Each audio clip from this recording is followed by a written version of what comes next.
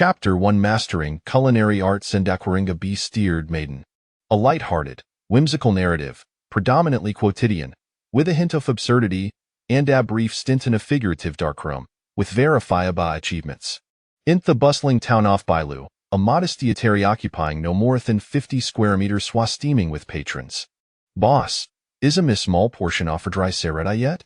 Boss, we hasn't to our double-serving offered rice been served? Chung Yu, we've been waiting for nearly half and who rhyme ploriauto expedite. Amidst each so impatient voices, Chung used to the stove, leisurely stirring for rice with his spatula. A few minutes later, the golden-hued, aromatic for rice was ready, portioned into several plates. Helifte Thikertain and emerged from the kitchen, carrying the fried rice. Chung Yus caned the room, small portion of Friedris, Nosgalian Swosius? Iong mercenary, wielding Gallard's sword, stood up with a goofy grin. That's mine, that's mine. Chung Yu approached Dan placid the fried rice before the mercenary. Upon seeing the small offered rice, the mercenary's expression softened, and ashes it down to savorthadish, that a light full flavors dan sedge upon his palate. A blissful smiles preeding gay cross's rugged face. Positive emotion value 5. A cold electronic voice resonated within Chung Yusmond. 6 months prior, Chung Yu had met in time elitimize, transitioning from Earth to a fantastical realm known as the Celsus continent, awakening the most potent culinary god system, starter with peculiar skills. The foot had prepared elicited joy from dinners, allowing him to crupacitive emotion values, which could be exchanged for various items in the system's marketplace. From a beleaguered corporate worker trapedina 996 grind, to liberate individual with an extraordinary advantage. Chung Yu's verdict in this transformation dying was fortuitous. Based on his observations over the past 6 months, while the Celsus continent boasted an abundance of resources, it was soon deniably a culinary wasteland. Aside from the nobility and affluent individuals, the common folk subsisted on little Marethan boiled potatoes, free potato cakes, potato skewers, sundry potatoslases, and potato salad. In essence, an array of potato-based dishes. The nobility and we alpha fared slight libiter, yet their culinary preparations remained rather crude, lacking in finesse. With his advanced culinary skills, Chung Yu had gained modest reputation in Balafor's for dry sea loan. Every day, instead a stream of patrons flocked to his eatery, allowing him to amass considerable wealth. A tateable earthy entrance, a portly merchant with a handlebar mustache fidgeted with impatience. Brother Chung, you've been waiting for nearly half an hurry side treda yet? Coming right up, Chung Yu assured him. At times, in response to Todner surgings, Chung Yu wooed deliberate lay service. These wash because positive emotion value derived from the same dish varied between hungry and satiated patrons. When is ravenous, even plain bread is delectable lauver. When overstuffed, event the finest delicacy as fail to ice. 10 minutes later. With a fined smile plastered on his face, Chung Yu approached the portly merchant with a generous plate offered rice. Apologies for the delay. Finally, the wasn't the verge of starvation, the merchant exclaimed, unable to contain his adjourness. Neglecting Thusiophin, he appeased his mouth to an exaggerated degree, diving head first into the plate offered rice like a bulldozer. Marcus, slow down if you outchoke, I want take a responsibility. As a regular patron, Chung Yu felt tight necessary to issue a word of caution shudekok, there would benuna left a dean. Positive emotion value 11. The cold electronic voice chimed Donsmarie. With the shunger alleviated, Marcus radiated joy into a blooming flower. Brother Chung Yu, every time I come here for Friedris, it takes about Thalfenhor. Why not purchase a slave to assist? Marcus Sassam Chung Yu was overwhelmed with workload, hence a thetale. Buy a slave? Chung Yu paused, taken aback. With business booming, he had been contemplating hiring a server. Marcus' suggestion made death a perspective acquiring a slave seem even more appealing. According to Thelisoft Black Sun Empire, high-range employees required paying wages and granting regular time off, with strict prohibitions against overtime, and covering medical expenses for injuries sustained at work. Conversely, slaves were considered the private property of their owners. There was no obligation to pay them, and they could be made to work tirelessly. He happened to need some neat my establishment. Chung Yu readily accepted Marcus' proposal. Come with Mathizev turn into Theslave dungeon were a familiar faces, and nil give a weight in % discount.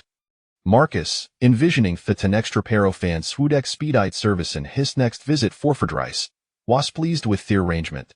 In the afternoon, Chungya closed the tier and accompanied Marcus to select a slave. The carriage swayed as they traveled. They arrived at Taperviti stayed a locate 10 kilometers from Bailu. Athene trances two dados in muscular hinch mean-wielding spears. Marcus old Chungyu into the state's basement. These was where slaves were held, gathered from various regions, and then transported to Arbicid The environment was dark and damp, permeated with a musty. On either side, iron barred cells contained numerous humans, some were prisoners of war from defeated nations, others were impoverished individuals who had sold themselves into servitude, and some were ordinary plea had been tricked into bondage. As they walked, Marcus inquired, "What kind of slave does Brother Chung had, sire?" Chung replied casually, "Acapablion." "Acapablion?" Marcus stroked his handlebar mustache, a Ludgren spreading gay cross, his cubby face shesha quickened his space, leading Chung deeper into the dungeon. 10 minutes later, they opened a barado ranventured to the depths of the dungeon. The Celsus continent washama to myriado phrases, including humans, elves, demons, dwarves, dragons, merfolk, and beastfolk. The continent was primarily divided into four major regions. The eastern part comprised of 3 human established empires, the western part washama to Thielvan Holy Kingdom, the northern region was dominated by Thiedman realm, and the southern part was dotted with various beastfolk tribes. In the deepest part of the dungeon, the passageway was lined with small cells, housing predominantly young female beastfolk slaves. Beastfolk were reside in a border tone like Bailuching had online encountered during a 6-month stay. Curiosity piqued, he approached one of the cells, peering inside. Insidious a woman with disheveled hair up her body human and Durla were half-assed snake, her serpentine tail coiled like canesins in the ground, her verticales naked eyes glowing with an emerald white the darkness. The beastfolk of the south were organized into various tribes, including snakefolk, foxfolk, catfolk, winged folk, and more. This woman, half-human and of snake, likely hailed from a snakefolk tribe. "Is Brother Chung you interested in this snake woman?" Marcus asked with Achical. "I find her intriguing, but my customers might not share the same sentiment. Bringing 'em such a half-amon, half-snake creatures as her might frighten away his patrons. Perhaps would return for Heronother time." Continuing down T corridor, Thunix still contained a towel, beautifully young girl with red eyes and a tangled mane of white hair, topped with a pair of fluffy white beast steer sand-long, snow-white tail. The girl sat against her, hair arms wrapped around her knees, shackles in her wrists and ankles to the red wool. "Wow, a beast-steered maiden. Is Brother Chungyu interested in her?" Seeing Chungyu's astonishment, Marcus chuckled. Chungyu nodded. "Haku dresses suck a stunning beast-steered maiden with red eyes and white hair. Her name is Mina, a silver wolf from Wolf tribe, 99 years old. She's the most beautiful beastfolk have," Marcus introduced. "How much?" Chungyu inquired. "Original I priced it on 100 gold coins, but till give a weight in % discount 90 gold coins." "Wow, that's quite expensive." In the Celsus continent, 1 gold coin equivalent 100 silver soins or 10 house and copper coins. 1 copper soin could purchase Singaig, akin to the purchasing power phony one on earth. Thus, 1 gold coin was roughly equivalent to 1,000 yuan, and 100 gold coin to 1,000,000. Ordinary worker synth Black Sun Empire earned between 3,000 and 5,000 copper coin same month, making 100 gold coin sanakes or by tansum. Marcus remarked, "Young and beautiful beastfolk maidens are indeed in high demand, especially Onu Hoijan touched." Having go peer a tz for 6 months, Chungyu ha dearned of 100 gold coins, making the purchase of this beastfolk maiden feasible. P.S. A surprise awaits in Chapter 22. Chapter 2 The Master-Slave Contract. In the dark and damn dungeon, Chungyu handed Marcus Ninity gold coins, and Marcus instructed his men to open the iron door of the dungeon. As soon as the door swung in, the wolf tribe girl immediately displayed a fierce demeanor, lunging forward as if prepared to fight. However, her limbs were bound by chains affixed to Thule, limiting her movement to 80 meters, preventing her from reaching the door. Beastfolk are naturally robust, their combat prowess equivalent to they tough tour through ordinary humans. Seeing her ferocious demeanor, Chung Ya couldn't help you feel a twinge of concern. She so fierce will she bite him if it here home? Nani Tari image will perform Mamister slave contract between you and her. After the contract, she will be unable to harm you, and do condoge uplift with her. Marcus Fay suis still adorned with a lecherous grin, deliberately emphasizing the phrase acting impunity. They'll take her back a serventi and needn't regard me with a filthy gaze. Under the scrutiny of Marcus' sordid eyes, Chung Yu felt an unsettling sense of funkianliness. At that moment, a black rabid sorcerer emerged behind Marcus, wielding Gastaf fan murmur and incomprehensible incantations, casting a slumber spell. Affected by the enchantment, the fire Segazoft Heselver Wolf Clangirl softened, becoming increasing liddized, before she sudden like collapsed on the ground. The black rabid sorcerer produced a contract and tan simultaneous lie-handed Chingua's maul dagger. This is the master servant contract pressor blood finger printed to the right corner. Gazing at that human reminiscent Tofa slave contract, Chung Yu experienced a flashback to the day he graduated from university and signed a labor contract with unscrupulous employer this time. However, he was the unscrupulous own. With a swift catophager, blood flowed from his index finger. Chung Ya pressed his fingerprint into the lower right corner of the contract. Thesser Serrera approached the silver wolf Clangirl, slicing her finger with the dagger and pressing her fingerprint until her left corner of the document. Holding the contract, the sorcerer can't daspel, causing an intricate-tiered magic circlet to materialize in the floor of Tel. The contract dissolved into golden light, vanishing from sight. A triangular contract timble appeared on the back of Chung Yushand, mirroring Theonith Overwolf Clangirls. As the master of T's Overwolf Clangirl, Chung Yu now possessed absolute dominion over her. The contract magic quays X housed in terms of both physical stamina and magically nergi Theblack Rabid sorcerer Luke Dassi Fahad Laberdal Day, his facetied with fatigue. The slumber spell will keep the beast kind under its influence Fort Woe, Horse of Turd Hat, she will awaken. Marcus gestured to Nuffa subordinates, whom Avid to Thedgerland done shackled her chains. Brother Chung Yu, this silver wolf booty is no yours. Helifteth conscious silver wolf Clangirland to his arms. Urbata wasoff tan na taverly heavy, thought halakov cleanliness manate derotherun pleasant totter, like halijuatoer prolonged neglect off bathing. Having struck a lucrative deal, Marcus weighs in high spirit sand arranged for a carjado taking you back to Bailu town. Upon returning to Bailu town, Mina hadieto a wakanchung ya placed it around the bead before sitting beneath the window, opening the systempanel. Asked me transparent thala graphic display materialize it before him, revealing his personal information on the home page. Hosting you. Culinary skill level max level. Strength 368. Defense 368. Skills nut. Equipment. In the upper right corner of the panel, Chung Yu's current positive emotion value was displayed as 5277. This morning, his positive emotion value was 4966, indicating increase of 311 points over the course of the morning. Heklakid in the Shopakin, entering the system's marketplace, where a multitude of items appeared. 1 point off strength, 100 positive emotion value. 1 point off defense, 100 positive emotion value. 500 grams of scallions, 30 positive emotion value. A botley of sesame oil, 20 positive emotion value. 30 grams of pepper seeds, 50 positive emotion value. Large steamer, 300 positive emotion value. Dish soap, 90 positive emotion value. Yeast, 20 positive emotion value. Plastic bags, 100 count, 100 positive emotion value. Dragon pattern edgel dink knife, 5,000 positive emotion value. To exchange for the dragon pattern edgel dink knife, Chung Yu had been diligent by accumulating positive emotion value, and today definitely reached 5,000 points. System, please see exchange for the dragon pattern edgel dink knife. Host consumes 5,000 positive emotion value to exchange for dragon pattern edgel dink knife. Remaining positive emotion value, 277 points. A golden kitchen knife appeared before Chung Yu and Hepiketatup, Itfultwady and Hishand, Theble de Ched with the golden dragon pattern.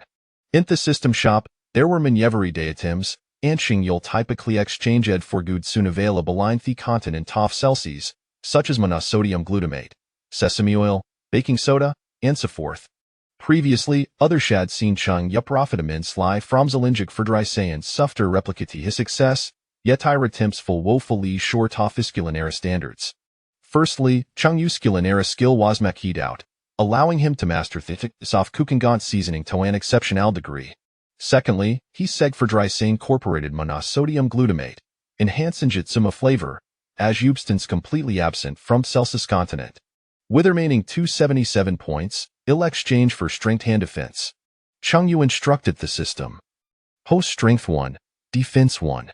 Thine formation on the attribute panel update accordingly. Host Changyu. Culinary skill level max level. Strength 369. Defense 369. Skills nut. Equipment dragon pattern edgel dank knife. Upon awakening the system, Changyu's base values for strength hand defense were both 10 points. These employs the tan ordinary person strength hand defense attribute a shover around the value of 10. Over thicker of 6 months, aside from exchanging for everyday items, Changyu had to locate his remaining positive emotion value towards enhancing strength hand defense. Theater world wasper allows increasing strength hand defense attributes, even incrementally, afforded him greater peace of mind. At that moment, a noise emanated from behind him. Changyu Nedtoglance and Mina had awakened, sitting cross-legged on the bed, her sleepies blinking, her snow-white beast ears drooping. You're awake, Changyu greeted with a smile. Upon seeing Changyu, Mina's fury united Shalip head from the bed, pouncing toward Shim like her ravenous tiger. Human, pre-paradity. What hell? Changyu's expression changed. Hadn't Marcus Lamy DQ'd with impunity? As Changyu grumbled about Marcus, the triangular contract Markin Minushin emitted a dark glow. A piercing pain surged through her, causing Minato plummet from Thier, crashing into the floor, her stunning visage contorted in agony. Changyu sighed dinnerly of the master servant contract wasted defective. With her disheveled hair, Mina lay in the ground, her beautiful face pressed against the floor, casting a sad wasteland situ. Uvelhuman, Wathavu Donatome? Changyura eyes editioned, revealing the contract mark, grinning mischievously. Dear little pup, you are now malaved on a thing, cough resisting or escaping, or I, who shall face either consequences. Despicable. Contemptible human. Mina glared at Changyu, her eyes brimming with animosity. Changyu acknowledged that employing a master servant contract was indeed unsavory, yet if hadn't purchased Mina, some wealthy merchant would have a. In the Hanso Fano therafluent individual, minus fat could have been fair worse. Hahadon's Herdado Glover explained the twin Amister pits a dogshed. It brings joy to Thetagan strengthens Theban between him. Perhaps Wolverethism? With a spirit of experimentation, Changya crouched head down and reached out to stroke Mina's head. Mina bared her teeth, glaring fiercely at Changyu, and before he could touch her head, Shibita wardshishant, enduring the pain. Quick as a flash. Changyu had anticipate her movie and with Drahwishan Dintamito evade Mina's attack.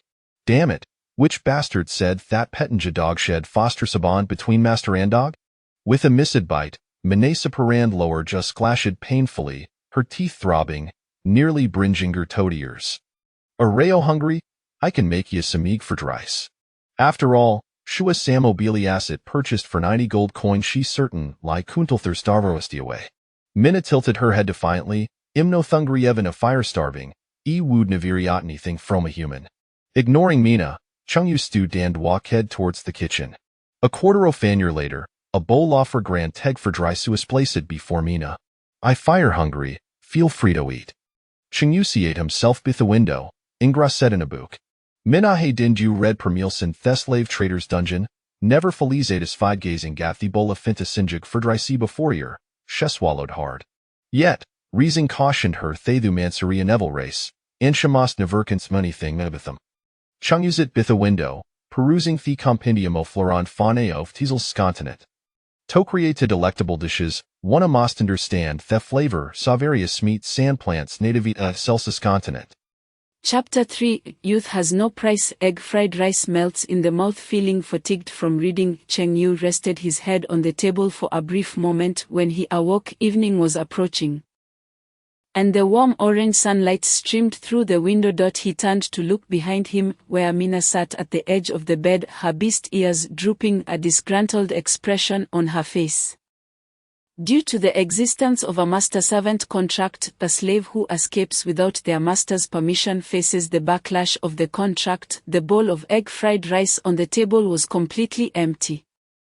Was the egg fried rice delicious? Cheng Yu wore a confident smile. In the room it was only Mina and Cheng Yu, and it was abundantly clear who had devoured that bowl of egg fried rice. Mina wiped the oil from the corner of her mouth, glaring at Cheng Yu with fierce intensity. I didn't eat it. A big rat climbed onto the table and finished it. I refuse to help a detestable human like you catch rats. Gaggle, gaggle. Just as she finished speaking, Mina's stomach betrayed her with an audible growl.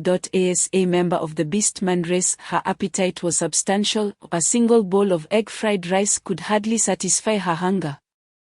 I'll fry another bowl. A bestiated girl purchased for 90 gold coins must not be allowed to go hungry. In response to Cheng Yu's kindness, Mina turned her head away, remaining silent. Undeniably, that egg fried rice was delicious beyond compare. Before long, another bowl of egg fried rice was placed before Mina. The enticing aroma of rice and fried eggs filled the air, tantalizing her taste buds, having just savored a bowl of egg fried rice. Mina knew its exquisite flavor surpassed any food she had ever tasted. However, she did not wish to relent to Cheng Yu. Crossing her arms defiantly over her chest, she raised her chin slightly, embodying the stance of one who would rather starve than bow down. As a dignified bestiated girl, she refused to accept the offerings of a vile human. Seeing Mina's attitude, Cheng Yu felt a twinge of annoyance.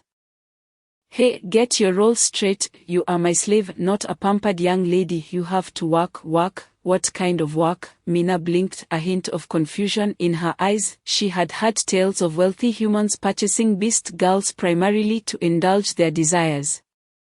Could it be that this human's notion of work involved such unspeakable acts, bound by the master-servant contract? If this human forced himself upon her, she would be utterly powerless to resist. What should she do? Would it hurt on the first time? Would she end up bearing his child? As Mina spiraled into worry, Cheng Yu casually remarked, as a waitress, you'll help serve dishes, wash the dishes, and clean up. A waitress? Mina was perplexed.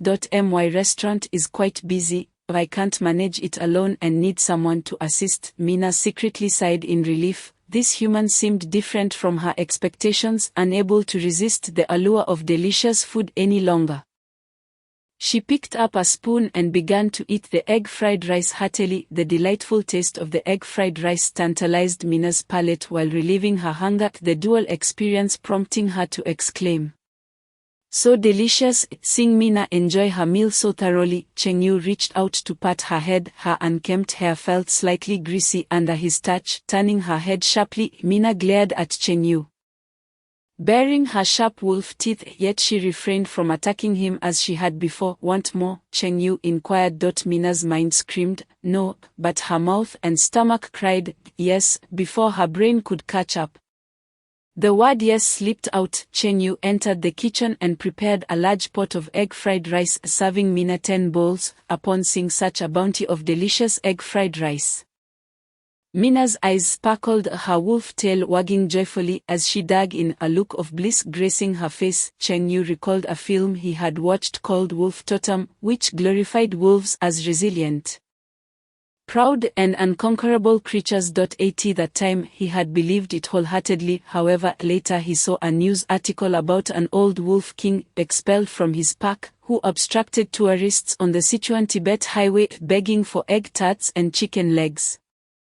Looking more sycophantic than a dog, youth has no price. Egg fried rice melts in the mouth, whether human or beast. None can escape the law of irresistible flavor. Cheng Yu gently stroked Mina's head, and she appeared much more docile now that she was enjoying the delectable egg fried rice. "Mina, after you finish eating, go take a shower." Mina nodded, having longed for a bath but never finding the opportunity.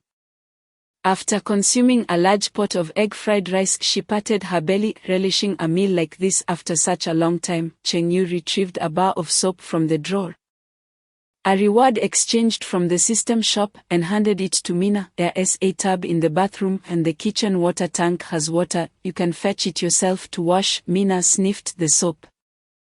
It smelled delightful. She bit off half of the bar and chewed it a couple of times. "Why does this food taste so strange?" Witnessing Mina's action, Cheng Yu exclaimed, "What the? Are you a dog?" That's not food, spit it out. Mina quickly expelled the half-bar of soap from her mouth, foam covering her lips. This thing is called soap, you can't eat it. You apply it to your body while bathing and rinse it off with water to get clean. Such a fragrant item could not be eaten. Staring at the remaining half of the soap in her hand, Mina felt a tinge of disappointment. Chen Yu took out a coarse garment from the cabinet, saying, after your bath, discard those rags you're wearing and put on my clothes. Tomorrow I'll take you to buy new clothes. Mina accepted the coarse garment and headed to the bathroom for a shower. Chen Yu stood by the window admiring the beautiful scenery of Bailu town bathed in the glow of the setting sun. Before he knew it, half an hour had passed. Mina emerged from the bathroom, draped in the coarse garment, her tall stature accentuated by long, rounded legs, her beauty striking, skin as fair as snow, and beneath her fringe a pair of ruby-like eyes sparkled. Her cascading white hair flowed down her back, adorned with pointed beast ears atop her head, and a fluffy white wolf tail swayed behind her. The glimmering red eyes reflected the sunset, and her white hair shone like silver against the frost. Chen Yu's gaze landed on Mina's chest. Goodness, it was quite ample. No wonder wealthy merchants were fond of beast girls. What are you staring at me for? Mina shyly lowered her head. Ahem, it's nothing. Chen Yu averted his gaze, thinking to himself that the 90 gold coins spent were truly worthwhile. The dwelling consisted of only one bedroom and a bed. At night, you could sleep beside me. The master won't disdain you. Chen Yu chuckled, his intentions evident on his face. Noting Chen Yu's mischievous grin, Mina realized what he was implying and glared at him with wide eyes, indignantly responding, "You're a bad person. I want to sleep with you. I'll sleep on the floor. Tch, if I were a bad person, I would have dealt with you already." Chen Yu scoffed. Such a beautiful beast-eared girl, claiming she didn't want to engage with him deeply, was undoubtedly a lie. However, as a young man who had undergone 9 years of compulsory education, Chen Yu would never commit such an act of violence against a girl.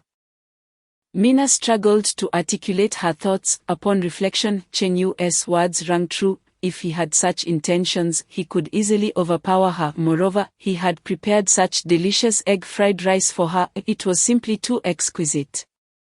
Host has gained a 5 favorability rating from Mina. A voice echoed in Chen Yu's mind. Favorability? What use is that? Chen Yu wondered, perplexed, as favorability didn't seem to correspond to positive emotional value and could not be exchanged for items in the system shop. When favorability reaches 100, the host can share one of the other party's innate skills. Numerous races in the Celsius continent possessed innate abilities. Chen Yu had perused the comprehensive guide to the flora and fauna of Celsius and recalled that the Silver Wolf tribe's innate ability seemed to be running and releasing a moonlight shockwave. However, he needed to raise Mina's favorability to 100 to utilize it. Chen Yu slept on the bed, while Mina took the floor. A night passed, and by 9 the next morning, Chen Yu took Mina to open the restaurant. The restaurant's operating hours were from 10 in the morning to 2 in the afternoon. Chen Yu, being somewhat lethargic, worked only 4 hours a day. Upon their arrival at the restaurant entrance, a line of over 10 people awaited. The patrons, upon seeing Mina beside Chen Yu, displayed a range of expressions: surprise, envy, concern. The boss actually bought a beast girl. Beast slaves are quite expensive. The boss must be wealthy. I heard that beast girls possess formidable abilities. What if the boss gets drained by her? Who will make us egg fried rice then? Chapter 4: The War Between the Empire and the Demon Clan. With maximum culinary skills, Chen Yu could prepare a myriad of dishes: kung pao chicken, fish-flavored shredded pork, poached cabbage, sauerkraut fish, twice-cooked pork, and original 9-turned intestines. He could basically make any dish one could name. As for why he only sold egg fried rice, it was mainly due to its simplicity in preparation. He could fry a large pot at once, portioning it into many servings. This single dish propelled the small restaurant's business to great heights. Introducing additional dishes would undoubtedly lead to an explosion in popularity. Cheng Yu could hardly manage it alone. If he raised the prices to a point where ordinary people could not afford them, business would undoubtedly suffer, yet doing so would reduce the number of patrons, consequently lowering the positive emotional value he derived from them. Without positive emotional value, he could not exchange for various items.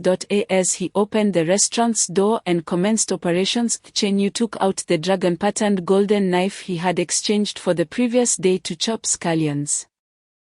The knife was heavy, its material unlike that of steel. He could not discern what it was made of. Clang, clang, clang. The dragon-patterned golden knife clashed against the cutting board, producing a series of crisp sounds.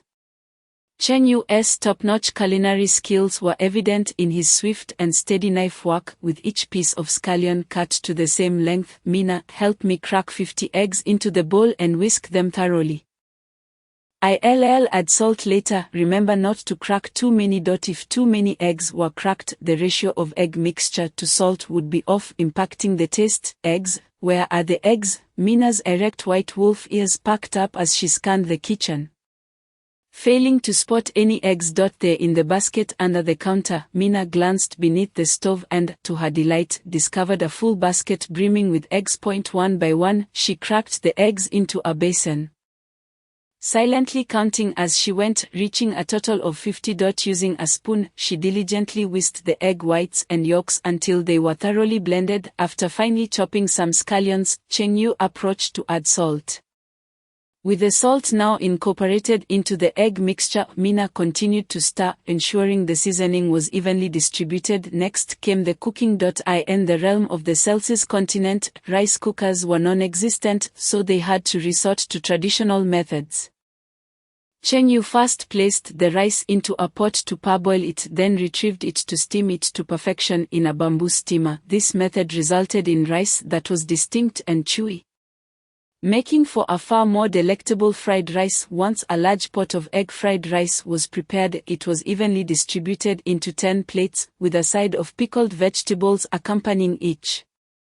Although the fried rice was delightful, it tended to be somewhat dry and greasy. The refreshing taste of the pickled vegetables served to counterbalance the richness of the dish. Cheng Yu was responsible for the frying, while Mina took charge of serving the fried rice to the patrons. With Mina's assistance, Cheng Yu found himself working more effortlessly than usual. Positive emotional points increased 572 as the atmosphere grew ever more uplifting. The small portion of fried rice was priced at 30 copper coins, while the larger portion cost 50 copper coins. Such prices were neither exorbitant nor excessively cheap, aligning perfectly with the purchasing power of the residents of Bailu town. As diners finished their meals, they handed their payments to Mina. In the Orc tribes, bartering was the norm and currency was seldom utilized, thus Mina was taken aback by the sight of so many coins.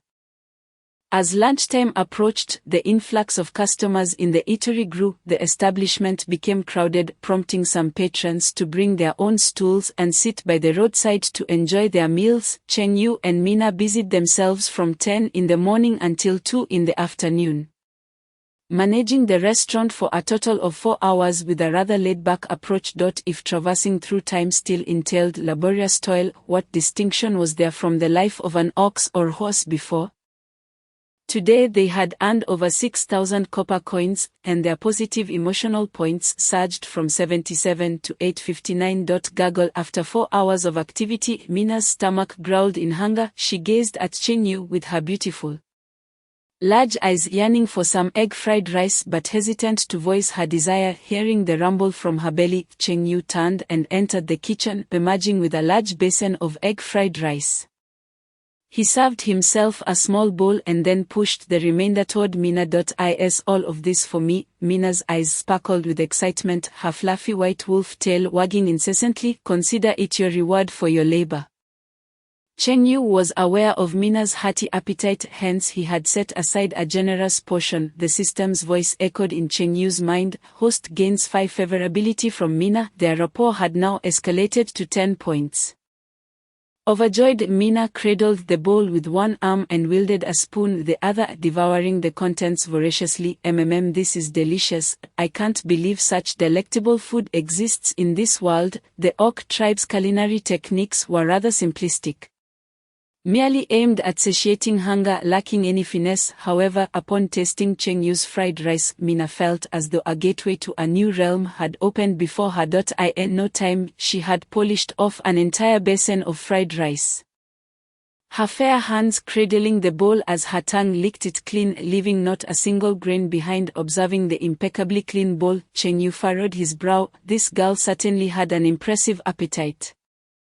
Approaching Mina from behind, he reached out to stroke her head, his fingers gliding through her smooth, white hair, an exquisite tactile experience. Upon receiving his affectionate gesture, Mina's crimson eyes became tranquil, shedding the fierce demeanor she had exhibited the previous day. Minat, please wash the dishes in the kitchen and tidy up the restaurant afterward. Later, I shall take you to purchase a few new outfits. Mina was currently clad in Cheng Yu's clothing, which did not fit her well. She needed several sets of women's attire. All right, feeling rather content after indulging in Cheng Yu's fried rice, Mina headed to the kitchen to wash the dishes. Meanwhile, Cheng Yu relaxed at the entrance of the restaurant, lounging in the warm sunlight. Normally, he would wash the dishes himself, but today, with Mina's help, he was free from that chore. Having a capable assistant was indeed a blessing. After half an hour, Mina completed the dishwashing and proceeded to sweep the restaurant, wiping down tables with a cloth. After a flurry of activity, an hour had passed. The streets of Bailu town were bustling with people, local residents, mercenaries from various guilds, wandering birds, and street performers exhibiting their talents. As Cheng Yu and Mina strolled down the main street, Mina turned her head, curiously surveying her surroundings. The Orc tribe resided in caves. She wondered why humans did not do the same. Caves provided warmth in winter and coolness in summer, and constructing a cave was far simpler than erecting a building. The two arrived at a clothing store. Good day, sir. What can I assist you with today? The shopkeeper inquired warmly. Maid outfits, Cheng Yu replied. Please follow me. The shopkeeper led him to the section dedicated to maid costumes, an array of styles typically intended for servants. Given that Mina was working as a waitress, a maid outfit would be most fitting. Cheng Yu selected several different styles for her. With her slender waist and perfect figure, Mina looked charming in a classic black and white maid outfit, her long white hair cascading down her back, complemented by a pair of fluffy wolf ears atop her head, and finished off with black square-toed shoes. She stood at the fitting room door, exuding a sweet and gentle demeanor. Clothes make the person. Once clad in the maid outfit, Mina's beauty was significantly enhanced. Cheng Yu had always thought Mina was lovely, but he had not anticipated her to be quite this stunning. Orc girls were truly captivating, while the Celsius continent boasted both white and black silk stockings. Unfortunately, Bailu town, being a remote settlement, did not sell them. If Mina were to don black stockings, it would be simply enchanting. As Mina gazed at her reflection in the mirror, her expression remained impassive. To the Orc tribe, clothing was merely for modesty and warmth, nothing beyond that mattered. Upon exiting the clothing store, Cheng Yu suddenly recalled that their rice supply was running low and they needed to purchase more. The Black Sun Empire primarily relied on potatoes and bread, yet rice was also available for sale. They made their way to a general store. Good afternoon, Mr. Fair, Cheng Yu greeted the shopkeeper. Cheng Yu, what brings you here today? The shopkeeper was well acquainted with Cheng Yu as he frequented the store for rice. 1 bag of rice, please. A single bag of rice would last approximately 4 days. The store was conveniently close to his fried rice establishment, so he could easily come back for more if needed. With the Black Sun Empire preparing for war against the Northern Demon Tribe, I suggest you stock up on more bags, the shopkeeper advised kindly. Bailu town, located on the northern border of the Black Sun Empire, often experienced food shortages and skyrocketing prices during times of conflict with the Demon Tribe. Then I shall take 20 bags of rice and 20 bags of flour as well. Rice was priced at 2 copper coins per pound, while flour cost 3 copper coins per pound, totaling 5,000 copper coins. Due to the substantial purchase, the shopkeeper arranged for a cart to deliver the goods to Cheng Yu's restaurant. Chapter 5: The Imperial Cavalry. The braised beef bun is truly delicious. The cart came to a halt at the restaurant's entrance. Having enjoyed Cheng Yu's fried rice, Mina, feeling particularly motivated, eagerly began transporting the bags of rice and flour into the kitchen. One by one, basking in the warm sunlight, Cheng Yu sat at a table, squinting his eyes in contentment. He couldn't help but reflect that there was no such thing as a tranquil life. Rather, it was merely the burden borne by others. With sweat soaking his shirt, Mina completed her task and sat down at the table to rest. Cheng Yu, reclining against the wooden chair with his legs crossed, interlocked his fingers, adopting a posture reminiscent of a domineering CEO. Work diligently, and the boss will ensure you're well compensated. Pandering to ideals was one of the fundamental skills of a callous employer, capable of enhancing a worker's enthusiasm. Yes, I will work hard, Mina resolved, simply associating her labor with an endless supply of fried rice. Hooray for fried rice! By the way, Mina, do you like buns? Cheng Yu intended to experiment with making buns, thereby expanding his business offerings. Buns, what are those? Mina inquired, her delicate features displaying confusion, for the Celsius continent lacked such a delicacy. It's a type of food made from a mixture of meat and dough, Cheng Yu explained. A mixture of dough and meat, how peculiar. Mina had never encountered such a culinary concept before. I'll make some for you to try. Sure. Mina was eager to discover the taste of this mysterious food known as a bun. Follow me. Cheng Yu led her into the kitchen, where he opened a bag of flour, scooping half a basin's worth into a bowl, then adding an appropriate amount of yeast and water to knead the flour into a dough. Go wash your hands, and then you can help me knead the dough while I fetch the meat, Cheng Yu instructed Mina. After washing her hands, Mina approached the countertop, applying her strength to knead the dough in the bowl. Knead it a little longer, the buns will taste even better, Cheng Yu advised. Understood. In her determination to savor the delicious buns, Mina treated the dough as a wicked slave trader, subjecting it to relentless torment. Leaving the restaurant, Cheng Yu headed to the Bailu town market, where he purchased several pounds of beef from a familiar butcher. Upon returning to the restaurant, Cheng Yu first boiled the beef to remove any blood, then diced it into small cubes, seasoning it with dark soy sauce, salt, MSG, sweet bean sauce, and other spices. Finally, he sauteed the beef cubes in sesame oil, fully bringing forth the meat's rich aroma. As the delightful scent of the filling wafted through the air, Mina could not help but swallow hard. It smelled utterly irresistible. She could hardly imagine how delicious this dish called a bun could be. Once the dough had been kneaded and allowed to rest for half an hour, it had risen and become airy. Cheng Yu guided Mina in wrapping the meat filling inside the dough. Mina was not a meticulous person and lacked finesse for such delicate tasks. After half a day's effort, the buns they crafted were far from aesthetically pleasing. After much toil, they managed to produce over 20 buns, each about the size of an adult's fist. Cheng Yu retrieved a steamer from the systems warehouse, a purchase he had made earlier from the systems shop. Water was added to the pot, and a steaming basket was placed atop it, where over 20 dumplings were arranged within, commencing the steaming process. Mina squatted before the hearth, adding firewood into the flames. The water in the pot soon began to boil vigorously. Half an hour elapsed, and a basket of steaming dumplings emerged. Try the braised beef dumplings first, Cheng Yu said with a smile to Mina. Without a moment's hesitation, Mina seized a dumpling and stuffed it into her mouth, disregarding the heat. The dough was delightfully chewy, infused with the rich aroma of beef, complemented by the fragrance of sesame oil and a subtle sweetness from the sweet bean sauce, all harmoniously blended in perfect proportions, creating an exquisite culinary experience. How is it? Delicious, simply exquisite, in the culinary wasteland of the Celsius continent. These dumplings, crafted with supreme culinary skill, rivaled the finest delicacies. Mina squinted her eyes in sheer satisfaction, her expression akin to that of a pleased canine unable to restrain herself from wagging her metaphorical tail at Cheng Yu.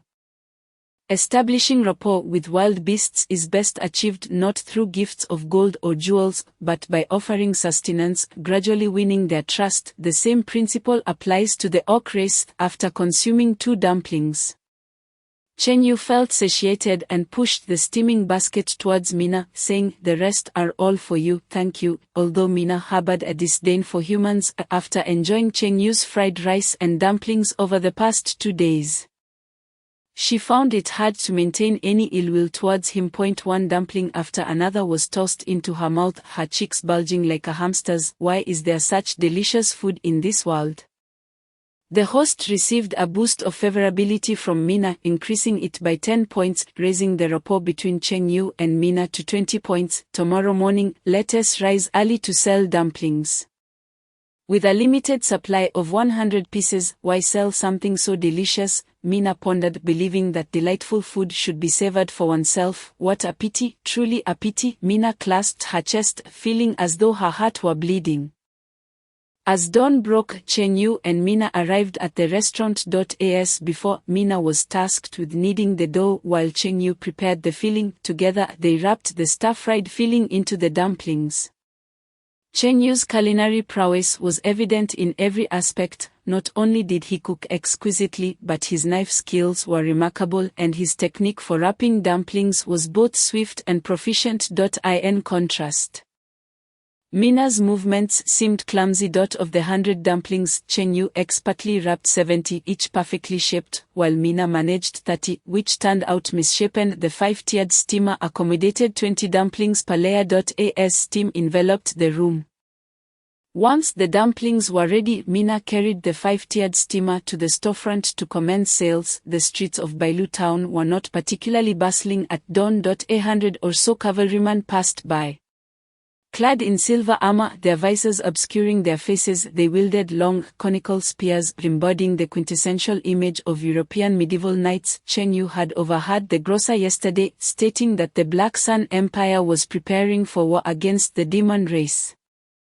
These cavalrymen were likely gearing up for battle. 1 cavalryman approached the breakfast stall, noticing the fist-sized white dumplings in the steamer, and curiously inquired, "Friend, what are these? How much do they cost?" "Braised beef dumplings. 20 copper coins each." Cheng Yu had yet to create a sign for selling dumplings. The cavalryman was taken aback. 20 copper coins each, that's rather expensive. With 20 copper coins, one could almost buy half a pound of beef. The price of an item is determined by its value. If you don't try one, how will you know if it's worth 20 copper coins? Cheng Yu replied with a smile.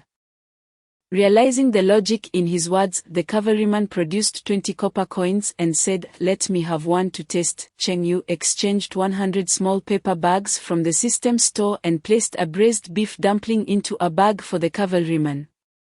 Upon tasting it, the cavalryman's eyes widened in astonishment. "This is incredibly delicious." He typically consumed roasted potatoes, stewed potatoes, and fried potatoes, but this was his first experience with such delectable fare. Positive emotional value increased by 5. As the system chimed. "So, what do you think? I didn't deceive you, did I?" Cheng Yu inquired. "This delicious food is indeed worth its price. Give me 5 more." The cavalryman produced a silver coin for Cheng Yu.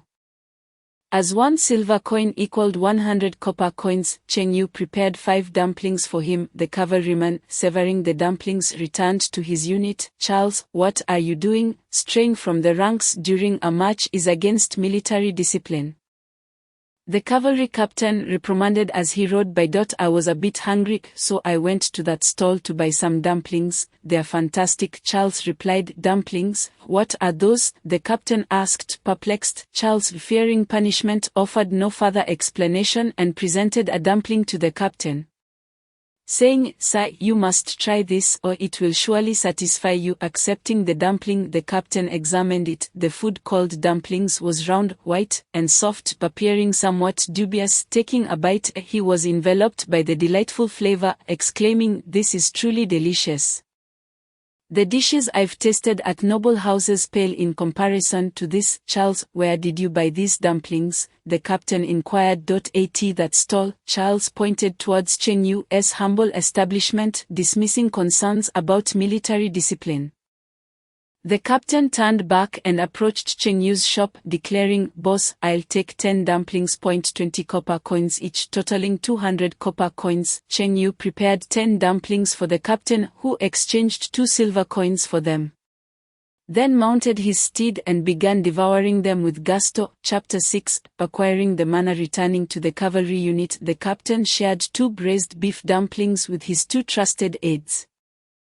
"Captain, what is this? It's exquisite," one aide exclaimed. After tasting, the captain replied, "According to the boss, this food is called dumplings, made from flour and beef." The other aide picked up a steaming braised beef dumpling and, after a bite, was so enraptured by the marvelous flavor that he declared, "I must write a poem to praise this magnificent food, and I shall call it Ode to the Dumpling." The 2 aides, having found 1 dumpling insufficient, expressed their desire to procure more. "Captain, we too wish to buy some dumplings. Hurry back." They hastily returned to Cheng Yu's shop, each purchasing 10 dumplings. Upon returning to their cavalry unit, they distributed the dumplings among their comrades. The fame of the braised beef dumplings spread rapidly among the cavalrymen. They flocked back, eager to spend their coins on dumplings. "Boss, I'll take 5 dumplings."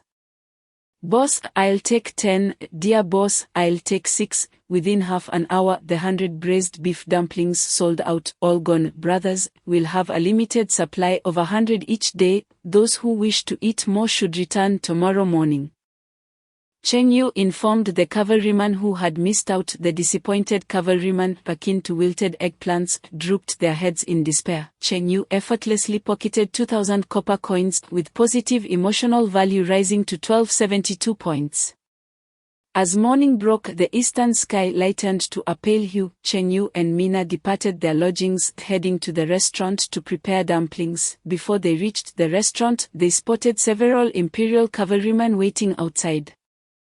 Cheng Yu paused, astonished that these cavalrymen had traveled 50 kilometers from the northern fortress to enjoy a dumpling so early in the day. Truly, the early bird catches the worm. 1 cavalryman spotted Cheng Yu, waving enthusiastically, "Boss, I will take all your dumplings today. You've come too early. I haven't started cooking yet. You'll have to wait a bit. As it was their first day selling dumplings, Cheng Yu had made no preparations. He needed to knead the dough, cut the meat, wrap the dumplings, and steam them. At least 1 to 2 hours of work lay ahead. No problem, we can wait. The cavalryman maintained a pleasant demeanor. Cheng Yu opened the restaurant's doors, inviting them to sit inside while he and Mina entered the kitchen to begin their dumpling preparations. Soon, the tantalizing aroma of the filling wafted through the kitchen. The cavalrymen inhaled deeply, eager to draw in more of the delightful scent, their mouths watering in anticipation. They hadn't expected that this unassuming eatery would produce food more fragrant than the delicacies found in the grandest establishments of the main city. A few of them contemplated sneaking a peek into the kitchen to observe Cheng Yu's techniques, but upon seeing the sign that read, "Kitchen restricted, no entry for unauthorized personnel, violators will be fined 100,000 gold coins," they refrained. After over an hour, a basket of meat dumplings was ready, steam wafting throughout the restaurant. Mina brought out the steamer, meticulously packing the 100 dumplings into small paper bags, which she then placed into several large cloth sacks. The cavalryman produced 20 silver coins, placing them on the table as they secured the large bags onto their steeds. "Boss, we'll be back tomorrow. These delectable meat dumplings are far too good to only enjoy for a day." They all agreed. "You don't have to come so early tomorrow. Arriving around 7 will suffice, and I'll reserve some for you." Cheng Yu was more than happy to sell to these cavalrymen, as it simplified the process of selling out quickly. For the following week, the Northern Fortress Cavalry Unit returned each morning to purchase dumplings. The limited supply of 100 braised beef dumplings was consistently bought up by the cavalrymen. A week past. 18 noon, the busiest time of day, Marcus waddled into the restaurant, his belly prominent, cheerfully shouting, "Chengyu, my brother, I'm here for fried rice again." Mina, serving fried rice to other customers, turned to see Marcus at the door.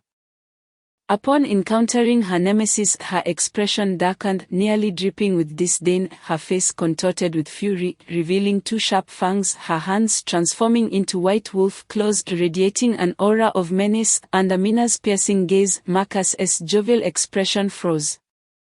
And he shrank back, awkwardly chuckling. "Mina, hello there, curse this wretched thing, pay with your life." With a fierce cry, Mina charged towards Marcus, mercilessly unleashing her claws. Though Marcus appeared corpulent, he was surprisingly agile, narrowly evading Mina's onslaught as her claws grazed his chest, leaving 3 lengthy gashes on his shirt, causing him to gasp in terror. With a quavering voice, Marcus implored, "Chengyu, brother Chengyu, your orc slave has turned killer." Chengyu emerged from the kitchen, hastily intervening. "Mina, do not slay him." Casting a venomous glare at Marcus, Mina refrained from further assault. Throughout the week, Chengyu prepared a plethora of culinary delights for Mina: braised pork, fish-flavored shredded meat, tomato and rib soup, fried spring rolls, braised hawk, red-braised beef, and sesame roasted duck. It wasn't that Mina was not stubborn, rather, Chengyu's offerings were simply too plentiful. Each dish resonated with the very depths of Mina's soul, steadily elevating her fondness for Chengyu,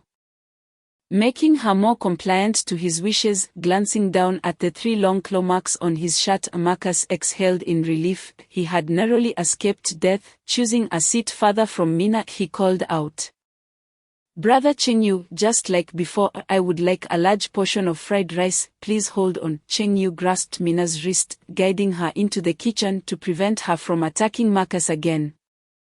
"Why did you stop me just now?" Mina asked, her face etched with displeasure, wishing to dismember Marcus, having lived freely in the vast southern forests only to be captured by humans and separated from her kin. Becoming a slave for sale, she felt the weight of her situation. In human society, there are rules. You are my slave, and I am your master. Killing indiscriminately will bring me trouble. Chengyu, always the upstanding citizen, wished to avoid entanglements with the law. Upon hearing this, Mina fell silent, unwilling to cause any trouble for Chengyu. Half an hour passed. Outside, Marcus's voice rang out, "Brother Chengyu, is my fried rice ready?" "I'm about to starve. It will be ready shortly. I am quite busy," Chengyu replied leisurely, sipping tea in the kitchen while the fried rice had already been prepared. He intended to let Marcus endure a bit of hunger, knowing that consuming fried rice in a state of starvation would yield greater positive emotional value. A few minutes later, Chengyu emerged from the kitchen with a plate of fried rice, placing it before Marcus while donning a professional facade. "Business is booming. I am swamped. If you are so busy, perhaps you should acquire more slaves to assist," Marcus retorted, casting a wary glance at Mina, fearing she might leap at him. After observing her for a moment and sensing no imminent threat, Marcus relaxed slightly as he began to eat. "I wonder if Brother Chengyu has any interest in the manor?" he inquired. "A manor? I am indeed interested," Chengyu replied, having always desired a manor of his own where he could cultivate fruits and vegetables, savoring a leisurely pastoral life. However, he had yet to find a suitable one. Some were too large, others too small, some too remote, and others had barren land. "I have a manor just north of Bailu town, with fertile land close by and convenient transportation. It could be sold to you, Brother Chengyu. Let's go take a look this afternoon." Chapter 7, Petting the Beast-Eared Maiden's Tale. In the afternoon, under a radiant sun, Chengyu and Marcus ventured to inspect the manor. Mina trailed closely behind Chengyu, her icy gaze fixed on Marcus. Under her scrutinizing stare, Marcus felt as if pricked by 1,000 needles, bitterly uncomfortable. Chengyu had warned Mina that if a slave were to kill, their master would also face repercussions. Though Mina did not wish to implicate Chengyu, she remained fixated on Marcus. Without launching an attack, the trio proceeded north, leaving Bailu town behind. Between Bailu town and the northern fortress lay a lush expanse of forest. The environment remarkably pleasant, golden sunlight filtered through the tree branches, creating patches of shimmering light on the ground, while the air was imbued with the fragrance of grass and wildflowers, refreshing and invigorating. A gravel path, 10 meters wide, stretched through the woods, leading all the way to the northern fortress. If one were to gaze from a height of 100 meters, they would behold a grand mountain range spanning the northern lands, extending for thousands of miles, resembling a great wall that thwarted the invasion of demonic tribes from the northern wastelands. This mountain range was the snow-capped mountains, marking the northern border of the Black Sun Empire. The snow-capped mountains not only shielded against the northern demons but also blocked the frigid air, with the southern side basking in warm, fertile forests, while the northern side lay barren and frigid. A true MVP in the ongoing war between demons and humans. Exiting Bailu Town, the trio traversed the gravel path for several minutes. Alongside the path, a cultivated farm came into view. The farm was rectangular, measuring over 300 meters in length and 200 meters in width, covering approximately 100 acres. The black soil was as fertile as cream, seeming as if it could yield oil with a mere squeeze. Surrounding the farm was a dense forest, separated by a simple wooden fence. In the northwest corner of the farm stood a Gothic manor, comprised of 3 interconnected wooden houses occupying several thousand square meters, embellished with a riot of colorful flowers, a sight to behold. After surveying the manor and the farm, Cheng Yu expressed his satisfaction. "How much is it?" 150 gold coins, Marcus replied with a grin. In this remote border town, land was reasonably priced, thus a fertile farm along with a manor for over 100 gold coins was a fair deal. 150 gold coins is indeed reasonable. But I do not possess that much, Cheng Yu lamented, raising his hands in resignation. Having previously spent 90 gold coins on Mina, he was left with just over 30 gold coins, insufficient for the purchase of the manor. Marcus, his rotund face beaming with delight, reassured him, "No worries, if Brother Cheng Yu can share the secret to making fried rice, this manor can be yours for free." Cheng Yu mused inwardly, realizing that Marcus had been waiting for this opportunity. The merchant was driven by profit, and Marcus had long coveted Cheng Yu's fried rice recipe. Knowing that Cheng Yu had little money after acquiring the ox slave, he had intentionally brought Cheng Yu to see the manor, hoping to trade it for the coveted recipe. Cheng Yu raised an eyebrow. "That recipe has been painstakingly developed by me. It has cost me considerable effort. So, you are not willing to exchange the fried rice recipe for the manor?" Marcus inquired, his brow furrowing slightly. "No, I will need extra payment." "Extra payment? How much do you desire?" "The manor plus an additional 100 gold coins." With his eyes darting, Marcus weighed the benefits.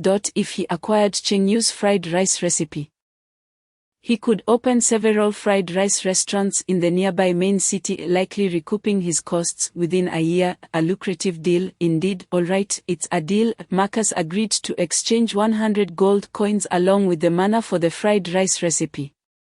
The three entered the manor, where Cheng Yu fetched a pen and meticulously documented the recipe, detailing the proportions of egg and salt, the method for preparing the rice, the sequence for adding MSG and scallions, and the duration of frying. Since MSG was non-existent on the Celxus continent, Cheng Yu planned to sell it to Marcus at a premium once he opened the restaurant. This was what one might call possessing core technology.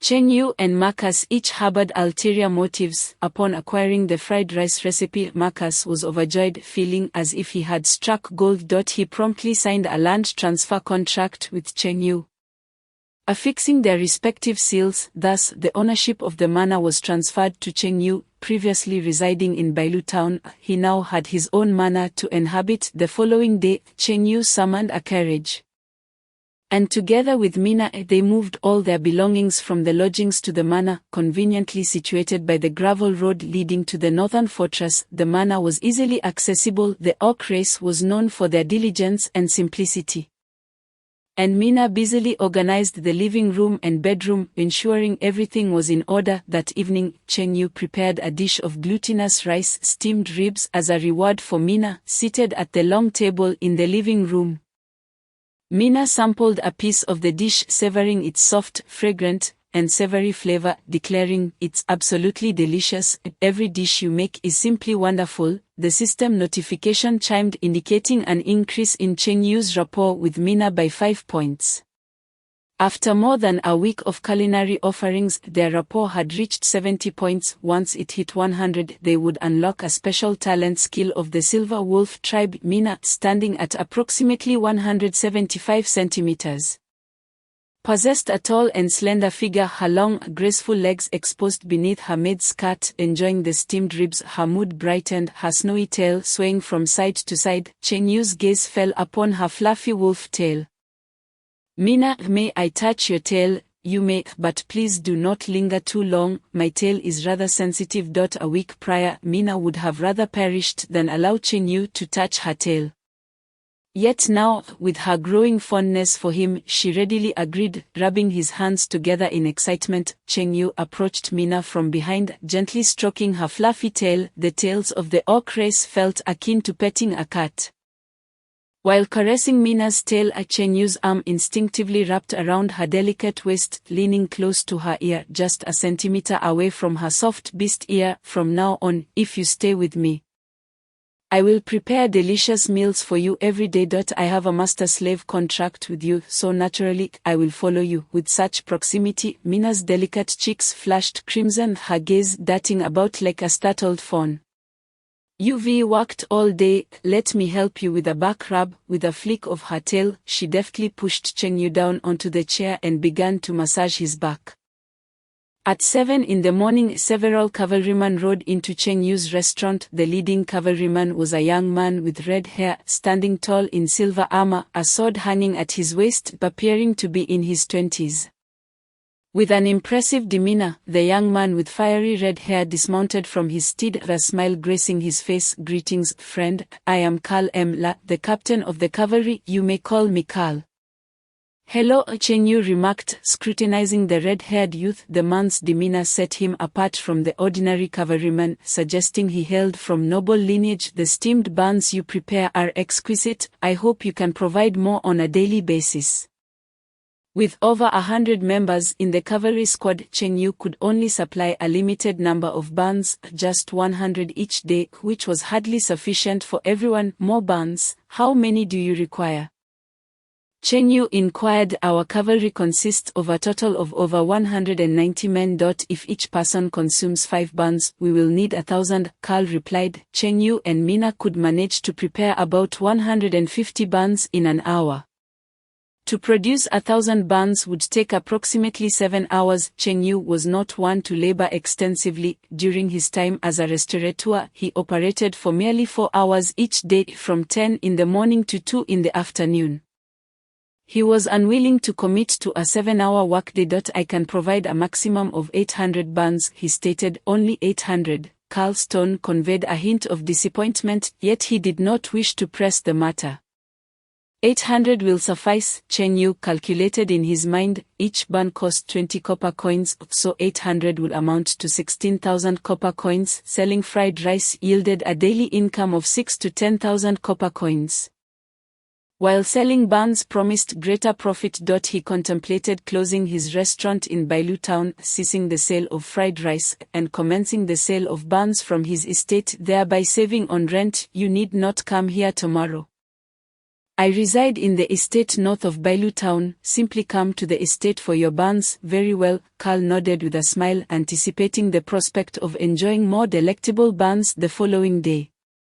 Chapter 8, A Minor Invasion of Demons. As the day concluded, the restaurant's door was adorned with a sign declaring it temporarily closed. A young man with a mushroom hairstyle, upon seeing the sign, inquired with confusion. "Boss, everything seemed fine. Why have you closed?" "I've earned enough money, so I'm retiring," Cheng Yu declared. Retirement at 20, a dream harbored by every young person. "Brother Yu, how could I possibly survive without you?"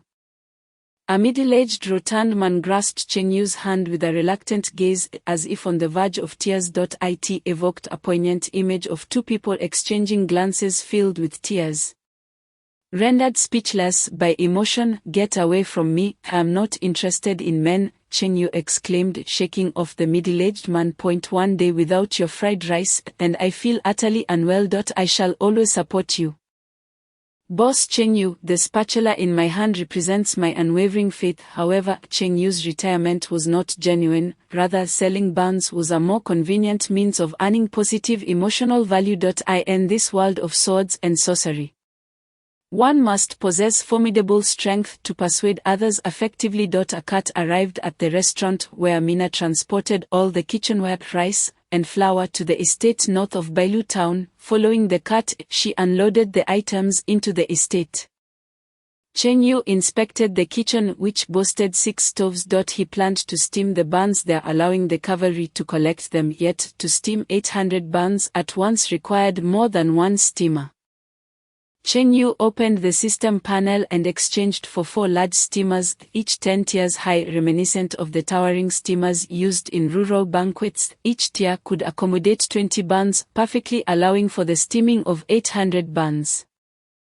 After acquiring the steamers, Cheng Yu prepared the fillings while Mina kneaded the dough. Their cooperation enabled them to swiftly complete the preliminary tasks, and the next step was to wrap the buns. If preparing the filling was a labor of 1 unit, then wrapping the buns was a labor of 10. They spent the entire afternoon wrapping the 800 buns. The buns were neatly arranged in the steamers, which were then placed over boiling water to pre-cook. In the morning, they would simply need to ignite the fire to heat the buns, expediting the process, although reheated buns might not possess the same texture as freshly steamed ones. In the culinary wasteland of Celxes, having buns was already a delightful luxury. Who needed more? In this otherworldly realm devoid of electronic devices, Cheng Yu retired to bed by 7 o'clock the following morning. Before the sun had risen, smoke billowed from the estate's chimney. The kitchen was filled with steam, and the aroma wafted through the air. Upon catching the scent of the buns, Mina swallowed hard, yearning to indulge. Yet, knowing these were meant for the cavalry, she restrained herself. 87 o'clock, the cavalrymen arrived as promised. Previously, only a few had come for buns, but this time a dozen men showed up to collect 800 buns. Captain Karl, with his vibrant red hair, donned a leather jacket and tall boots. Leaping down from his horse, he surveyed the surroundings and remarked with a smile, "Boss Cheng Yu, this estate is quite impressive. It's decent, more comfortable than the rented house in town." Cheng Yu replied, "Are the 800 buns ready?" "They are prepared," Cheng Yu confirmed. Karl presented 1 gold coin and 60 silver coins to Cheng Yu, equating to 16,000 copper coins. "Mina, please pack the buns for the cavalry." Cheng Yu meticulously counted the coins and exchanged for small paper bags designed for holding flatbreads from the system's marketplace, instructing Mina to use them for the buns. "Boss Cheng Yu, your estate is indeed quite nice, though the defensive measures leave something to be desired," Karl remarked casually. As he examined the premises, the wooden structures lacked sturdy walls, only featuring some wooden stakes and a fence, essentially unprotected. "This is a private estate, not a bandit's lair." A lack of fortification is of little concern, Cheng Yu retorted, puzzled as to why Karl was concerned about the estate's defenses. Karl continued, "I heard from a friend this morning that a few demon soldiers slipped past the border last night and may be lurking in the woods between the northern fortress and Bailu town. Your estate's defenses are inadequate to withstand a surprise attack from demon soldiers." The northern border was extensive, and the Imperial Army could only fend off large-scale demon assaults. Smaller incursions often went unchecked. As the estate lay to the north of Bailu town, it would be the first target should demons attempt to breach the town. Cheng Yu began to understand why Marcus sought to sell this estate. "Damn it, that scheming merchant," Cheng Yu silently cursed. Mina finished packing the buns for the cavalry, and Karl and his men bid farewell to Cheng Yu, returning to the northern fortress. After seeing them off, Cheng Yu hastily opened the system panel. After exchanging for condiments, detergents, steamers, and other necessities, he had 3,688 points of positive emotional value remaining. Cheng Yu initially intended to use this value for more daily supplies, But upon hearing Carl's warning about demon incursions, he felt a surge of anxiety. Exchange for 18 points of strength and 18 points of defense, Cheng Yu instructed the system. A cold electronic voice responded, host consumes 600 points of positive emotional value, strength 18, defense 18. Host, Cheng Yu culinary skill level, max strength, 387 defense, 387 skills, none equipment, dragon pattern golden blade. Cheng Yu clenched his fist, feeling a notable increase in strength, which brought him a sense of quiet reassurance. Possessing 38 times the strength of an ordinary human would enhance his chances of survival should he encounter demon soldiers. After exchanging for the strength and defense points, he noticed only 88 points of positive emotional value remained. As night fell, Cheng Yu retired to bed at his usual hour of 7. With no stars or moon. The night was as dark as water. 11 o'clock, a series of violent banging sounds jolted him awake. What in the world? Cheng Yu, residing on the second floor, was startled by the commotion from below. He opened the system marketplace and spent 50 points of positive emotional value to acquire a flashlight, then descended to the first floor, recalling Carl's mention of demon soldiers crossing the northern border. An ominous premonition washed over him. Bang! Another deafening crash echoed. The thick wooden door, nearly 20 centimeters thick, was smashed from the outside, and a towering figure stepped into the living room. It was a 2-meter tall, burly middle-aged man with fiery red hair, dark skin, and a ruggedly unattractive face crowned by a pair of backward-curving black horns. He wielded a broadsword. A demon. Cheng Yu's lack of combat experience sent a wave of panic through him.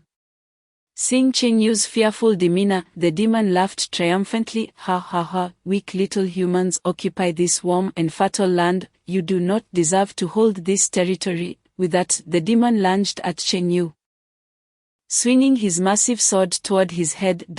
Cheng Yu reacted swiftly, sidestepping the attack. The demon, agile despite his size, raised the sword again and swung it at Cheng Yu. At that critical moment, Mina leaped down from the second floor, her hands transforming into wolf claws, shielding Cheng Yu. The sword struck Mina's pristine white claws, inflicting a wound that caused blood to spatter, although the ox claws were reinforced through their beastly transformation. The sword merely grazed Mina's skin without severing her hands. With all her strength, Mina pushed forward, forcing the demon to stumble back a few steps. Are you all right, Mina? Cheng Yu asked, concern etched across his face. Mina, bloodied but resolute, responded, just a surface wound. Osage women seldom shed tears, and Mina's gaze remained steadfast. The demon, upon beholding Mina's exquisite beauty, leered with malicious intent. What luck to find a lovely orc today. Flee, I'll hold him off. After spending some time together, Mina's affection for Cheng Yu had reached a score of 70, and she felt a strong desire to protect him, with 2 sharp fangs protruding from her mouth. She bared her teeth at the burly demon warrior, adopting a fierce demeanor. Upon seeing Mina's bloodied hands, a surge of rage ignited within Cheng Yu. His courage surged as he summoned a golden kitchen knife. Grasping Mina's arm and pulling her behind him. I'll handle him, he declared. Handle him. Mina was momentarily taken aback. It was always the slaves who protected their masters. Where was the logic in a master protecting a slave? I shall teach him a lesson, Cheng Yu asserted, rising with the knife in hand. The system's voice echoed in his mind. Host's affection with Mina increased by 20. Mina's affection for Cheng Yu elevated to 90 points. Cheng Yu pointed the knife at the demon warrior, exclaiming, you bastard, you destroyed my door without any intention of compensation. You won't be leaving here unscathed, still thinking about money even as death looms. The demon warrior sneered, swinging his great sword down towards Cheng Yu with tremendous force. With quick reflexes, Cheng Yu countered with a swift strike of his knife. The sharp clang of metal echoed through the air as the dragon-patterned golden knife, empowered by Cheng Yu's formidable strength, cleaved the great sword in 2. The momentum of the blade did not falter. It continued its trajectory, aiming for the demon warrior's throat, severing his head cleanly. Blood gushed forth, And the headless body of the demon warrior collapsed onto the floor with a thud. Am I really this strong? Cheng Yu pondered, bewildered by his own capabilities as he had dispatched the demon warrior in a single stroke. Mina, equally astonished, realized that she might not even have been able to defeat this demon warrior herself, yet Cheng Yu had done so effortlessly. Chapter 9, Is this person a living nightmare? After eliminating the demon warrior, Cheng Yu dragged the corpse into the kitchen, temporarily stowing it there. Tomorrow morning, Carl and his cavalry would come to collect the bones, and he would hand over the body for disposal. The living room was stained with blood, and Mina fetched a bucket of water, using a mop to clean the mess. The two worked tirelessly from 1 o'clock until 2, finally restoring order to the chaotic living room. Exhausted, Mina slumped onto a chair, gazing at the ceiling, her biological clock disrupted, feeling utterly fatigued. This forest is immense. It took us an entire day and night to find our way out. That Kama fellow must have come this way. Why haven't we seen anyone? Look over there, there's a light ahead. It seems to be a human estate. As the door to the living room lay in ruins, 4 demon soldiers entered the estate, immediately spotting Cheng Yu and Mina. Having just taken down 1 demon soldier, were they to be besieged by 4 more? Cheng Yu, noticing the new arrivals, nudged the drowsy Mina. Wake up, more demons are here. Seriously, don't demons ever sleep at night? Mina complained, feeling utterly worn out. She bit her own tail to rouse herself from drowsiness. The 4 demon soldiers approached, towering at 2 meters tall, with a pair of horns atop their heads, exuding an intimidating presence. As the war raged between humans and demons, hostility was palpable. For sinister gazes fixed upon Cheng Yu and Mina, and a slightly portly demon soldier stepped forward. Human, do you wish to live? Is that even a question? Do you not wish to live? Cheng Yu silently scoffed, merely nodding in response. Quick, prepare us a meal. If it satisfies us, we might let you go. Mission: prepare a meal for the 4 demon soldiers to gain positive emotional value. Reward: special recipe. At that moment the system's voice chimed in Cheng Yu's mind. What was a special recipe? Cheng Yu wondered, then asked, I happen to be a chef. What would you like to eat? As long as it's meat. Anything will do. Don't keep us waiting. After wandering the woods for a day and night, the 4 demons were feeling quite hungry. The faint scent of blood lingered in the living room, although Cheng Yu and Mina had cleaned most of it. Some stains remained. The demon's sensitivity to the smell of blood was akin to a dog's reaction to excrement. Why does your living room have a faint smell of blood? The portly demon soldier inquired. Cheng Yu picked up Mina's injured hand. My slave and I were replacing the door, and she accidentally hurt herself, causing some blood to spill. Just a little blood smell. Hurry up and cook, I'm starving. Another demon soldier urged, dismissing any concern about the blood scent, prioritizing their hunger above all else. Cheng Yu led Mina to the kitchen to prepare their meal. I and the kitchen. Mina was perplexed. Together, we should be able to take them down. Why are we cooking for them? There is no why, Cheng Yu replied, intending to complete the system's task fast, planning to eliminate them later. Making buns was too cumbersome, so he decided to stir-fry a couple of simple home-style dishes for the 4 demon soldiers. The flickering candlelight illuminated the kitchen as Cheng Yu retrieved fresh beef he had purchased earlier. Just as he took the beef out, he noticed the corpse of the demon soldier on the floor. After a moment's hesitation, he realized the beef was worth over 40 copper coins per pound. Upholding the admirable tradition of thriftiness from his Chinese heritage, he returned the beef to the cupboard. The dragon-patterned golden knife appeared in his hand, a slight smirk forming at the corner of his mouth as he elegantly sliced through the demon soldier's skin, removing 7 to 8 pounds of lean meat from the thigh. It must be noted that the texture of demon meat bore some resemblance to beef, with a mix of fat and lean, and a high protein content. He then prepared a dish of fish-flavored shredded meat and a meat soup. The 4 demon soldiers waited in the living room for over 10 minutes. Cheng Yu emerged from the kitchen, carrying a large bowl of steaming meat soup. Gentlemen, the meat soup is ready. Mina followed closely behind. holding a bowl of fish-flavored shredded meat. The moment the demon soldiers caught a whiff of the aroma, they eagerly grabbed their knives and forks to sample the dishes. "This tastes incredible. I've never had such delicious meat soup before. Is human food always this delectable?" The 4 demon soldiers praised the meat soup profusely. Positive emotional value 12, positive emotional value 11, positive emotional value 11, positive emotional value 12. Mission accomplished.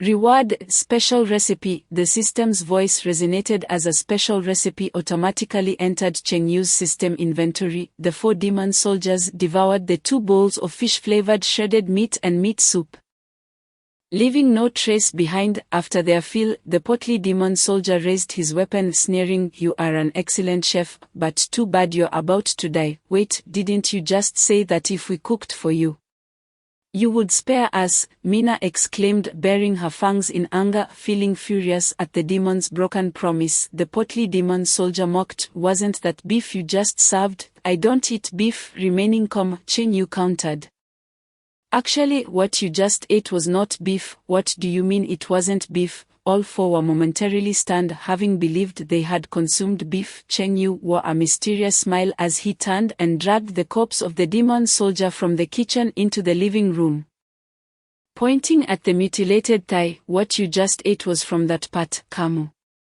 The 4 demon soldiers were taken aback, realizing they had unwittingly consumed their comrade's flesh, a wave of nausea washing over them. Yet they did not vomit, for Cheng Yu had prepared the meat so well that despite feeling queasy, they had no desire to retch this conflicting emotion but a profound sense of guilt within them.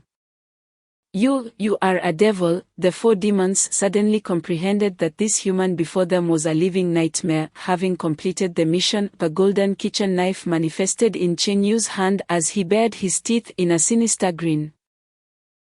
None of you are living here today." Previously, Cheng Yu had perceived himself as weak and somewhat timid, but now he recognized his own strength and prepared to strike back with ferocity, without hesitation.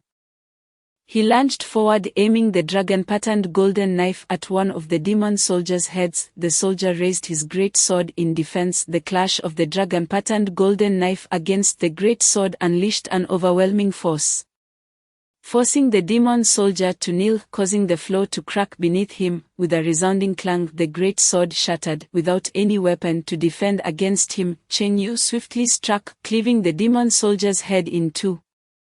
Witnessing their companion's demise, the remaining 3 drew their weapons and charged at Cheng Yu. One attempted a surprise attack from behind, landing a blow on Cheng Yu's back. However, the scene of blood splattering did not unfold. The great sword merely grazed his skin. With over 300 points of defense, he easily withstood the attack of an ordinary demon soldier. The other 2 demon soldiers flanked him, launching simultaneous assaults. Cheng Yu delivered a powerful punch to one soldier's chest, the force sending him crashing into the wall, leaving a human-shaped hole behind. The second soldier swung his great sword toward Cheng Yu's head. Cheng Yu stepped back to evade the blow, thrusting the knife towards the demon soldier's chest, piercing through it as blood spattered forth. The soldier behind him continued to strike at Cheng Yu's back with 5 or 6 blows, only managing to scratch the surface of his skin. With a ferocious intensity, Cheng Yu turned, seizing the throat of the attacking demon soldier, twisting his wrist with force until the soldier's neck snapped. In less than 5 minutes, all 4 demon soldiers lay lifeless in a pool of blood, their bodies growing cold. "Cheng Yu, you are incredible." Mina rushed to Cheng Yu's side, her eyes sparkling with admiration. The Orc race revered strength and idolized the powerful. Cheng Yu's display of might surpassed even that of the Silver Wolf warriors. The host's affinity with Mitsai has increased by 10 points. Congratulations, the affinity between the host and Mitsai has reached 100 points, granting the Silver Wolf clan talent skill, Silver Moon Shockwave. Silver Moon Shockwave, after a brief charge, release a powerful energy shockwave forward. Cheng Yu opened the system panel, and indeed the panel had changed. Host, Cheng Yu culinary level, max strength, 387 defense, 387 skill, Silver Moon Shockwave equipment, Dragon Pattern Golden Knife, Chapter 10, Special Recipe, Black Pine Cake. In the early morning, the hurried sound of hooves shattered the tranquility of the manor. The cavalry from the northern fortress arrived punctually at Cheng Yu's estate. Carl dismounted, noting the severely damaged front door of the manor and the faint scent of blood in the air. Cheng Yu, Carl shouted within the manor. After a moment, Cheng Yu and Mitsai emerged from the kitchen, carrying a steamer, placing it on the long table in the living room. "Good morning, Captain Carl," Cheng Yu, feeling somewhat dispirited, raised his hand in greeting. A restless night had followed the Demon clan's surprise attack the previous evening. Carl, with a suspicious expression, glanced at the shattered wooden door and the large hole in the wall. "It seems there has been a battle here. Last night, 5 ferocious demon soldiers broke into the manor, but they have already been dealt with by me and my orc slave. We truly are formidable." Cheng Yu grinned, revealing his teeth. The audacity of Cheng Yu is truly remarkable, Carl thought, unable to suppress his commentary inwardly. Cheng Yu, being an ordinary chef, could hardly have taken on 5 demon soldiers. It was undoubtedly his orc slave who had dispatched them. Cheng Yu likely stood by, merely observing, before claiming, "We are indeed impressive." Carl then turned his gaze to Mitsai, realizing that the orc slave who could vanquish 5 demon soldiers might indeed be a second-tier warrior. The continent of Selkses boasts a plethora of professions, such as mages who wield magic, warriors skilled in close combat, supportive priests who revere deities, alchemists who can transform waste into treasure, and assassins adept at disguise and subterfuge.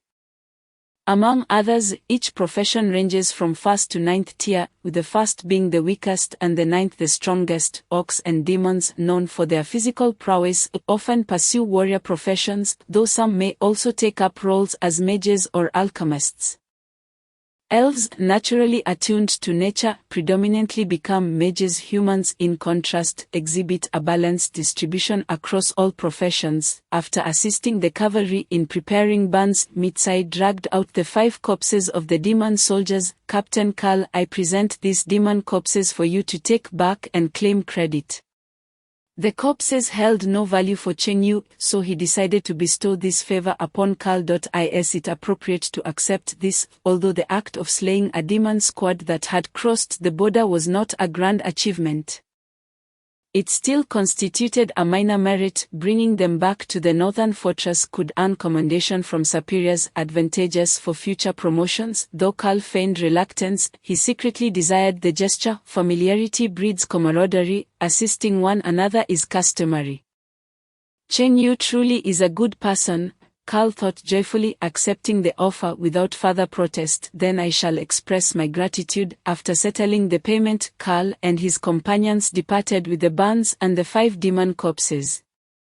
Returning to the northern fortress, the weather was pleasant that day, and Cheng Yu settled beneath a large tree in front of the manor, reclining on a chair, squinting his eyes as he leisurely basked in the sun. Following the events of the previous night, Mitsai's affinity for Cheng Yu reached 100 points, captivated by his strength and courage. A delicate smile graced her rosy lips as she approached him from behind, her slender fingers resting on his shoulders, offering him a shoulder massage. "How's the pressure?" Mitsai inquired gently. "A bit harder, please." As Cheng Yu soaked up the sun, relishing the shoulder rub from the bestiared girl, he mused that such a life-felt divine earth was uninviting. He resolved to spend the remainder of his days in retirement on the continent of Selkses. After a while of massaging, Mitsai leaned down slightly, wrapping her long, delicate arms around Cheng Yu's neck, her ample bosom pressing against his shoulders. Drawing close to him, "Mitsai, isn't it too hot to be so close on a day like this?" "Not at all," Mitsai replied, not quite understanding why, but feeling content being next to Cheng Yu. Ignoring Mitsai for the moment, Cheng Yu opened the system warehouse. Having completed a system task the previous night, he had acquired a special recipe yet to peruse. A sheet of A4 paper materialized in his hands from the system warehouse, inscribed with text, "Black pine cake, the bitter flavor that slightly enhances the consumer's magical power for a duration of 5 minutes." Ingredients: flour, a baking soda, sesame, peanuts, black pine nuts, and wind thunder fruit. The dishes Cheng Yu could currently prepare were merely delicious, lacking any buff effects for the consumers. This delicacy, known as black pine cake, could provide a 5-minute enhancement buff. An increase in magical strength implied that the spells or skills unleashed would possess greater potency. Cheng Yu had previously studied the Compendium of Flora and Fauna on the continent of Selkses. The black pine nuts and wind thunder fruit mentioned in the recipe were exclusive to this continent. Black pine nuts were notably bitter, while wind thunder fruit was a common component used by alchemists in concocting potions. The small town of Bailu lacked both black pine nuts and wind thunder fruit, so he planned to search for them in the main city. When he had the chance, dust clouds billowed as the cavalry returned to the northern fortress. The northern fortress was established on the ridge of the snow-covered mountain range, stretching for thousands of miles. The snow-covered mountains featured small fortresses every few hundred meters and larger ones every few thousand meters. Connected by towering walls reminiscent of the Great Wall, the surfaces of the fortresses and walls were inscribed with powerful defensive magical arrays, rendering them immune to most physical and magical attacks. The core hub of the entire northern fortress lay just outside Bailu town. Karl, accompanied by a dozen cavalrymen, entered the large fortress. Not far along, a middle-aged man called out to Karl. "Karl, according to reports from the guards, your cavalry has been leaving before dawn daily. What are they doing?" Karl turned to face the man, who was General August Bani, the commander of the northern fortress, having received reports from the guards. General Bani had come to the fortress entrance to inquire about the cavalry's daily outings. "I report to the general that I have dispatched the cavalry for patrols to prevent small groups of demon soldiers from sneaking across the border at night." Karl maintained a calm demeanor, appearing steadfast, though inwardly he was quite anxious. If the general discovered that he sent cavalry to Bailu town daily to buy buns, he would surely face the general's wrath. "Is that so?" General Bani eyed Karl skeptically. "These are the demon soldiers we just eliminated during our patrol." Karl instructed his subordinates to present the 5 corpses of the demon soldiers to General Bani. Upon seeing the 5 demon corpses, General Bani nodded in approval. His suspicions largely dissipated, and with a smile, he praised, "Your cavalry has done well. It is our mission to defend the territory of the Black Sun Empire." Karl placed his right fist against his chest, saluting, observing the general's aged face, which bore heavy bags under his eyes. Karl inquired, "General, did you not sleep well last night?" "Indeed, the third prince has been dispatched to inspect the northern border and has complained about the poor quality of our provisions. The northern fortress can hardly compare to the palace. These pampered royal offspring are truly hard to please." General Bani expressed with a hint of fatigue, "General, you should let the third prince try this. Perhaps he will be satisfied." Karl retrieved 2 beef buns from a large bag and handed them to Bani. "What is this?" Bani asked, puzzled, having never encountered such food before. "This dish is called a bun. Made from flour and beef, and it tastes quite delightful," Karl explained. "Very well, I shall present it to the third prince." Chapter 11. Please don't say that anymore. Positive emotion value 5, positive emotion value 4, positive emotion value 11. The cavalryman at the northern fortress savored the beef buns, and Cheng Yu continuously gained positive emotion values. The positive emotion value on the top right corner of the system panel fluctuated, rising from 38 to 43, then from 43 to 47, and finally to 58. Over 100 cavalrymen sampled Cheng Yu's beef buns, resulting in Cheng Yu accumulating over 800 positive emotion values. Ultimately, the positive emotion value on the system panel settled at 892 points. With over 800 positive emotion values, what should he exchange for? Given the dangers of this other world, he decided to exchange for strength and defense. Each point of strength requires 100 positive emotion values, as does each point of defense. He exchanged for 4 points of strength and 4 points of defense. The host consumed 800 positive emotion values, increasing strength by 4 and defense by 4. Chen Yu returned to the main interface of the system to review his personal attributes: host, Chen Yu culinary level, max strength, 391 defense, 391 skill, silver moon shockwave equipment, dragon pattern golden knife. Clenching his fist, Chen Yu felt a surge of power within him. Midsight, standing behind Chen Yu, asked, "Are you also a warrior?" Having witnessed Chen Yu effortlessly dispatch 5 demon soldiers the previous night, she speculated that he might indeed be a warrior. "My profession, clearly I am a chef daughter." Mitsai was left somewhat speechless. "Your combat prowess surpasses mine, and you claim to be merely a chef." In addition to impressive strength and defense, Chen Yu's attribute panel now displayed the Silver Moon Shockwave skill. Rising to his feet, he lifted his right hand, beginning to gather energy. The magical essence from the surrounding environment coalesced around him, enveloping his palm, which radiated a soft, white light, with a look of astonishment in her eyes. Mina was all too familiar with this skill. It was undoubtedly the innate ability of their Silver Wolf clan, the Silver Moon Shockwave. Why would a mere human like Chen Yu possess the innate skill of the Silver Wolf clan? Could he possibly be one of them? Yet, why did he lack the characteristic ears and tail? After gathering energy for 10 seconds, Chen Yu swept his right hand forward, and the magical power in his palm transformed into a half-meter-long silver energy shockwave that shot forth. The silver energy shockwave traveled swiftly, striking the trunk of a large tree 50 meters away with a resounding thud. The tree exploded, sending wood chips flying and leaving a dent the size of a bowl.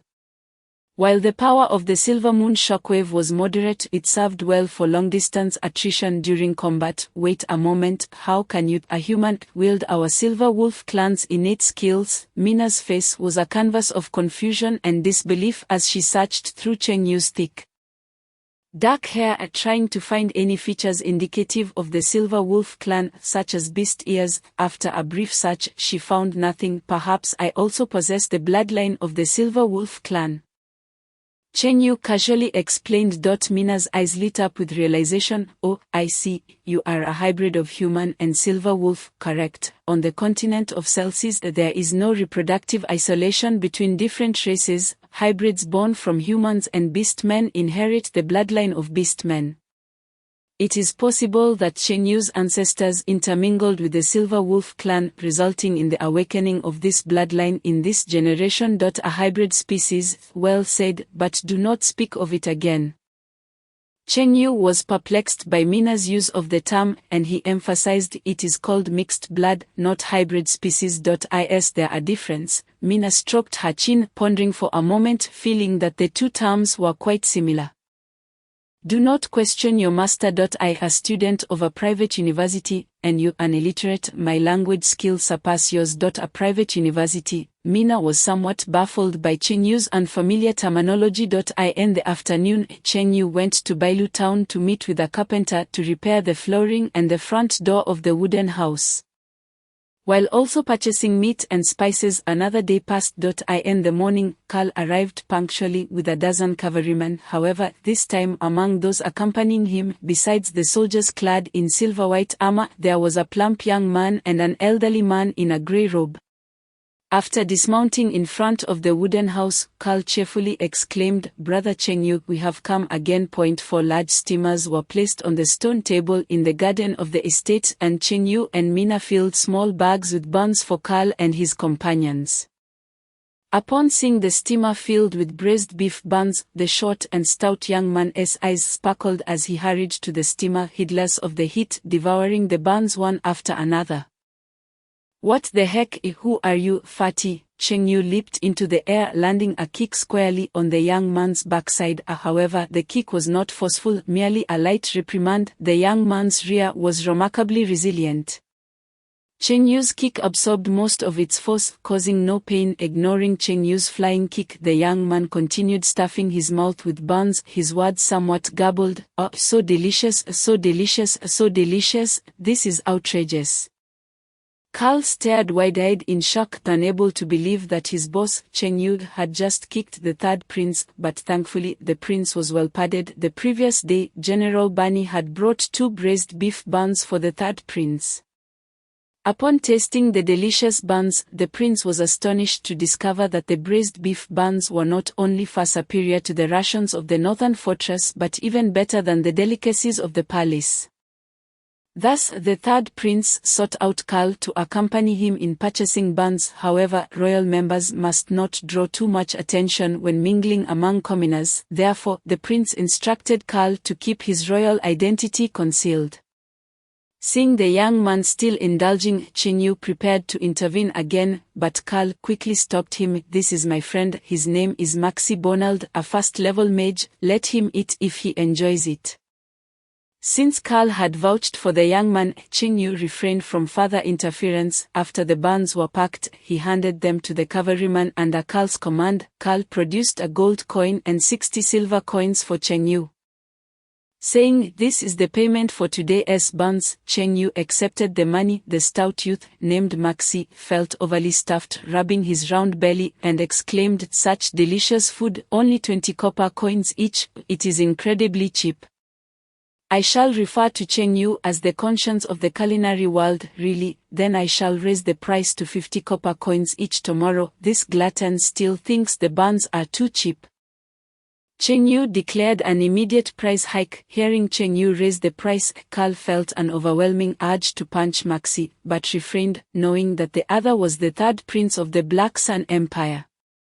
The elderly man in the grey robe also sampled 2 buns, his face displaying astonishment. After living for decades and tasting countless dishes, he found these buns to rank among the top 10 in terms of deliciousness. "Boss, I heard you were quite famous for selling fried rice in Bailu town. Could you prepare a portion for me to try?" After experiencing the delightful buns, Maxi was eager to taste Chen Yu's fried rice.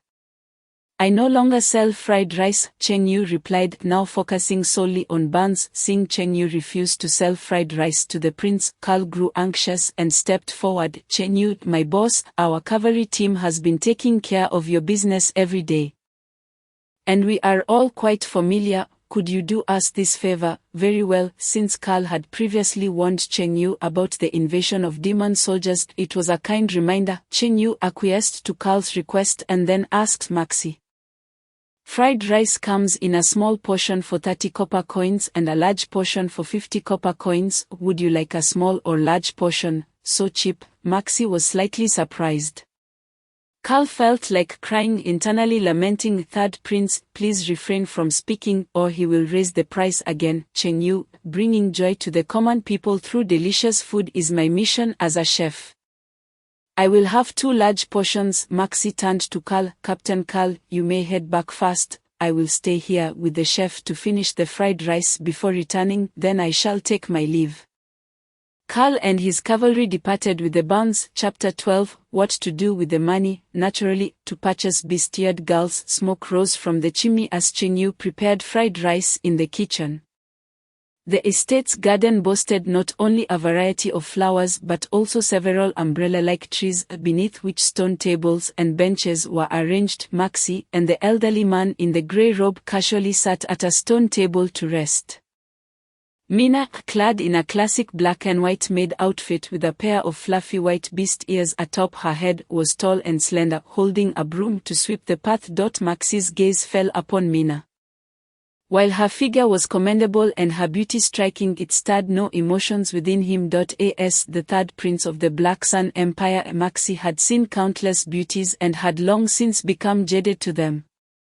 Compared to women, he held a greater interest in food. Chen Yu emerged from the wooden house, placing 2 large plates of fried rice before Maxi and the elderly man. Each plate featured golden, crispy fried eggs, emitting an enticing aroma that mingled with the distinct grains of rice, garnished with scallions and seasoning that enhanced the fragrance and flavor. Merely inhaling the scent was enough to make one salivate. As he scooped a spoonful to taste, shock filled Maxi's round face. "Good heavens, compared to this fried rice, the royal cuisine I previously consumed is nothing but garbage. Is it truly that delicious?" The elderly man in the grey robe remained skeptical but also took a spoonful to try. The crispy aroma of the fried egg paired with the fragrance of the scallions left a lingering aftertaste. It's truly delightful, the elderly man couldn't help but praise. How astonishing in this desolate northern fortress. There exists such a remarkable chef. Unable to contain himself, Maxi lifted his plate, opening his mouth wide to pour the fried rice directly in. Could it be that this chef is a descendant of some royal chef? The elderly man speculated. Hearing their praises, Mina looked on with disdain, as if observing two bumpkins who had never seen the world. Fried rice was merely the most basic dish among Cheng Yu's vast array of culinary creations. Mina, it's time to eat, Cheng Yu called to her. After a busy morning, they hadn't had breakfast yet. Setting down her broom, Mina emerged from the kitchen with a plate of braised pork and 2 plates of vegetable dishes. The 3 plates of food were placed at a stone table beneath another large tree, only 5 or 6 meters away from where Maxi sat. The braised pork, made from pork belly and seasoned with scallions, ginger, garlic, dark soy sauce, rock sugar, star anise, cinnamon, bay leaves, and dried chili, filled the air with its mouth-watering aroma. The moment Maxi caught a whiff of the braised pork, he felt drawn to it like a fly to dung. Unable to resist the temptation, and hurried over to Cheng Yu and Mina's table. Boss, what is this? It smells so good. Braised pork, Cheng Yu replied, picking up a piece and tossing it into his mouth.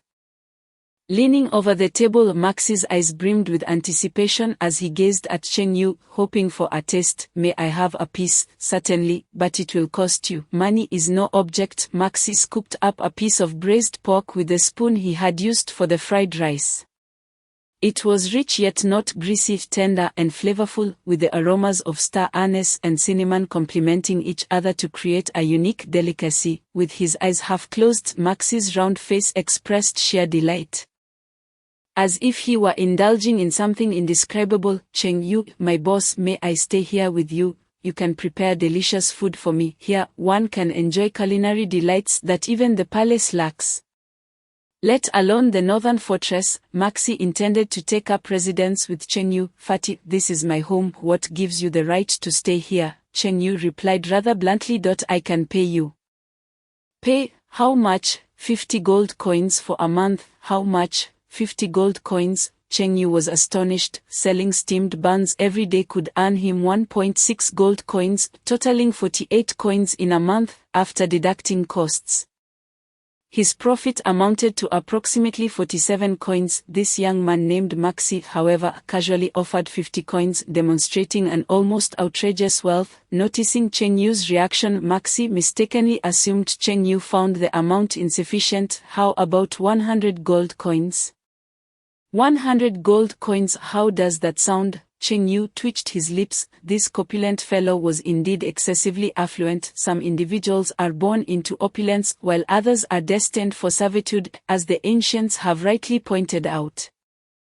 The estate sprawled over several thousand square meters, boasting dozens of vacant rooms, far larger than an ordinary inn, easily accommodating additional guests. That works, but payment must be made up front, Cheng Yu insisted, wary that Maxi might default after his stay. Master, please give Cheng Yu 100 gold coins, Maxi instructed the elderly man in the grey robe. The elder hesitated momentarily, glancing at Maxi's rotund figure. Aren't you trying to lose weight? Are you sure you'll manage to do so while residing here?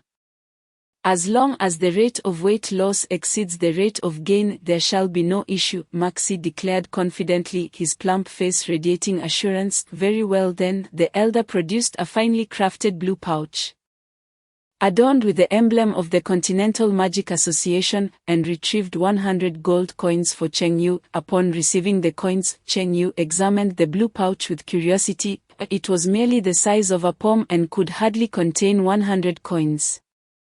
It seemed to possess special properties akin to a space ring. I am Maxi Bonald, currently a first-tier mage. This is my mentor, Austin Alec, a fourth-tier mage. Maxi introduced himself and the elder in grey to Cheng Yu.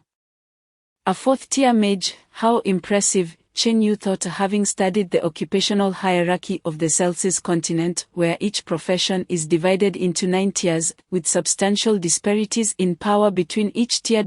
In the entire Black Sun Empire, Most individuals studying magic are either first or second-tier mages, making fourth-tier mages a rarity. The two men, one a first-tier mage and the other a fourth-tier mage, displayed extravagant generosity and possessed rare special magic artifacts. Indicating their extraordinary backgrounds, Cheng Yu began to understand their significance, having received 100 gold coins from Maxi, combined with the previous 100 from Marcus and his original 55. Cheng Yu now possessed a total of 255 gold coins, a solid indication of his newfound wealth. What to do with this wealth? Naturally, it was to continue rescuing adorable exotic companions. A comical smile spread across Cheng Yu's face as he contemplated purchasing another orc slave to ease Mina's workload. Mina, is there anything you need that I can procure for you? I wish to acquire a great sword, Mina responded. As a warrior, her class typically wielded heavier weapons such as great swords or hammers. Let us visit the main city tomorrow, Cheng Yu suggested, as the goods available in Bailu town were insufficient. He planned a trip to the nearest main city, Snow City, to purchase a slave, a great sword, and some black pine nuts and thunder fruit necessary for making black pancakes. After breakfast, Maxi followed Austin to the edge of the woods to practice magic. A black metallic wand materialized in Austin's hand.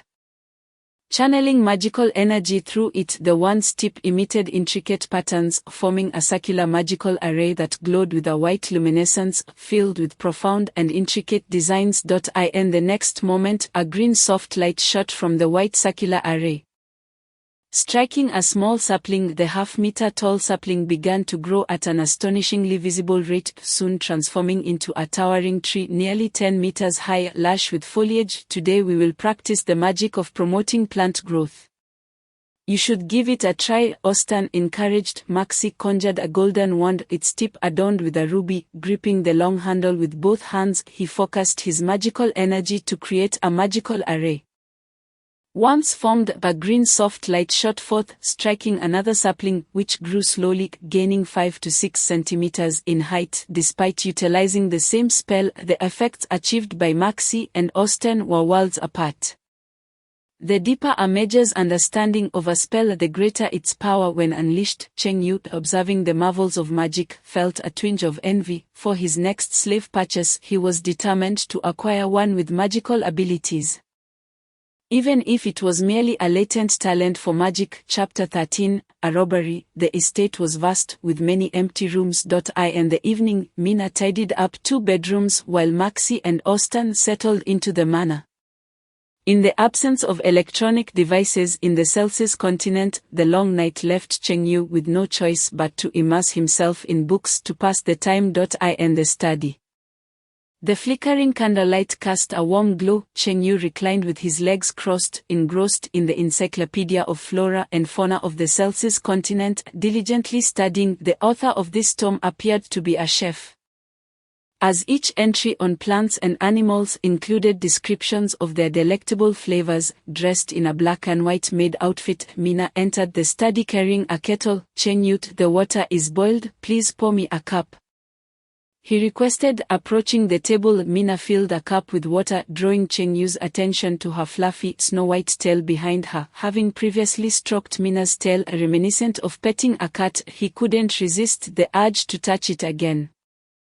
Extending his right hand, he gently caressed the soft fur of her tail. Feeling Cheng Yu's tender touch, Mina's cheeks flushed crimson. Cheng Yu, what are you doing? Just giving your tail a little pat, he chuckled. Oh, be gentle, it's quite sensitive, Mina replied, her fondness for Cheng Yu having reached its peak.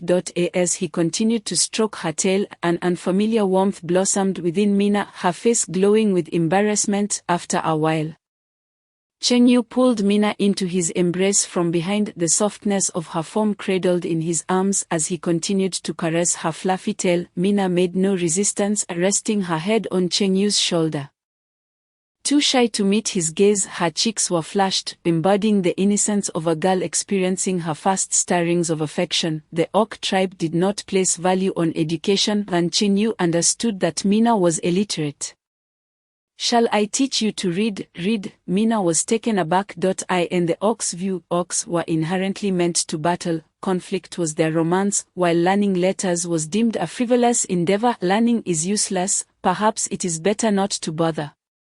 She frowned, showing disinterest in literacy. What proper oak learns to read, Cheng Yu asserted firmly. In human society, literacy is essential, you must learn it. Very well, Mina agreed reluctantly, resembling a child newly introduced to kindergarten, her face a portrait of unwillingness.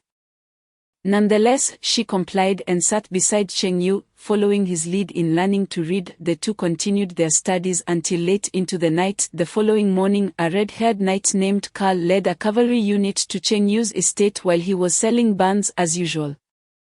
Captain Carl, I intend to visit Snow City. You need not come for the next 3 days, Cheng Yu announced, planning to travel to the nearest main city, Snow City, located over 170 kilometers away from Bailu town. The journey by carriage would take an entire day and night, and he would be away for 3 days. My greatest delight each day is your buns. Make haste and return swiftly, Carl declared. Having developed a fondness for Cheng Yu's culinary creations, indeed, I shall return shortly. Shortly after Carl departed, Cheng Yu and Mina left the estate, leaving Maxi and his mentor Austin behind. Cheng Yu procured a carriage in Bailu town, negotiated a price, and set off for Snow City. The carriage meandered slowly along the gravel road, having traversed the Celsius continent for half a year. This was Cheng Yu's first venture beyond Bailu town. Gazing out the carriage window, he beheld fields of lush green wheat flanking the road, where farmers donned straw hats, laboring in the fields. In the distance lay a medieval-style village. After half a day's journey, the carriage exited the boundaries of Bailu town, entering a desolate hilly region rich with dense forests and overgrown vegetation. Suddenly, hurried footsteps echoed from the woods. The carriage came to a halt, as the driver cried out in terror.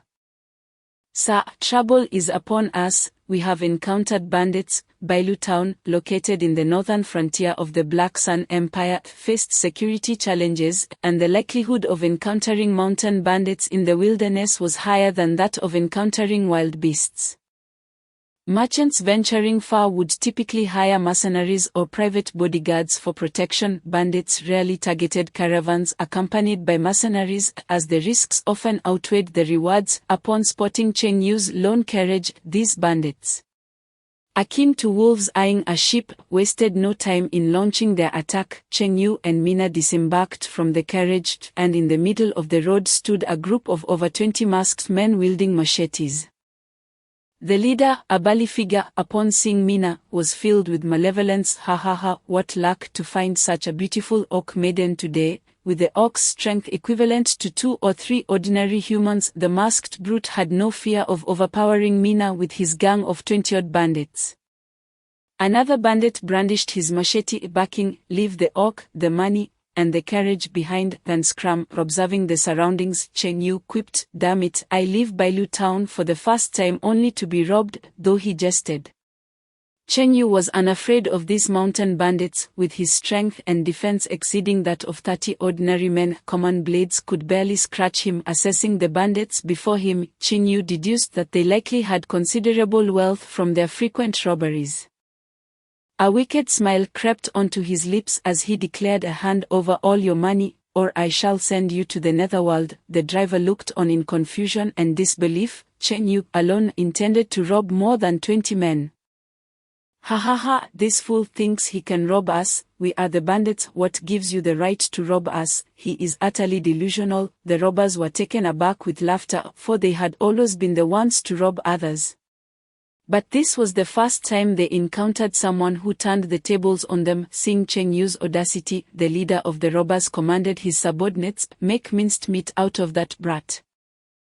A murderous glint flashed in the eyes of the 20 or so thugs as they brandished their machetes and charged towards Cheng Yu. With bared teeth and a ferocious expression, Mina stepped in front of Cheng Yu, wanting to shield him. Aware that Mina was no match for these thugs, Cheng Yu pulled her behind him, declaring, "I will handle them." Mina hesitated for a moment, then nodded slightly and retreated. That day, even 5 first-tier demon warriors had been unable to best Cheng Yu.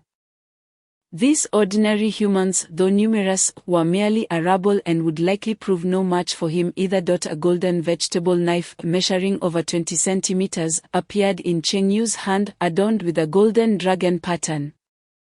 The foremost robber swung his machete at Cheng Yu, who met his strike with equal force. The clang of metal rang out as the dragon-patterned knife severed the robber's weapon, continuing its momentum to slice through the robber's throat.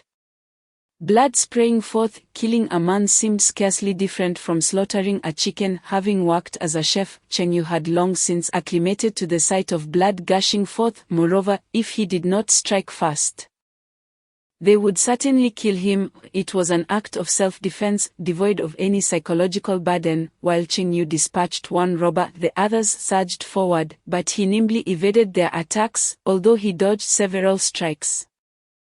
The sheer number of adversaries was overwhelming. Some of the robbers struck at his head, shoulder, waist, and neck, yet each blow merely grazed his skin, leaving no bloodshed. The robbers were stunned, a sense of ominous foreboding creeping into their minds.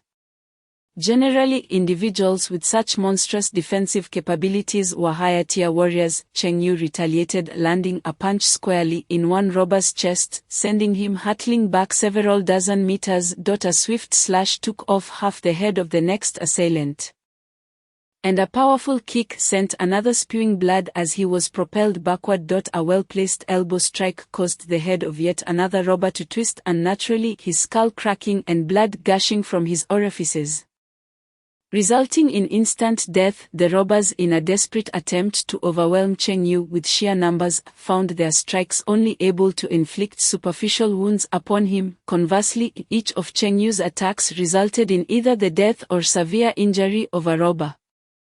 How could this continue? After dispatching over 20 robbers, Cheng Yu was drenched in blood, a figure resembling a demon risen from the depths of hell as he approached the robber leader, who was paralyzed with fear.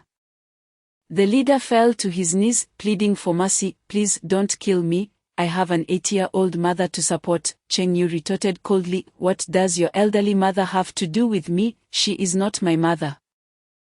He could not be swayed by the robber's moral coercion. The robber leader, with tears streaming down his face, continued in a pitiful tone, "I have an 18-year-old beautiful wife waiting for me to provide for her." 18-year-old wife? Are you begging for mercy or boasting? Cheng Yu's eyes flashed with a hint of murderous intent. Having lived 20 years as a single man, he found it infuriating that this 50-year-old scoundrel claimed to have an 18-year-old wife. "What do you mean by boasting?" The robber leader was perplexed, not understanding the term. Cheng Yu pressed on, "Quickly tell me where you've hidden the money you stole." The leader hesitated, meekly inquiring, "If I tell you, will you spare my life?" Cheng Yu assured him, "I promise, as long as you tell me, I will not kill you." Reluctantly, the leader led Cheng Yu and Mina to the location where he had buried the stolen money. "Wait here, we will return shortly," Cheng Yu instructed the driver. "Certainly, sir," the driver replied, returning to the carriage. As Cheng Yu and Mina followed the robber leader through a thicket, they soon arrived at a small hill, beneath which lay a narrow opening large enough for one person to pass through. The robber leader guided them inside. The dim light and musty air gave way to a gradually expanding space. The leader pointed to a large stone weighing several dozen pounds, declaring, "All the loot from our gang's robberies is hidden beneath this stone." Cheng Yu fixed his gaze on the leader while Mina moved to push aside the heavy stone. Beneath it lay a hollow containing a medium-sized black wooden box. As they extracted the box and opened it, a dazzling array of gold coins was revealed. "Wow, so much money!" Mina exclaimed, astonished, having never seen such wealth before. Cheng Yu estimated that the box contained around 500 to 600 gold coins. Indeed, the fastest ways to wealth were often inscribed in the law. The robber leader felt a pang of heartache. After a year of thievery and frugality, they had finally accumulated this fortune, only to see it vanish in a single night. "Brother, I've given you the gold coins, can I leave now?" the leader asked. Dejected, "You may leave, but only to hell," Cheng Yu replied coldly, his voice laced with murderous intent. Handing a machete to Mina, he instructed Mina, "Go, eliminate him." The robber leader's eyes widened in terror. "But you said you wouldn't kill me." Chen Yu responded, "True, but she will." Mina, without waiting for the leader to process this shocking turn of events, lunged forward with the blade. In an instant the robber leader's head was cleaved in two, the scene too gruesome to depict clearly. After vanquishing the leader, Chen Yu stored the chest of coins in his system's repository and exited the cave. They traversed through the woods and returned to the carriage. "Sir, I sincerely thank you for eliminating those robbers," the driver said, who frequently traveled between Bailu Town and Snow City, always fearing encounters with bandits. With Chen Yu's actions, this route would be significantly safer. No need for thanks, it was merely a trifling matter, Chen Yu replied, seated in the rear of the carriage as he began to count the coins. After tallying, he found a total of 509 gold coins, with the additional 255 coins he already possessed. He now had a grand total of 764 gold coins, equivalent to approximately 7.64 million renminbi on Earth. A true tycoon. The carriage creaked onward toward Snow City. Upon passing a small stream, Chen Yu instructed the driver to halt so he could wash off the blood and change into a clean white garment resembling the appearance of an NPC villager in a game. That night, they rested in the carriage, continuing their journey at dawn. By 9 o'clock the next morning, they finally arrived at Snow City. Before them stood towering city walls encircling the entire main city point. 2 rows of heavily armored guards, armed with long spears, stood watch at the gates. Numerous merchant caravans entered Snow City, bringing silk, spices, gemstones, and metal goods from afar to sell within its walls. Passers-by donned a variety of garments, some being local farmers, others residents of the main city, alongside travelers and adventurers exchanging news at the city gates. The carriage stopped at the entrance to Snow City, and Chen Yu and Mina disembarked, proceeding on foot into the bustling city. The streets were lined with numerous vendors selling fruits, cheese, bread, and other snacks, all calling out loudly to attract the attention of passers-by. The scene was vibrant and bustling, filled with the essence of life. As Chen Yu walked along the street, he silently marveled at the prosperity of the main city, far surpassing that of Bailu Town. Chen Yu had come to the main city with 3 objectives: 1. To purchase a magic user slave, 2. To buy Mina a great sword, and 3. To acquire the black pine nuts and thunder fruit mentioned in a special recipe.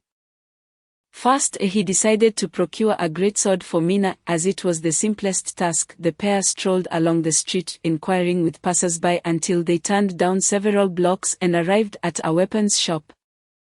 This store was a favorite among mercenaries and adventurers, offering a variety of weapons: great swords, standard long swords, heavy hammers, battle axes, staves, bows, arrows, shields, and spears. A young female attendant politely approached. "Good day, sir. How may I assist you?" Chen Yu replied directly. "I would like a great sword. The great swords are this way. Please follow me," the attendant responded, leading Chen Yu to the rear of the shop, where various models of great swords hung on the walls and shelves. "Mina, choose for yourself." "All right," she replied, gazing at the array of great swords. These blades were broad and thick, each weighing over 100 pounds, far beyond the capability of an ordinary person to wield. They were specifically designed for warriors. After a moment of selection, Mina picked 2 great swords from the shelf. Aside from differing in color, they were identical. The white sword was priced at 399 silver coins, while the black sword was priced at 400 silver coins. "Why is the black sword more expensive by 1 silver coin when they are otherwise the same?" Mina inquired, puzzled. The attendant chuckled. "They are indeed identical, but the black one is more resistant to dirt. Hence the slight price increase. Quite reasonable, wouldn't you agree?" Chen Yu couldn't help but chuckle at the absurdity of it all. "I'll take the black one." Mina concurred that the more stain-resistant sword was preferable. 400 silver coins equated to 4 gold coins, which Chen Yu produced to pay the attendant. "This year, our shop is offering a weapon maintenance package, where professionals will provide comprehensive care for your weapon. The standard package is 20 silver coins per year, while the deluxe package is 70 silver coins per year. Would you like to subscribe?" the attendant eagerly promoted. "No, thank you," Chen Yu replied as he and Mina exited the weapons shop.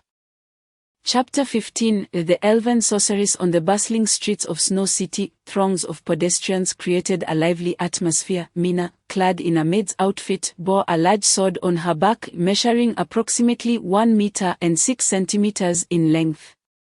Broad and thick, appearing quite heavy and somewhat incongruous with her slender figure. Mina, if carrying that massive sword proves inconvenient, I can help you store it, Chen Yu offered, as he had a system warehouse capable of holding the sword. Mina shook her head, refusing. No, I prefer to carry it. As a warrior, having the sword at my side brings me a sense of security. Moreover, shouldering such a hefty weapon also serves to strengthen my entire physique. Very well, Chen Yu replied, continuing his stroll. At the end of the street, the central intersection revealed a grand plaza featuring an enormous fountain. Water gushed skyward from the fountain's basin, and sunlight filtered through the mist, casting beautiful rainbows. A young and beautiful woman in white stood before the fountain, admiring the colorful display. Excuse me, miss, could you direct me to the slave market in Snow City? Chen Yu approached to inquire. The woman turned, her gaze falling upon Chen Yu's strikingly handsome face, with defined features and captivating eyes. She had never encountered such a striking gentleman before, and her eyes sparkled with interest. Hello there. You are incredibly handsome. May I ask your name? Those who lack charm remain oblivious to the boldness of women. The woman exuded an eagerness to engage. What are you doing? Chen Yu was taken aback.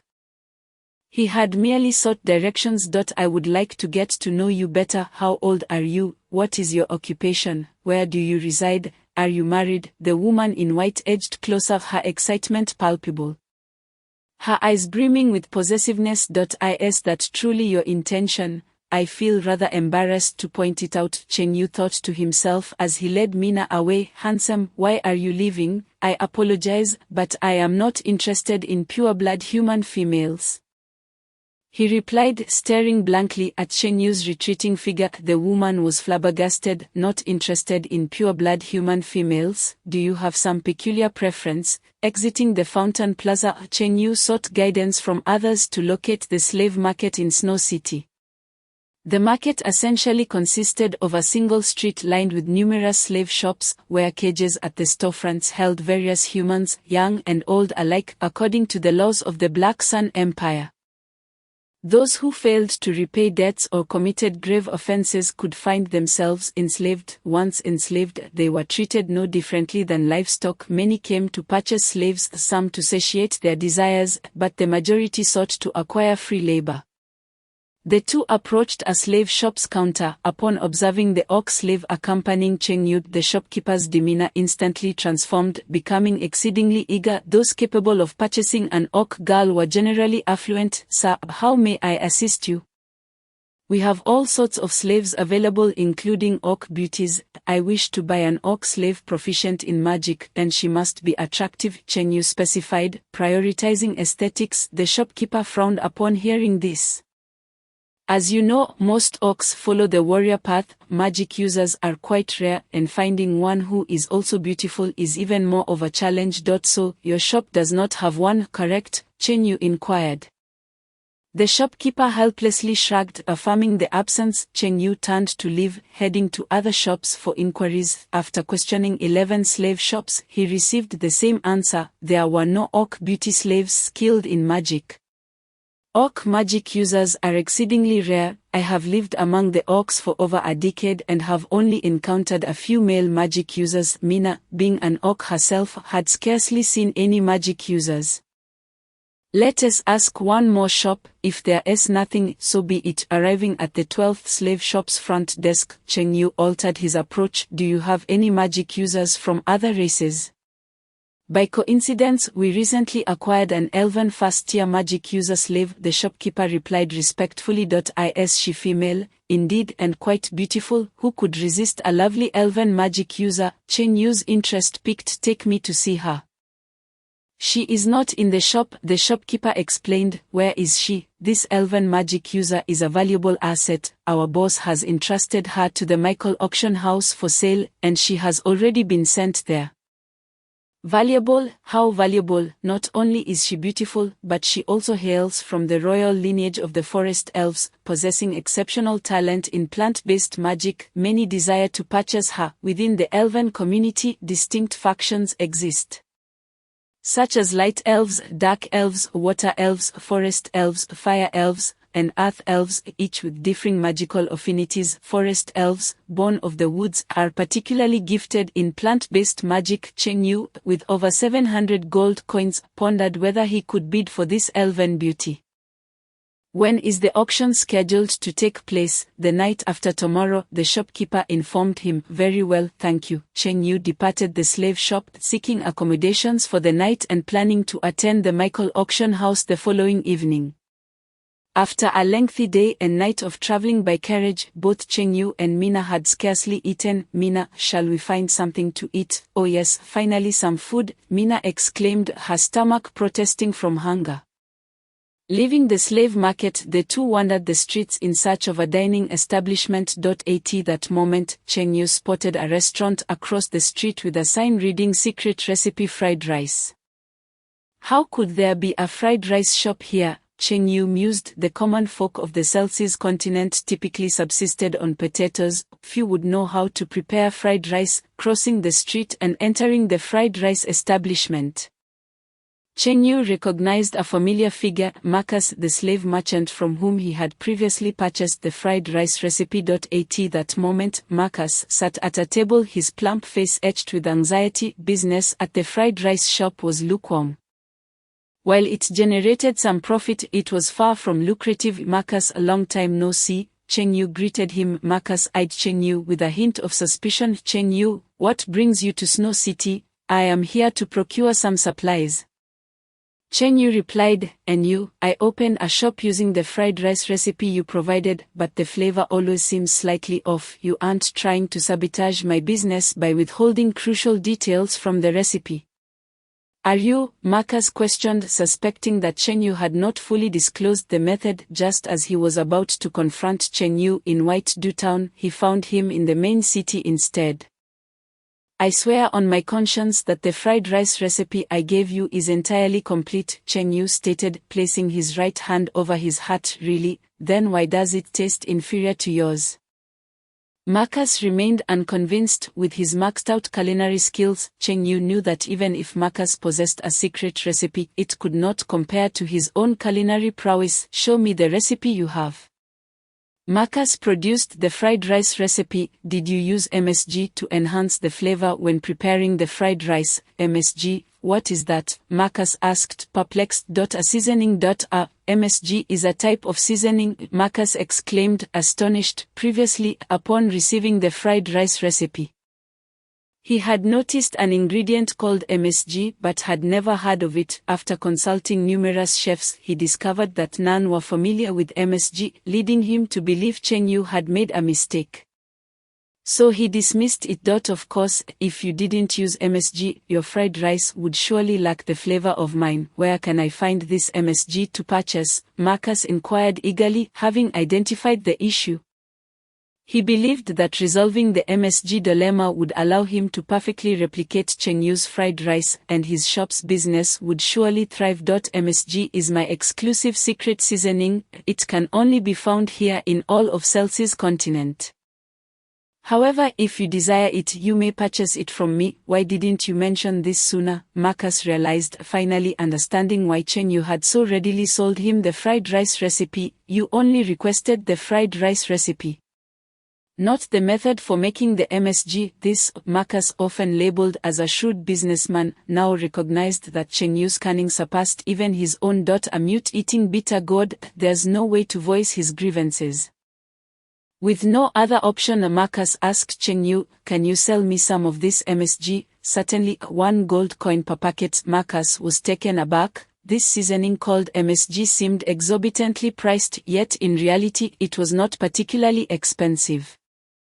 1 gold coin equated to the wages of an ordinary worker in the Black Sun Empire for 2 to 3 months. That's the price, take it or leave it, Cheng Yu stated. Marcus was enraged, feeling as though he had been thoroughly swindled. I paid 100 gold coins and a mana for that fried rice recipe. and now I must pay a premium for MSG, this is outrageous.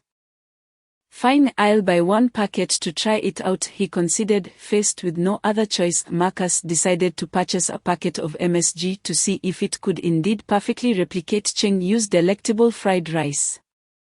Cheng Yu retrieved a packet of MSG from his system warehouse, and Marcus handed over a gold coin, completing the transaction. Chapter 16. Attending the auction. After indulging in a hearty meal at Marcus's fried rice shop, Cheng Yu and Mina sought lodging near the Michael auction house. My friend, do you know where I can procure magical materials? Cheng Yu inquired of the young attendant at the inn's front desk.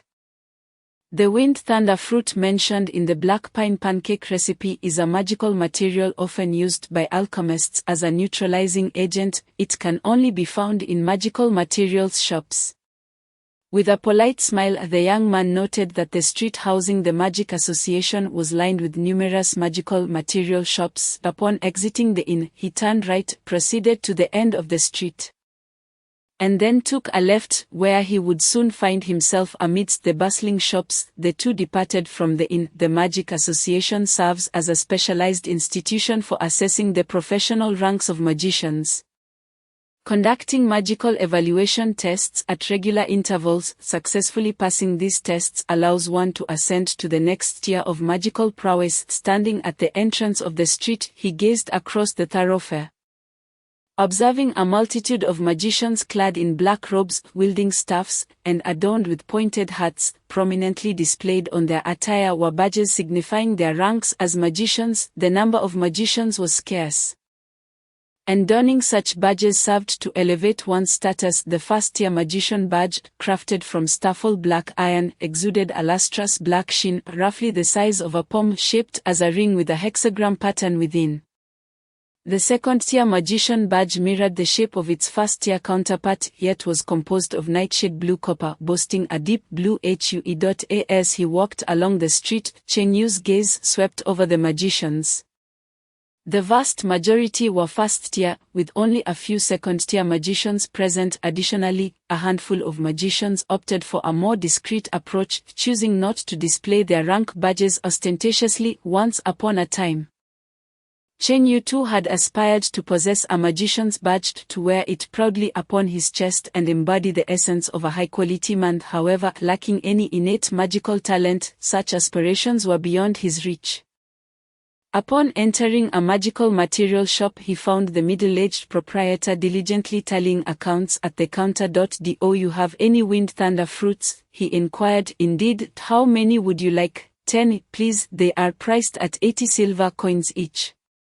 That would amount to 800 silver coins or 8 gold coins. Magical materials are notoriously expensive, and Cheng Yu did not haggle, promptly producing the 8 gold coins for payment. After securing the funds, the proprietor retrieved a wooden box from the back room. Opening the box revealed 10 round, blue fruits reminiscent of blue tomatoes. The wind thunder fruit has a long shelf life, usable within 3 months. The proprietor cautioned. I am aware, Cheng Yu replied. Having studied the compendium of flora and fauna of the Celsius continent, he was well acquainted with the properties of the wind thunder fruit. By the way, do you have any black pine nuts? Cheng Yu inquired again. Yes. How many do you need? 10 pounds, please. Very well. They are priced at 10 copper coins per pound. The black pine nuts, not classified as magical materials, were relatively inexpensive. I will take 10 pounds. The proprietor retrieved a sack of black pine nuts from beneath the counter and filled a small cloth bag with 10 pounds for Cheng Yu. He carefully stowed away the 10 pounds of black pine nuts along with the 10 wind thunder fruits, intending to return and prepare a special dish known as black pine cakes. 2 days swiftly passed, leading to the evening of the third day. Tonight marked the occasion of the auction hosted by the Michael Auction House, and Cheng Yu, accompanied by Mina, set out at 7 o'clock. The Michael Auction House was ablaze with light, with luxurious carriages lined up at the entrance. Numerous dignitaries from Snow City attended the auction, eager to peruse potential treasures and partake in the lively atmosphere. The nobility donned splendid attire adorned with flamboyant feathers, striking a pose akin to that of a lone guest at a grand feast, as they entered the auction house accompanied by servants or stewards. In contrast to the affluent guests, Cheng Yu felt like a mere passerby. However, with Mina by his side, he drew some attention. Those who possessed a beautiful ox slave like Mina were typically wealthy individuals, allowing Cheng Yu to pass through the auction's entrance without hindrance. Upon entering the Michael auction house, a graceful and poised hostess guided Cheng Yu into the main auction hall. The tiered auditorium, with its ascending rows of seats, could accommodate several hundred attendees. At the forefront of the auditorium stood a large exhibition stage, illuminated by magical devices that cast a bright glow across the entire venue. The dignitaries settled into their seats at will, while Cheng Yu and Mina found a corner to sit. At 8 o'clock the auction commenced officially. A middle-aged auctioneer presided over the event. The first item up for bid was a ruby necklace, starting at a price of 10 gold coins. Following a brief introduction by the auctioneer, bids began to emerge from the audience. Ultimately, the necklace sold for 33 gold coins. The second item was a silver longsword, possessing the ability to penetrate armor and counter powerful physical defenses. It started at 15 gold coins, and after several rounds of bidding it concluded at 60 gold coins. The third item was a second-tier magic crystal, oval-shaped and entirely yellow, glimmering with clarity, starting at 30 gold coins. Second-tier magic crystals are energy formations bathed within the bodies of large magical beasts, containing formidable magical power suitable for crafting magical items or concocting high-tier potions. Generally, magicians and alchemists showed keen interest in such items. After several rounds of bidding, the magic crystal ultimately sold for 70 gold coins. As time ticked away, a petite elven girl approached the stage. Standing barefoot, her skin as pale as snow, and her green hair cascading down her back like a waterfall, her long, pointed ears displayed the distinctive traits of her kind, while her bright, clear eyes sparkled like stars. Her small, delicate nose added an exquisite touch to her profile. Perhaps due to fear, the elven girl trembled involuntarily. The 12th item up for bid, a girl from the Forest Elf clan, possessing a flawless physique and first-tier magician status. Starting price of 200 gold coins. The auctioneer's voice echoed throughout the hall. Many attendees had come specifically for this elven girl. No sooner had he finished speaking than bids began to rise. I bid 220 gold coins. I bid 230 gold coins. I bid 250 gold coins. I bid 255 gold coins. The competitive bidding continued, and Cheng Yu resolved to wait until the end to make his move. I bid 300 gold coins. I bid 400 gold coins. The price escalated quickly to 400 gold coins, and the number of bidders noticeably dwindled. Typically, an ordinary ox slave would cost around 70 to 80 gold coins, making the 400 gold coins for an elven girl seem extravagant. A stout merchant's voice boomed. I bid 450 gold coins. The room fell silent. The price of 450 gold coins was steep, and no one was willing to counter. The middle-aged auctioneer glanced at the hefty merchant and recognized him as the renowned wealthy trader, Lord DeWitt. 450 gold coins. Is there any higher bid? Under normal circumstances, one would not expect a higher offer. At my age, I have yet to experience the delights of an elven beauty. The merchant chuckled, confident in his position. On the stage, the elven girl cast her gaze at the rotund figure of the merchant, her heart pounding with fear. How could her delicate form withstand such a bulk? Bowing her head, she began to weep silently. My young master bids 500 gold coins. Suddenly, a voice rang out from the southeast corner of the hall. Is there another bidder? All the dignitaries turned to see a silver wolf girl standing there, accompanied by a remarkably handsome young man. The upper echelons of Snow City were familiar with one another, yet none recognized the young man, speculating he might be from outside the city. DeWitt turned his attention to Cheng Yu, his aged eyes harboring a hint of animosity as he raised the bid. I bid 530 gold coins. My young master bids 590 gold coins. Mina continued the bidding. The merchant's face quivered slightly, his irritation evident as he declared, I bid 650 gold coins. My young master bids 700 gold coins. Cheng Yu responded nonchalantly, unbothered by the expenditures since the money was acquired from bandits. The crowd gasped in disbelief. Surely, this young man had lost his senses to spend 700 gold coins on a slave.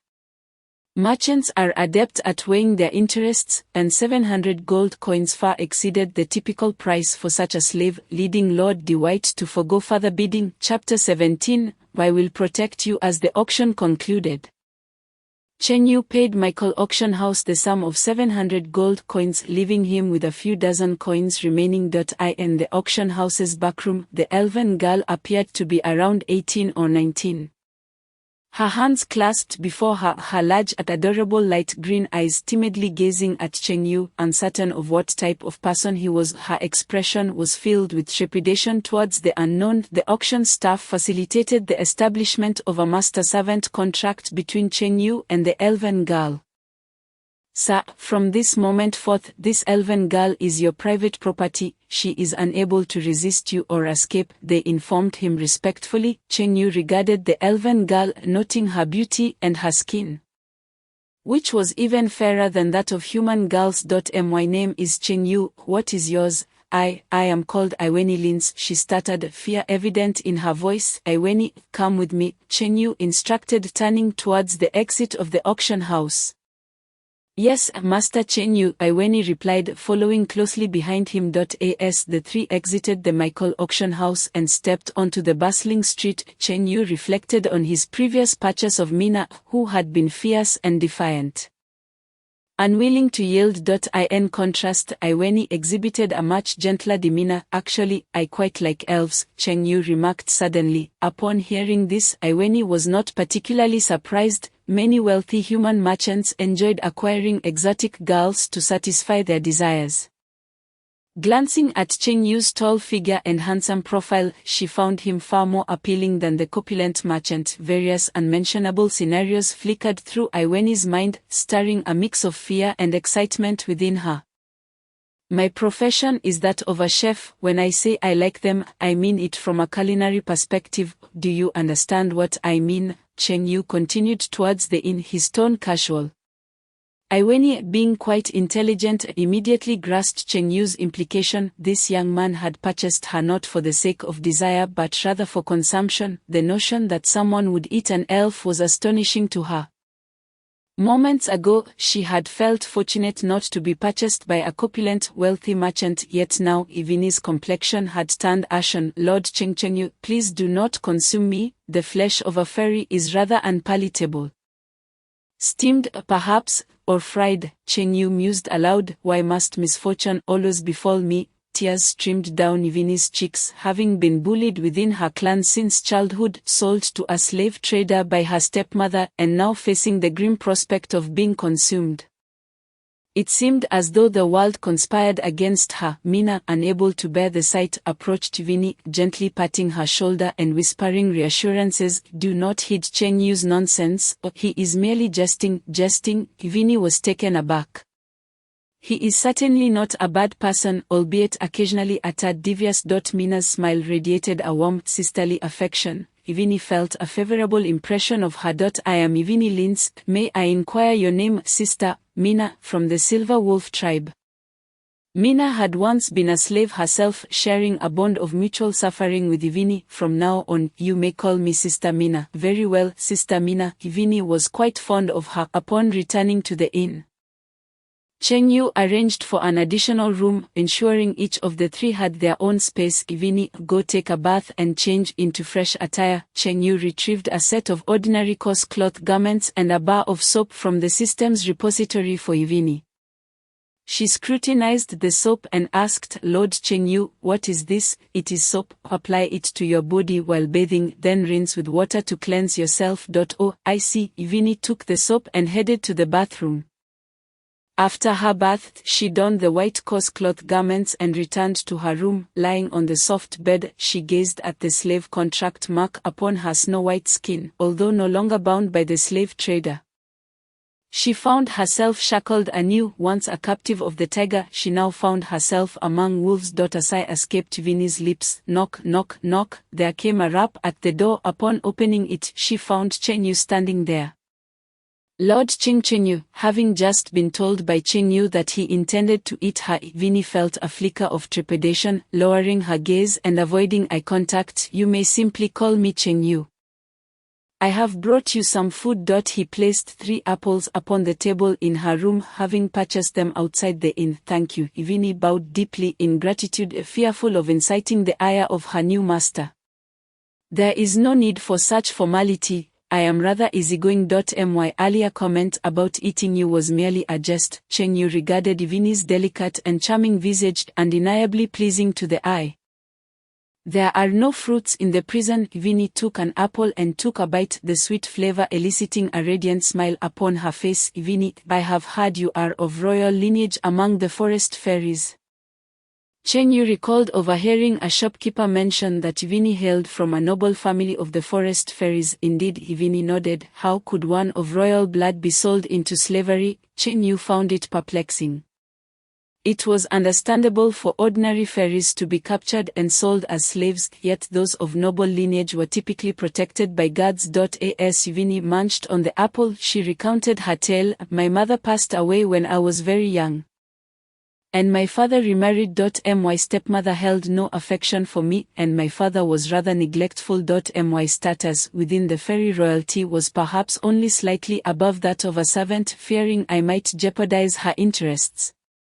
My stepmother secretly sold me to a human slave trader." Chen Yu was astonished. "What a tragic narrative." "It resembles the archetype of a heroine from a romance novel, abandoned by her family, forced to marry a foolish prince only to discover he feigns ignorance, ultimately teaming up with him to achieve greatness. Perhaps I am destined to a life devoid of fortune." Vinnie sighed. "Fear not, work for me, and I shall protect you." Chen Yu wrapped his arms around Vinnie's waist, embracing her warmly. In that moment it felt as though he had grasped an opportunity for a brighter future. Suddenly struck by a wave of emotion, Vinnie's apple slipped from her grasp, her gaze fixated on Chen Yu's chiseled, handsome face. It had been a long time since anyone had embraced her since her mother's passing. Having endured a life devoid of familial warmth, Vinnie's weary heart found a long-forgotten sense of safety.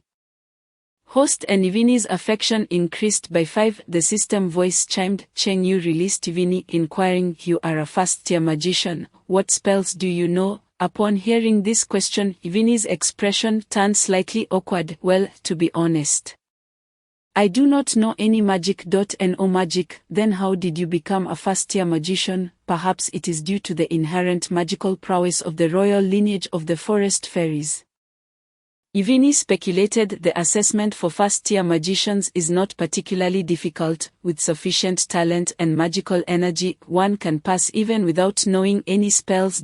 In simpler terms, extraordinary strength yields miraculous results." Chen Yu gazed into Vinnie's pale green eyes and asked earnestly, "Vinnie, do you wish to learn magic?" "I do." Vinnie had long desired to learn magic but had never had the opportunity. "Tomorrow, I will purchase a magic wand and a spell book for you." Chen Yu still had over 30 gold coins remaining, likely enough to buy both the wand and the book. Really, hope illuminated Vinnie's previously listless eyes. She had yearned to study magic but had always lacked the chance. "Indeed, get some rest. We will return to Bailu Town tomorrow." Yes. Chapter 18. Encountering robbery again. Chen Yu had completed the 3 tasks in the main city and planned to return to Bailu Town today. However, before departing, he intended to buy a magic wand for Vinnie. A magic wand is a common magical tool that aids magicians in rapidly gathering magical energy and enhancing their casting speed. Just as one cannot envision the West without Jerusalem, a skilled magician cannot be without their wand. On the street, Mina walked to Chen Yu's left, her hair flowing like silk after a gentle wash, adorned with a pair of upright white beast ears atop her head, standing approximately 1.75 meters tall. She nearly matched Cheng Yu's height, with a broad black sword slung across her back. Vinny walked on Cheng Yu's right, her green hair cascading down, standing only about 1.65 meters tall, with a petite frame that made her appear as the girl next door. Upon arriving at the weapons shop where they had previously purchased the large sword, the shopkeeper greeted them with a broad smile. "Welcome, what can I assist you with today?" "A magic wand, please follow me." The shopkeeper led the trio to the section where magic wands were displayed. The wands on the shelves varied in length, some crafted from wood and others from metal. Cheng Yu picked up a trident-style wand and remarked, "Brother, is this really a magic wand? It feels more like a weapon for a warrior. But you may not understand, even a cornered rabbit will bite. If you purchase this trident wand, you can engage in close combat with enemies when in dire straits." The shopkeeper cheerfully explained. "Impressive. How much does it cost?" 70 gold coins. "It's quite nice, but the design is rather rustic." Having spent 700 gold coins on Vinny, Cheng Yu now had only about 30 left, rendering the trident wand unaffordable. "Perhaps you might consider this wand, a new model released this year, specifically designed for female magicians. It features a retractable copper mirror at the grip, allowing for touch-ups mid-battle to maintain a stunning fighting stance, making it exceedingly popular among female spellcasters. This wand is also quite nice, elegant in design, and pairs well with any style of magical robes or hats. These two wands are matching sets when used together. They emit a pink heart aura. If both you and your girlfriend are magicians, you can fight while showcasing your affection." The shopkeeper enthusiastically introduced various extravagant features of the wands. Such unscrupulous merchants have devised all manner of bizarre functionalities to sell their wands. "Vinny, choose one for yourself." Vinny blinked her beautiful green eyes, surveying the dazzling array of magic wands. Not wanting to squander Cheng Yu's money, she selected the most ordinary wooden wand. "I shall take this one." "How much is this wand?" Cheng Yu inquired of the shopkeeper. 0.9 gold coins. The shopkeeper's expression soured, realizing he had spent so much time promoting only for these three paupers to purchase the cheapest option. After completing the payment, the trio exited the weapons shop. Cheng Yu led Mina and Vinny toward the city gate, having opted not to buy a spellbook. Maxi and his apprentice remained at the manor, and Maxi's teacher, Austin, was a fourth-tier magician, allowing Vinny to learn magic under his guidance. This arrangement would not only cover their lodging expenses but also save on the cost of a spellbook. The carriage rolled along the gravel road towards Bailu town. Mina nestled closely against Cheng Yu, her clear, autumn-like eyes shimmering with an unusual light as she embraced his right arm, resting her head on his shoulder. Ever since their affinity reached 100, Mina had become increasingly clingy, seeking opportunities to be close to him. Cheng Yu recalled a dog he once owned, which had also shown a strong affection for humans. Perhaps there was a commonality between the Silver Wolf tribe and dogs. Witnessing Mina and Cheng Yu's closeness, Vinny's innocent and beautiful face revealed a hint of envy. "Would you like to sit beside me?" Cheng Yu, aware of Vinny's shyness, extended an invitation. "Seek an eye." Vinny's delicate neck lowered a touch, embarrassed. "Of course," Cheng Yu replied with a smile, and Vinny took a seat on his left, feeling somewhat reserved and hesitant to be as intimate as Mina. Sitting upright beside him, the forest spirits, a race born from the very heart of nature, were so close that Cheng Yu could inhale the unique and refreshing fragrance emanating from Ivani, evoking a sense of being amidst vast wilderness. "Ivani, what do you enjoy eating?" Cheng Yu pondered, hoping to enhance his rapport with her and acquire the innate abilities of the elfinkin. Culinary delights serve as a bridge to foster goodwill, and he resolved to prepare something delectable for her. After a moment of contemplation, Ivani replied, "Sweet treats. I shall prepare some desserts for you upon my return," Cheng Yu assured her, with his culinary skills at their zenith. He was adept not only in the art of Chinese cuisine but also in crafting Western confections such as tiramisu, mousse cake, egg tarts, macarons, and fruit salads, among others. Ivani's enchanting green eyes widened in disbelief. "Lord Cheng Yu, you, the master, wish to cook for me, a mere servant?" cooking is my profession, Cheng Yu responded gently, a tone of warmth she had never encountered before. Memories of her cruel stepmother, indifferent father, then merciless slaver flooded her mind. In stark contrast to those figures, Cheng Yu radiated an aura of benevolence akin to a saint, filling Ivani with joy and gratitude for being purchased by such a gentle master. The bond between Cheng Yu and Ivani increased by 15 points, bringing their affinity to a total of 20. Lord Cheng Yu, may I hold your hand? Ivani timidly inquired, sensing his kindness and becoming a tad more forward. Certainly, Cheng Yu could not bring himself to refuse this adorable elven maiden. Ivani extended her delicate hand and grasped Cheng Yu's, a gentle smile gracing her face as feelings of safety and comfort enveloped her. Suddenly, the carriage came to a halt, and the driver's voice broke the moment. Sir, trouble approaches, we are beset by bandits. Ivani's expression turned to one of distress as she hastily apologized to Cheng Yu. I'm so sorry, Lord Cheng Yu, I have been unfortunate throughout my life and seem to bring trouble upon you.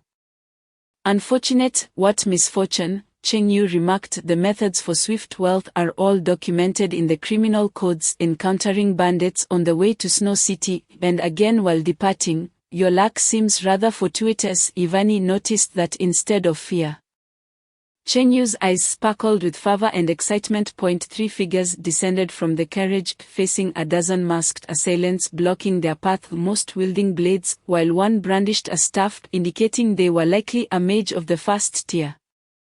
Ivani sensed the strength of their magical aura. Assessing the mage S tier, Cheng Yu, feeling a twinge of annoyance, thought, had I known someone would deliver a package directly, I would not have purchased the stuff. A golden kitchen knife materialized in his hand as he tested its sharpness with his thumb, a habitual gesture before slaughtering a chicken. A swift strike, sending Kuan Kuan to meet the Buddha, efficient and rapid. Just as with humans, the leader of the bandits chuckled, my master intended to spend hundreds of gold coins to bid on that elf, now we can acquire her without spending a single coin. Cheng Yu discerned these men were likely sent by the wealthy merchant named Dwight from the previous night. Your master may be a shrewd planner, but do you truly believe you can best me?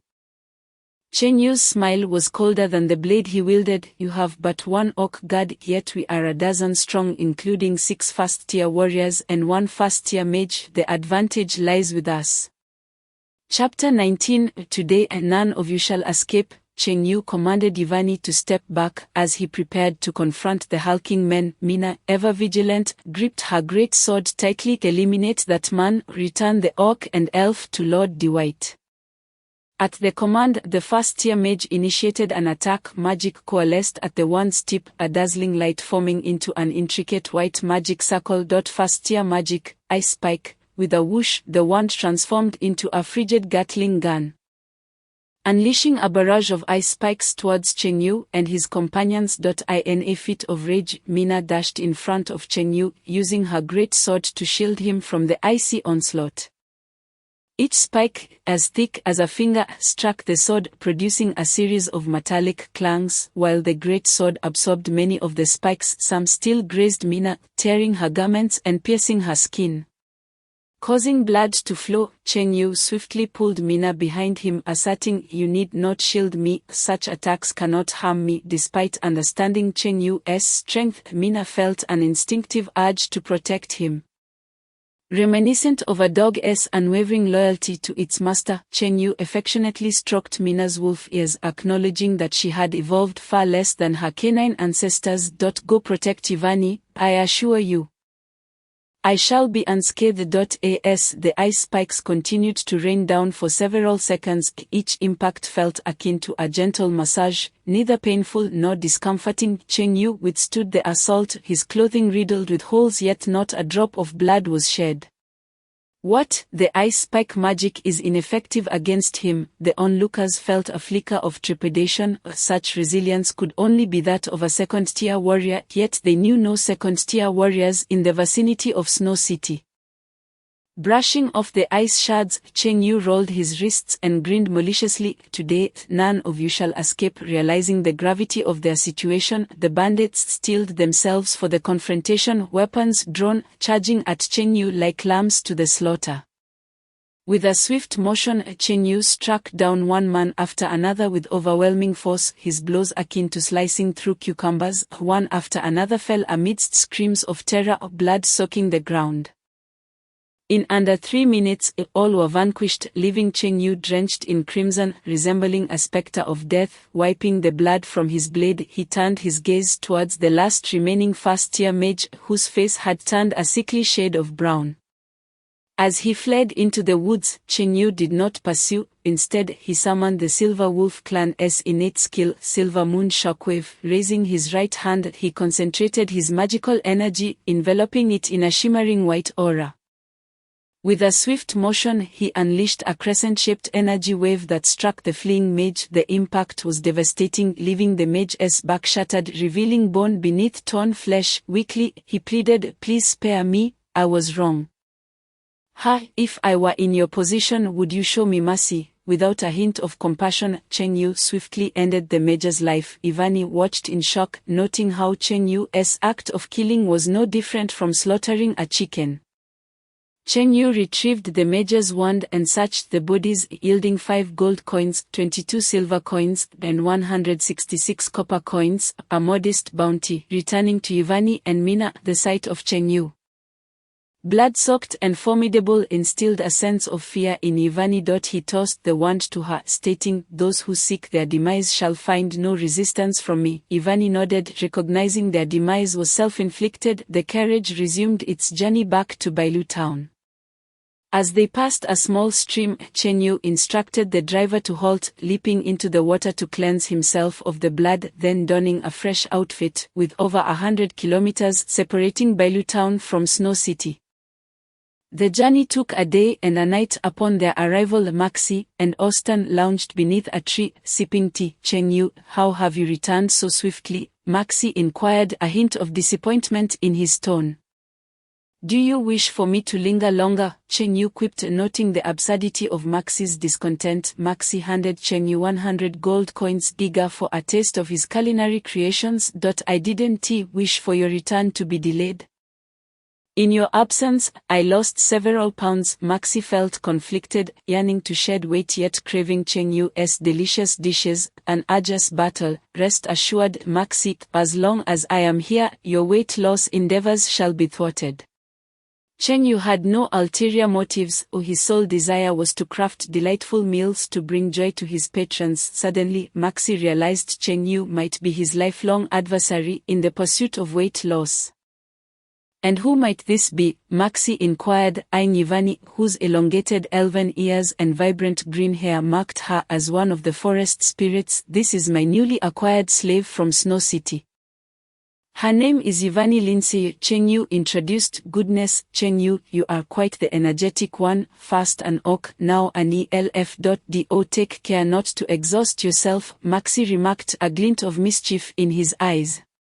In order to avoid being perceived as a mere LSP, Cheng Yu felt it necessary to clarify that his acquisition of this sprite was primarily for assistance with menial tasks. After all, they were all men, and there was no need for pretense. Maxi had already seen through it all. He chuckled lightly. "Mina and Ivani were quite useful, not only capable of helping to make dumplings but also adept at laundry, tidying up, weeding, ensuring lineage continuation, and running errands for groceries." Mr. Austin, Ivani does not possess any magical abilities. Would you be willing to teach her a spell or two? Cheng Yu had initially considered purchasing a spell book but realized that with 2 magicians residing in the manor, he could have them instruct Ivani in magic, thus saving a considerable sum of money. "What do you think?" Austin set down his teacup and turned to Maxi.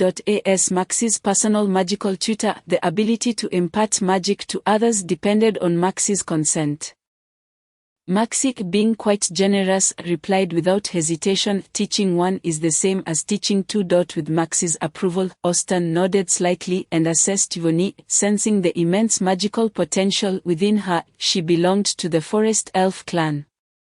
Known for their remarkable innate talents, among all races, elves possessed the highest aptitude for magic, and the Forest Elf clan particularly excelled in plant-based spells. Hello, my name is Austin, and I can teach you 2 plant-based spells. Austin informed Yvonne. She stepped forward and bowed in gratitude, thanking her teacher. These 2 spellbooks contain one on growth enhancement magic and the other on vine magic, both of which are first-tier spells. First, you must comprehend the basic structures of the magical formations. Austin retrieved 2 thick spellbooks from his special magic pocket and handed them to Yvonne. Okay, Yvonne exclaimed, thrilled to finally have the opportunity to learn magic. Chapter 20, The Ox Mating Season in Snow City. Within a grand luxurious mansion, a line of corpses lay sprawled across the floor, the ground stained crimson with blood. A short and rotund merchant stood nearby. His plump face clouded with fury, the flesh trembling with rage. This merchant was Lord DeWitt, who had competed against Cheng Yu to bid for Yvonne. After Cheng Yu acquired Yvonne, DeWitt intended to send someone to forcibly retrieve her without spending a single coin. Only to underestimate Cheng Yu's combat prowess, the individuals he dispatched were all vanquished by Cheng Yu. Most critically, that first-tier magician was his nephew, who also met his demise at Cheng Yu's hands. Damn it, DeWitt clenched his fists, cursing vehemently. If given the chance, he would relish in dismembering Cheng Yu. Lord DeWitt, from the direction the carriage took, it seems he is heading to Bailu Town. He may still be there and hasn't gone far. A nearby steward interjected. Immediately send someone to Bailu Town to investigate. If that scoundrel is indeed in Bailu Town, our Harald family shall lay waste to it to relieve our grievances. Understood, Lord DeWitt.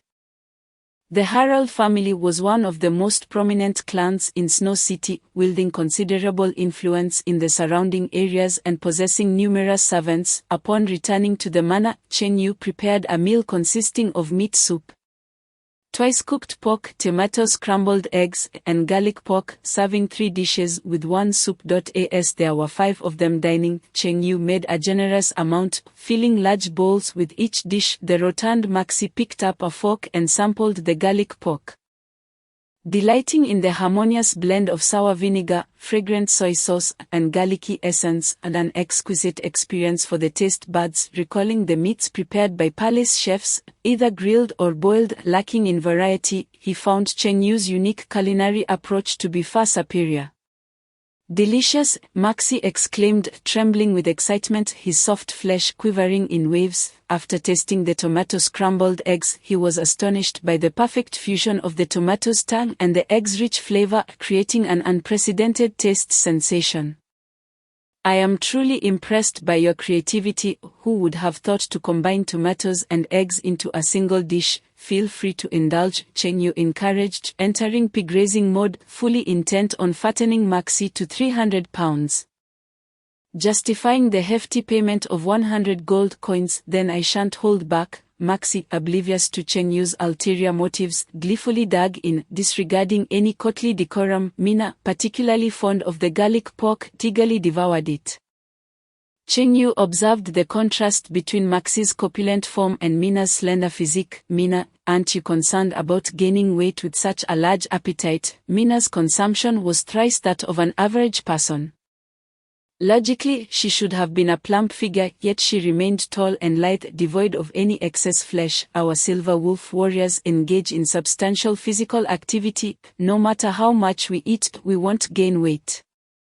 Mina explained. Cheng Yu pondered this. Indeed, Mina's daily regimen involved far more exertion than Maxi's, as she practiced swordplay or toiled in the fields. The extensive exercise burned away any excess fat. In contrast, Vonnie preferred the sweet and savory taste of the tomato scrambled eggs. As a morsel saturated with tomato juice found its way into her mouth, she savored it gently, her expression lighting up with joy, as if her taste buds had transcended to new heights. Having previously subsisted on mere dry bread and water in the slave trader's dungeon, she found Cheng Yu's offerings to be exquisite. Positive emotional value 6, positive emotional value 7, positive emotional value 12, positive emotional value 9. Cheng Yu garnered 34 points of positive emotional value from Mina and the others.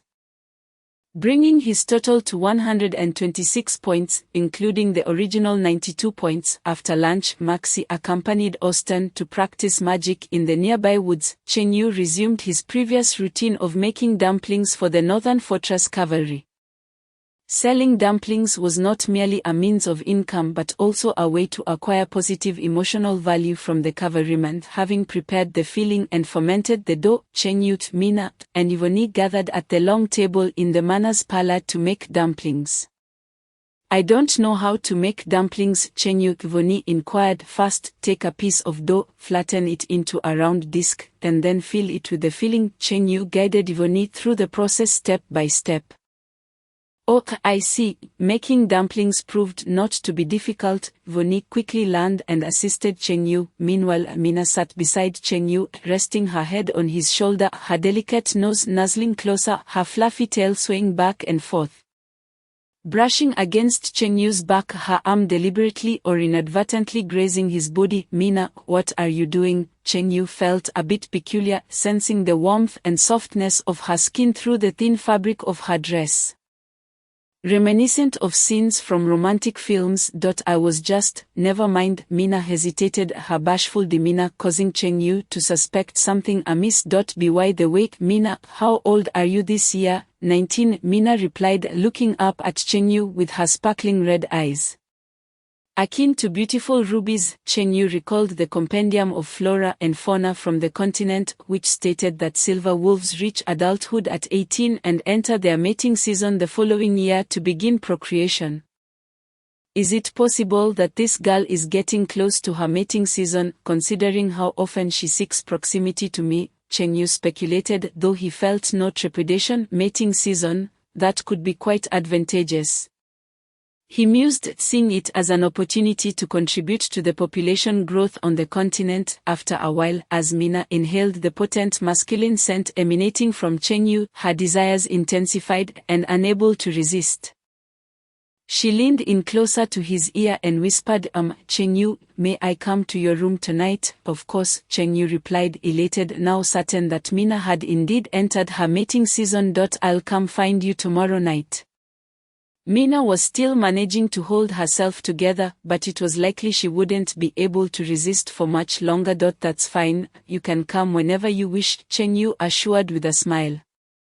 As a responsible host, it was his duty to assist the bested maiden with her physiological needs. The trio worked more swiftly than before, and in 3 hours they finished making 800 dumplings.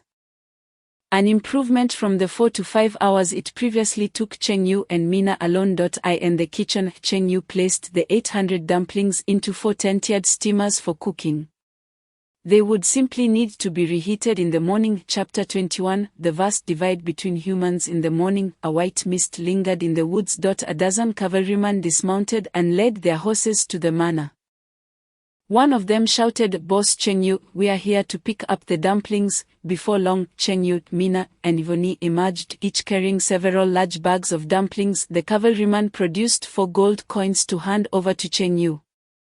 The price of dumplings had risen from 20 copper coins each to 50 copper coins, totaling 40,000 copper coins for 800 dumplings, equivalent to 4 gold coins. "Wait a moment, I've raised the price to 50 copper coins each. And you still want to buy them all?" Chen Yu had initially worried that increasing the price might decrease sales. If that were the case, he would lower the price again as a test. To his surprise, the cavalryman bought them all without hesitation. "That's none of your concern, we simply need that many." One cavalryman waved his hand dismissively. Despite the price increase, some within the cavalry had deemed 50 copper coins too steep and opted not to purchase any further dumplings. After all, no matter how delicious the steamed buns may be, they are merely food devoid of any addictive quality. Nevertheless, there exists a segment within the cavalry unit that can afford to purchase these buns at the price of 50 copper coins each. These buns are exquisite in flavor. Even if the cavalry cannot consume them all, they can still be resold to other garrison troops at a markup, fetching prices of 55 or 60 copper coins apiece. With such a multitude at the Northern Fortress, there will always be those who can afford to buy the buns. "And what of Captain Carl? I have yet to see him, Cheng Yu and Carl share a bond of acquaintance, prompting him to express concern as a friend. A formidable demon, the Blood Queen Afra, has been dispatched by the demon race, and Captain Carl sustained injuries while charging alongside the main force. Please extend my regards to Captain Carl. The cavalry hung the bands on their steeds and returned to the northern fortress. A day's plan begins with the morning. Austin commenced his instruction of Maxi in magic while Ivan stood by, observing and learning. In the realm of magic, innate talent is undoubtedly significant, yet diligent practice is indispensable. Success is the product of 1 part talent and 99 parts effort, Austin honestly taught Maxi. I understand, teacher, Maxi exclaimed with renewed vigor, clutching the golden magic staff with both hands, practicing the plant growth spell. As he recited the incantation, magical energy converged at the tip of the golden staff, forming a circular magic array with a diameter of 20 centimeters. Maxi directed the plant growth spell at a weed at the edge of the farm. New shoots emerged from the heart of the grass, gradually unfurling into fresh leaves. A minute passed, and the weed grew from 5 centimeters to 6 centimeters in height. Driven by the belief that effort yields rewards, Maxi practiced the plant growth spell relentlessly until his magical energy was completely depleted. Have you mastered this spell? Life is meaningless if one does not boast a little. What is the point of living? After studying magic for over a year, Maxi yearned to show off before the novice Ivan.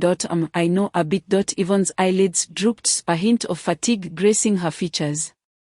Having developed a fondness for magic, she spent the previous night poring over 2 magic tomes received from Austin. Try using the plant growth spell. Let your senior brother guide you. Maxi adopted an air of superiority befitting a seasoned expert. Then I shall give it a try. After an all-night study session, Ivan had grasped some of the spell. The wooden staff gathered magical energy, and a circular magic array with a radius exceeding 1 meter formed at its tip, several times larger than the one conjured by Maxi. She then cast the plant growth spell on a plant in the farm. The few centimeter-tall weed surged forth, rapidly growing into a towering specimen over a meter high. Maxi was left utterly speechless. Have you studied the plant growth spell before? No, I just started learning yesterday, and you've become this proficient in just 1 night. Without comparison, one cannot feel the sting of disparity. Maxi exclaimed in disbelief at the vast gulf between individuals. Teacher, did you not say that success is 1 part talent and 99 parts effort? The slap to the face came swiftly, akin to a whirlwind. Austin felt a touch of embarrassment, feigning irritation. What business do you, a mere human, have comparing your magical talent to that of the forest elves? The elven race inherently possesses greater magical aptitude than humans, and the forest elves, in particular, excel in botanical magic. Furthermore, Ivan is of royal lineage among the forest elves. Her talent in plant magic maximized. To compare Maxi's botanical magic talent to Ivan's was akin to comparing fish to swimming or birds to flying.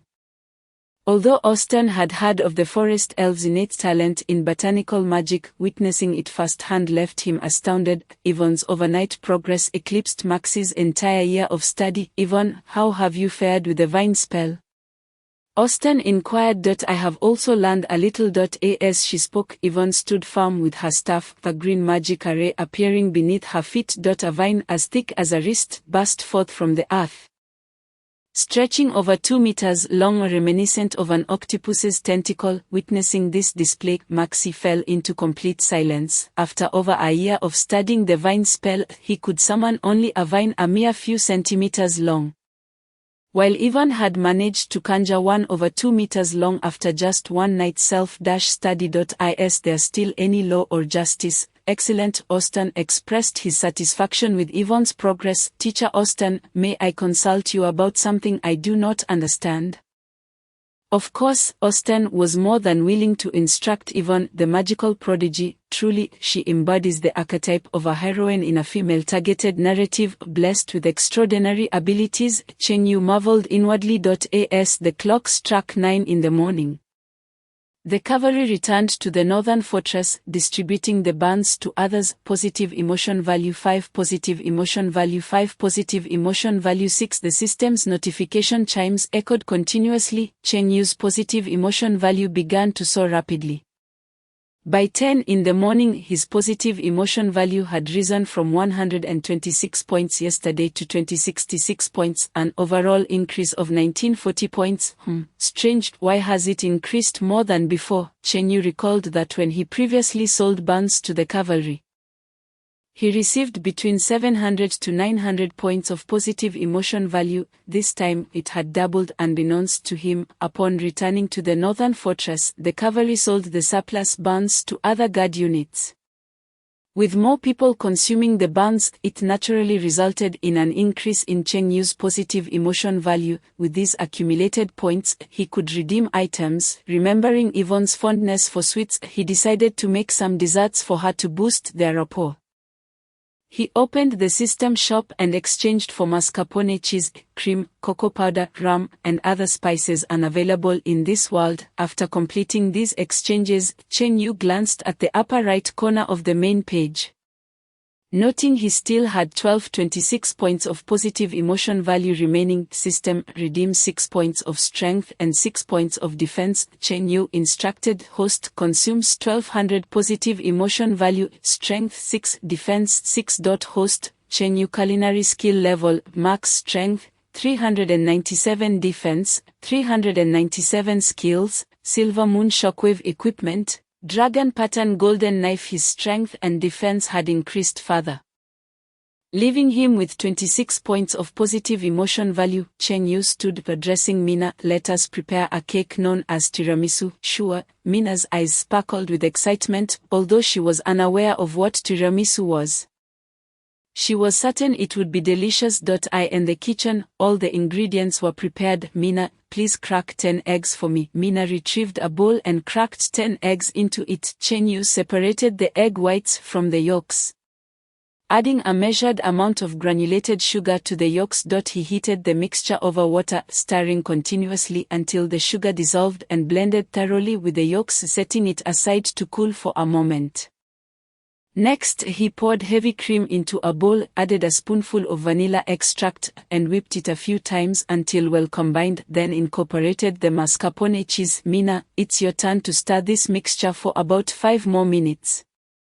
Cheng Yu instructed, handing her the bowl of cream, yolks, and cheese. Okay. Mina took the whisk and continued stirring the cheese mixture. Cheng Yu lit a small stove beside them to brew coffee, soaking ladyfingers in the strong brew to imbue them with its rich aroma. He placed the coffee-soaked ladyfingers into a square container. Mina, pour in the cheese mixture. Cheng Yu directed. Mina poured the well-stirred cheese mixture into the square box, filling the spaces between the ladyfingers and the container. Finally, he dusted a layer of cocoa powder on top, allowing it to set and cool. Tiramisu, a high-sugar, high-calorie treat, can lead to weight gain if overindulged, but it is undeniably delectable. Gazing at the substantial block of tiramisu in the container, Mina swallowed hard, her curiosity piqued about its flavor. Cheng Yu, may I taste a little? Mina eagerly wagged her tail. Not yet, it is still warm. We shall wait until it cools and sets. Oh, fine. Mina could only wait patiently. Half an hour later, the tiramisu had cooled completely and solidified. Cheng Yu cut a small piece with a knife and handed it to Mina. Here, try this. Mina took a bite, her eyes lighting up instantly. Delicious, sweet and fragrant. In Mina's experience, everything Cheng Yu made was exceptional. Cheng Yu sliced the tiramisu into smaller portions, saying, call Yvonne in, let her have a taste too. Mina went outside to summon Yvonne. In no time, Yvonne entered the kitchen. Sister Mina said you were looking for me. Come taste this. Cheng Yu held a piece of tiramisu on a knife, offering it to Yvonne. As she caught a whiff of the sweet aroma in the air, Yvonne's round eyes widened in astonishment. What is this? You mentioned you liked sweets, so I made this just for you. Cheng Yu replied earnestly. Having grown up without familial affection, Yvonne felt a surge of emotion at this rare act of kindness. Her eyes shimmering with a unique light. Noticing Yvonne's daze, Cheng Yu asked, "Do you not like it?" "No, I'm not accustomed to being cared for." Yvonne picked up the tiramisu and took a bite. Savoring the sweet flavor, the rich taste of eggs, and the deep aroma of coffee. "I've never tasted anything so delicious in my life. Also so good." Tears welled in Yvonne's eyes. The emotion stirred within her were a mix of gratitude for Cheng Yu's gesture and the sheer delight of the tiramisu. A flavor that struck directly at her soul. Wiping her tears, Yvonne leaned forward, wrapping her arms tightly around Cheng Yu's waist, resting her head against his chest. "Why are you so kind to me?" Cheng Yu was taken aback when Yvonne embraced him spontaneously. After a moment of surprise, he smiled gently, wishing for her to no longer drift aimlessly. Upon hearing these words, warmth blossomed in Yvonne's heart. The affection between the host and Yvonne surged by 40 points. Cheng Yu was somewhat astonished that Yvonne's fondness for him had increased so significantly. Indeed, girls who grew up lacking love are particularly easy to win over. The overall affection between Cheng Yu and Yvonne reached 60 points. Tenderly stroking Yvonne's light green hair, Cheng Yu gazed into her eyes and declared, "From now on, this shall be your home, and I shall protect you." Yvonne nodded slightly, her heart brimming with a sense of security. Witnessing Cheng Yu and Yvonne in each other's embrace, Mina approached from behind, wrapping her arms around Cheng Yu's waist, resting her head on his shoulder, and said, "I want a hug too." Sandwiched between the two lovely ladies, Cheng Yu grinned broadly, his eyes carving into crescent moons reminiscent of a comical meme. "By the way, Yvonne, how is your study of the plant growth spell coming along? Can seeds be accelerated?" Cheng Yu recalled that the system shop offered a plethora of crop seeds, such as carrot seeds, cabbage seeds, chili seeds, and pepper seeds. The plant growth spell was hailed as a divine skill for farming. Conveniently, there was a vast expanse of farmland in front of the manor. If Yvonne mastered this spell, she could cultivate fruits and vegetables herself, eliminating the need to spend money or exchange positive emotion points at the system shop. "I've perused that magic book, and seeds should indeed be able to be accelerated. However, I still do not have full mastery." Yvonne could currently hasten the growth of seedlings, but had yet to reach the level of rapidly transforming seeds into plants. Cheng Yu was not anxious, reassuring her, "It's all right, take your time. For the sake of my lord Cheng Yu, I will strive diligently." Yvonne clenched her fist, her gaze filled with determination. She was resolute in her desire to quickly learn the plant growth spell to assist Cheng Yu. During lunch, Cheng Yu shared a bit of tiramisu with Maxi and Austin. "With you around, I shall never succeed in losing weight," Maxi lamented, tears welling as he savored the delectable tiramisu. Such high-calorie food skyrocketed the calorie count. Each bite felt like an increase in fat, yet its exquisite taste compelled him to indulge further. This conflicting sentiment was somewhat distressing. "Your culinary skills are unparalleled. I never knew the profession of chef could be so remarkable." "Truly a sight to behold," Austin marveled, having never witnessed Cheng Yu's extraordinary culinary prowess. He was astounded by the exquisite flavors. As night fell, darkness enveloped White Dew Town, and the nearby woods echoed with the chirping of insects. The flickering candlelight illuminated Cheng Yu, who sat in his study poring over the Encyclopedia of Flora and Fauna of the Celsius continent. The door swung open, and the statuesque Mina entered, clad in a classic black and white maid outfit. Closing and locking the door behind her, the bright candlelight cast a glow upon Mina's stunning form, her skin as fair as snow, delicate and enchanting, resembling a lotus emerging from the water. Her long neck shimmered softly, her slim shoulders rounded gracefully, and her slender arms were as fragile as lotus stems. Together with her prominent bosom and curvaceous abdomen, her skin gleamed with a youthful radiance that epitomized feminine beauty. Ivy arrived. Mina, currently in heat, had sought Cheng Yu's assistance the previous day, and he had consented. With her crimson eyes and white hair adorned with beastly ears, Cheng Yu felt a surge of excitement as he opened his arms to Mina.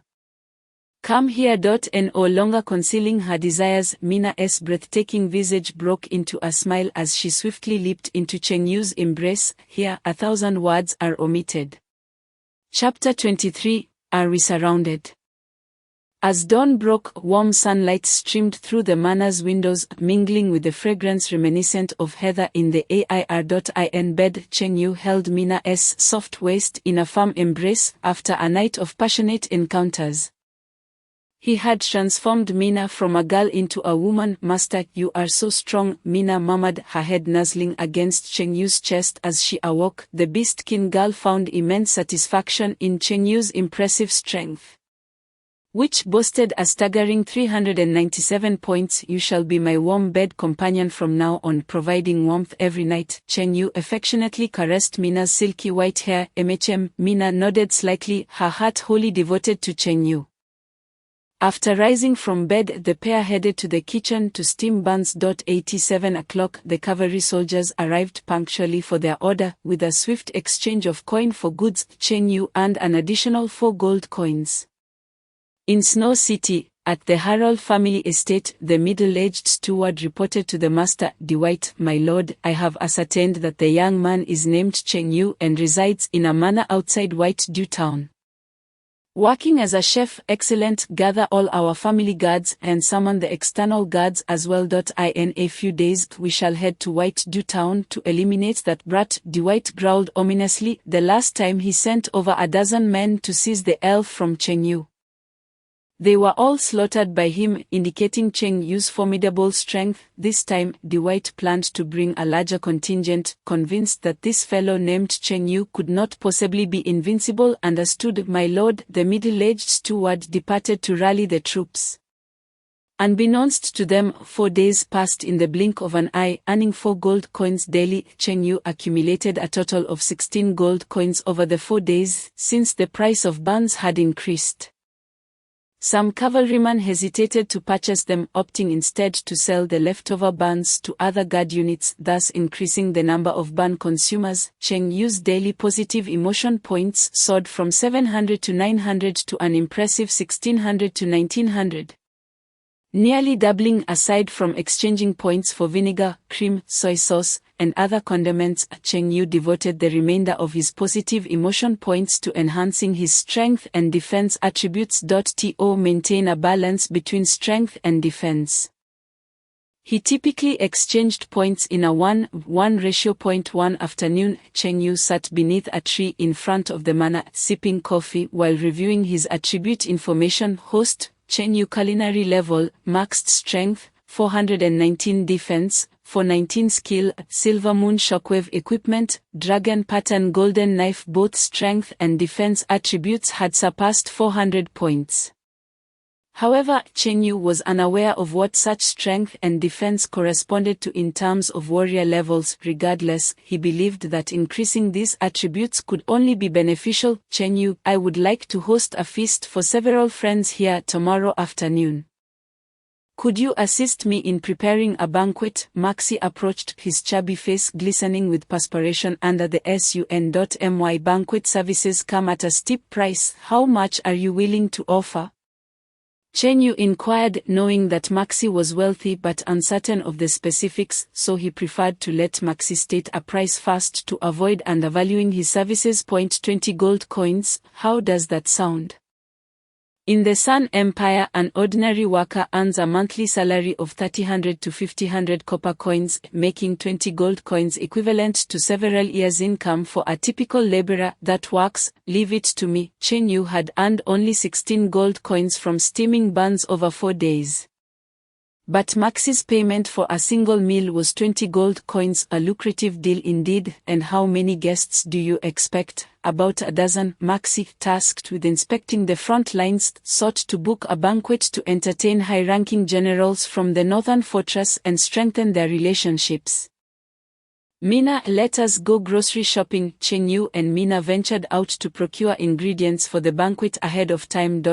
After a night of training, Mina followed Cheng Yu obediently like a devoted wife. Together, they arrived at the White Dew Town market, where Cheng Yu purchased a live sheep, 2 live chickens, several fish, some beef, and pork ribs, spending a total of 20 silver coins. Maxi provided 20 gold coins.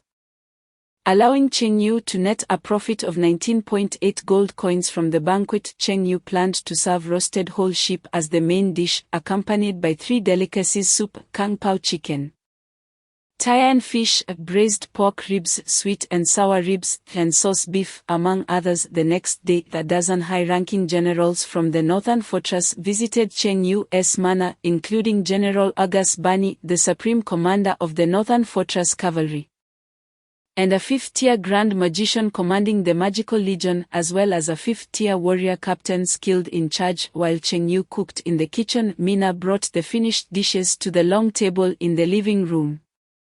Maxi sat at the head of the table while the dozen generals took their seats along its sides. As they gazed upon the golden roasted whole sheep at the center of the table, their mouths watered in anticipation. Although palace chefs could also prepare roasted whole sheep, their methods merely involved adding salt, failing to mask the mutton's gamey flavor. In contrast, Cheng Yu's roasted whole sheep was seasoned not only with salt but also with cumin, pepper, Sichuan pepper, and a variety of spices. Slow roasted to perfection, the lamb was crispy on the outside and tender on the inside, bursting with flavor. It has been a while since I treated everyone to a meal.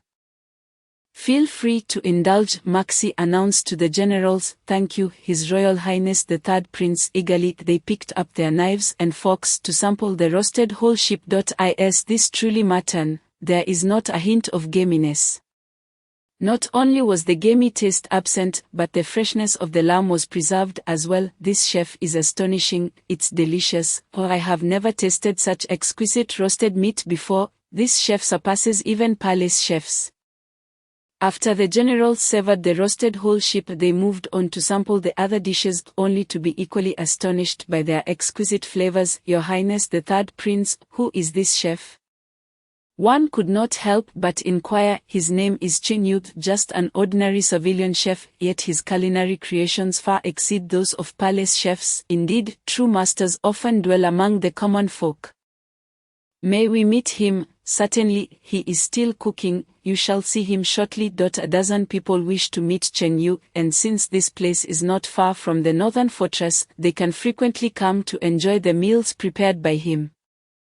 The individuals within the manor overhead queue are now surrounded. Surrender the elven maiden. At that moment, a brazen voice rang out from outside the manor. The high-ranking officials of the Northern Fortress were momentarily stunned, wondering who had the audacity to encircle them. Before long, a wealthy merchant named Dwight strode into the living room with a swagger. Immediately noticing the group of more than 10 individuals seated at the long table, assuming they were allies of Cheng Yu, Dwight sneered, "Quite a few helpers you have, but it is futile. My 300 guards have already surrounded the manor. Kneel before me, and perhaps I shall spare your lives." Chapter 24, The Joy of the Nine Clans Delight Package. The senior commanders of the Northern Fortress exchanged glances. This insufferable fat man must be tired of living to demand they kneel. Among them were generals, princes, and 5th-tier mages and warriors. They had status and strength. General Bani, the supreme commander of the Northern Fortress, stood up and coldly admonished, "Who are you to intrude upon our private banquet?" So brazen was he. Dwight, emboldened by his numbers, approached General Bani and slapped him across the face with a resounding crack. "Let me make it clear, I am Dwight, head of the Harald family from Snow City. How dare you speak to me like that, you old fool?" General Bani was taken aback. He had defended the northern border of the Black Sun Empire for decades, and even the king had to show him some respect. This commoner had the audacity to strike him. Cheng Yu emerged from the kitchen just in time to witness Dwight slapping General Bani and grinned. "Oh, isn't this the merchant who competed with me for the elven slave last time?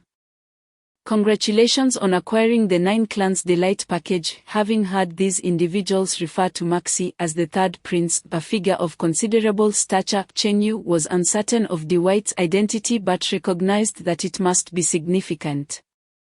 Enraged, Dwight backed, "Boy, hand over that elven slave." "The elven slave is mine, purchased with my own coin. What gives you the right to demand her?" Cheng Yu retorted. "Is it simply because you have 300 guards outside?" His meaning was crystal clear. He intended to seize her outright. Are you not concerned about the legal ramifications of such blatant robbery in the Black Sun Empire? Dwight was as good as dead. Cheng Yu remained patient, calmly reasoning with Dwight. The law is made for commoners, not for wealthy individuals like myself. Fueled by the presence of his 300 family guards, Dwight flaunted his power, reveling in the moment. As if he were living the peak of life, as the song goes. At that moment, a fifth-tier mage made his move. An elderly man, donning a black mage's hat, extended a withered finger, channeling magical energy to create a small magical circle at its tip. Third-tier binding spell, the magic expanded outward, rendering Dwight and several of his guards immobile. What is happening? Dwight exclaimed in astonishment. He could only move his mouth and eyes, the rest of his body was paralyzed. Cheng Yu leaned closer to Dwight, smiling mischievously. Do you know who you just struck? Who? This time it was Dwight's turn to be bewildered. He had no idea who these people were. Why not ask him? Cheng Yu shrugged, equally unaware of the identity of the man he had struck, though he certainly appeared formidable. Dwight's gaze shifted to the elderly man he had just slapped. Who are you? With a vivid red palm print on his face. General Bunny's eyes blazed with fury, his voice low. I am August Bunny. Upon hearing that name, Dwight's cold sweat poured forth, and his breath hitched for several seconds. Why you are General Bunny, the defender of the northern border? General Bunny's expression remained stormy. Indeed, it is I. Cheng Yu, relishing the unfolding drama, chuckled. How does it feel to be drenched in sweat, my friend? Spare me, I did not intend to slap you. Dwight attempted to plead for mercy. But his body was ensnared by the binding spell and he could not move. Having struck the most powerful general in the Black Sun Empire, Dwight felt his heart plummet. The Harald family.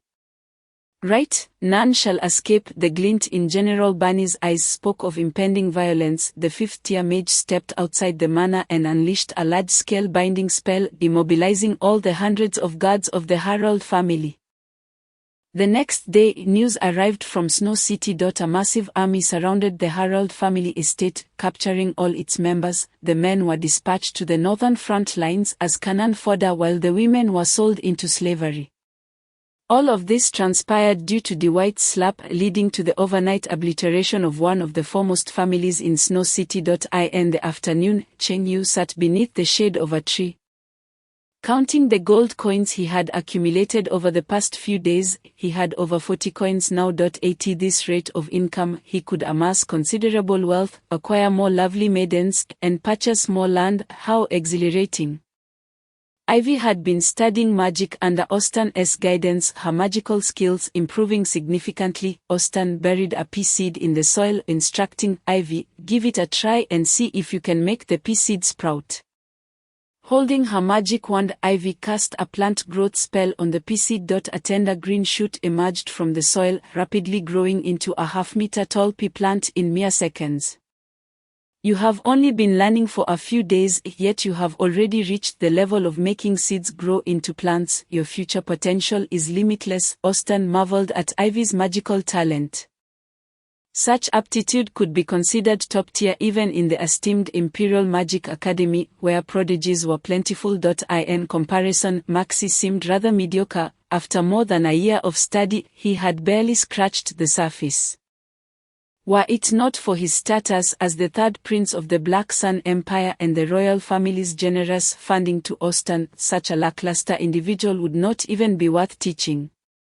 Thank you, Teacher Austen. Ivy beamed, her cheeks displaying two adorable dimples. Would you be interested in accompanying me to the capital? I could recommend you to the Imperial Magic Academy. Austen, recognizing Ivy's potential, was reluctant to see such a talent wasted in the remote town of Bailing.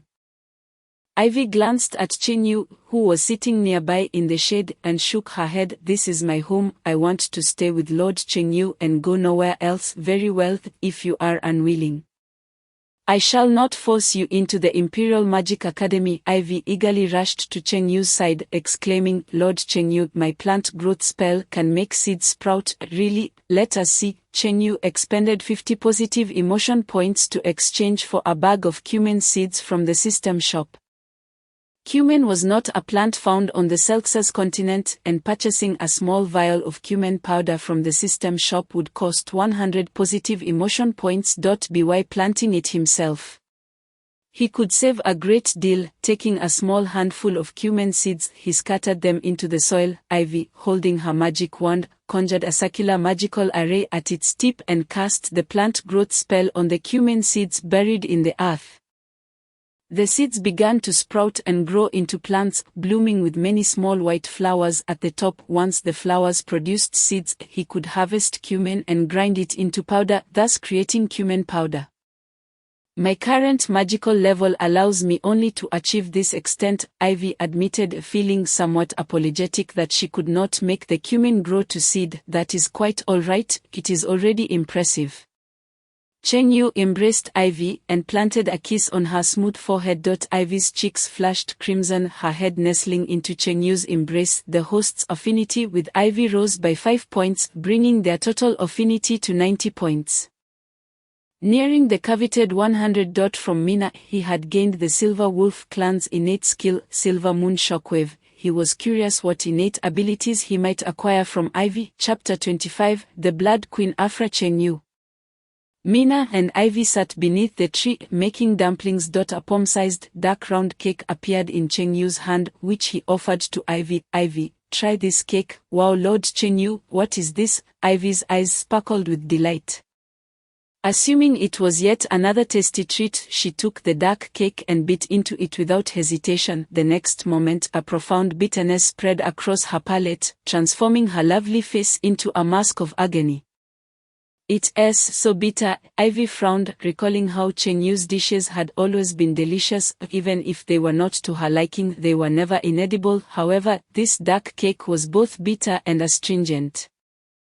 Nearly impossible to swallow. Ivy wanted to spit it out, but Cheng Yu quickly stopped her. Do not spit it out, swallow it. Okay. Ivy, not daring to defy Cheng Yu's command, endured the bitterness and swallowed it.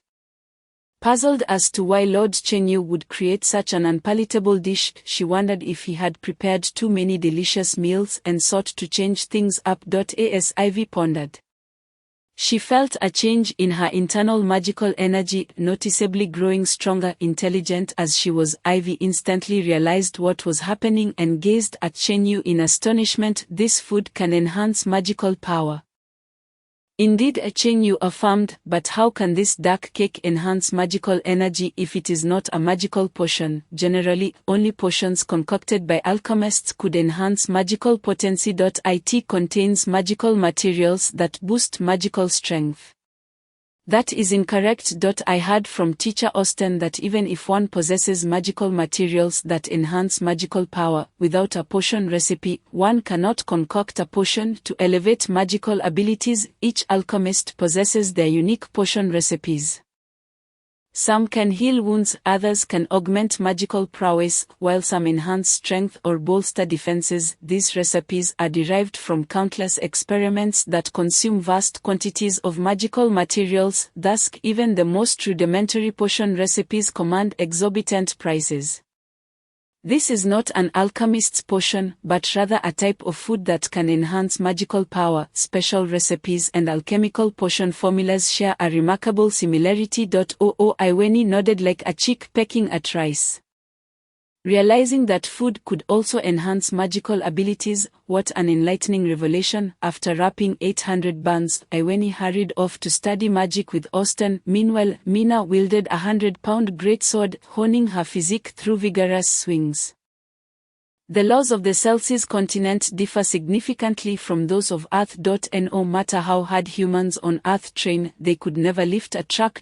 In contrast, the limits on the Celsius continent are far greater.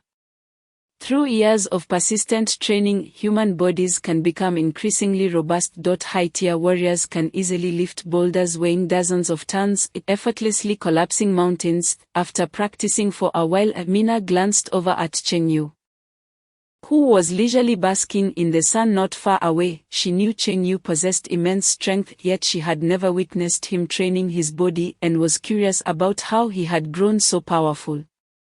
Chen Yu, why don't you try swinging a sword? Mina approached him, lugging her 100-pound greatsword, eager to gauge Chen Yu's strength. Chen Yu cast a glance at the greatsword, said nothing, stood up, and grasped its hilt.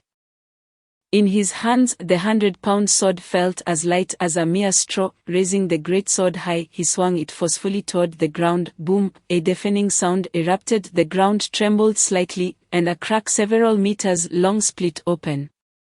Austin, who was instructing Maxi in magic, turned at the sound of Chen Yu's mighty swing, surprise flickering in his aged eyes. Chen Yu, my young brother, are you a Tier 3 warrior? Tier 3 warrior? Chen Yu was unsure of how to categorize his strength. The power of that swing was comparable to that of a fully exerted Tier 3 warrior. So, my current strength is equivalent to that of a Tier 3 warrior, Chen Yu mused inwardly. It is truly rare for someone so young to possess the strength of a Tier 3 warrior, Austin remarked. The warrior profession does not demand the same level of innate talent as that of a mage. But it requires relentless training. One could say that every high-tier warrior is a person of remarkable tenacity, having endured rigorous training beyond what ordinary people can imagine. Chen Yu, how are you so formidable?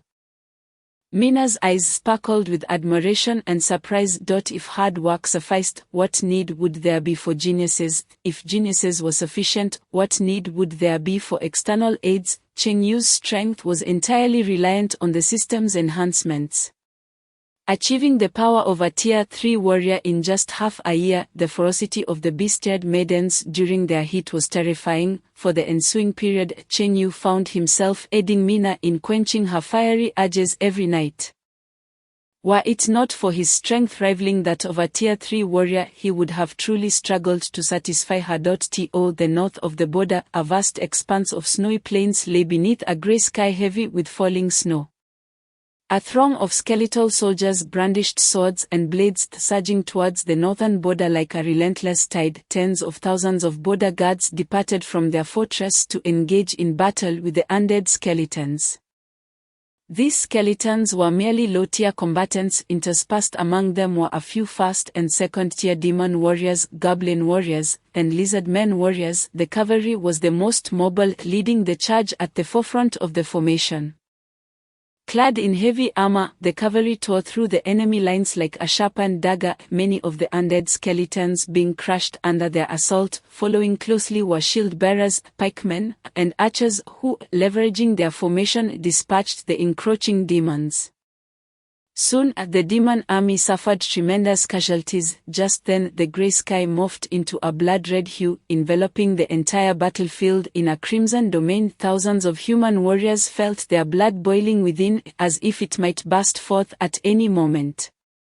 This is bad. The Blood Queen Afra has arrived. Retreat to the fortress. Quickly, retreat. My blood is not palatable. It has high cholesterol. A bowl of blood is half a bowl of grease. The sanguine domain engulfed the battlefield, causing the skin of countless human soldiers to weep blood, resulting in a continuous loss of life. Empowered by the domain, demon soldiers surged forth in a frenzy, and some human soldiers collapsed upon the vast snowy plains. A woman clad in a flowing red gown with snow-white skin and breathtaking beauty descended from the sky, her gaze calm as she surveyed the bloody battlefield. She was Afra, the Blood Queen sent by the Demon King. Afra had become a source of great distress for the high-ranking officials of the Northern Fortress. Her domain ability not only covered a vast area but also caused continuous blood loss. This domain skill was nearly impossible to counter. Suddenly, a delightful aroma wafted through the air. A hint of curiosity broke through her calm demeanor as Afra turned her gaze to a nearby fallen cavalryman. The fragrance emanated from a cloth pouch at the waist of the corpse. Approaching, she picked up the pouch and opened it. Inside were 2 steamed buns wrapped in paper, one of which had cracked open from the impact, spilling its filling. This appears to be some form of food. Upon catching the exquisite scent of the braised beef bun, Afra could not help but take a bite, her expression transforming into one of sheer delight. What is this? How could something so delicious exist in the world? In her quest to uncover the source of this delectable item, Afra struck the fallen cavalryman with her palm. A massive magic circle emerged, Centered around the corpse, with a radius of several meters, soul-summoning magic, the cavalryman had only recently perished, and his soul was forcibly summoned back by Afra. Holding the bun aloft, she inquired of the cavalryman's spirit. "Tell me, what is this?" The spirit, in a dazed state, muttered, "Bun, where did it come from?" "From a chef named Cheng Yu in Bailu town, 50 kilometers south of the northern fortress." Chapter 26, Fat as a ball. Wouldn't that be even better? In the morning, Cheng Yu and Mina rose to prepare steamed buns in the kitchen. Upon their arrival, Iweni was already tending to the fire at the stove. "Good morning, Lord Cheng Yu." Sister Mina, Iweni greeted them with a smile. "How long have the buns been steaming?" "About 20 minutes, I believe that should be sufficient." "The buns are already cooked, they just need to be heated." The three of them carried the steamer outside where the cavalry awaited. After exchanging for small paper bags from the system's warehouse, they filled them with buns. The cavalryman paid for their buns and returned to the northern fortress. At that moment, Maxi and Austin strolled into the garden in front of the manor. Austin, draped in a grey robe and wielding a magic wand, retrieved a round magical artifact from his magical storage pouch and placed it on the ground.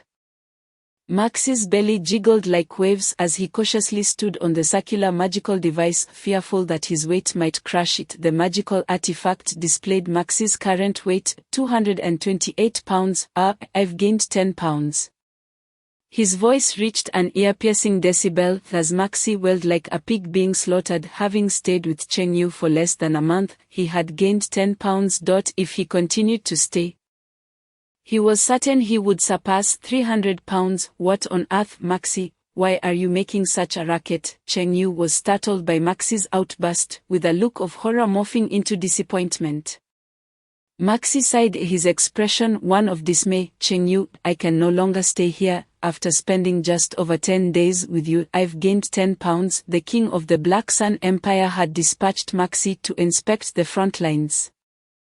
Initially, he had intended to use the opportunity to move around more and exercise to shed some weight. However, encountering Cheng Yu, the culinary master, had proven to be a culinary trap, with each dish more delectable than the last. Not only had he failed to lose weight, but he had also gained more. Cheng Yu recalled how every mealtime Maxi would shovel food into his mouth with a spoon, consuming as much as Mina. In addition to the 3 daily meals, Maxi insisted on having Cheng Yu prepare tiramisu for him as a midnight snack, while his daily movement radius barely exceeded 100 meters around the manor. No wonder he was gaining weight. "You can leave, but I won't refund you the 100 gold coins," Cheng Yu stated. Maxi handed Cheng Yu 100 gold coins as payment for a month of lodging and meals. Now, having not even stayed for a full month, he was already clamoring to leave. Cheng Yu was unwilling to return his money. "It's a small sum." Maxi thought little of the 100 gold coins. With the frontline inspection nearly complete, he declared, "I should return to the capital." "How about staying a few more days?" Cheng Yu attempted to persuade him, knowing that such a wealthy fellow was a rare find, and he might still extract some benefits. "No, if I stay any longer, I might just turn into a ball." "Turn into a ball? Wouldn't that be even better? Why, round and plump, you could roll back to the capital, efficient and effortless." Maxi suspected Cheng Yu of deliberately fattening him up, though he had no evidence to substantiate his claim. "I can no longer remain here." The two retreated to their rooms to pack their belongings. However, not even 2 minutes after leaving the manor, they turned back. Maxi approached Cheng Yu. "Brother Cheng Yu, could you make some of that tiramisu for me to take home for my family to try?" "Tiramisu can only be preserved for 2 or 3 days. By the time you return to the capital, it might already be inedible. No worries, my teacher knows ice magic and can freeze it, prolonging its freshness. That's indeed a commendable idea." Cheng Yu entered the kitchen and prepared several pounds of tiramisu for Maxi. Austin utilized his ice magic to create a large, square block of ice, which he chiseled into the shape of a box, fashioning a rudimentary refrigerator. He placed the tiramisu into this makeshift ice box before storing it within a magical storage bag. With your appetite, I wager you will have devoured this entire box of tiramisu by the time you reach the capital, Cheng Yu teased with a smile. Impossible, absolutely impossible, Maxi replied firmly. He might consume a little, but he could never finish it all. The two departed from Cheng Yu's estate. Ivany, have you mastered the plant growth and vine magic yet? Austin had left, leaving Ivany without a mentor. Ivany's lovely face broke into a smile as she replied, I have learned it, though I am not yet proficient and need more practice. The forest elf clan's innate talent for plant magic is unmatched by other races, while an ordinary magician might take 2 to 3 years to master these spells. Ivany had accomplished it in just a few days. I will find some seeds for you to practice with. Cheng Yu opened the system shop and spent 50 positive emotion points to exchange for half a pound of high-quality sweet corn seeds. Although corn also existed on the Celsius continent, the local varieties were quite subpar and barely edible. There were over 100 acres of farmland in front of the estate, and Cheng Yu intended to cultivate some corn for himself. He spent another 50 positive emotion points to acquire 50 grams of superior strawberry seeds. Strawberries were present on the Celsius continent, but the varieties were inferior. He then spent 50 positive emotion points again to obtain 50 grams of catnip seeds, which were unavailable in the region. Intending to grow some for future feline companionship, Cheng Yu exchanged for a dozen types of seeds in the system shop and handed them to Ivany. She took the seeds to the farmland and scattered several sweet corn seeds on the ground, using the plant growth magic on them. The sweet corn seeds sprouted rapidly, growing visibly tall, reaching 2 meters in height.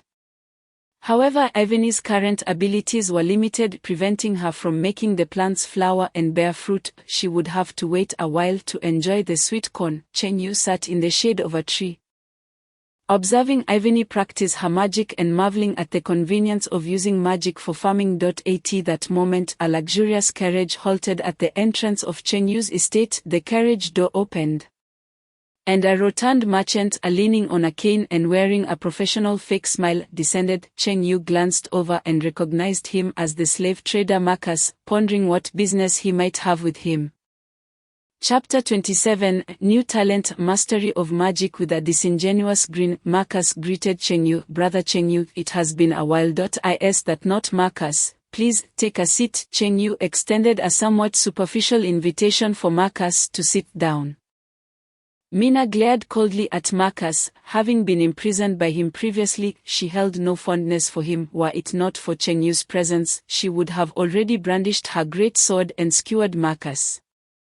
What brings you to me? Cheng Yu inquired. Brother Cheng Yu, could you possibly sell me some more of that MSG? Marcus had previously purchased a packet of MSG from Cheng Yu, which, although it could not perfectly replicate the delectable fried rice Cheng Yu made, allowed him to mimic it to a satisfactory degree. The fried rice restaurant in Snow City had seen improved business, allowing him to earn more money. Recently, he had nearly exhausted the MSG supply. 1 gold coin per packet. How many would you like? In the system shop, the packet of MSG could be exchanged for 50 positive emotion points, equating to a fair trade. Upon hearing this price, Marcus feigned a frown. Brother Cheng Yu, we are quite familiar. Surely you could let it go for a bit less. Do you have any idea how high the cost is to produce a packet of MSG? Do you realize how many brain cells I lose in the process? Do you understand the number of procedures required to make a single packet? After a barrage of questions, Marcus was left bewildered.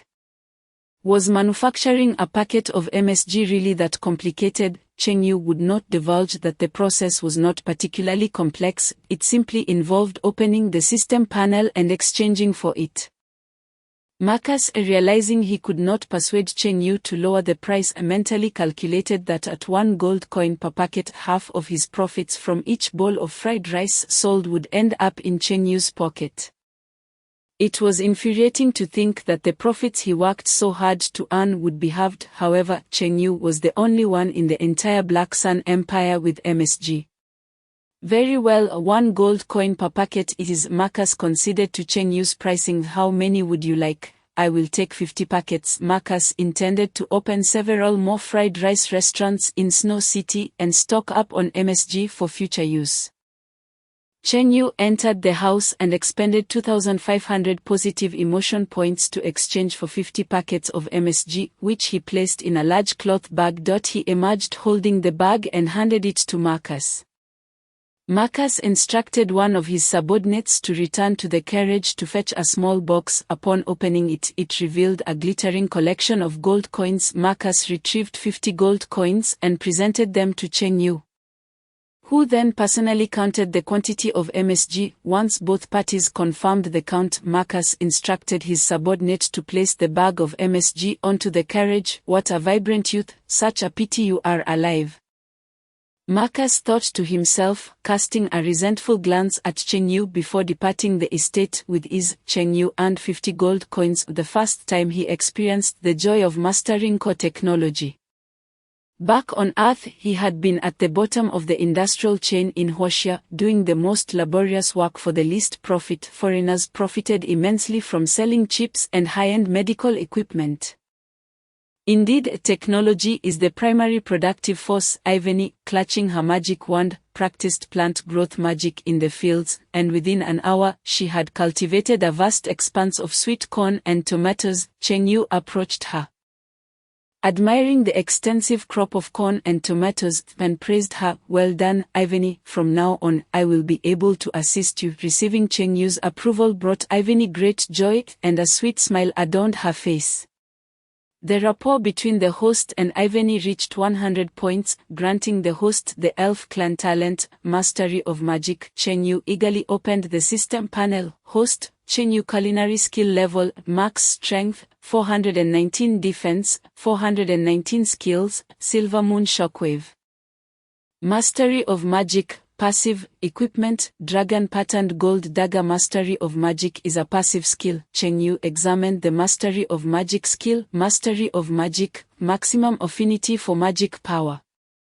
Possessing magical talent comparable to that of the forest elf royal family, Cheng Yu had previously lacked magical talent, but now he possessed the same magical aptitude as Ivany. Austen had previously praised Ivany, noting that her magical talent was exceptional even among the many geniuses at the Imperial Magic Academy. Acquiring Ivany's magical talent was exhilarating. Cheng Yu could distinctly sense the magical energy surrounding him, noting that the magical aura emanating from Ivany was far stronger than that of Mina. Warriors primarily relied on physical strength in battle, while magicians depended on magic. It was only natural that the magical strength of a warrior could not compare to that of a magician.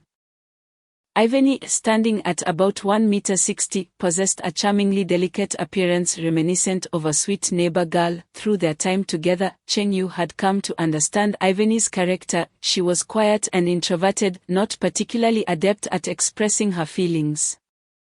For a girl who was not very proactive, one had to take the initiative to win her over. Ivany, may I touch your ears? Cheng Yu asked. This request made Ivany hesitate despite holding a favorable impression of Cheng Yu. Such an intimate action caused her to falter. If you don't want to, that's all right. Noticing Ivany's hesitation, Cheng Yu decided to employ a strategy of feigned indifference. As the saying goes, a warm man leads the dog behind. To win over a girl, mere care and sincerity are insufficient. One must also possess the cunning of a rogue. That's not it, that's not it, Ivany protested, sensing Cheng Yu's subtle disappointment, not wishing to let him down. She steeled herself and agreed. All right, follow me. Cheng Yu led her to the garden in front of the estate, with Ivany obediently trailing behind him. They sat beneath a large tree. Ivany lacked the slender waist and long legs of Mina. Exuding a gentle, refined beauty, Cheng Yu gently caressed Ivany's long, delicate elf ears, which felt incredibly smooth. Ivany closed her eyes, extending her neck as a sound escaped her throat involuntarily. Her fair complexion flashed a bright red. How about you come to my room tonight? At that moment, Cheng Yu resembled a rogue attempting to ensnare an innocent maiden. Ivany opened her eyes to behold Cheng Yu's handsome face, adorned with sharp eyebrows and starry eyes. Too handsome for her to resist, her gaze brimmed with affection, and understanding Cheng Yu's intentions, she nodded slightly in agreement. Firstly, she was Cheng Yu's slave, and according to the rules of the Celsius continent, a master could command their slave to do anything, even to death. Secondly, after days of care, Ivan's feelings for Cheng Yu had reached their peak. She was quite fond of him but lacked the courage to express it. Given Cheng Yu's initiative, she decided to go along with it. Lord Cheng Yu, this is my first time, and I lack experience. I cannot serve you as comfortably as Sister Mina does. Ivany expressed her concerns about not being able to please him, fearing she might upset him. It's all right, I will guide you, Cheng Yu replied with a smile, gently ruffling Ivany's hair. Chapter 28, General Barney's unusual appetite. After dinner, Cheng Yu cradled Ivany in a princess carry and brought her to his room. Her light green eyes reflected a hint of nervousness, while Ivany's delicate features were exquisitely beautiful. The glimmer in her eyes radiated joy. Previously, Ivany envied Mina for being cherished by Cheng Yu, and tonight she too was to receive Cheng Yu's affection, filling her heart with sweetness. Throughout the night, Cheng Yu won Ivany's heart. Although there was no reproductive isolation among different races on the continent of Celsius, the probability of conception between different races was significantly lower than that within the same race. In the morning, Ivany lay nestled on Cheng Yu's chest, her long elven ears pressed against him, listening to the steady rhythm of his heartbeat. Having endured bullying from her kin and suffering hunger and cold at the hands of slave traders, only in Cheng Yu's presence did she experience the warmth of home, a rare tranquility enveloping her soul. As she lay beneath the covers, her eyes brimmed with love as she gazed at Cheng Yu, her heart brimming with anticipation for the future. Sleep a little longer. Thank you, Lord Cheng Yu. From now on, we shall be a family. No need to thank me. Cheng Yu exited the room to steam buns in the kitchen. After steaming the buns, he and Mina carefully placed each one into paper bags, which they then transferred into a large cloth sack. Together, they carried the heavy sack filled with buns into the living room. Outside the manor, the sound of hooves echoed. Today, aside from the cavalry from the northern fortress, the front of the line was occupied by a middle-aged man with graying hair and an elderly figure draped in a magical cloak. Cheng Yu recognized the middle-aged man as General Argus Barney, the highest commander of the northern fortress, the same individual who had been slapped by a wealthy merchant from Snow City. Cheng Yu, my young brother, I have come to visit the third prince. Is he still asleep? Barney, appearing to be in his 50s, bore a rugged visage. Just a few days prior, at the invitation of the third prince, he had enjoyed a feast at Cheng Yu's, leaving him with a favorable impression and a cordial demeanor. He has already left? Why? Barney was taken aback. He had come early in the morning specifically to see the third prince, only to find he had departed. He found my cooking too delectable and worried it would make him gain weight, so he left. The third prince's determination to lose weight was admirable, a quality worthy of emulation, which stirred a sense of respect within Barney. Your third prince certainly possesses remarkable willpower. He constantly talks about dieting. Yet after staying with me for 10 days, he gained 10 pounds. That glutton eats more than a pig, capable of both feasting and sleeping. Had he not paid generously, he would have been expelled long ago. Barney was momentarily at a loss for words, but he quickly changed the subject. Nevertheless, I must admit, young brother, your culinary creations are indeed delightful, and their propensity to induce weight gain is entirely understandable. Cheng Yu shrugged. Such is the nature of mastering the culinary arts. The cavalryman received 800 buns, paying Cheng Yu 4 gold coins. Barney was already aware that the cavalryman left before dawn each day to patrol, but in reality they were coming to Cheng Yu's for buns. However, considering the soldiers fought valiantly on the battlefield, craving a taste of something delightful was hardly a grave matter. Barney chose not to pursue the issue, tacitly allowing it. You may take the buns back. I will remain here for a while longer, Barney instructed the cavalryman. Yes, General. A dozen or so cavalrymen departed for the northern fortress with their buns. Ebul, wait for me here, I have something to discuss with this young brother Chengyu, Bani said to the accompanying elderly mage. The elder named Ebul moved to the shade of a tree in front of the manor to rest. Young brother Chengyu, may I have a word? Bani's rugged face, adorned with a bushy beard, bore a smile. Chengyu led Bani to a secluded spot near the horses where they were alone. Bani glanced around cautiously and leaned in closer to Chengyu's ear. Young brother Chengyu, your culinary skills are astonishing. Do you happen to know how to make that particular food? Chengyu furrowed his brow, perplexed. That particular food? What do you mean? You know, that stinky food. Instantly, Chengyu's mind conjured images of stinky tofu, pickled herring, and fermented fish. No, my good fellow, why would someone of your stature be interested in foul-smelling food? Chengyu questioned, bewildered. Bani again scanned the surroundings warily. Ensuring no one was eavesdropping before recounting a tale from his youth. In my impetuous days, I ventured into the ruins of the fallen god with a few friends only to find ourselves trapped in a magical circle for half a month. There was neither food nor water. Can you guess how we survived? How did you survive? Chengyu inquired with curiosity. A person can endure quite a while without food, but without water one cannot last more than 3 days. Fortunately, there happened to be a large pile of green beast droppings beside the magical circle. Bani appeared sheepish. At first, we resisted, but eventually, hunger left us no choice, so we resorted to, well, you understand, you survived by consuming excrement. That's quite abstract. Since that incident, I have developed a particular interest in foods with an unpleasant odor. What a flavorful tale, Chengyu mused. He recalled a psychological condition known as pica, wherein individuals crave non-food items. Some have a penchant for grass, hair, dirt, or even glass. Bani's case, however, was more peculiar, as he seemed to have an affinity for repugnant delicacies. This is rather difficult to admit. Please keep this a secret. I shall keep your secret. I can indeed prepare foul-smelling dishes. Chengyu initially intended to make stinky tofu for Bani, but after hearing his story he decided to concoct something even more audacious, original 9-turned intestines. If you can create a dish that satisfies me, I shall reward you with 10 gold coins. No problem. Once their conversation concluded, Bani and Chengyu returned to the front of the house. Bani introduced Chengyu to Ebul. This is Ebul, a 5th-tier Grand Mage and the Vice-Captain of the Northern Fortress's Mage Brigade. Ebul nodded in acknowledgement. He had previously dined at Chengyu's during a visit to the Northern Fortress and recognized him. General Bani, Vice-Captain Ebul, please make yourselves comfortable. I will head to town to procure some ingredients.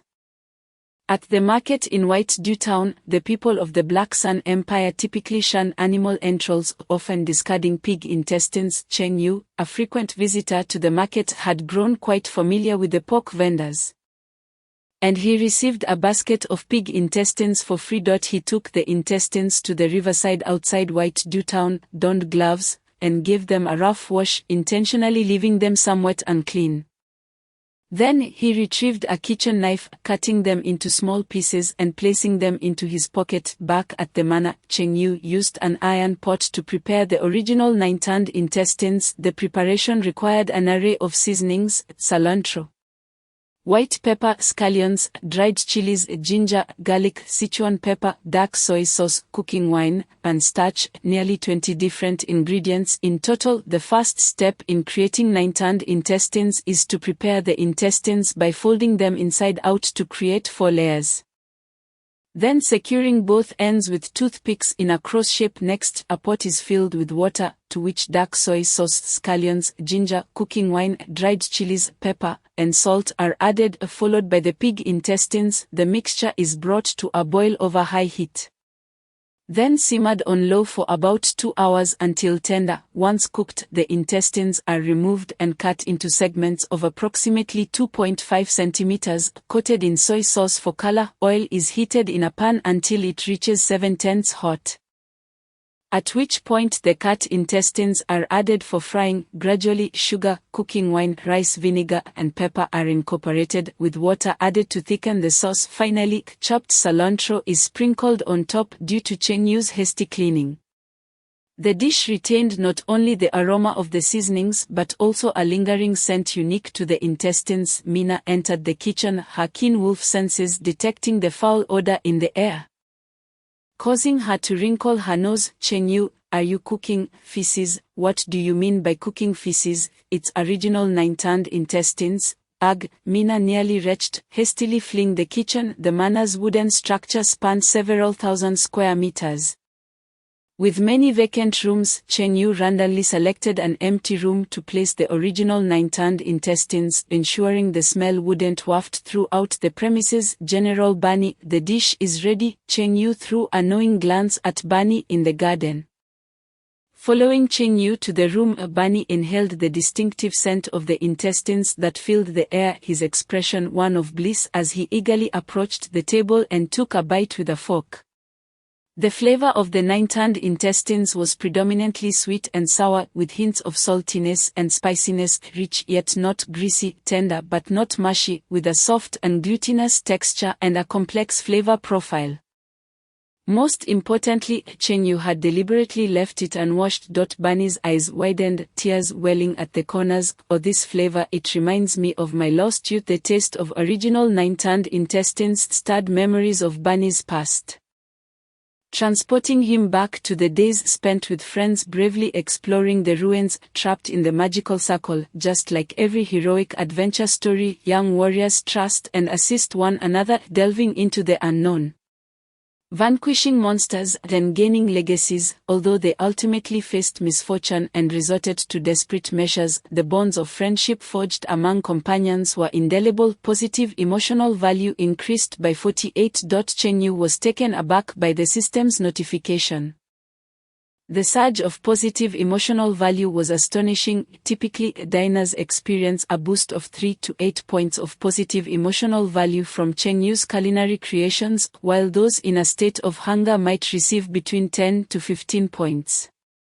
However, Bunny had experienced a staggering 48 points of positive emotional value in an instant. "This is more exhilarating than a drug," Bunny exclaimed. "Young brother Cheng Yu, this dish is exquisite. Its unique stench only enhances its appeal." "How did you achieve this?" "Well, I retained a portion of the original scent during the cleaning process," Cheng Yu confessed to Bunny. Bunny pressed his lips together, a faint smile playing on his face. "Was that intentional, or merely an accident?" "I acted with intent." "Excellent," Bunny grinned, casting a look of approval towards Cheng Yu. This was precisely the flavor he desired. "This is utterly absurd," Cheng Yu gasped inwardly. Who would have thought that the most powerful general of the Black Sun Empire harbored such peculiar inclinations? Having devoured the entire plate of original flavored nine-turned intestines, Bunny felt his youthful vigor reignite, as if he had been rejuvenated by a decade. "My youth has returned, good sir. You are nearing 60, what youth can you claim?" Cheng Yu silently scoffed. The two exited the room and stepped into the garden. "Ebal, grant this young brother Cheng Yu 10 gold coins. His culinary creations are truly delectable." Bunny was thoroughly pleased with Cheng Yu's original flavored intestines. They were his absolute crush. Ebal was taken aback. "So, the delicious dish, did you not save any for me?" He was indignant that Bunny had indulged alone. "You would not have appreciated that dish." Bunny, being a friend of Ebal, had no intention of offering him anything distasteful. Ebal retrieved 10 gold coins from his magical pouch and handed them to Cheng Yu. "Accept these 10 gold coins graciously, Cheng Yu. Why not join us for a simple lunch before you return? This meal shall be on me." As these two were high-ranking officials from the Northern Fortress, cultivating their camaraderie would facilitate future dealings. "Your kind invitation is most welcome. We shall not decline." Having missed out on Bunny's earlier feast, Ebal readily agreed to stay for lunch. Just then, Mina and Evin emerged from within, spotting Cheng Yu basking in the sun in the garden. One approached from the left, the other from the right. Mina nestled against Cheng Yu's arm, nuzzling him affectionately, while Evin, though having surrendered to Cheng Yu the night before, still exhibited a hint of shyness, unlike Mina's openness, observing the exquisite oak beauty to Cheng Yu's left and the enchanting elf beauty to his right. Bunny couldn't help but furrow his brow. This young brother Cheng Yu, despite his youth, was accompanied by two stunning women. Thus, in a tone of a seasoned individual, he offered a word of caution. Young brother Cheng Yu, allow me to impart a piece of advice. What advice? Cheng Yu inquired, slightly bewildered. Young men ought to exercise restraint and avoid excessive indulgence. As the saying goes, in youth, one does not grasp the value of vitality. In old age, one laments the loss with empty tears. Bunny faced his wife, fierce as a wolf, feeling overwhelmed by his inadequacies. Is that so? I suppose I shall have to practice moderation. Indeed, Bunny nodded. At that moment, he suddenly sensed a fierce glare from Mina. Realizing his previous words had offended her, he ceased conversing with Cheng Yu and turned to chat with Ebal instead. Ebal, I just heard General Bunny mention that you are a 5th level archmage.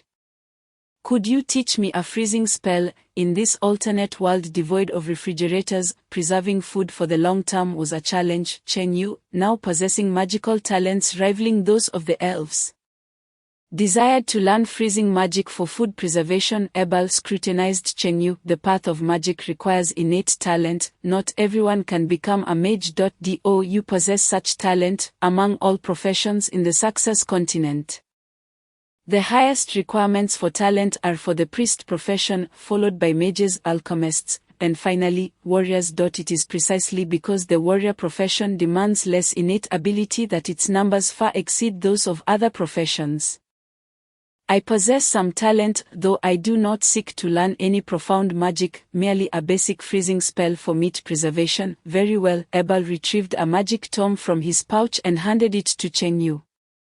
This is a first-level magic, basic freezing spell. It is a rather ordinary freezing magic. You may borrow it for 3 days, or after that have a cavalryman return it to the northern fortress. Thank you, Elder Ebal. Cheng Yu expressed his gratitude, accepting the tome. After lunch, Bunny and Ebal returned to the northern fortress. Under the shade of the garden trees, Cheng Yu perused the first-level magic, basic freezing spell. Thanks to his exceptional magical aptitude, the intricacies of the magic circle and the methods of magical energy condensation, which would appear complex to an ordinary person, became remarkably simple to him. He could grasp the concepts with barely a glance. Following the instructions in the tome, Cheng Yu raised his right palm, channeling magical energy. The ambient magical energy began to coalesce at an exceedingly slow pace towards his palm. Ordinary individuals cannot perceive the presence of magical energy, but Cheng Yu, gifted with extraordinary magical talent, could distinctly sense a faint, tenuous mass of magical energy forming in his palm. Even sharing a similar magical aptitude, was equally astonished by the weak magical energy manifesting in Cheng Yu's palm. Turning her gaze towards him in surprise, Cheng Yu, you can wield magic. I am just beginning. He cautiously lifted the magical energy in his palm, attempting to construct a magic circle. The magical energy you are gathering is too weak. It would be more efficient to use a magic wand, Evin advised. While a mage can condense magical energy from any part of their body to form a magic circle, utilizing a wand enhances both efficiency and potency. No need. I wish to try this barehanded first. Cheng Yu felt the changes in the magical energy within his grasp, controlling its movement with his mind, allowing the feeble energy to swirl around the tip of his index finger. Then, he silently recited the magical incantation. With the incantation's enhancement, a thin veil of white frost materialized at his fingertip. Each spell corresponds to a specific incantation. While casting magic directly is swift, it significantly reduces its power. Reciting the incantation before releasing the spell extends the casting time but enhances its potency.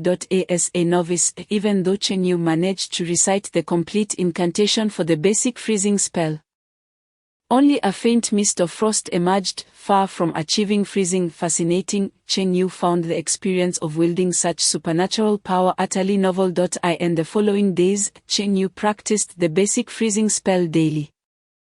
With each repetition, the magical energy he could gather became increasingly formidable. Alongside his magical practice, Cheng Yu also redeemed points for strength and defense, using his positive emotional value each day to bolster his attributes. Meanwhile, as Yvonne practiced the plant growth spell at the farm, she cultivated various seasonings such as scallions, ginger, and garlic, as well as crops like corn and tomatoes. This saved her considerable positive emotional value that would have otherwise been spent on ingredients. All the saved positive emotional value was then utilized to enhance her strength and defense. Unbeknownst to them, 8 days swiftly passed. Thanks to his exceptional magical talent, Chen Yu had preliminarily mastered the basic freezing spell. While considered simple, this spell still posed a challenge for ordinary mages, typically requiring 2 to 3 months to grasp. This underscores the significance of talent in the mage profession. Those with high talent learn magic swiftly and can progress further, whereas those with lower talent struggle even with basic spells, potentially achieving only second-level mage status in their lifetime. A basin of clean water was placed in the center of the courtyard. Chen Yu, wielding a wooden wand, concentrated magical energy and recited the incantation at a measured pace. After a chant lasting several seconds, a circular magic circle with a diameter of over a meter appeared at the tip of the wand. Under the spell's influence, the water in the basin rapidly froze, emanating white frost and forming a solid block of ice. "Wow, Chen Yu, you are amazing," Mina exclaimed in delight from the side. "The power is rather average." Chen Yu replied, his freezing magic could only freeze objects within a meter's radius, lacking any significant destructive force. However, his primary goal in learning freezing magic was for preservation, and this level of effectiveness sufficed. Behind the manor lay a cellar which he planned to convert into a cold storage to preserve more meat, alleviating the need for daily trips to the market. "Mina, could you fetch some tomatoes from the farm? We'll have tomato braised ribs for lunch." Yes. Mina hurried to the farm in front of the manor to gather tomatoes. Chen Yu settled back in the garden, opening the system panel. Today's positive emotional value had been credited, allowing him to allocate points. He had earned 1856 points today. System allocate 9 points to defense and 9 points to strength, with 1 strength point equating to 100 positive emotional values and 1 defense point also equating to 100 positive emotional values. Chen Yu consumed 1800 points of positive emotional value, enhancing his strength and defense accordingly. Chen Yu glanced at the main interface, which displayed his current attributes. Host, Chen Yu, culinary level, max, strength, 501. Defense, 501, skills, Silver Moon Shockwave, magic proficiency, passive, equipment, dragon patterned gold dagger, with both strength and defense attributes surpassing 500 points. Chen Yu clenched his fists, feeling a marked increase in power, approaching a tree with a diameter of over a meter.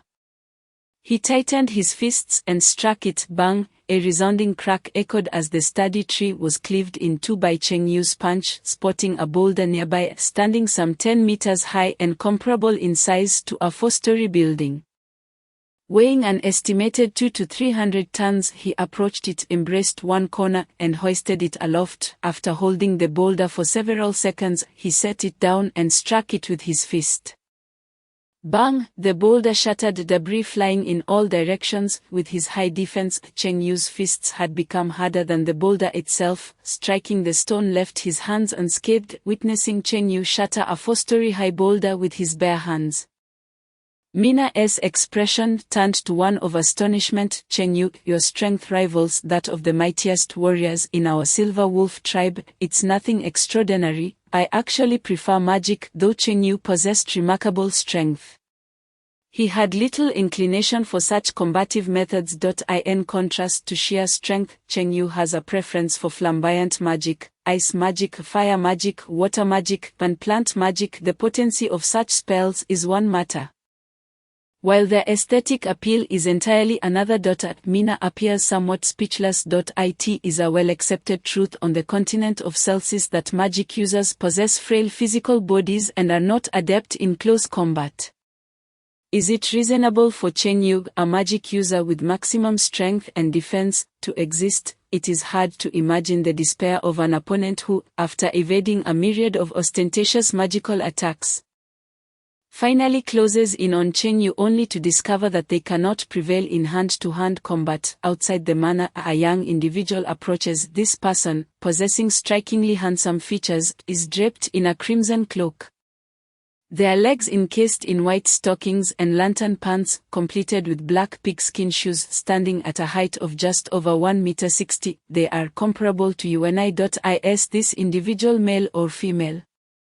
From their appearance alone, Chen Yu cannot discern their gender. The young person in white stockings spots Chen Yu and beams. Excuse me, is this Chen Yu's residence? Indeed, I am Chen Yu.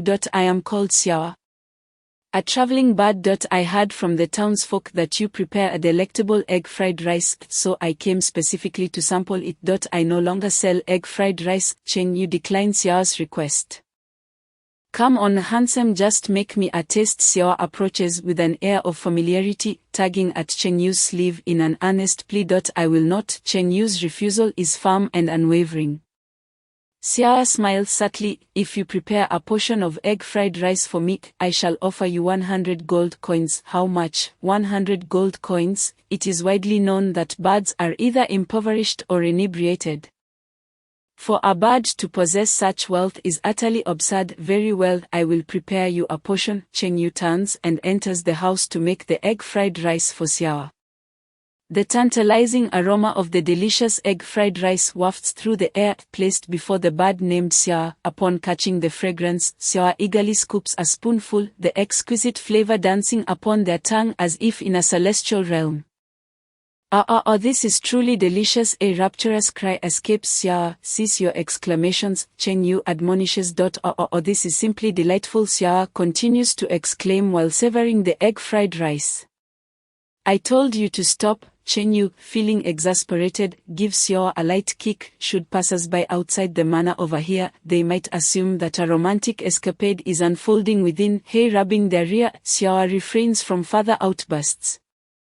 Continuing to enjoy the egg fried rice, Chen Yu stands nearby, scrutinizing Xiao in an attempt to discern clues about their gender. 17 or 18 years of age, with fair skin and striking features. They might be cross-dressing, with a flat chest. They could be male, yet the shoulder-length hair and white stockings suggest the possibility of femininity. Chen Yu finds himself momentarily perplexed about Xiao's gender. Soon, the plate of egg fried rice is entirely consumed by Xiao, who pats their stomach, reflecting on the difficulty of finding a satisfying meal after months of wandering. Hearing this, Chen Yu suddenly realizes that this individual might very well be a freeloader with a darkened expression. He extends a hand towards Xiao. Hey, pay up. Actually, I don't have any money, Xiao replies, offering an awkward smile. Seriously? You really are a freeloader? Chen Yu responds with irritation. Please don't be upset. Xiao quickly reassures him, then retrieves a small harp from their waist. My profession is that of a bard. I can sing poetry for you to settle the debt. Damn, after all this time in business, this is my first encounter with a freeloader. I'm not interested in your pathetic poetry. Just give me the money, but I truly have no money, otherwise I wouldn't be resorting to this. Xiao spreads their hands in surrender, the gesture akin to saying, I have no money, nor do I owe you my life. Chen Yu, observing Xiao's appearance resembling that of a girl, leans closer, almost pressing his face against Xiao's delicate features, rubbing his hands together with a mischievous grin. No money? Then we shall settle this in another way.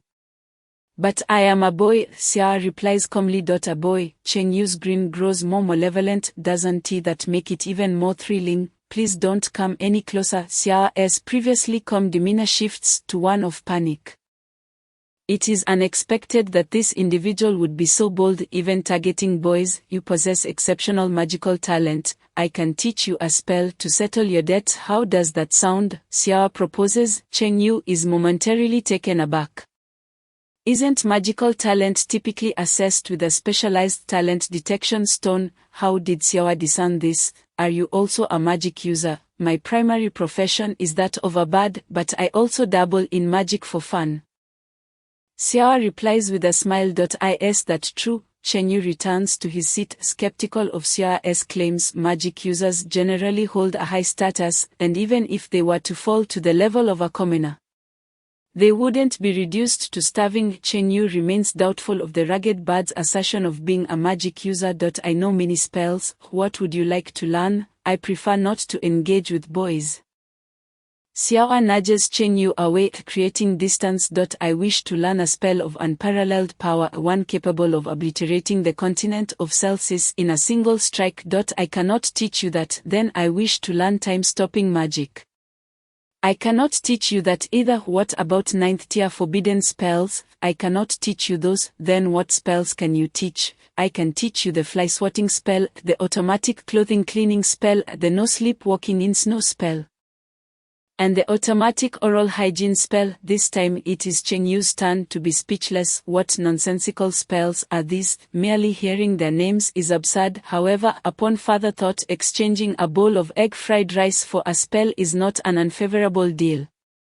Teach me the fly swatting spell. As a chef, Chen Yu detests flies. They buzz around, not only causing annoyance but also leaving droppings on food. Xiao raises their right hand, summoning a small magical array, directing it towards a fly resting on a nearby tree trunk. Do you see that fly? Chen Yu nods. Smirk. Xiao delivers a swift clap, an invisible force striking the fly dead, leaving a handprint on the trunk. Chen Yu gasps. Wow, that is incredible. This spell perfectly addresses the two major challenges of swatting flies, missing the target and getting one's hands dirty.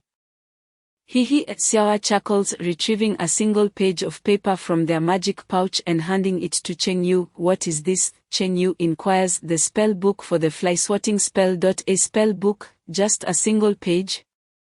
Chen Yu has seen other spell books, which are typically thick tomes akin to a dictionary. This fly swatting spell book being just a single page is surprising. The fly swatting spell is a very basic magic.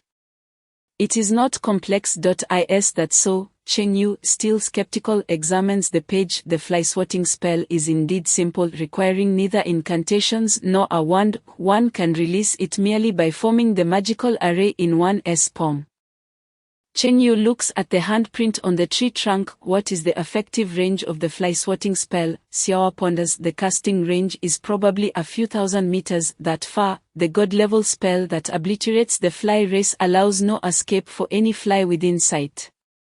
Chen Yu remarks. The inventor of this spell must have had a significant grudge against flies. At that moment, Chen Yu suddenly recalls another question. Given such a long effective distance, does the spell only possess enough power to kill a single fly?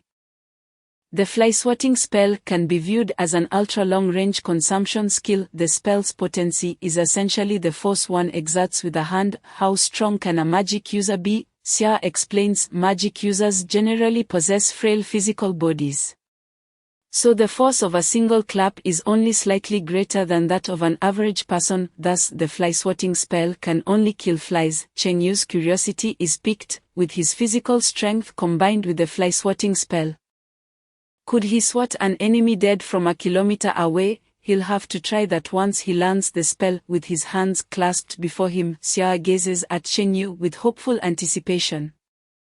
Your egg fried rice is simply too delicious. May I stay with you? But you have no money. Why should I allow you to stay? I can use my domestic magic to wash the dishes, clean the rooms, and even sing poetry for you. The manor is quite spacious, with many vacant rooms. It would not be an issue to allocate one for Xiao. Just then, Yuini, having finished practicing magic, approaches Chen Yu with her wand in hand. Spotting Xiao opposite Chen Yu, she inquires. Lord Chen Yu, who is this young lady? He is male. My apologies. I assumed you were a girl. Yuini quickly apologizes, realizing her mistake. No worries. Xiao responds nonchalantly, already accustomed to being mistaken for a girl.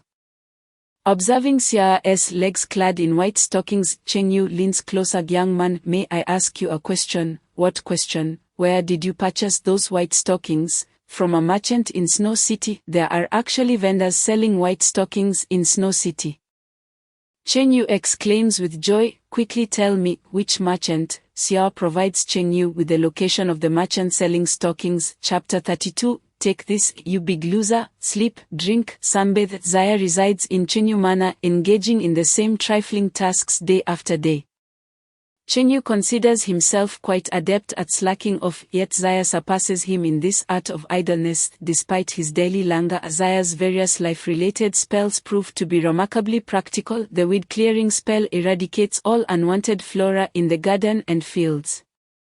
The cleaning spell transforms soiled garments into pristine attire. The deodorizing spell renders the foul-smelling restroom devoid of any stench. Chenyu finds it perplexing where Xayah acquired such peculiar magic over the span of 10 days.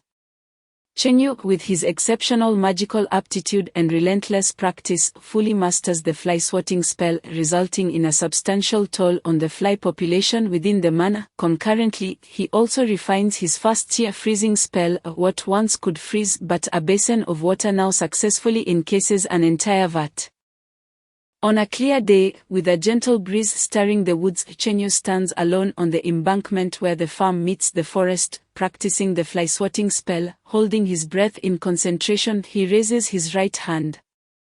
Under the influence of his will, magical energy gradually coalesces in the palm of his hand, intricate patterns swiftly intertwining to form a magical array. Before long, a luminous circular magic circle radiating a soft white glow materializes in his palm. With a swift motion he swats outward. Bang! The towering stone, over 2 meters high, shatters into fragments. In the distance, the force of the fly-swatting spell equates to the physical strength of the mage.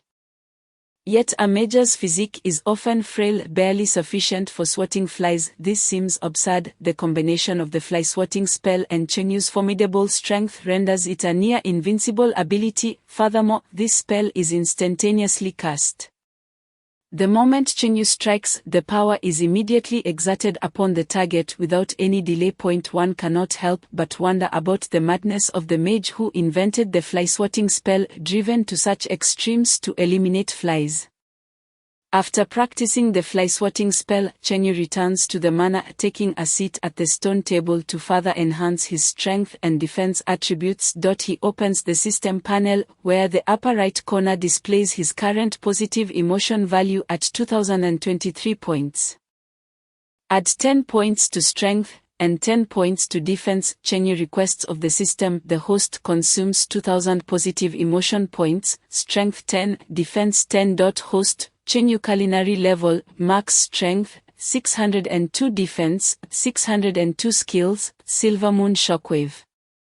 Magic proficiency, passive, equipment, dragon patterned golden blade. The positive emotion points accumulated over these 10 days have mostly been used to bolster his attributes, pushing both strength and defense beyond 600 points. When his strength and defense were merely in the 300s, Austin remarked that it was roughly equivalent to that of a third-tier warrior. Now, with his attributes exceeding 600, one wonders if he has reached the level of a fourth-tier warrior.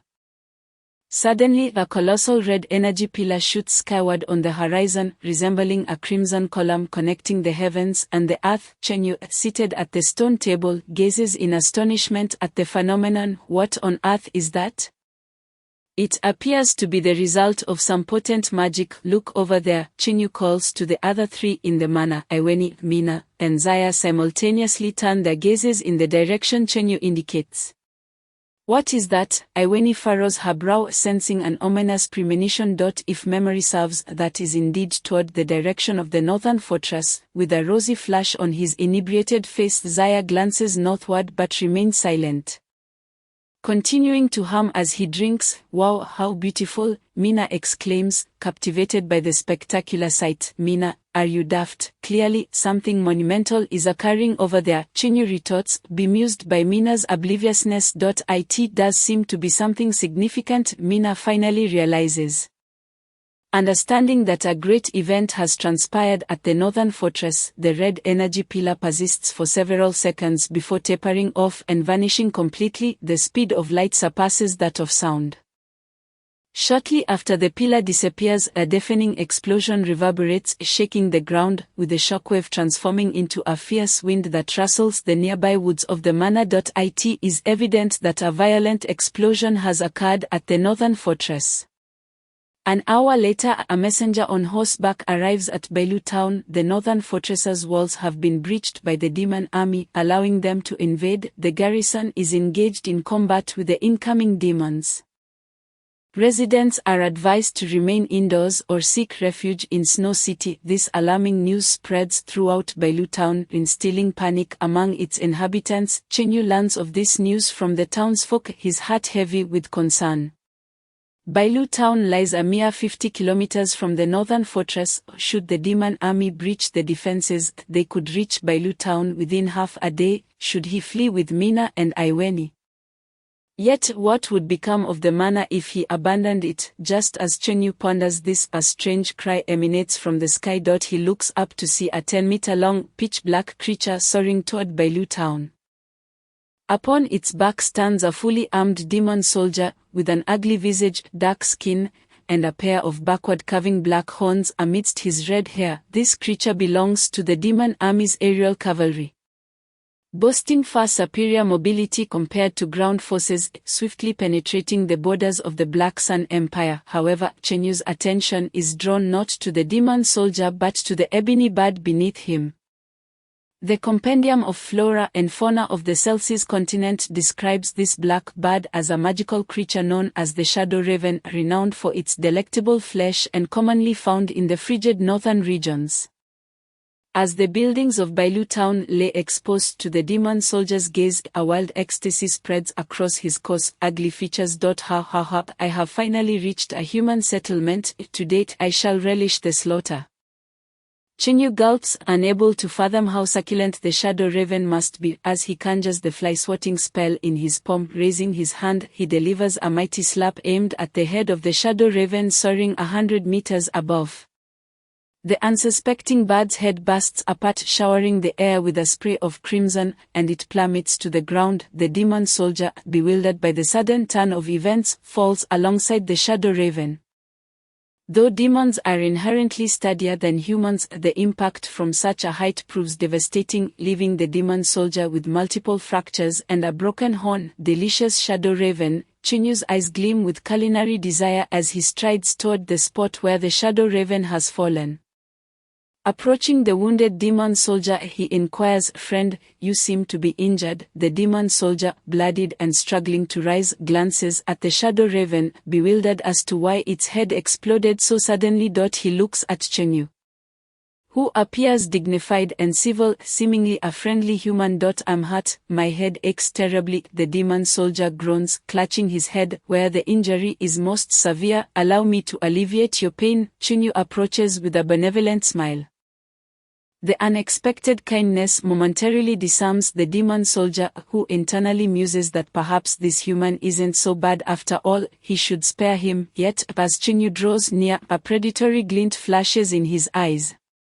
"Headache, is it? Let us simply detach your head and the pain will vanish." In a lightning quick motion, Chenyu lunges at the injured demon soldier, depriving him of any chance to react as he seizes the soldier's neck and swiftly twists it.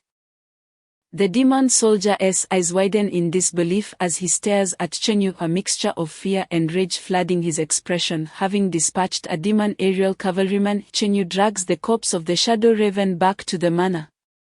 Storing it in the ice cellar. He intends to savor the exquisite flavor of the Shadow Raven later. Chenyu's manor, situated north of Bailu town, lies directly in the path of the invading demons en route to the town. Just as Chenyu exits the ice cellar, 3 more demon aerial cavalrymen appear in the sky heading toward Bailu town. Mission: eliminate the invading demon creatures in Bailu town. Mission reward: special recipe, the system announces. The last special recipe he received was for black pancakes, providing a slight temporary boost to magical power. He wonders what this new special recipe might entail. Demon friends, have you had lunch yet? Chenyu calls out to the 3 demon soldiers soaring above. The friendly overture seems to disarm them, as one of the soldiers responds, "Not yet, not eaten. Allow me to offer you 3 generous slaps."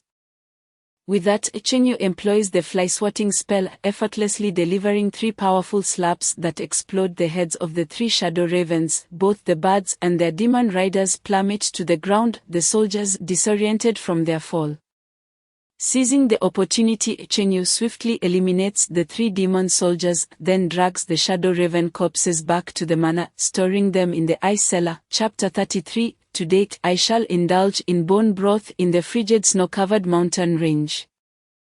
Snowflakes dance, and the north wind howls along the extensive ridges of the snow-covered mountain range. The Black Sun Empire has erected formidable walls, fortifications, and defensive structures. Each of these defensive works is inscribed with intricate defensive magical arrays.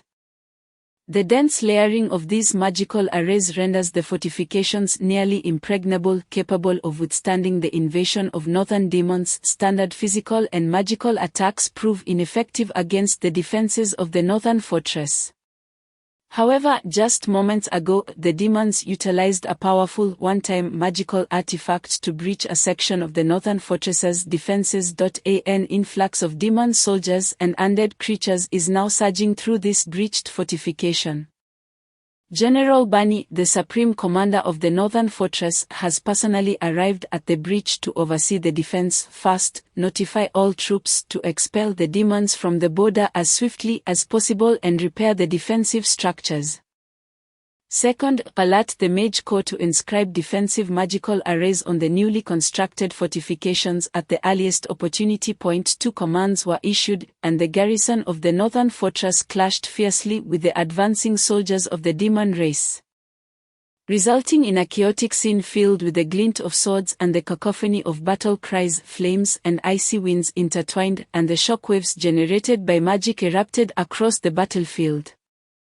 Within a mere half-hour, the snow-covered mountains were strewn with countless corpses, the blood of humans and demons mingling to stain the pristine snow. Although the majority of the demon forces were annihilated by the defenders, a small number still managed to infiltrate the territory of the Black Sun Empire. In Bailu Town, Chengyu utilized the fly-swatting magic to eliminate over 20 demon flying cavalry. Mina dragged the corpses of Shadow Ravens, stuffing them into the ice cellar and giving them a couple of kicks to secure them tightly. Chengyu, the ice cellar cannot accommodate more. If it cannot fit, let us leave it outside and sprinkle some water on it. These demons are overly generous, bringing us so many exquisite ingredients. We simply cannot consume them all. Following Chengyu's instructions, Mina drew a bucket of water from the estate's well and poured it over the Shadow Raven corpses. Once the bodies were thoroughly soaked, Chengyu invoked a first-tier magic spell, the basic freezing technique, to encase them in ice. This should suffice. The flesh of the Shadow Raven was delectable and tender, surpassing even that of pork. Thud, thud, thud. The ground trembled slightly when heavy footsteps echoed from within the depths of the forest. Chengyu turned his head towards the woods, excitement gleaming in his eyes. New ingredients were approaching. This time it could be a formidable creature. Mina gripped the hilt of her great sword tightly. In times of danger, a great sword is a warrior's best companion, and she fixed her gaze intently on the direction of the forest. The heavy footsteps grew nearer, and a bone dragon, measuring over 10 meters in length, burst forth from the trees, appearing at the edge of the farm. The bone dragon, devoid of flesh, was nothing but a skeletal frame, with hollow eye sockets glowing with a sinister red light. This creature was an undead monstrosity born from the remains of a dragon after its death, possessing high physical and magical resistance. Malevolent and ferocious, Chengyu was uncertain of the bone dragon's strength and dared not act recklessly. To err on the side of caution, he decided to test the creature's strength from a distance using the fly-swatting magic. If it proved to be weak, he would strike with full force. If it was strong, he would take flight. Magical energy began to coalesce in Chengyu's palm, forming a small magical array the size of his hand. He raised his hand and sent a mighty slap towards the bone dragon's head. The immense force acted upon the dragon's skull, toppling its massive form to the ground. This bone dragon was evidently more powerful than the previous Shadow Ravens.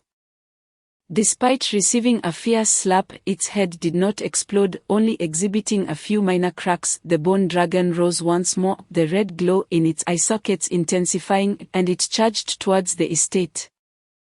What should we do, Cheng Yu? It's coming. This was the first time Iweni had encountered such a creature, and she felt a twinge of fear due to her lack of combat experience. What do we do? I plan to enjoy some bone soup today. Having gauged the creature's strength from the earlier test, Cheng Yu realized that despite the bone dragon's imposing appearance, it was actually vulnerable and could be subdued. He drew forth the dragon-patterned golden blade and charged towards the bone dragon at the edge of the farmland. The fields were filled with crops, and Cheng Yu was determined to prevent the bone dragon from trampling them. Mina, wielding her great sword, followed closely behind Cheng Yu. Iweni did not pursue, as she was a mage and lacked the close combat prowess of Cheng Yu and Mina, preferring to support from a distance. Take this. Like a sprinter on a track, Cheng Yu swung his arms, took a brief run, and leaped 5 or 6 meters into the air, delivering a flying kick aimed at the bone dragon's forehead. The tremendous force sent the bone dragon staggering backward for several meters, leaving a long crack in its skull. Regaining its balance, the bone dragon lunged at Cheng Yu and Mina, swinging its claws to attack. With agility, Mina evaded the dragon's claws and, gripping the hilt of her great sword with both hands, executed a full 360-degree spin, harnessing her waist strength to deliver a powerful strike against the dragon's skeletal frame. However, as a first-tier warrior, her strength was merely a nuisance to the bone dragon. In response to her attack, the dragon unfurled its skeletal wings and swept them forward, sending Mina hurtling far away and toppling a swath of corn stalks. Coughing up blood, Mina was taken aback by the dragon's formidable power. Seizing the opportunity while the dragon was distracted by Mina, Cheng Yu struck at its leg. Crack! The dragon-patterned golden blade, empowered by Cheng Yu's strength, inflicted significant damage upon the bone dragon's limb. Enraged, the bone dragon retaliated, delivering a powerful kick to Cheng Yu that sent him flying back into the estate. After kicking Cheng Yu away, the bone dragon turned its attention back to Mina in the cornfield. Mina, run! Iweni shouted, quickly casting a vine magic spell. 3 thick green vines sprouted from beneath the bone dragon, entangling its body. However, as Iweni had released the spell without chanting, the vines lacked significant power, and the bone dragon easily broke free from their grasp. Taking advantage of the moment, Mina scrambled to her feet and fled. The bone dragon pursued her, trampling through the farmland towards the estate, causing corn stalks to fall in its wake. Meanwhile, Shia was sitting under a tree in front of the estate. Drunk out of his mind, spotting the bone dragon, he raised his bottle and exclaimed, "Oh, lovely dragon, come share a drink." The bone dragon, being nothing but a skeleton, paid him no heed. With a flap of its wings, it sent Shia flying, accompanied by a scream. Shia's body soared in a parabolic arc over the estate's roof, landing in the woods behind the estate. Uncertain of his fate, Cheng Yu, having been kicked by the bone dragon, felt a slight discomfort in his chest, but he was unharmed. His high defenses had withstood the blow. "Mina, toss me your sword." Oh! Mina ran to Cheng Yu's side and handed him the great sword. The bone dragon, lacking intelligence, perceived Cheng Yu as the greatest threat and charged directly at him, ignoring Iweni and Mina entirely. "Little darling, taste the Samagia disruption slash." Cheng Yu gripped the great sword with both hands and unleashed the Samagia disruption slash, a technique practiced by every descendant of Yan Huang, forsaking defense to unleash a torrent of attacks against the bone dragon. Each strike resonated with a crisp sound, and with every swing, new cracks appeared in the dragon's skeletal form. Although Cheng Yu had abandoned defense, the dragon's claws and wings struck him in return. His defenses were so high that he only felt a slight sting, remaining uninjured after delivering dozens of blows. The bone dragon's bones shattered extensively, and its legs were severed, rendering it immobile. "I wonder how this undead bone dragon will taste in my bone soup." Cheng Yu's heart brimmed with anticipation. The bone dragon collapsed. Cheng Yu hoisted the lengthy skeletal form and positioned it beside the ice cellar alongside the shadow ravens, intending to process them all together later. "Lord Cheng Yu, more demon soldiers are arriving," Iweni shouted. Gesturing towards the woods, Cheng Yu followed her gaze to see a demon soldier carrying an axe approaching the estate. Haha, after searching far and wide, I have finally found a human settlement. The demon soldier's eyes sparkled with excitement upon spotting Cheng Yu. Akin to a long single man seeing a stunning beauty. However, before he could revel in his joy, an invisible force struck him. Bang! The sound of an explosion resonated as the demon soldier's head exploded like a watermelon. Blood spraying everywhere, the headless corpse fell heavily to the ground. Cheng Yu, satisfied, flicked his wrist. With 602 points of strength, he could easily eliminate any first or second-tier warrior. Strange, I've never seen you train. How did your strength become so formidable? Mina regarded Cheng Yu as though he were an anomaly. It was commonly believed that warriors needed rigorous training to grow strong, yet Cheng Yu had simply become powerful without any apparent effort. It's the power of love and peace as well as the bonds between us comrades. Mina was left perplexed, not grasping what Cheng Yu meant by bonds of power, as he often uttered terms she did not understand. The defenders of the northern fortress had successfully slain the vast majority of the demon forces, with a small number breaching the borders of the Black Sun Empire. One by one, demon soldiers and undead creatures invaded Cheng Yu's farm. Seated in the garden with his legs crossed, Cheng Yu calmly sipped his coffee, transforming into a fly-swatting war god. His fly-swatting magic had a range of several kilometers. Any creature that appeared within his line of sight was met with an immediate slap. From noon to evening, Cheng Yu continued his relentless assault, his arms nearly numb from the effort. All demon soldiers that entered the farm were instantaneously dispatched by Cheng Yu. While his power may not be deemed invincible, he certainly stood as a formidable force. Meanwhile, after a grueling day of battle, the defenders of the northern fortress finally pushed the demon army back beyond the northern border. Defensive structures were rebuilt at the breach, with mages inscribing protective runes upon them. Outside Cheng Yu's estate lay a sprawling farm of over 100 acres, the edges littered with the corpses of demon soldiers, all felled by headshots. Mission accomplished. Reward special recipe, pickled earthworms. The system's voice echoed in Cheng Yu's mind. Another special recipe. He eagerly anticipated reviewing it. Pickled earthworms that have been pickled and fermented, possessing a foul odor. Upon consumption, they can rapidly heal injuries and restore stamina. Ingredients: black earthworms, salt, monosodium glutamate, snow dragon grass, corpse incense flower, and Tian Dong Zi. Renowned dark dishes on earth, such as pickled sea sparrows and canned herring, are produced through fermentation. Can this dish called pickled earthworms truly be eaten? The previous special recipe, black pancakes, had a bitter and astringent taste, leading Cheng Yu to doubt whether the system's special recipes were all dark cuisine.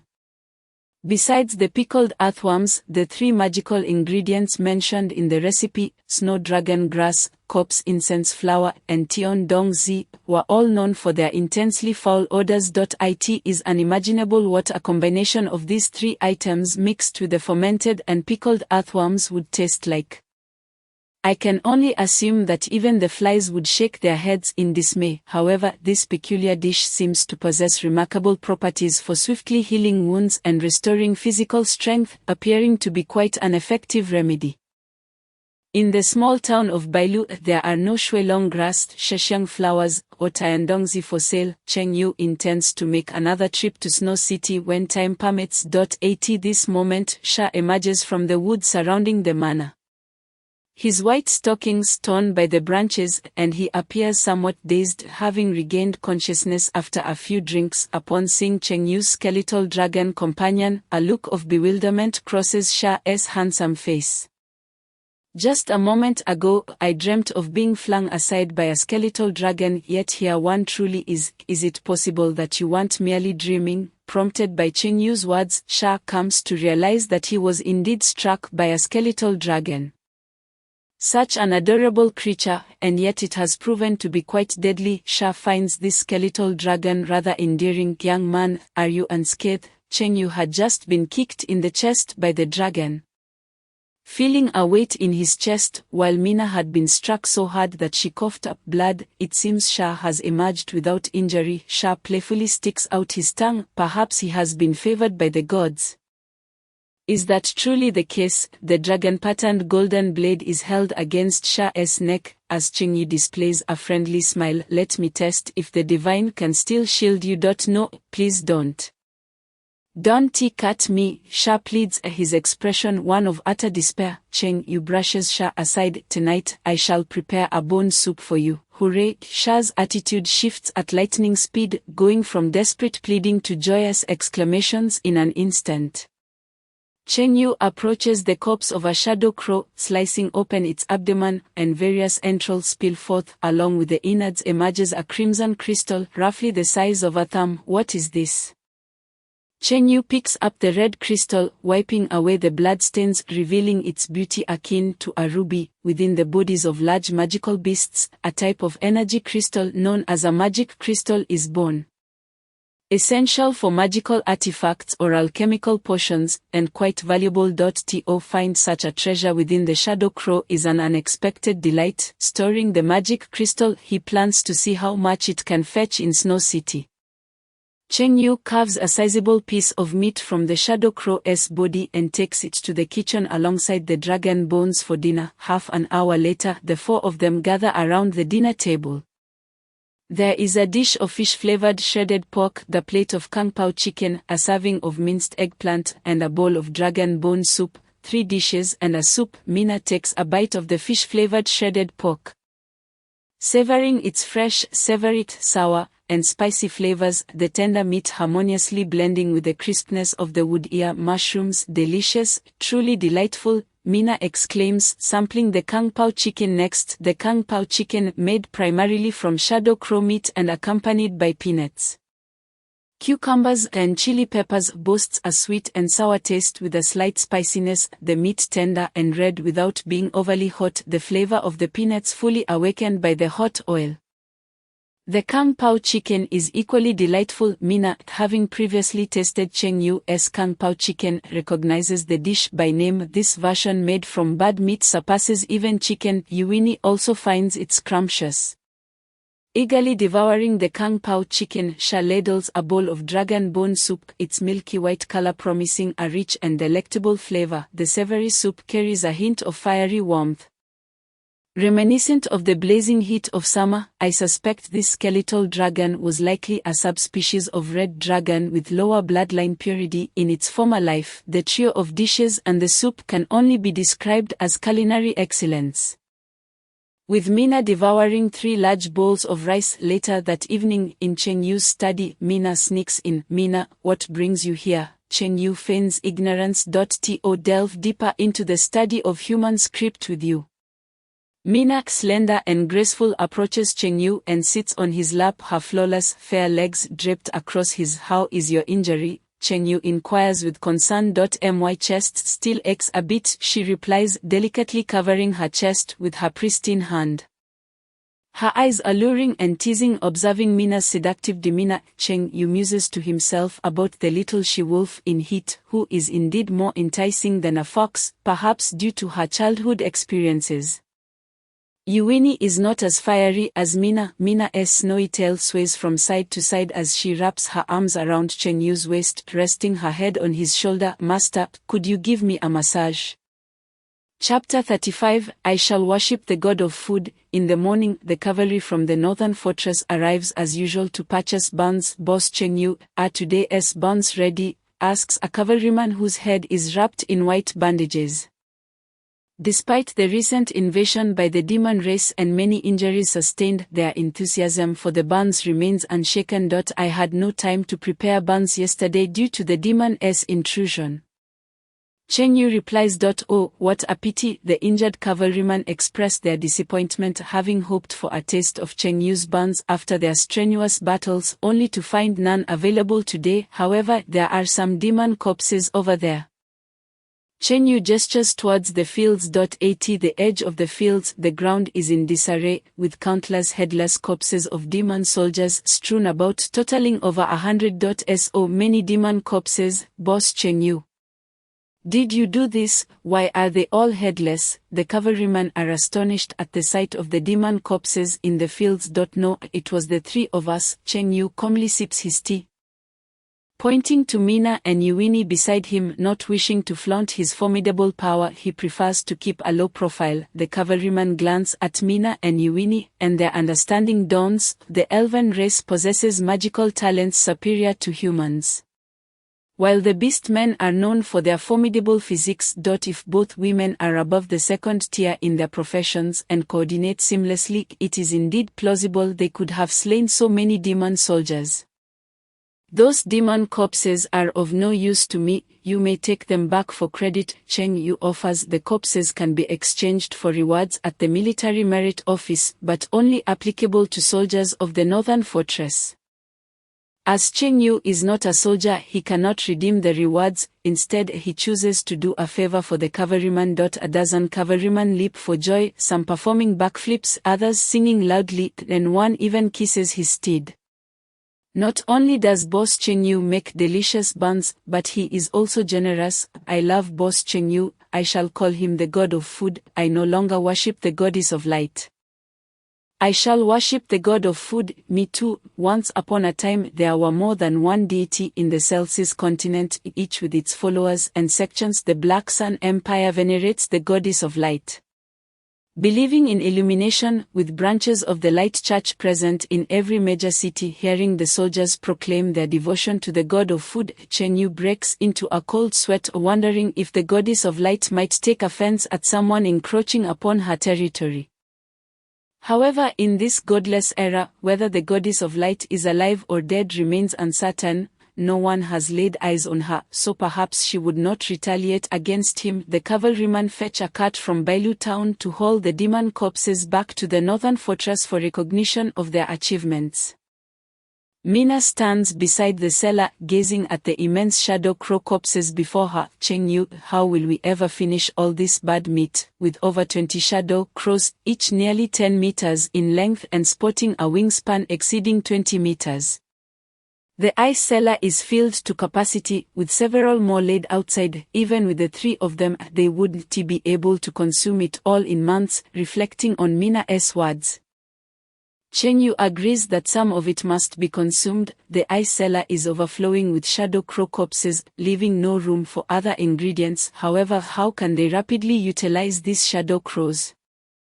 The people of the Black Sun Empire do not have a habit of eating bad meat, and selling it at the market would likely yield no buyers. Such exquisite ingredients surely cannot be wasted on feeding dogs. Mina, how about we sell barbecued meat at the northern fortress? We can cut the shadow crow meat into pieces, turn it into skewers, and sell barbecued food outside the northern fortress. This way, we can earn money, quickly gain positive emotional value, and deplete the surplus bad meat. As the master, your word is law. Everything is as you say, Lord Cheng Yu. Mina and Yuini have become Cheng Yu's subordinates and are entirely obedient to him. It is settled then. In a few days we shall sell barbecued meat at the northern fortress. Previously it was the cavalryman who came to buy buns from him. This time he will take the initiative.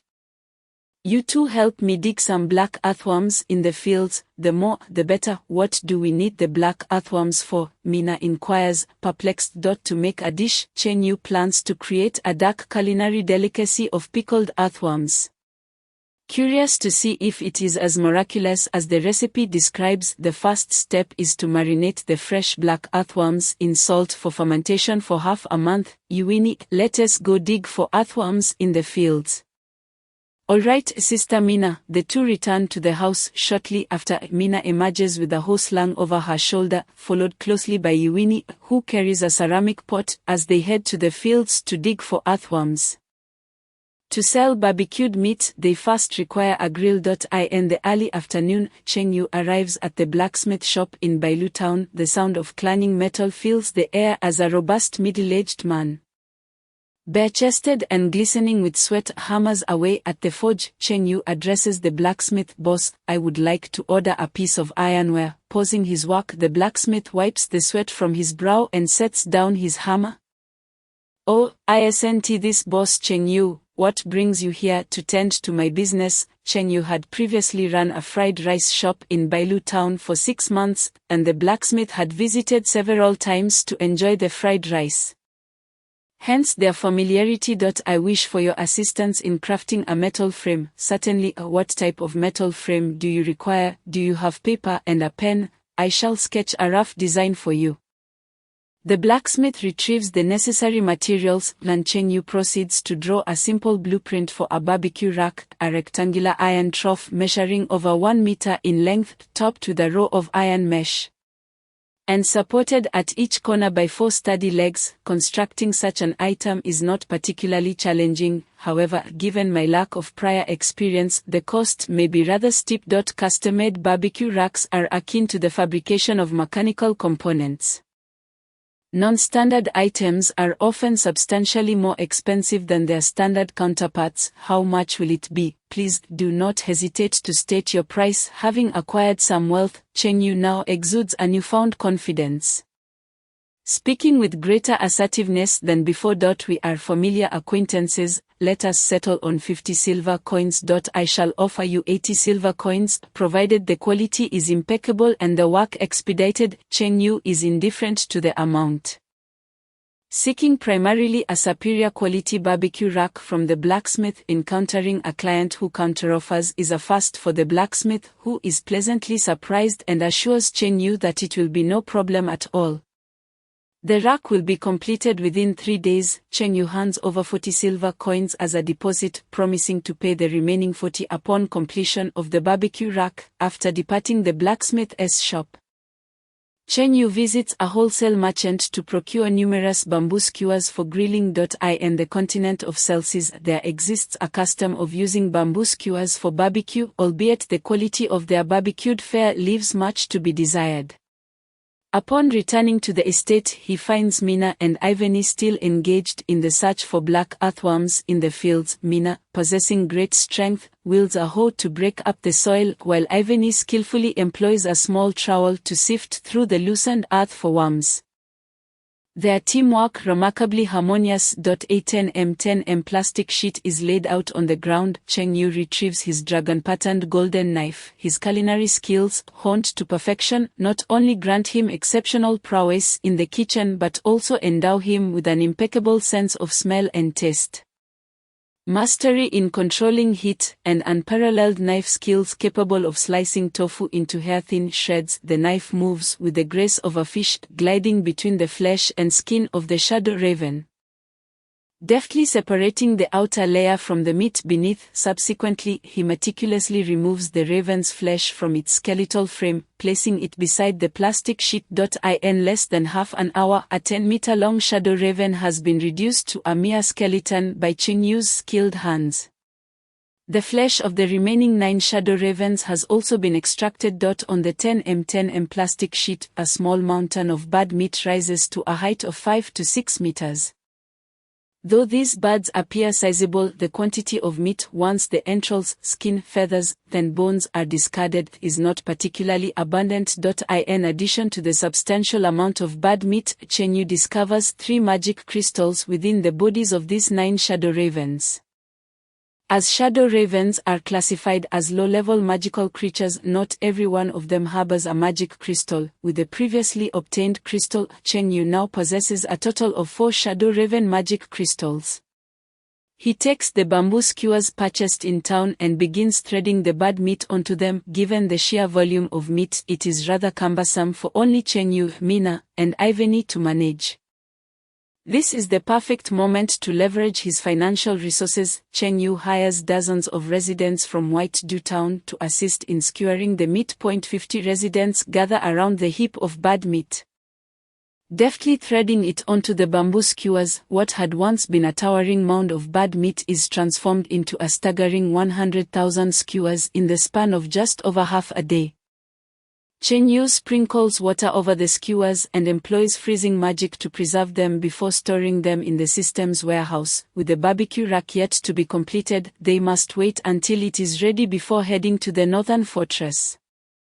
Approaching Cheng Yu, Ivany, with her gentle demeanor and long green hair, holds a ceramic pot. Lord Cheng Yu, we have only managed to dig up this many black earthworms. The pot contains a generous half-full of black earthworms, each roughly the thickness of a chopstick, writhing and secreting a viscous, foul-smelling fluid. According to the recipe for marinated earthworms, there is no need to wash the freshly dug earthworms. Instead, they should be directly salted and seasoned with monosodium glutamate, emphasizing a raw and unadulterated flavor. The marinating process is to last for half a month. Once the bodies of the earthworms have fully decomposed and fermented, additional ingredients will be incorporated in fixed proportions. Cheng Yu accepts the ceramic pot and adds a measured amount of salt and monosodium glutamate. The earthworm's skin reacts to the salt, writhing vigorously and releasing copious amounts of liquid. Cheng Yu seals the pot with oiled paper and places it in a cool area of the estate to ferment.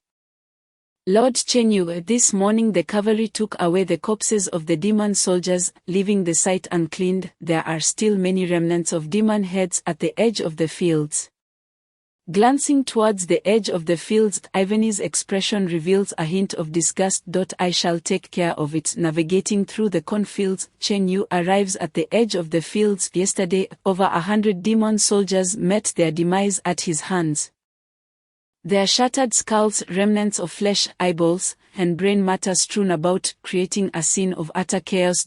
An ordinary person would surely feel queasy at such a gruesome sight. However, as a chef accustomed to dealing with blood and meat, Cheng Yu remains unfazed by the grisly remains before him. He casually picks up half of a demon soldier's brain matter from the ground, which resembles tofu in its pale, tender appearance. The culinary repertoire of the people of Huoxia is vast.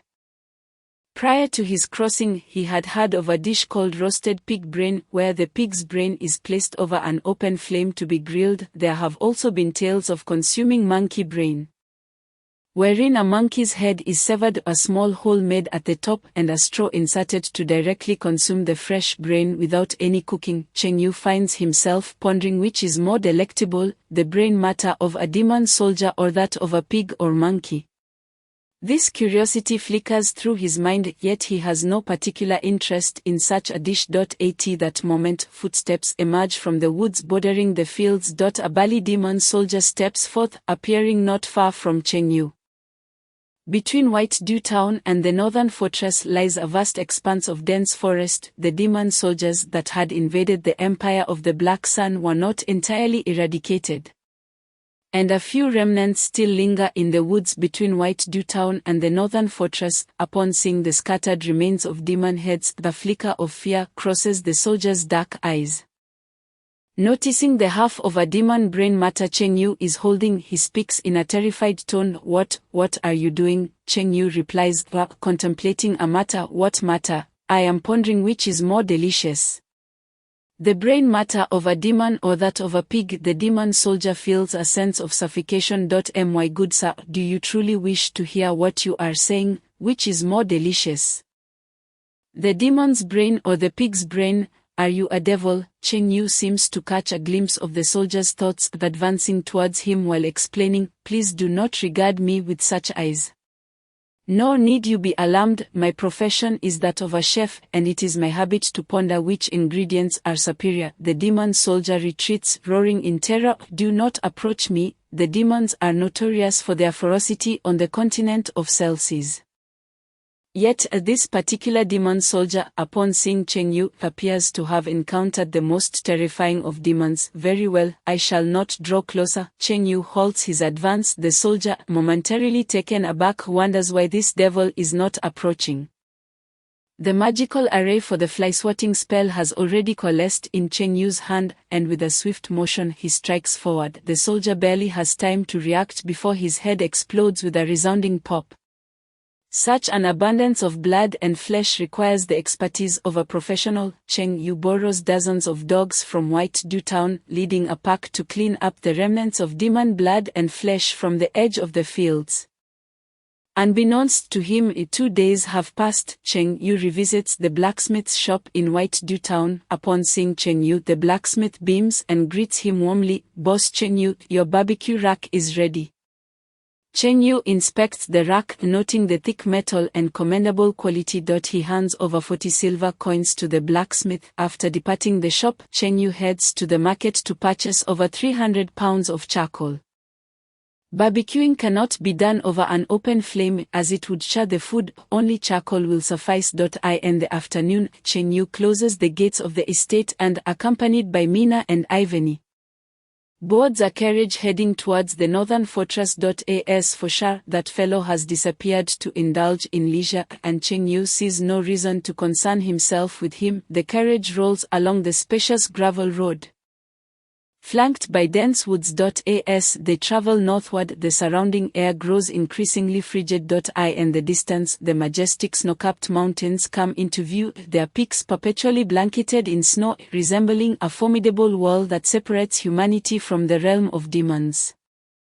Some say that the mountains were formed by nature, while others attribute their creation to divine intervention. The passage of time has rendered the true origins of the snow-capped mountains a mystery. The carriage halts at the foot of the mountains, where a winding path ascends, resembling a great serpent leading to the fortress above. Along the path, soldiers are stationed every few meters. Chen Yu and his companions disembark at the base of the snow-capped mountains. While the carriage retraces its route, "Who are you?" a soldier demands, his spear pointed at the trio. "I am Chen Yu, a chef. I do not intend to go to the fortress above, I shall remain here. If you wish to enjoy barbecue, you may come to me." "Humph, we are soldiers, possessing wills as strong as steel. We shall not eat while on duty. Do not underestimate the resolve of us soldiers." "You fool!" The soldier casts a disdainful glance at Chen Yu. Ignoring the soldier's bravado, Chen Yu retrieves the barbecue rack from his system warehouse, setting it up by the roadside and placing charcoal within.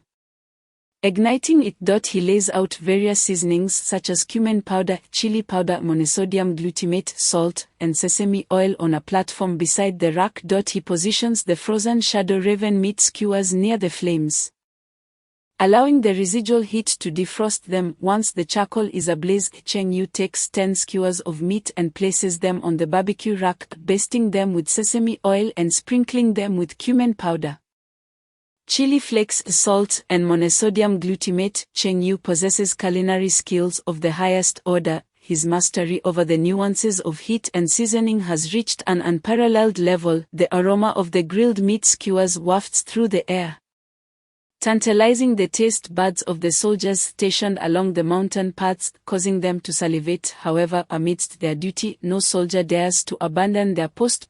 One soldier, swallowing hard, finds himself unable to resist the temptation.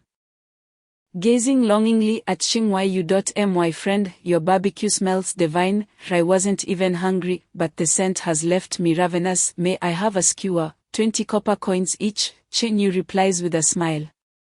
20 copper coins for a skewer, that's rather steep. Why not just steal it? The soldier thinks the barbecue prices are exorbitant. "This is the meat of the shadow crow, prepared with my unique grilling spices, combined with my top-tier culinary skills. Selling you a skewer for 20 copper coins is quite a bargain." "Then I shall have one to try, since the soldier is on duty and cannot leave his post." Chen Yu instructs Mina to hand a skewer to him. The soldier, glancing around like a thief to ensure no superior is watching, quickly produces 20 copper coins for Mina, seizing the chance while the officer is absent. He devours the entire skewer in one bite, his cheeks bulging as he swiftly discards the stick. The outer layer is crispy and delectable, while the inside is tender and juicy. The meat exudes a rich aroma, with the perfectly grilled flavors harmonizing with the cumin spices, enriched further by the scent of sesame oil, providing an exquisite experience for the palate. This flavor, it elevates my very soul." The soldier closes his eyes, savoring the magnificent taste of the barbecue. Positive emotional value 6. Chen Yu gains 6 points of positive emotional value. Seeing the expression of their comrade, the other soldiers ask eagerly, "Brother, is it really that delicious?" Delicious, absolutely exquisite, though a tad pricey. 20 copper coins could almost buy 2 pounds of pork. Noticing the absence of any officers, the other soldiers hastily pull out their coins to purchase barbecue. Mina and Ivonia distribute the freshly grilled skewers to the soldiers while collecting their payments. The soldiers are astounded by the taste of Cheng Yu's barbecue, exclaiming in delight. By the gods, this is simply divine, so fragrant, so delicious. The dreary life at the border suddenly feels infused with sunshine. Chapter 37, A Bounty of Positive Emotional Value. While the barbecue is undeniably delicious, it is not addictive. The prices are exorbitantly high, and the soldiers stationed at the foot of the mountain purchase only 2 or 3 skewers. Reluctant to buy more, this is precisely the effect Cheng Yu desires. If a single person buys too many, the positive emotional value collected will be limited to that individual. If each person indulges in a few skewers, he can reap the benefits of everyone's positive emotional value. Brothers, there is someone selling barbecue down the mountain. It is so fragrant that even the camp mice are excitedly scurrying about. What is so special about barbecue? It's not like we've never had it before. It's Cheng Yu, the owner of the steamed buns from Bailu Town, selling barbecue. Cheng Yu is selling barbecue, we must go support him. News of Cheng Yu's barbecue stand quickly spread to the fortress atop the mountain. Following a grueling battle the previous day, the soldiers of the northern fortress were on leave, and upon hearing about the barbecue, they descended in small groups to make their purchases. The followers of the Black Sun Empire revere the goddess of light, possessing a generally higher quality of character, and they dutifully form a line at Cheng Yu's stall. Cheng Yu, I'll take 20 skewers. ISNT that the Cheng Yu from Bailu Town selling buns. He has set up shop here at the northern fortress. Cheng Yu is surprisingly young and quite handsome. He even outshines my peak appearance. Cheng Yu previously sold buns to the cavalry of the northern fortress, who then distributed them to other units. Many soldiers were aware that a chef named Cheng Yu from Bailu Town made exceptionally delicious braised beef buns. Positive emotional value 5.11.6.9. Due to individual tastes and varying levels of hunger, the positive emotional value generated differs among them. Regular consumers of gourmet food tend to have discerning palates, thus they might find Cheng Yu's barbecue merely good, yielding less positive emotional value. Conversely, the impoverished who seldom enjoy fine food experience a greater surge of positive emotional value upon tasting his barbecue. As the skewers are sold, the positive emotional value skyrockets. With such a crowd, it was impossible to grill one skewer at a time. Cheng Yu, operating like a street vendor, held a large bunch of skewers in one hand, turning and grilling them, while the other hand brushed on sesame oil, causing the meat to glisten and the aroma to waft enticingly. The atmosphere was lively, bringing warmth to the chilly northern fortress. As more people gathered to purchase barbecue, Cheng Yu found himself overwhelmed. Mina and Ivonia assisted him. Cheng Yu grilled, Ivonia collected payments, and Mina distributed the finished skewers. A young man with a buzz cut approached, producing 10 silver coins for Ivonia. Boss, I want 50 skewers. Among the soldiers of the northern fortress there were plenty of wealthy scions, willing to spend lavishly. This buzz-cut youth found Cheng Yu's barbecue so delightful that he ordered 50 skewers in one go. What about the people behind you? You can't just buy so many by yourself. From now on, each person is limited to 5 skewers. The more soldiers who indulged in the barbecue, the more positive emotional value Cheng Yu would accumulate. Hearing this, the soldiers behind him cast approving glances at Cheng Yu. A heavily pockmarked soldier handed Ivonia 100 copper coins, satisfied as he took 5 skewers and walked away. Not far off, under a tree, he handed 4 of the skewers to an injured soldier leaning on a cane. Brother, thank you for saving my life on the battlefield yesterday. Please enjoy this barbecue. The injured soldier took a bite of the grilled meat, his face lighting up with happiness. Cheng Yu's buns were delicious, and the barbecue was equally delightful, making his wounds feel less painful. It is indeed delicious, though a bit pricey at 20 copper coins per skewer. How much again? 20 copper coins per skewer. The barbecue seems expensive, but it is still a fair price. Rapidly flipping the skewers, Cheng Yu was engrossed in his work, glancing up at the queue that stretched 200 to 300 meters long. I am absolutely going to be exhausted today. An older and younger soldier paid Ivonia, receiving their skewers from Mina before sitting on a nearby rock. The young soldier, enjoying his barbecue, gazed at the stall, pondering how Cheng Yu managed to have two beautiful foreign wives. I've been single for 20 years, how frustrating. The older soldier carefully wrapped another skewer in a cloth. Xavier, what are you doing? The young soldier inquired. The elder replied, I'm heading home for a day off tomorrow. I want to bring a skewer back for Angelia. It's too delicious to resist. The young soldier objected. Wait a minute, I remember your wife passed away long ago. Who is Angelia? The older soldier replied, the neighbor next door. Her husband is away on a trip. The young soldier responded with a resigned expression. Cheng Yu entered a frenzied work mode, grilling from morning until after 4 in the afternoon. Without even stopping for lunch, managing to cook over 2,000 skewers in total. In just one day, he garnered nearly 5,000 points of positive emotional value. Previously, selling fried rice, it took him a week to accumulate 5,000 positive emotional value points. And selling buns required 2 to 3 days to achieve the same. Selling barbecue was exhilarating. By the afternoon, the line for the barbecue did not diminish, in fact, it grew longer. This was primarily due to soldiers who had enjoyed the barbecue in the morning spreading the word to their friends, leading more soldiers to discover that barbecue was available at the foot of the mountain. Around 4 in the afternoon, Cheng Yu extinguished the coals in the grill and waved to the soldiers waiting in line, saying, friends, I'm closing up for the day, please come back tomorrow. What a pity I didn't get to buy any. I'll have to return tomorrow. The soldiers dispersed in disappointment, leaving a trail of bamboo skewers on the ground. Cheng Yu, Mina, and Ivonia began packing up their things. Mr. Cheng Yu, General Bani, the highest commander of the Northern Fortress, requests your presence. A messenger approached Cheng Yu's barbecue stall. Cheng Yu recognized Bani. He had previously prepared a dish of original flavor pork intestines for him during his last visit to Cheng Yu's estate. What does General Bani want with me? I'm not sure, the messenger replied. Cheng Yu speculated that Bani must have heard of his presence at the Northern Fortress and was craving the original flavor pork intestines again.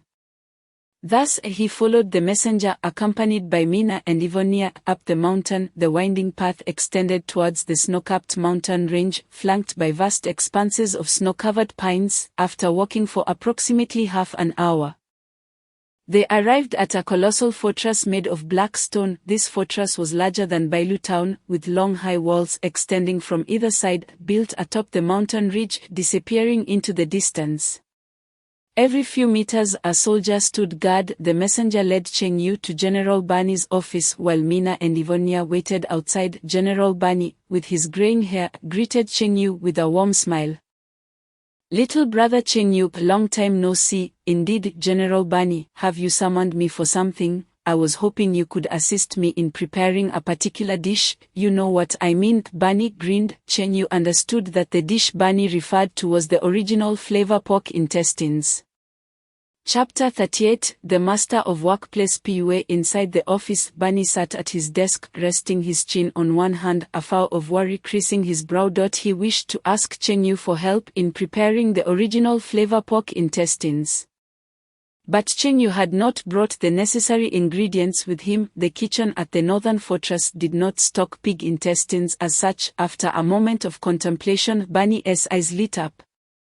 I just remembered, 7 kilometers east of the fortress, deep within the forest, there resides a Tier 3 magical beast known as the Black Armored Pig. This Tier 3 Black Armored Pig usually keeps to itself, and the Northern Fortress has not deployed troops to hunt it. Cheng Yu, and then, Bani chuckled, go and slay that 3rd-tier Black Armored Pig, and you shall have your ingredients. Het, old chap, you're quite something asking me to take down a 3rd-tier magical beast. Why don't you ascend to the heavens instead? Cheng Yu grumbled to himself, then replied, all right, but it will cost you 5,000 gold coins. 5,000 gold coins? Are you serious? Bani exclaimed. When converted to RMB, That amount roughly equates to 50 million, a substantial sum indeed. Bunny was taken aback by Cheng Yu's demand. As a mere chef with no combat prowess, I would first need to risk my life to defeat a third-tier beast before extracting its intestines for your culinary needs. Charging you 5,000 gold coins is already quite reasonable. Not well thought out, Bunny admitted awkwardly. Indeed, it was unreasonable to send a chef to confront a fearsome third-tier magical beast. How about this? I shall assign you a helper. With a clap of his hands, the office door swung open, and a messenger entered. General, what are your orders? The messenger inquired. Fetch Joyce from the Mage Corps. Bunny commanded. Yes, General, the messenger replied before leaving the room. 10 minutes later, the messenger returned with a young man in tow. Bunny introduced. This is Joyce Olanto, the eldest scion of the Olanto family and a prodigy from the Imperial Academy of Magic. He has already achieved the rank of a third-tier mage at such a young age. With a promising future ahead, the Olanto family holds significant status within the Black Sun Empire and its patriarch. A longtime friend of Bunny had entrusted him with the development of his family's younger generation. Joyce, in his early 20s, possessed an unremarkable appearance: the sharp, snake-like visage, triangular eyes, deep-set orbits, pronounced brow ridges, excessive sclera, and a small pupil, crowned by a set of uneven back teeth, giving him a fierce and sinister expression that hardly painted him as a good person. Cheng Yu had never encountered anyone resembling Joyce before. Though Joyce's looks may be unconventional, he possesses a kind heart and a great deal of compassion. Is that so? Cheng Yu mused, attempting to envision Joyce as a figure brimming with kindness, but failed miserably. It was akin to imagining Lu Zhishan composing poetry. General, what is it that you require of me? Joyce stood tall, exuding an aura of military discipline, unlike his playful demeanor with Cheng Yu. Bunny addressed Joyce with utmost seriousness. Joyce, in order to hone your will and character, I have decided to send you along with this young brother, Cheng Yu, to hunt the third-tier black-armored pig. Me, but I am merely a third-tier mage. I should not be able to contend with a third-tier beast, Joyce protested, visibly troubled. Magical beasts are generally robust and possess innate skills, making it difficult for mages of the same rank to defeat them. A third-tier beast indeed posed a challenge for him. However, as a young man, you must endure hardship. Hardship is a blessing. Only through suffering can one rise above others, Bunny asserted. Cheng Yu found this phrase oddly familiar. Wasn't this precisely what his former boss used to say? Young newcomers to the company were urged to take on tasks vigorously, work more, and earn less. They were also encouraged to respect their elders and relinquish promotion opportunities to older employees. Young men who are unmarried should not rush home. Instead, they ought to remain at work and put in extra hours, and young men should temper their tempers. Assaulting one's boss is a crime. Cheng Yu recalled those words from his early days at the company. I understand, General, Joyce replied, recognizing the wisdom in Bunny's words. He then inquired, if we slay the third-tier beast, will we earn merit points from the army? Soldiers earn merit points by defeating demonic entities and beasts on the battlefield. These points serve as both a badge of honor and a means to redeem tangible rewards. Bunny's intention in sending Joyce to hunt the black-armored pig was driven by personal motives. Increasing Joyce's symbolic honor through merit points for personal reasons would be unfair to those valiantly fighting on the battlefield. Bunny clapped Joyce on the shoulder, transforming into a life mentor. Life often presents obstacles and setbacks. True strength is forged in adversity. Ultimately, whether you earn merit points is secondary, for you will gain invaluable experience through overcoming challenges. Given your talents, I believe you shall ascend to the rank of leader of the Mage Corps within a year. Joyce wore a puzzled expression. General, I recall you saying the same thing a year ago. Did I? You must have misheard. Did I mishear? Joyce couldn't quite remember, only vaguely recalling Bunny's previous assertion. Cheng Yu perceived Bunny as a seasoned manipulator, a master of workplace PUA. Go forth, defeat the third-tier beast. I believe in your success, Bunny encouraged Joyce. Yes, General. Hope sparkled in Joyce's eyes, and he was filled with determination. Cheng Yu and Joyce exited Bunny's office. "Hello, friend." Joyce extended a hand towards Cheng Yu, whose abstract appearance belied a genuinely amiable personality. "Greetings, I am Cheng Yu, a chef," Cheng Yu replied as they shook hands. "I must say, you possess an exceedingly rare physique." "Physique? What sort of physique?" "The innate cow and horse physique." Joyce was momentarily taken aback, unsure of what Cheng Yu meant by the innate cow and horse physique. Just then Mina and Yvonne awaited Cheng Yu in the corridor and hurried to his side upon seeing him. "Cheng Yu, we've been waiting for you." Mina linked her arm with his, resting her head on his shoulder. Exuding intimacy, upon seeing Joyce's fierce countenance, Mina and Yvonne couldn't help but frown, feeling that Joyce appeared rather unsavory. "Brother Cheng Yu, are these two your girlfriends?" Joyce asked in astonishment. "Indeed, they are both my girlfriends." Cheng Yu affirmed with a nod. "You actually have two beautiful companions. You must be the legendary master of romance. Pray, teach me how to attain true love." Joyce expressed his envy towards Cheng Yu. "Are you not the eldest son of the Olanto family? Finding a woman should not be a challenge for you," Cheng Yu replied. In his mind, the heir of a prominent family should have no trouble attracting the attention of women.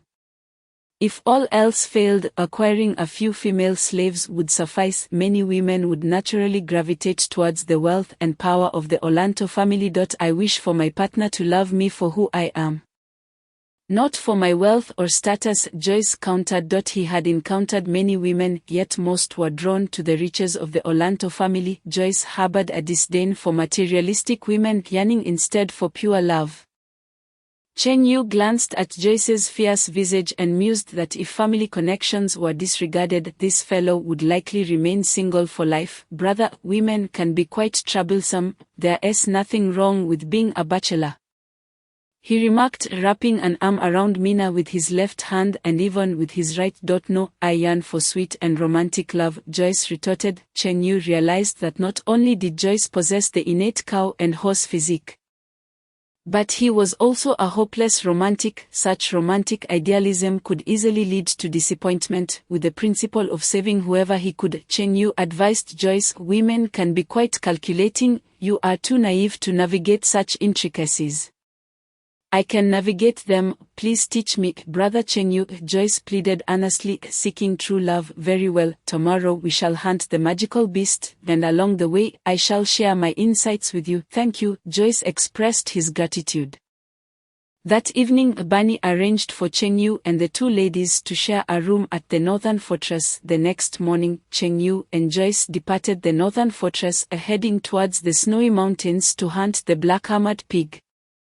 Joyce, of similar age to Cheng Yu, bore an intimidating and fierce snake-like face. Any normal person encountering Joyce would feel a sense of dread. The snow-covered mountain range was majestic, with the Northern Fortress's defenses lining the ridge. Below the ridge lay vast expanses of pine forests, some areas blanketed in snow, and the air was imbued with a biting chill. Cheng Yu, perhaps due to his heightened resilience, wore only a light garment and felt no discomfort from the cold. In contrast, Joyce was bundled in a thick coat, snow boots, and a white, fur-lined magical cloak, yet he still shivered from the chill. "Are you not the eldest son of the Olanto family? Bunny has sent you to hunt magical beasts. You could easily refuse, and he would not dare to retaliate," Cheng Yu observed, glancing at Joyce's rosy, frozen face. "No, the general says that young people should work hard and earn fewer merit points to forge a steely will," Joyce stated resolutely, firmly believing in the general's teachings. "Indeed, you possess the innate cow and horse physique. Your understanding is quite profound." They continued along the mountain path deeper into the forest. After about an hour, they arrived at a vacant glade surrounded by towering trees, with patches of snow scattered here and there. Joyce produced a circular compass, channeling magical energy into it, causing the needle to spin. Curious, Cheng Yu inquired. "What is that?" "This is a magical hunting compass. It can detect magical creatures in the vicinity based on the density of magical energy," Joyce explained. The compass needle spun rapidly, pointing southeast into the woods. There is a higher concentration of magical energy that way. Let us investigate. Following the compass's guidance, the duo headed southeast through the forest. Not long after, they spotted a massive black pig measuring over 10 meters in length. Sprawled across the snowy ground, soundly asleep, the black-armored boar possesses a hide that is both dark and coarse, reminiscent of the bark of a pine tree. Its body is adorned with numerous stiff bristles that stand erect, each as long as a human arm, resembling steel needles. The comprehensive compendium of flora and fauna from the continent of Success describes the black-armored boar as having tough skin and thick flesh, with high defensive capabilities and formidable aggression, endowed with the innate skill of violent charge. Given the sheer size of this wild boar, do you truly believe you can overcome it? Chen Yu expressed skepticism regarding Joyce's strength. It is exceedingly challenging for a mage of equal rank to vanquish a beast of the same tier. I can only give it a try. A flash of white light emanated from Joyce's hand, revealing a crystalline staff that appeared to be of considerable worth. Grasping the staff with both hands, Joyce channeled magical energy, causing a circular magical array to manifest at the staff's tip. As he constructed the magical array, Joyce held his breath and concentrated, reciting an incantation. Each cryptic syllable of the spell seemed to commune with the energies of the cosmos. Then suddenly, the magical array at the tip of the staff erupted in brilliance, expanding several times in size. Third-tier magic, Fire Serpent, a colossal fire serpent measuring 7 to 8 meters in diameter and 40 to 50 meters in length, surged forth from the magical array, coiling and writhing as it surged towards the black-armored boar. The slumbering boar was caught off guard and snared by the immense fire serpent, its high temperature causing it to emit a sharp squeal, as if exclaiming, "Which scoundrel dares to ambush me?" Explode! Joyce clenched his fist, and the fire serpent wrapped around the black-armored boar detonated with a thunderous blast. The force of the explosion shattered trees within a radius of several dozen meters. The shockwave generated by the blast rippled outward, causing the surrounding forest to rustle with a cacophony. Joyce took refuge behind a tree, using its trunk to shield himself from the heatwave. Chen Yu, however, faced the surging wave of heat head-on, feeling little discomfort. "Chen Yu, is the black-armored boar dead?" Joyce inquired. Chen Yu gazed calmly ahead. "Would you prefer good news or bad news?" Joyce replied. "Good news." Chen Yu responded. "Your fire magic is indeed potent. It has injured the black-armored boar." "And the bad news?" Joyce pressed. Chen Yu continued. "It only suffered some superficial wounds. It is now charging towards us." Peering around the tree trunk, Joyce observed that all the bristles on the boar had been singed away, leaving a half-inch gash on its back. Bloodied and raw, the black-armored boar, akin to a mountain of flesh, barreled toward them. "Run!" The sheer size of the wild boar posed a grave threat. A collision would undoubtedly flatten them into mere pancakes. Joyce sprang to his feet and fled, with Chen Yu and Joyce racing ahead as the boar pursued them. Joyce's face turned pale with terror as he cried out, "It's over, Chen Yu, it's faster than we are."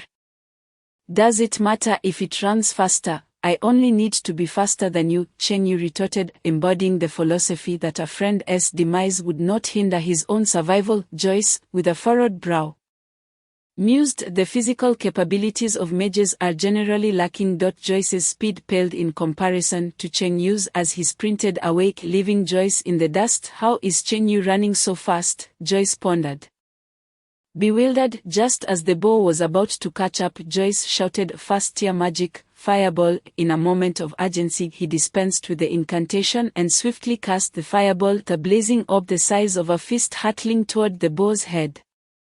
The black-armored boar, momentarily obstructed, paused, allowing Joyce to seize the opportunity to escape. However, the boar's speed far surpassed Joyce's, and it quickly regained pursuit. Joyce, terrified and pale, fervently prayed, "Oh, gracious goddess of light, grant me protection. Oh, gracious goddess of light, grant me protection." The black-armored boar closed the distance to merely a meter, its massive maw gaping wide, ready to bite down. Joyce could even catch a whiff of the foul stench emanating from its jaws. At that moment, an invisible force struck the boar's head, sending it flying several meters away. The overwhelming force left a half-meter-long crack in its skull, blood gushing forth. Dazed and confused, the boar spun in circles. Unable to discern its bearings, Joyce stood in stunned silence, wondering if the goddess of light had intervened. Yet, in the next instant, he saw Cheng Yu emerge from behind a nearby tree. "Young man, do you yearn for power?" Cheng Yu inquired, holding forth a dark, round cake. "Of course I yearn for it." Joyce was perpetually in pursuit of strength. "Consume this cake, then you shall gain greater power." According to the instructions, this item could slightly enhance the consumer's magical potency for a duration of 5 minutes. Is that true? Despite harboring doubts, Joyce unhesitatingly devoured the black pine cake. Its taste was bitter and astringent, transforming Joyce's previously stunned visage into one of anguish. However, the moment he swallowed the cake, he felt a noticeable surge in his magical energy. "My power has increased," Joyce exclaimed in astonishment. "It is wounded. Unleash a powerful spell upon it," Cheng Yu urged. Agreed. With determination, Joyce gripped the staff tightly, channeling his energy to form another magical array while reciting the incantation. Releasing the third-tier magic, Fire Serpent, a larger fire serpent than before, surged forth, its length now exceeding 50 meters. The fire serpent lunged at the black-armored boar. Joyce, foregoing the incantation, invoked the second-tier magic, Flame Spike. To inflict additional damage, the flame spike struck the boar, causing a minor injury. As the fire serpent ensnared the boar once more, it erupted in a more powerful explosion than before. Chapter 40, The Mobile Artillery Mage.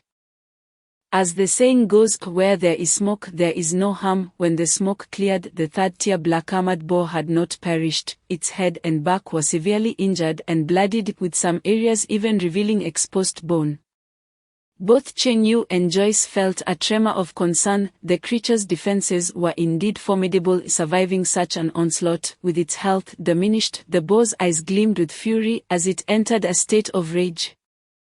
Drawing magic energy from its surroundings, a faint blue glow enveloped its form as it let out a thunderous roar and charged towards Cheng Yu and Joyce with an even greater speed.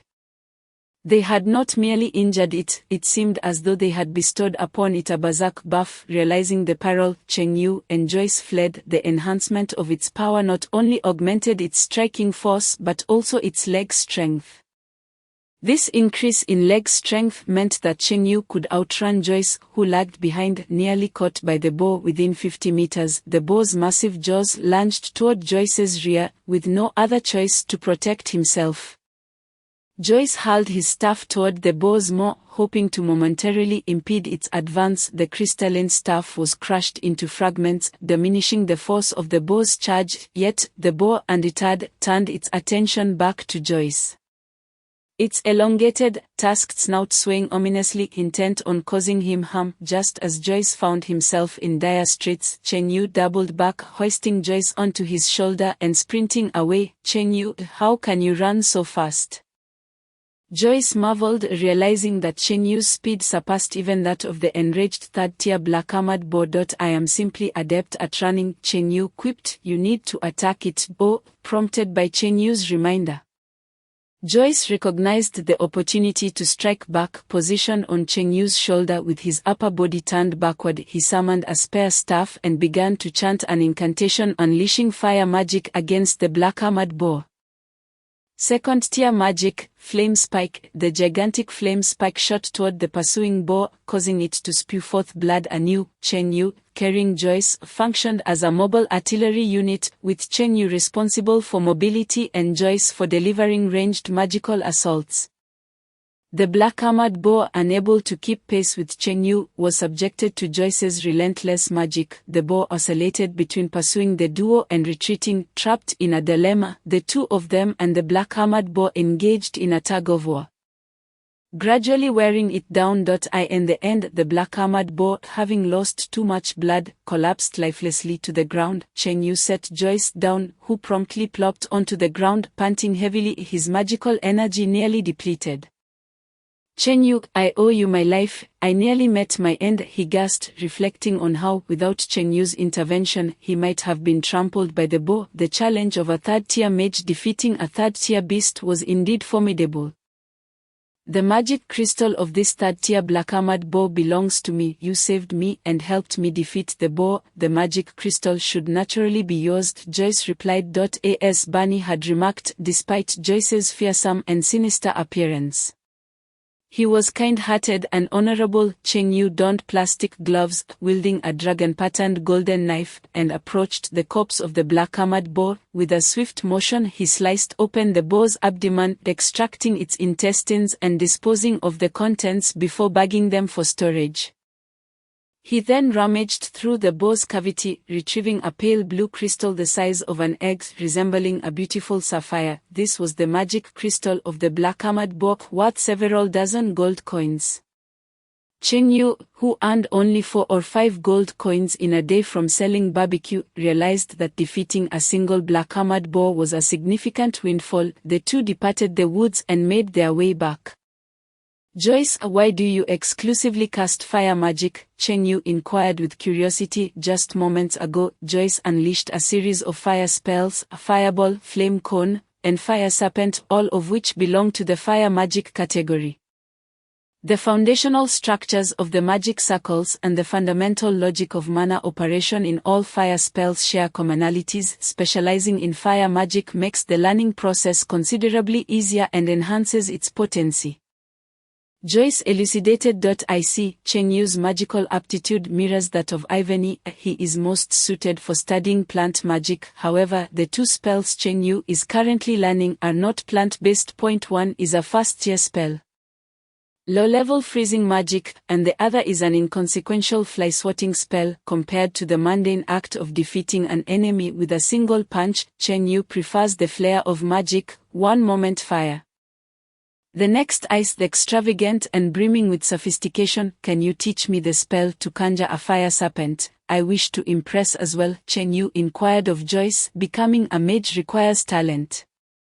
Do you possess the aptitude for magic? Joyce asked, astonished. Perhaps a little. The fire serpent spell belongs to third-tier magic, which can only be learned by mages of professional rank 3 or above.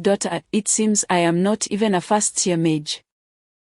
Chen Yu was uncertain if his abilities had reached the threshold of a first-tier mage. I shall test my capabilities at the Magic Association in Snow City next time.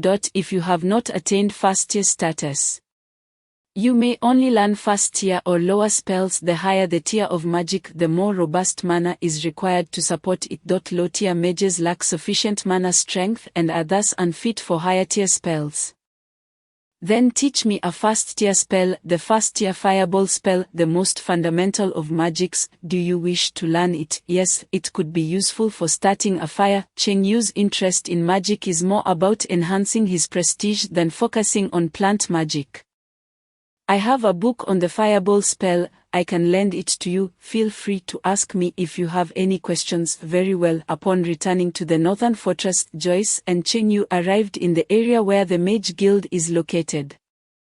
Numerous mages donned in magical cloaks populated the vicinity. Joyce returned to his dormitory and retrieved the book on the first-tier fireball spell to lend to Chen Yu. Take your time. As a newcomer to magic, it may seem somewhat obscure and difficult to comprehend, Joyce remarked. Typically, ordinary mages can achieve modest success in learning first-tier magic within a year or so without a teacher's guidance, and attain mastery in 3 to 5 years.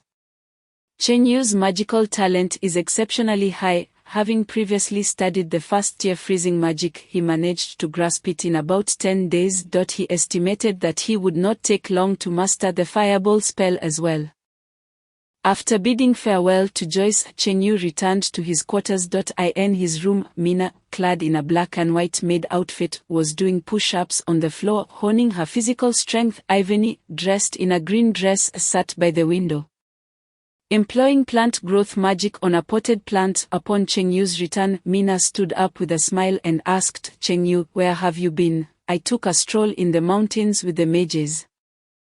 Are we selling barbecues today? we'll go this afternoon. It's almost noon, let us have lunch fast. Cheng Yu had accumulated over 4,900 points of positive emotional value yesterday, and combined with a bit he had left over, his total positive emotional value now stood at 5,011 points. He could allocate points again. System exchange 25 points for strength and 25 points for defense. Host consumes 5,000 points of positive emotional value. Strength 25, defense 25. Cheng Yu opened the system panel, where the positive emotional value section displayed the number 11. Host Cheng Yu, culinary skill level, maxed strength, 627, defense, 627, skills, Silver Moon Shockwave, magic mastery, passive, equipment, dragon pattern gold knife. Ordinary magic wand. Cheng Yu clenched his fist and waved it forward, the wind from his punches whooshing as he felt a surge of power. Ivany, do you want fire magic? I acquired a magic book. We can learn together. Cheng Yu waved the fireball spell book in front of Ivany. Ivany jumped down from the windowsill and examined the magic book in Cheng Yu's hands. Where did you get this fire magic book? It was lent to me by someone from the Mage Guild. Never mind, I'm not interested in fire magic. Ivany, belonging to the Forest Elf tribe, prefers plant magic. Very well. Cheng Yu sat at the table and briefly skimmed through the magic book. The difficulty of the first-tier fireball spell was comparable to that of the freezing spell, not exceedingly difficult. Chapter 41, I am an idol in the Northern Fortress. As the highest commander of the Northern Fortress, General Bani possessed his own private residence, a 3-story building. Cheng Yu followed Bani out of the Northern Fortress to the latter's private abode to prepare original 9-ton intestines. Cheng Yu, young brother, where did you learn such exquisite culinary skills? In my memory, even the chefs from the imperial capital cannot match your craftsmanship. Bani, being a high-ranking official of the Black Sun Empire, had tasted many delicacies, yet none compared to Cheng Yu's culinary creations. Self-taught, Cheng Yu, you are indeed a prodigy, Bani praised with a grin, seeking to earn Cheng Yu's favor. Then shifting the topic, our Northern Fortress kitchen is in need of personnel. Would you, young brother Cheng Yu, be interested in joining us? If we could recruit Cheng Yu to the Northern Fortress, not only could he prepare delightful meals for the frontline soldiers to boost morale, but he could also readily make original 9-ton intestines for himself, killing 2 birds with 1 stone. What benefits would there be? As the supreme commander of the Northern Fortress, Bani understood that directly rejecting Cheng Yu might cause him to lose face, so he refrained from outright refusal and instead inquired about the benefits. Gauging what kind of compensation could be offered, the kitchen staff in the military mess are considered logistical support personnel, and their salaries are the lowest among all departments in the Northern Fortress. Bani was well aware that the salary would hardly entice Cheng Yu, thus he chose to emphasize ideals and aspirations. In a tone filled with emotion, he asked, Dear young brother Cheng Yu, do you long to be a hero revered by the people? Not particularly, Cheng Yu replied with a calm demeanor. His response left Bani at a loss for words. How could a young man in his 20s not aspire to be a hero admired by all? Adjusting his tone, Bani continued, Do you have lofty ideals and pursuits? Indeed, Cheng Yu replied. Bani felt a surge of joy, for it seemed that young people always possess ideals and ambitions. Pray, tell me more. Cheng Yu remained composed, stating, My greatest ideal is to not have to work yet possess endless wealth. Bani's face fell, his expression speechless. He had initially intended to use the same persuasive tactics he employed on Joyce, but he found that Cheng Yu's values seemed to be utterly at odds with those of the average youth in the Black Sun Empire. Since you are not interested, then let it be. Unable to convince Cheng Yu through discussions of ideals, and not expecting to attract him with the meager salary of a Northern Fortress chef, Bani abandoned the idea of recruiting him. The two entered the 3-story building beside the Northern Fortress. Cheng Yu retrieved the intestines of a 3rd-tier black armored pig, rinsed them briefly, though not thoroughly, and began cooking. Not far from the residence was the archery training camp of the Northern Fortress. The archers grimaced upon catching the scent of the original 9-ton intestines. What is that horrid stench? Did a latrine explode? This aroma makes me want to vomit. I feel as though there are two of me right now. One is me, and the other is also me. I'm splitting apart. After a few minutes, the delicious serving of original 9-ton intestines was presented before Bunny. As he inhaled the unique fragrance, Bunny closed his eyes, revealing an expression of ecstasy. Oh, this flavor is simply marvelous. He then picked up his knife and fork and began to feast heartily. Observing Bunny savoring the dish, Cheng Yu was reminded of a distinctive delicacy from his previous life on Earth, a specialty from the Qiandongnan region of Guizhou. Beef bile soup. Beef bile soup is made from the undigested contents of a cow's stomach, bearing similarities to the original 9-ton intestines. For the next half-month, Cheng Yu, Mina, and Ivany resided in the northern fortress. They set up a barbecue stall punctually each day, earning money while also accumulating positive emotional value. Cheng Yu managed to grill over 2,000 skewers daily, reaping around 5,000 points of positive emotional value.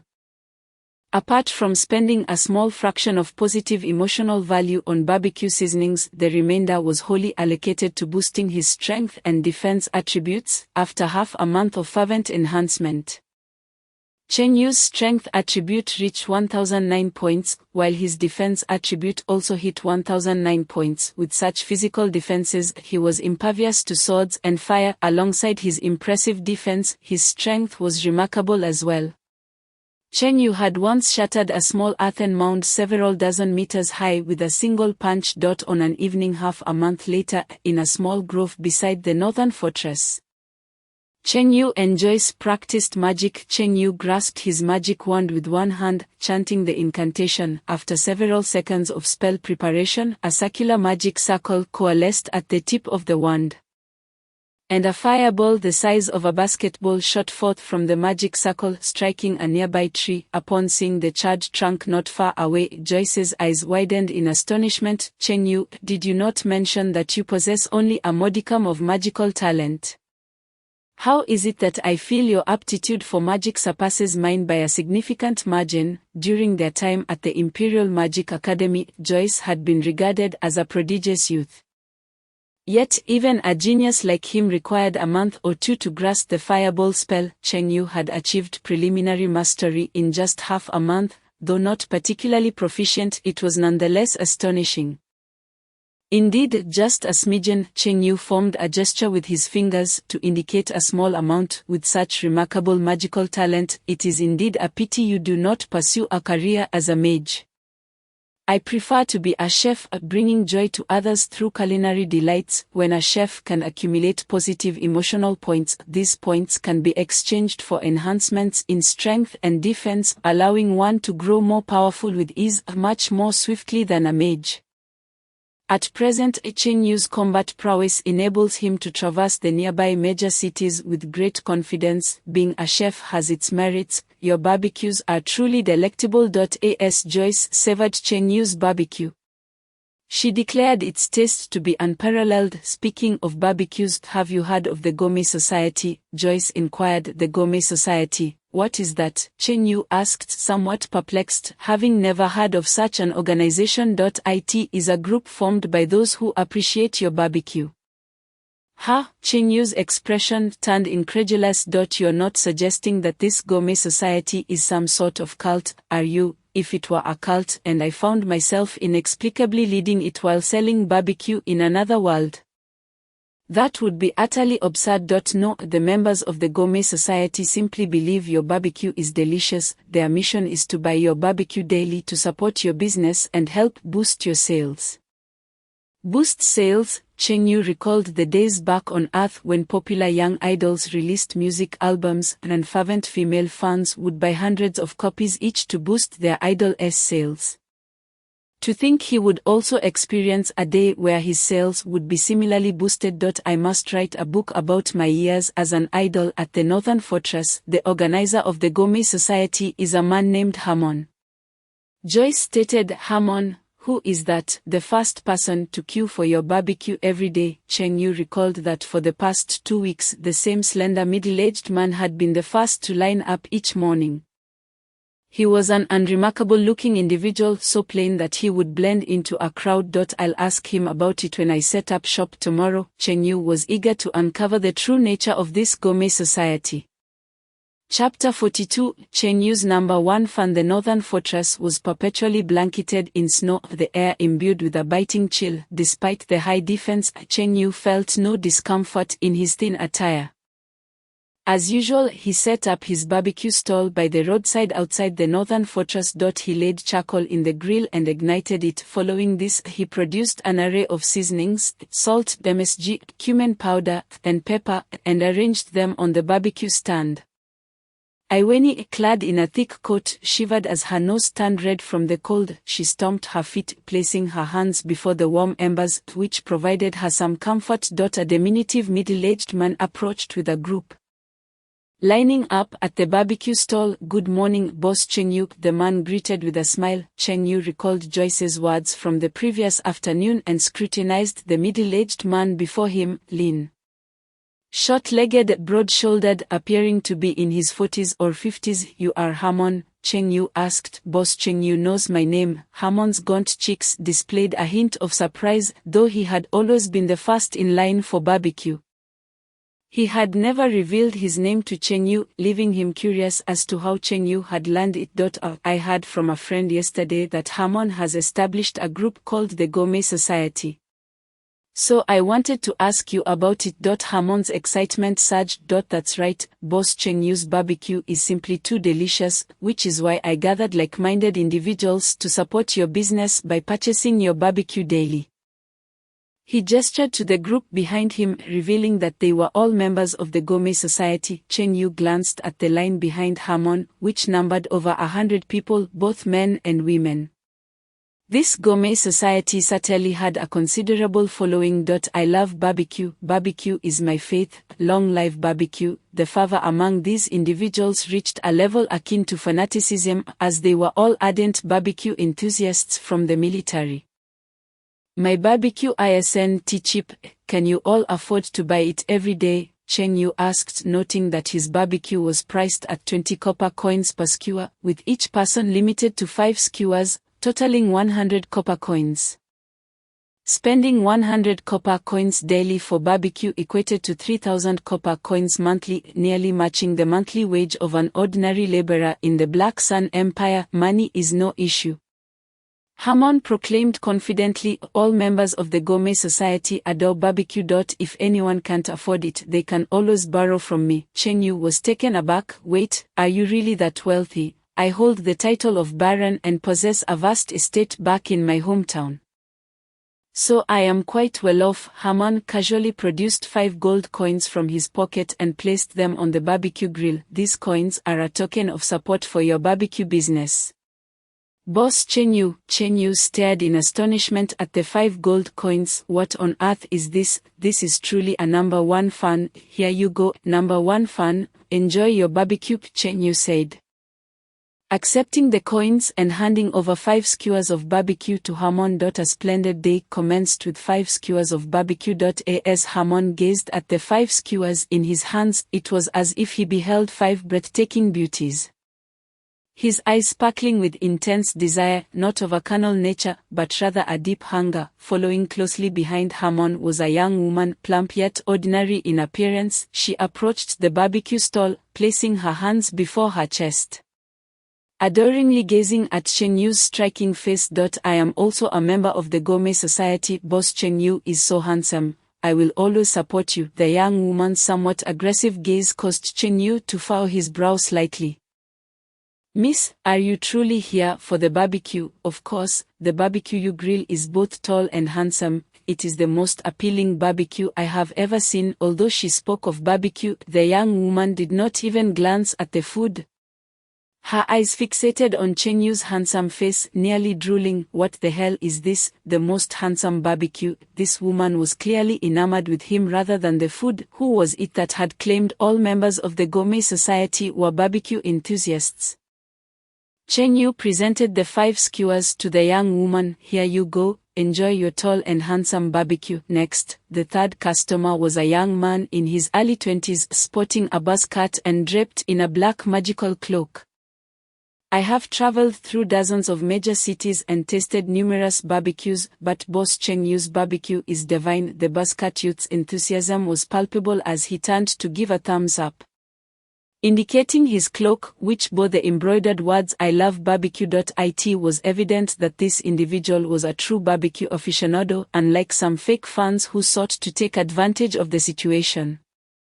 The buzzcut youth paid Iweni and received 5 skewers of barbecue, leaving with great satisfaction. The fourth customer was a flamboyantly dressed, alluring woman. She lowered her head slightly, her demeanor shy, and promptly asked, "Boss Cheng Yu, are you married?" Cheng Yu felt a headache coming on, suspecting she was yet another fake fan trying to take advantage of him. To avoid further entanglement, he casually replied, "I'm married, I have children who can run errands." "Is that so? Actually, I am quite traditional. If you agree, I would be willing to be your mistress." "Get lost." Cheng Yu handed the 5 skewers of barbecue to the woman. "Here is your barbecue." Next, before he knew it, the day had passed and night had fallen. Cheng Yu earned 5,021 positive emotional points today, which was quite satisfactory. The three returned to their quarters in the Northern Fortress, lit candles, and Cheng Yu sat at the table counting his earnings. In the half-month since arriving at the Northern Fortress, he had earned a total of 93 gold coins. Of robbing is still the quickest way to make money. He recalled the last time he went to Snow City and successfully robbed over 500 gold coins from bandits. Selling barbecue at the Northern Fortress, working tirelessly for half a month, had only yielded 93 gold coins. Compared to robbery, this pace of earning was painfully slow. However, Cheng Yu was not merely selling barbecue for profit. More importantly, he sought to accumulate positive emotional points to enhance his strength and defense attributes. In this otherworldly realm, power was paramount. "Mina, Iweni, we shall visit Snow City tomorrow. I need to buy some items and get you both a few sets of new clothes. And then we'll go to the Magic Association to test our magic levels." Iweni rested her head on Cheng Yu's shoulder, her smooth elven ears brushing against his neck, her green hair cascading over him, her delicate face adorned with a gentle smile. "I will follow you wherever you go, my lord Cheng Yu." Mina settled on Cheng Yu's other side, wrapping her arm around his. "Me too, with an elven wife and a silver wolf wife. Their fragrant softness was delightful. Let us get some sleep. We'll head to Snow City in the morning." The room contained only one large bed, and Cheng Yu drew Mina and Iweni close as they settled in for the night.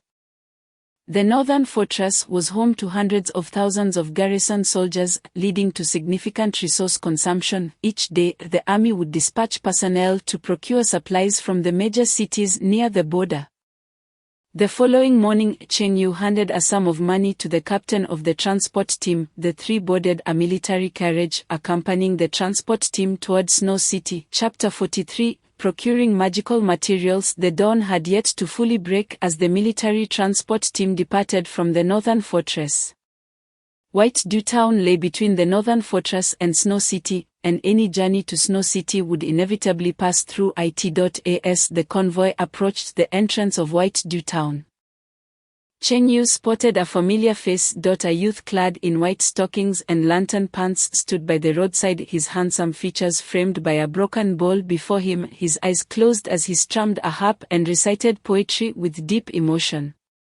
"Who gently caresses your wounded yet resolute visage, by the brook, beside the giant rock? Who tightly embraces your weary yet noble soul, in deep slumber, in the heights above? Dear friend, I take your hand and lead you into the summer night's brilliance." Cheng Yu instructed the soldier driving the horse-drawn carriage to halt momentarily, extracting 2 silver coins from his pocket and tossing them into a tattered bowl. The sound of the coins clinking against the porcelain echoed crisply, "Ding ding." The young boy opened his eyes wide, sparkling with joy, exclaiming, "Thank you for the tip, thank you for the tip. It's been a while, Zaya." Cheng Yu greeted the boy. "Oh, Cheng Yu, where have you been for the past half-month?" Zaya suddenly realized that the benefactor was none other than Cheng Yu. Half a month ago, Cheng Yu had ventured to the Northern Fortress with Mina and Iweni to sell barbecue. At that time, Zaya had been idly wandering around Bailu town. Upon returning to the estate, he found the gates firmly shut, leaving him unable to enter. With no other options, he resorted to his old trade, singing to earn a living.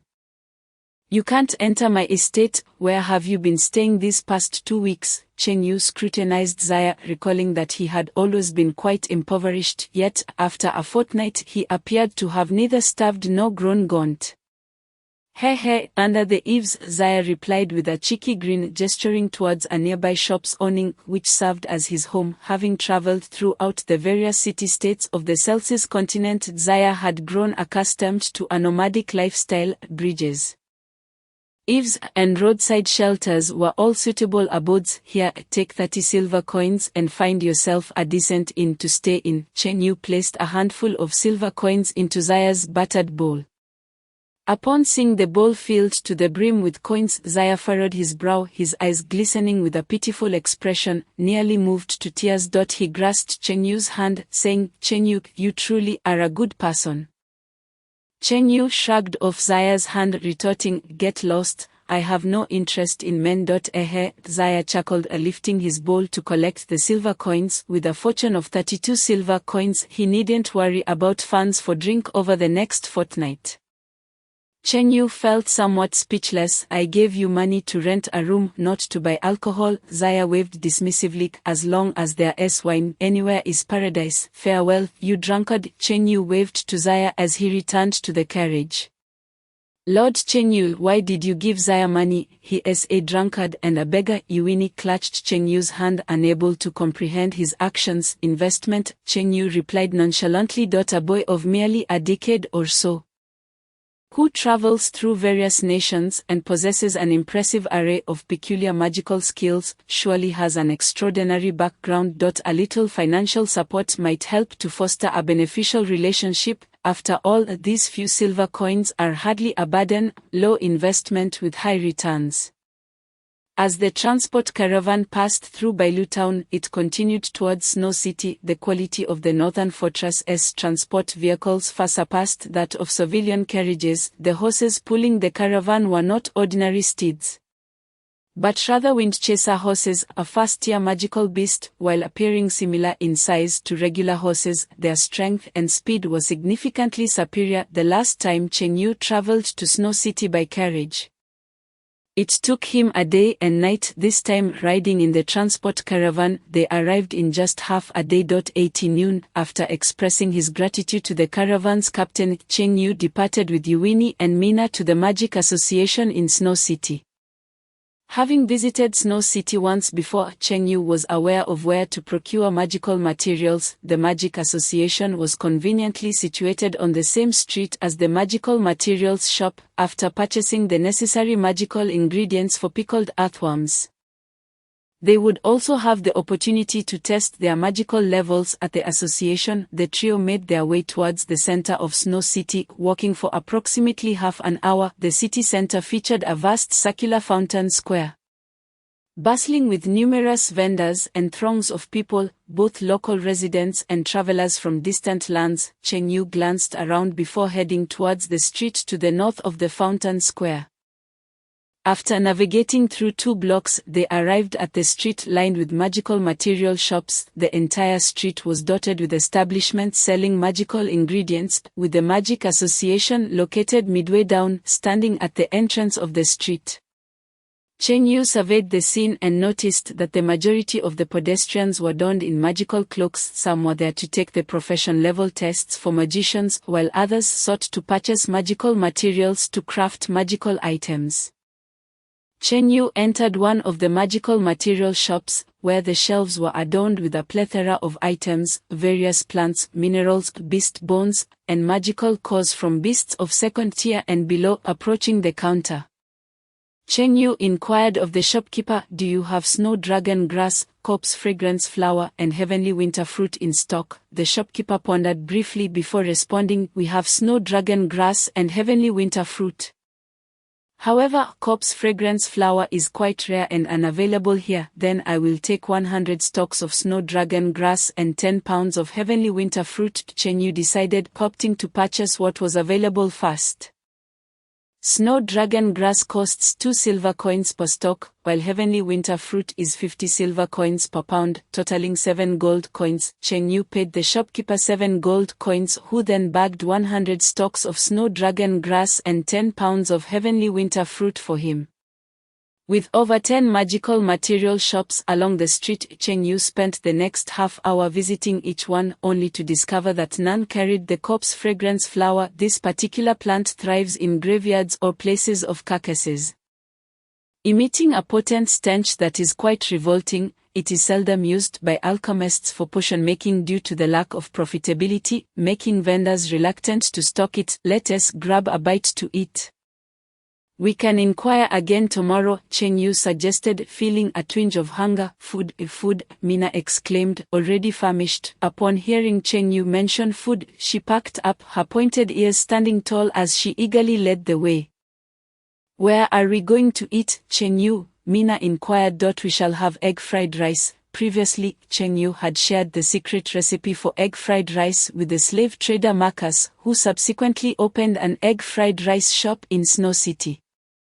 Cheng Yu wished to see how business was faring. How do we get there? Mina asked, momentarily perplexed. Cheng Yu recalled the location of Marcus's egg fried rice shop and directed them to turn left at the upcoming intersection.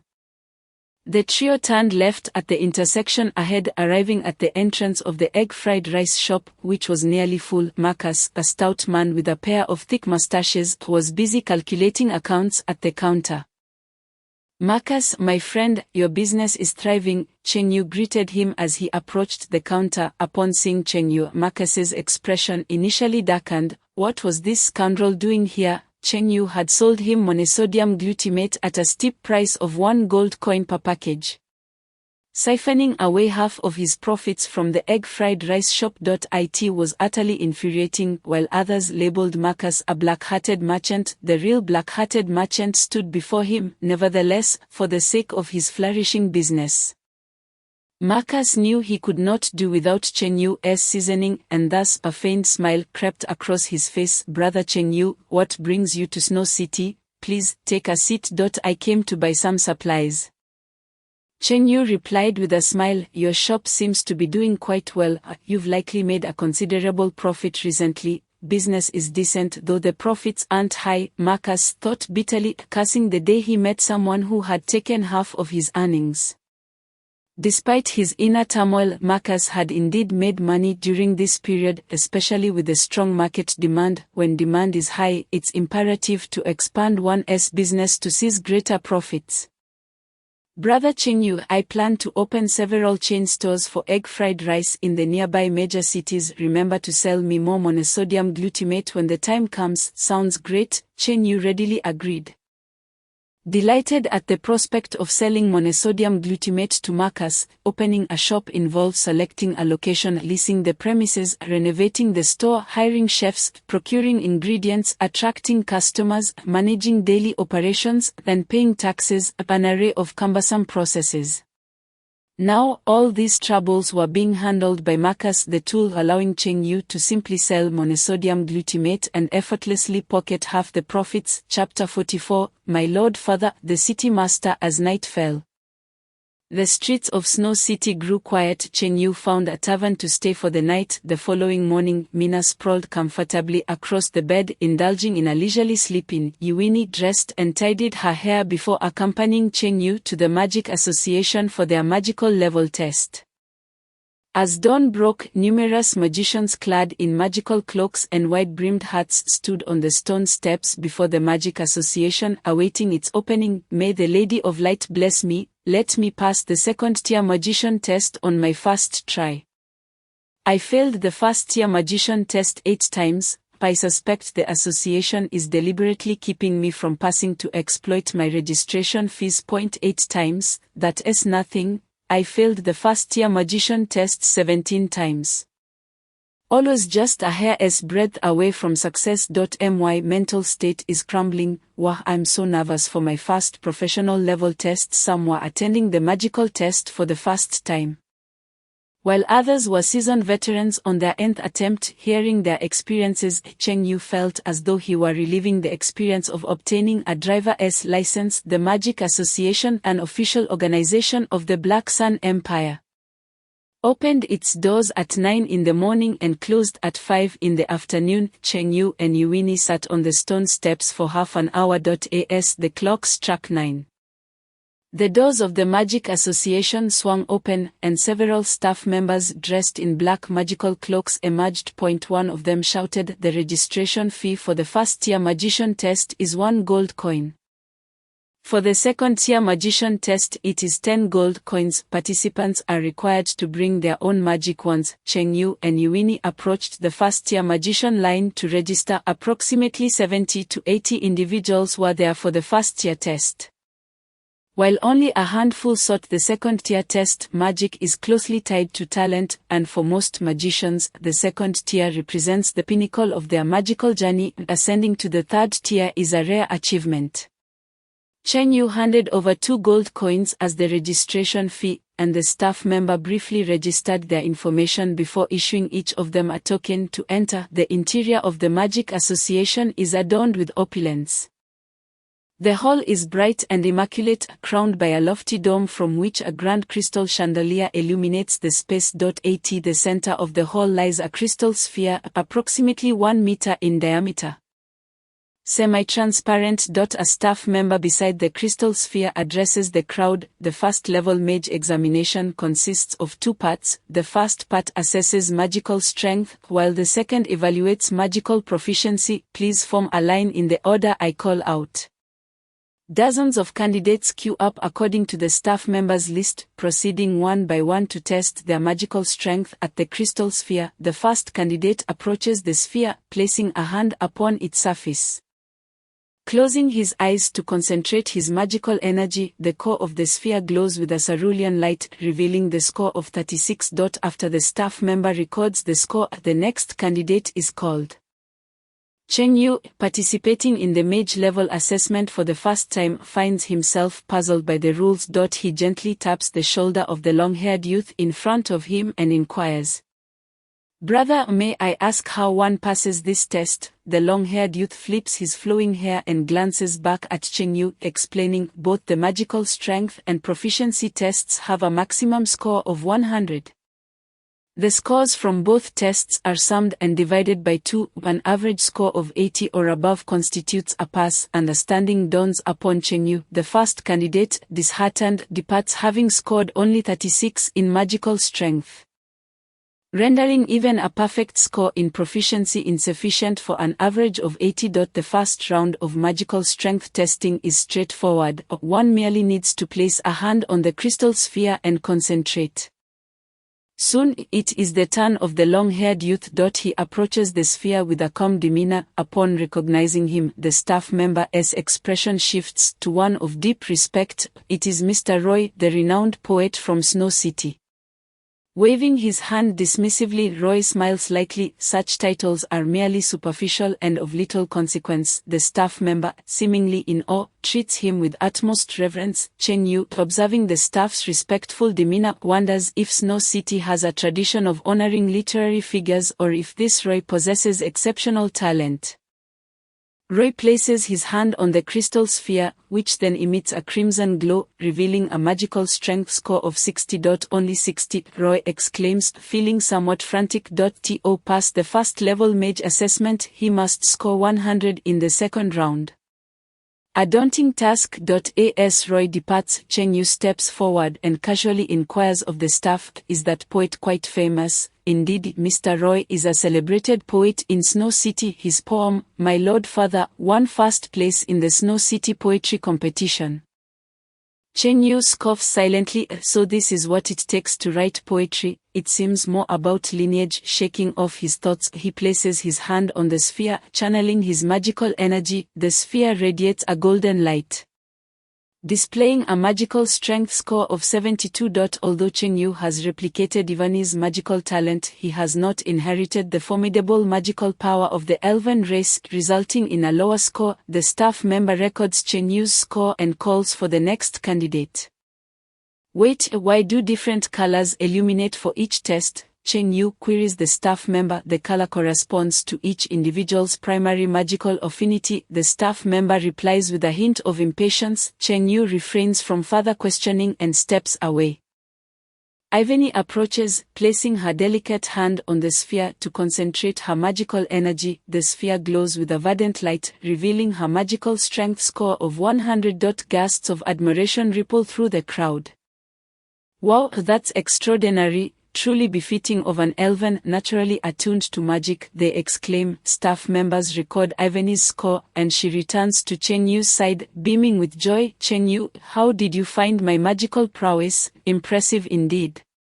Cheng Yu replies, wrapping an arm around her waist and planting a kiss on her forehead. In the presence of so many onlookers, Ivany blushes, burying her face into Cheng Yu's embrace. With the first round of testing concluded, they begin the second round, which entails showcasing a self-chosen spell to 3 evaluators from the Magic Association. The order remains the same, with Cheng Yu still positioned behind the long-haired youth. Roy steps before the 3 evaluators.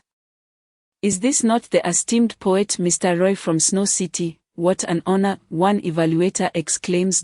I have read your magnificent work, my Lord Father. It beautifully encapsulates your affection for your father, rich in emotion and depth.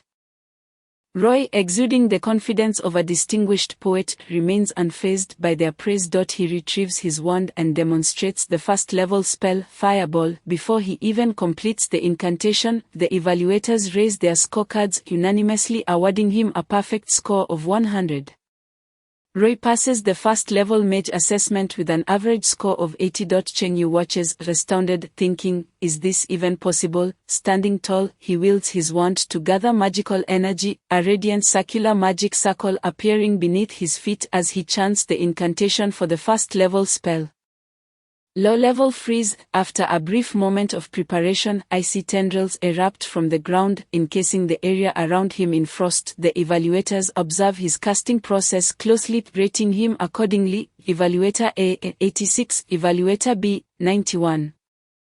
Evaluator C, 93. Ultimately, Cheng Yu scores 90 in magical proficiency, with a magical strength score of 72. His average score is 81, barely passing the threshold of 80. A radiant smile graces his face as he strides over to Ivany, exclaiming, I've only been studying magic for a month or 2, and I've already passed the first-level mage assessment. Many have studied for years without achieving this, she replies, congratulating him warmly. The next candidate is Ivany. You can do it, Cheng Yu encourages, patting her shoulder. I will, she responds confidently. Standing at approximately 1.6 meters, she appears gentle as she approaches the evaluators, bowing politely. An elven, how rare, one evaluator remarks. The last elven candidate we had at the Snow City Magic Association was nearly a decade ago. The evaluators regard elves as possessing superior magical talent compared to humans, making their presence in human domains exceedingly uncommon. Esteemed evaluators, I shall begin, she declares, with a flicker of determination in her eyes. She discards her wand and the incantation, directly channeling her magical energy into her delicate hands, conjuring a small magic circle. Without delay, she unleashes the vine spell upon the flower bed in the courtyard. Instantly, 3 thick vine-like tendrils burst forth from the earth, writhing like agile appendages as they snake into the testing hall. The evaluators are left speechless. To achieve such power without a wand or incantation for a first-level spell is utterly remarkable. The forest elves truly excel in botanical magic. The effort pales in comparison to true genius. How enviable! The elven race is not only long-lived but also possesses extraordinary magical talent. What a privilege! Each evaluator, with varying expressions, unanimously awards Ivany a perfect score of 100. Radiating joy, she returns to Cheng Yu's side, her green eyes sparkling with excitement. Cheng Yu, how did you find my spell? Incredible, he praises, you must be nearing second-level mage status. I'm not sure, she replies. No matter, we can test again after some time. Following the first level mage assessment, candidates must wait a month before attempting the second level assessment. Ivany, taking Cheng Yu's hand, expresses her happiness at becoming a first level mage together. After the testing concludes, the Magic Association registers both Cheng Yu and Ivany and presents them with first-level mage badges and a magical cloak imbued with minor fire resistance. Cheng Yu examines the badge in his hand. Its outer ring is circular, with a hexagram shape within, intricately etched with diamond patterns, crafted from Starfall black iron, slightly heavier than ordinary steel. The second-level mage badge shares the same shape, yet it is blue. Forged from a rare blue copper ore, draping the black magical cloak over his shoulders and pinning the first-level mage badge to his chest, Cheng Yu feels a sense of pride with the rarity of mages. This attire would surely mark him as a high-quality man in the matchmaking market of Snow City. However, with 2 wives already, he finds no need for such pursuits. Upon returning to the inn, Mina is still lounging in bed. Ivany leaps onto the bed, embracing Mina's fluffy tail. Sister Mina, the sun is shining on our backs. Are you back? Mina rubs her sleepy eyes and rises from bed. Come, I shall pick out some new clothes for you. With newfound wealth, Cheng Yu is eager to select beautiful attire for both Mina and Ivany. Mina donned her attire of clothing and trousers, shouldering a large sword, and accompanied Cheng Yu to shop for garments. The thoroughfare of Snow City was neither bustling nor desolate. After traversing several streets, the trio arrived at a street dedicated to apparel, lined with an array of clothing stores. After a leisurely stroll, Cheng Yu purchased for Mina and Ivany exquisite long dresses, lace nightgowns in various hues, bathrobes, as well as black and white stockings. Adorning themselves in both black and white stockings would undoubtedly enhance their beauty. Once their shopping was complete, the 3 turned their steps toward the Mercenary Guild. The dish of marinated earthworms required an additional ingredient, the corpse flower, according to the Compendium of Flora and Fauna of the Celsis continent. The corpse flower is known to thrive in graveyards or places of accumulated corpses. Unfortunately, the magical material shops within the city did not stock the corpse flower, prompting Cheng Yu to consider hiring a mercenary as a guide to search the nearby graveyards or places of accumulated corpses. Upon arriving at the Snow City Mercenary Guild, a throng of mercenaries lounged at the entrance, idly drinking and basking in the sun. Recently, the vicinity of Snow City had been relatively peaceful, with no merchants seeking mercenaries for cargo protection. Leaving the mercenaries without work, Cheng Yu approached the guild's entrance. Recalling that hiring a mercenary could be quite expensive, he produced 30 silver coins and addressed the cluster of mercenaries, stating, I seek a guide to lead me to the graveyards or places of accumulated corpses near Snow City. Offering 30 silver coins, the mercenaries, eager for work, surged forward at the prospect of a job paying 30 silver coins. Boss, choose me. Boss, I'm strong, pick me. Boss, I'm diligent, select me. Boss, I'm unattractive, I can accentuate your handsomeness. Choose me. Faced with the frenzied self-nominations of the mercenaries, Cheng Yu hesitated, uncertain of whom to select. At that moment, someone shouted, Boss, pick me, I'll do it for just 25 silver coins. Hearing this, the other mercenaries began to undercut each other. Boss, choose me, I'll take 20 silver coins. I'll do it for 15, I'll do it for 10 silver coins. I won't take any money, just feed me on the way. Cheng Yu stood rooted, speechless. There was no need for haggling, as the mercenaries had already driven the price down themselves. Initially intending to spend 30 silver coins to hire a guide, he now found he could avoid spending altogether. Only needing to provide food, one could never truly appreciate the joy of a demographic dividend without being a boss. Cheng Yu pocketed the 30 silver coins and inquired with a smile, who was it that mentioned they needed no payment? I was. A frail young mercenary raised his hand and stepped forward from the crowd. The other mercenaries glared at the scrawny youth, regarding him as a traitor for driving the wages so low. You all usually bully me, but today Rexy shall outcompete you all." The slender youth placed his hands on his hips, puffing up his chest with a smug expression. Chapter 46. The mental state of the necromancer. Cheng Yu and his companions followed the young man named Rexy out of the city. Along the way, Cheng Yu purchased several hard, dry loaves of bread as a token of gratitude for Rexy's guidance. As Rexy chewed on the bread, he noticed Cheng Yu clad in a black magical cloak, adorned with a badge of a first-tier mage, and cheerfully asked, "Boss, are you a first-tier mage? I just passed the first-tier mage test yesterday with a score of 81. Impressive, boss." Rexy praised. To the east of Snow City lies a rather large graveyard.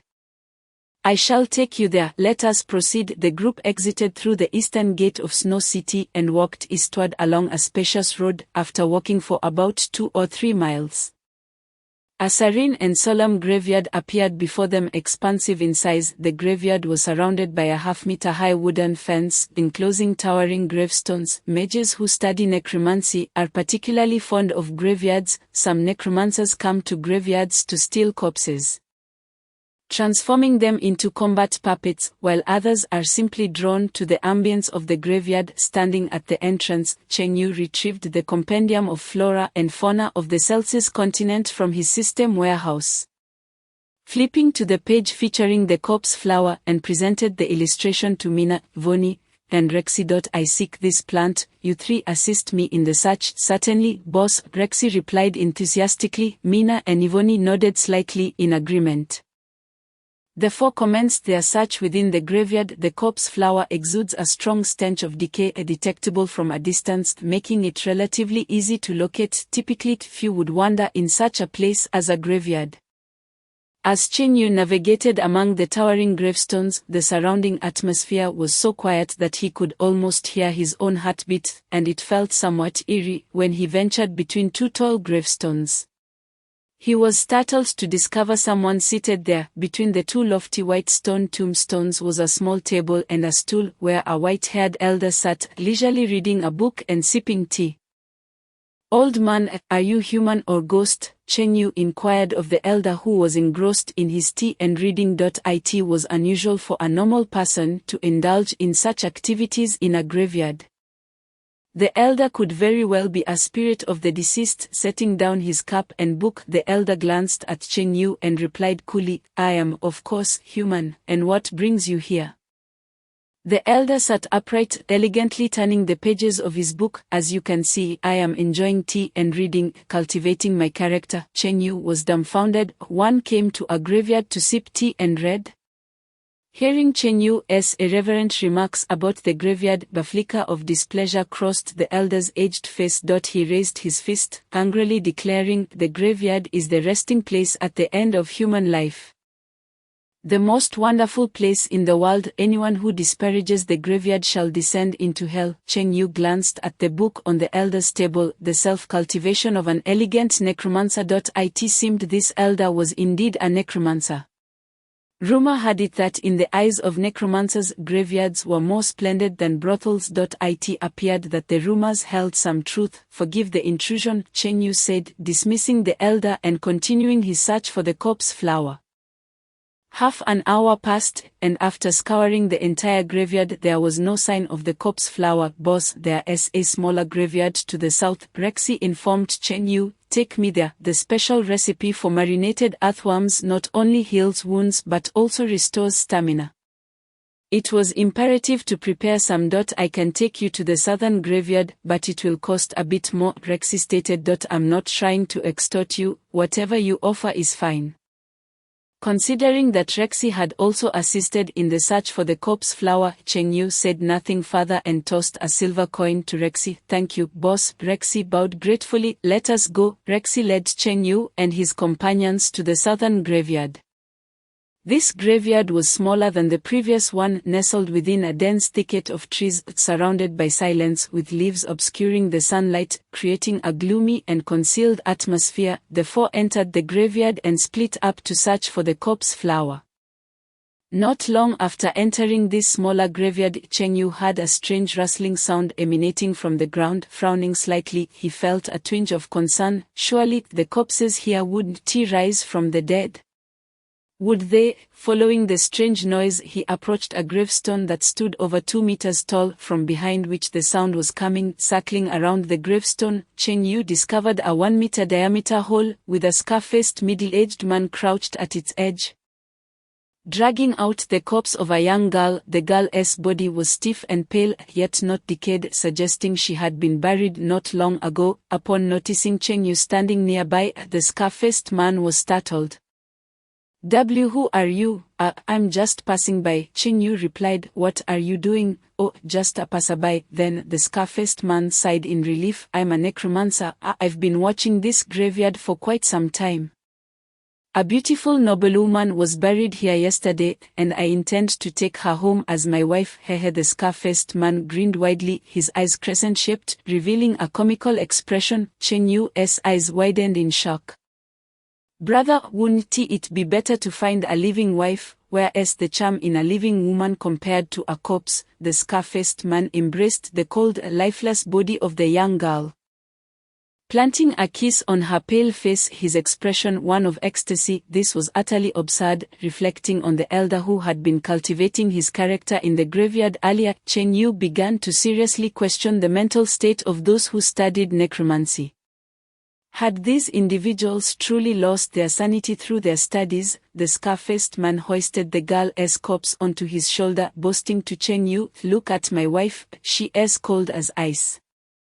Emotionally stable, far more charming than any living woman. Wouldn't you agree?" Chen Yu clasped his hands in admiration. Impressive, impressive. Oh, I concede defeat. Please don't let this matter spread. With that, the scar-faced man prepared to leave the graveyard.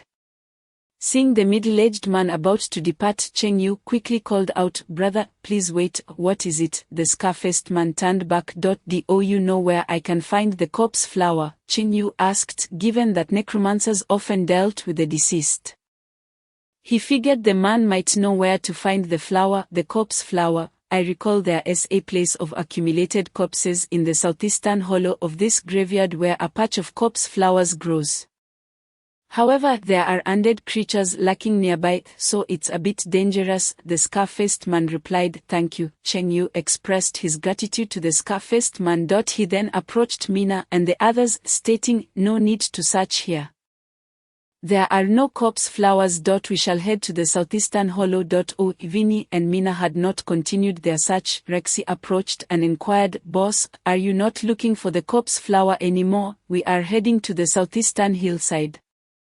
You need not accompany us." Rexy was merely an ordinary person and would serve as a burden. "Boss, I am leaving. Next time, if you wish to lead, you can find me at the Mercenary Guild."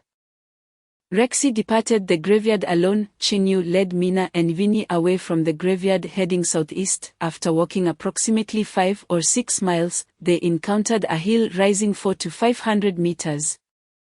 Its slopes cloaked in verdant foliage. Upon reaching the summit, they beheld a low-lying area nestled between this hill and another. In the center of this depression grew a profusion of greenery, adorned with deep crimson flowers that resembled trumpets, the very corpse flowers Chen Yu sought. Chapter 47, Mastery. The Grand Elbow Strike. The lowland between the two hills was barren, resembling a parched river valley. Chen Yu descended the slope into the valley. The corpse flowers bloomed with an alarming vibrancy, their noxious odor wafting through the air. Mina and Vinny both grimaced, covering their noses. The stench was unbearable. Upon reaching the patch of corpse flowers, Chen Yu retrieved 2 large cloth bags from the system's repository and began to gather the flowers. As he extended his right hand, his fingers barely brushing the petals, the ground of the valley began to quake violently. From a location 50 meters away, the earth surged upward. A skeletal serpent, measuring 7 to 8 meters in length and devoid of flesh, erupted from the soil, its hollow eye sockets gleaming with a sinister red light, fixated on Chen Yu and his companions. The earlier scarred-faced necromancer had warned of the undead creatures lurking here. Without a hint of panic, Chen Yu tossed the 2 bags to Mina. "Mina, you go gather the corpse flowers, collect as many as you can. I will hold off this skeletal serpent with Vinny." All right, Mina nodded, clutching the bag as she moved to gather the flowers. Ivini remained stationary, her fair hands enveloped in swirling green magic. After a brief incantation, she unleashed a vine spell, summoning 3 thick vines that erupted from the ground to ensnare the skeletal serpent. The serpent writhed in a desperate struggle, unable to break free from the vine's grasp. Meanwhile, Chengyu brandished a magic staff, channeling energy that manifested intricate patterns, forming a circular magic array at the staff's tip. He recited the incantation for the fireball spell, unleashing a first-tier fireball. The basketball-sized flame hurtled toward the serpent's head, exploding in a conflagration. The undead creature, lacking flesh, exhibited considerable magical resistance. The fireball had little effect. Since a single strike proved insufficient, Chengyu intensified his efforts, using the vine-bound serpent as a target for a barrage of fireballs. This is rather amusing. With each incantation, another fireball shot forth from the magic array. Although the skeletal serpent possessed significant magical resistance, under Chengyu's relentless assault, its skull cracked and charred. Meanwhile, Mina swiftly navigated the thicket of corpse flowers, filling one bag to the brim in under 5 minutes before retrieving another. After casting fireballs repeatedly, Chengyu had severely weakened the serpent, and he approached it, kicking the near-dead creature. Uncertain of the serpent's tear as a magical creature, he noted it was considerably weaker than the undead bone dragon he had encountered previously. Suddenly, the serpent's hollow eyes flared with crimson light, and its tail began to thrash violently, producing a series of sharp sounds. As the cacophony echoed, the entire valley trembled, the ground cracking. One by one, skeletal serpents emerged from the earth, some stretching 50 to 60 meters. Others merely 5 to 6 meters, forming a dense swarm, numbering in the thousands, surrounding Chengyu and his companions. By the gods, we can't take them all on, Chengyu exclaimed, astonished that so many skeletal serpents lay hidden beneath the dry riverbed. He crushed the skull of the nearest serpent beneath his foot. What should we do, Chengyu, my lord? Vinny glanced around at the encroaching serpents, her eyes betraying a flicker of fear and panic. We must flee. Chengyu had no desire to engage in battle with such a multitude of serpents. To Mina, he instructed. Mina, cease gathering, you carry Ivini, I will clear the path, stay close behind me. Ivini, being a magic user, was not particularly swift. Having Mina assist her would expedite their escape. All right. Mina refrained from collecting more corpse flowers, dashing to Chengyu's side, handing him the bags full of flowers along with her large sword. Before hoisting Ivini onto her back, follow me. Chengyu stored the sword and corpse flowers in the system's repository and began running toward the valley's exit. A 30-meter-long skeletal serpent lunged at him from the front. Chengyu showed no hint of hesitation, raising his hand to deliver a powerful right hook. His fist struck the serpent's head with tremendous force, shattering its bones into fragments. This was the manifestation of absolute power following his enhancement in strength attributes. A shorter serpent, measuring over 10 meters, lunged at him from the right. Mastery, the grand elbow strike. Chengyu raised his arm, delivering a devastating elbow strike. The impact resonated with a thunderous boom, obliterating the serpent's skull and sending bone shards flying in every direction. Having dispatched another serpent, dozens more surged toward him from all directions. Chengyu crouched low, adopting a horse stance, leveraging the strength of his waist as he struck left and right with his shoulders. The most powerful part of the human body, each shoulder thrust splintered a serpent into pieces, yet more skeletal serpents emerged from the earth, flooding toward them like a relentless tide, encircling the trio. With so many serpents, relying solely on shoulder strikes was inefficient. Chengyu clenched his fists, channeling all his strength into a single punch aimed at the ground. A resounding boom echoed, shaking the very mountain, sending birds scattering in chaos. Although the hill was not particularly high, such power was terrifying. Dust billowed into the air as the ground around Chengyu caved in and cracked, forming a massive crater. The shockwave from his punch radiated outward, sending the charging serpents sprawling. Mina and Ivini stood agape, astonished at Chengyu's overwhelming display of power. Is this truly your full strength? They wondered. Such might could easily earn him a position as a high-ranking officer in the northern fortress. Noticing Mina and Ivini's astonished expressions, Cheng Yu calmly remarked, "As a chef, I require a modicum of strength to subdue ferocious ingredients." Mina and Ivini were left speechless, realizing that Cheng Yu had cultivated strength surpassing that of many warriors in his quest to become an exceptional chef. Cheng Yu pressed onward, clearing the path as he struck down skeletal serpents with each punch. Mina, carrying Ivini on her back, followed closely. They traversed the hillside, escaping the valley and rushing toward Snow City. The serpents pursued for a few miles before finally relenting. At last, they had escaped. Cheng Yu wiped his brow, feigning exhaustion. Is this what you call fleeing? Mina turned and glanced at the trail of shattered bones behind them. If those serpents had continued their pursuit, they would have surely been eradicated by you. The Orc tribe revered strength, and Cheng Yu's earlier display of power left Mina utterly captivated, her eyes sparkling with admiration as she clung to his arm. Nuzzling against his shoulder, Ivini also found Cheng Yu's strength astonishing, realizing that such power rendered the need for magic unnecessary. Now that we have gathered our materials, let us move on. The trio returned to their inn in Snow City, refreshed themselves with a bath, and then boarded a carriage toward Bailu Town. Bailu Town lay over 100 kilometers from Snow City, and the ordinary carriage could not match the speed of a military transport convoy. After a day and a night, they arrived at Bailu Town and returned to the estate. Having been away for over half a month, the crops in the fields thrived magnificently. Sweet corn had begun to bear ears. Tomatoes had ripened, and a lush patch of catnip flourished. Mina and Ivini opened the estate's gates, carrying baskets to harvest fruits and vegetables from the fields. Cheng Yu sought refuge in the estate's shade and retrieved the black earthworms he had pickled over a month prior.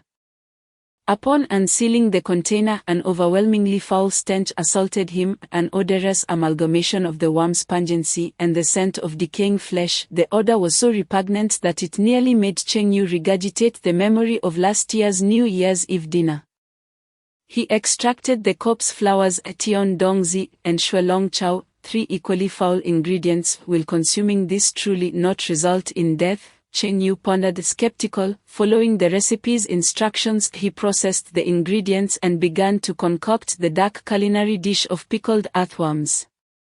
Chapter 48. Have you joined the dark culinary realm? Following the proportions outlined in the recipe, Cheng Yu sequentially added the processed ingredients to the jar, then a generous spoonful of salt, stirring for 10 minutes. After mixing, the pickled earthworms emitted an intense, nauseating odor surpassing that of rotten fish and shrimp, rivaling the scent of a bioweapon. With the Silver Wolf tribe's keen sense of smell, Mina crouched before the table. Wrinkling her nose at the stench of the pickled earthworms, she quickly covered her nose, her ears drooping, her small eyes pleadingly gazing at Cheng Yu. Cheng Yu, could you perhaps seal that jar? This biochemical weapon is unbearable. Cheng Yu agreed that the aroma was overpowering. Finding a piece of oiled paper to seal the ceramic jar, after sealing it, the pungency in the air lessened somewhat. The healing elixir, pickled earthworms, was complete. Cheng Yu held up the jar triumphantly, as if it were glowing. Next, he needed to find an injured person to test whether it could genuinely heal wounds swiftly and restore stamina. In the Northern Fortress, which stands resolute against the encroaching foreign demonic forces, there are surely injured soldiers, with 100,000 skewers of bad meat yet to be sold. I shall return to the Northern Fortress tomorrow to continue selling, while also seeking a wounded soldier to test the efficacy of marinated earthworms. At the break of dawn the following day, Cheng Yu summoned a carriage in Bailu Town and set off towards the Northern Fortress. After half a day's journey, the carriage halted at the base of the snow-covered mountain range. Cheng Yu and his companions disembarked and began their ascent, the soldiers stationed along the mountain path, enjoying the barbecued delicacies prepared by Cheng Yu, recognized him well, aware of his close ties with General Bani, and did not impede his passage. A cross-eyed soldier waved enthusiastically, greeting Cheng Yu. Boss Cheng, where have you been these past few days? I had some matters to attend to in Snow City. Will you be selling barbecue as usual tomorrow? The cross-eyed soldier, having dreamt of Cheng Yu's barbecue for the past 2 nights, was eager for more. Of course, Chen Yu replied, for his purpose in the northern fortress was solely to sell barbecue. Wonderful, I can't wait for another feast. What could redeem the dreary life of a border sentinel? Surely it is the exquisite taste of barbecue. Upon hearing that Chen Yu would resume his sales, the soldiers around him wore smiles of anticipation, their futures brightened by the promise of delicious food. By the way, are there any injured among you? Chen Yu inquired, curious to see if the marinated earthworms lived up to their reputed wonders. A soldier with a prominent nose, his shoulder bound in white bandages, waved his hand. Just the other day, a small group of demons attempted a sneaky assault on the city walls, and our patrol team clashed with them. I sustained a deep cut on my shoulder. Has it healed? Not yet, the wound is quite severe, having reached the tendons, so it will take time to mend. I possess a remarkable healing concoction, crafted from 81 different herbs and brewed for 49 days.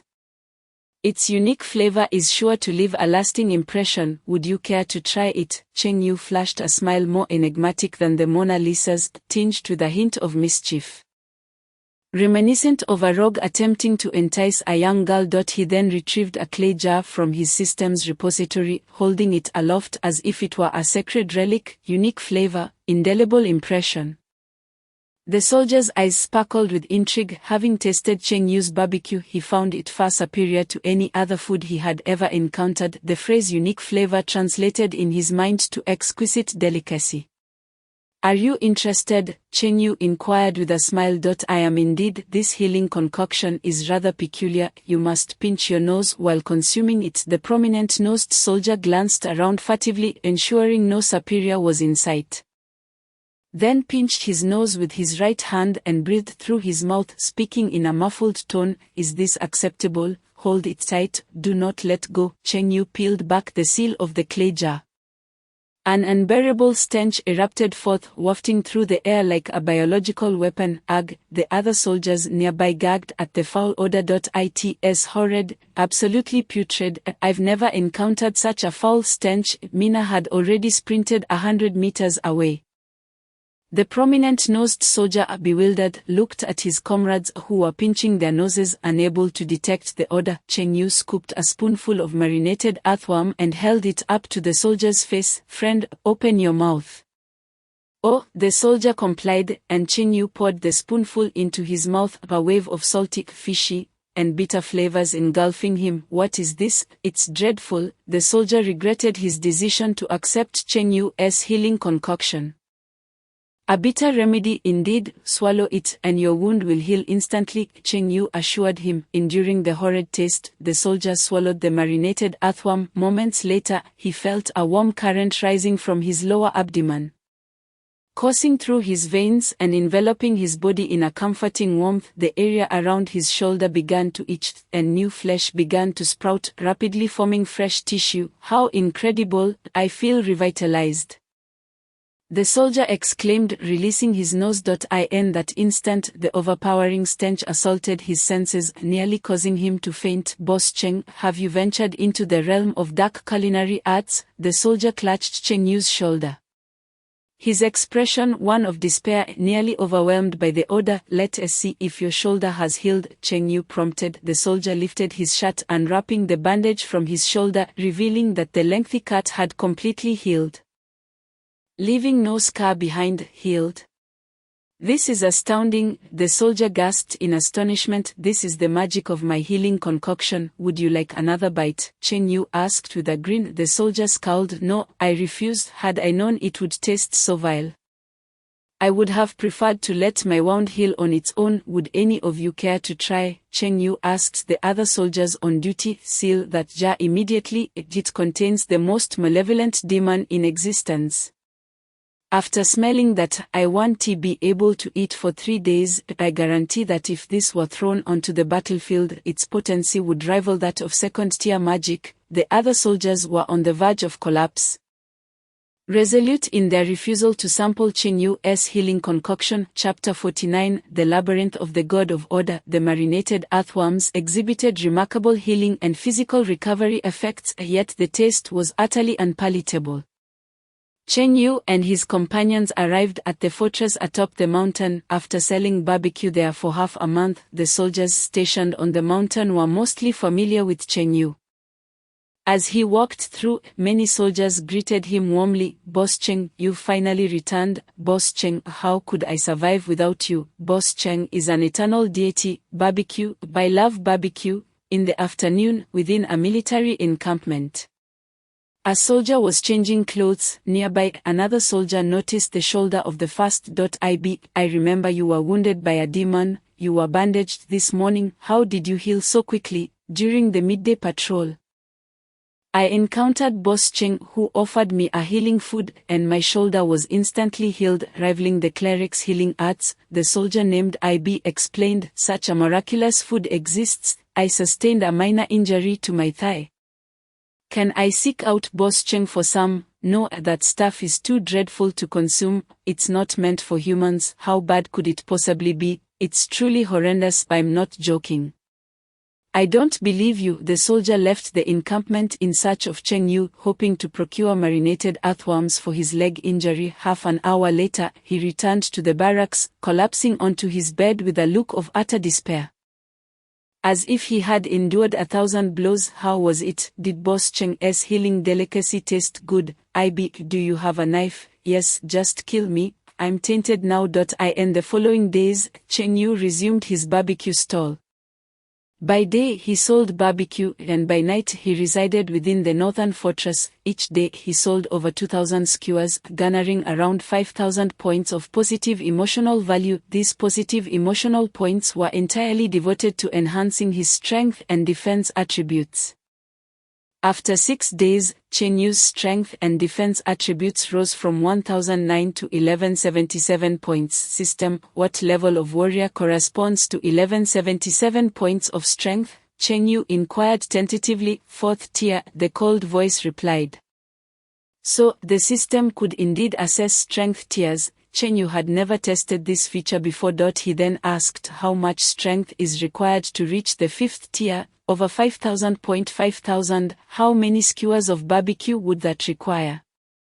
Cheng Yu pondered. If he were to consistently earn 5,000 points of positive emotional value daily, he could exchange for 25 points of strength and 25 points of defense. In 153 days, he could amass 3,825 points of strength, and with his current 1177 points, he would precisely breach the 5,000 threshold. This was merely a theoretical scenario. Cheng Yu was not the sort to toil endlessly for power.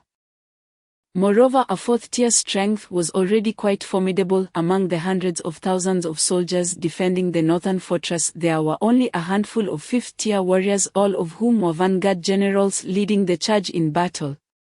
4th-tier warriors were scarce as well, numbering merely in the low hundreds. At that moment, a messenger arrived at Cheng Yu's quarters. "Boss Cheng, the general requests your presence." "Very well." Cheng Yu followed the messenger out of the room, traversing several underground corridors until he reached General Bani's office door. The messenger knocked. "General, Cheng Yu has arrived. Enter." The messenger opened the door and Cheng Yu stepped inside. The spacious office held not only Bani but also a young man with a fierce and sinister appearance. None other than Joyce, a 3rd-tier mage from the Magical Guild. "General, you summoned me." Cheng Yu inferred that Bani's purpose for calling him was likely for culinary matters. "Could you prepare that dish from last time for me?" Bani smiled, clearly craving Cheng Yu's original flavor. 9 intestines once more. "Certainly." Cheng Yu was grateful to be allowed to sell barbecue and reside in the northern fortress, a privilege granted by Bani, otherwise, he would have been expelled long ago. And thus it was vital to maintain a good relationship with him. "Have a seat. I'll finish my discussion with Joyce shortly." Cheng Yu took a seat in a nearby chair, idly observing the oil paintings adorning the office walls. "General, with the demonic forces lacking ominously, you want me to explore the labyrinth. Should the demons invade, the Magical Guild would be weakened." Joyce expressed his concerns. Bani waved his hand dismissively. "Do not worry, the demons will not attack anytime soon. Why is that? Joyce asked, perplexed. According to the intelligence reports, the Blood Queen Afra has gone missing, leaving the demons in disarray. Joyce was somewhat perplexed. While the retreat was understandable, how could a powerful commander of the Demon Lord's army simply vanish without a trace? When did this disappearance occur? Perhaps half a month ago, during the incident when the Demon clan utilized magical artifacts to breach the Northern Fortress's defenses. Suddenly, Joyce realized why the frequency of attacks from the Demon clan had noticeably diminished over the past fortnight.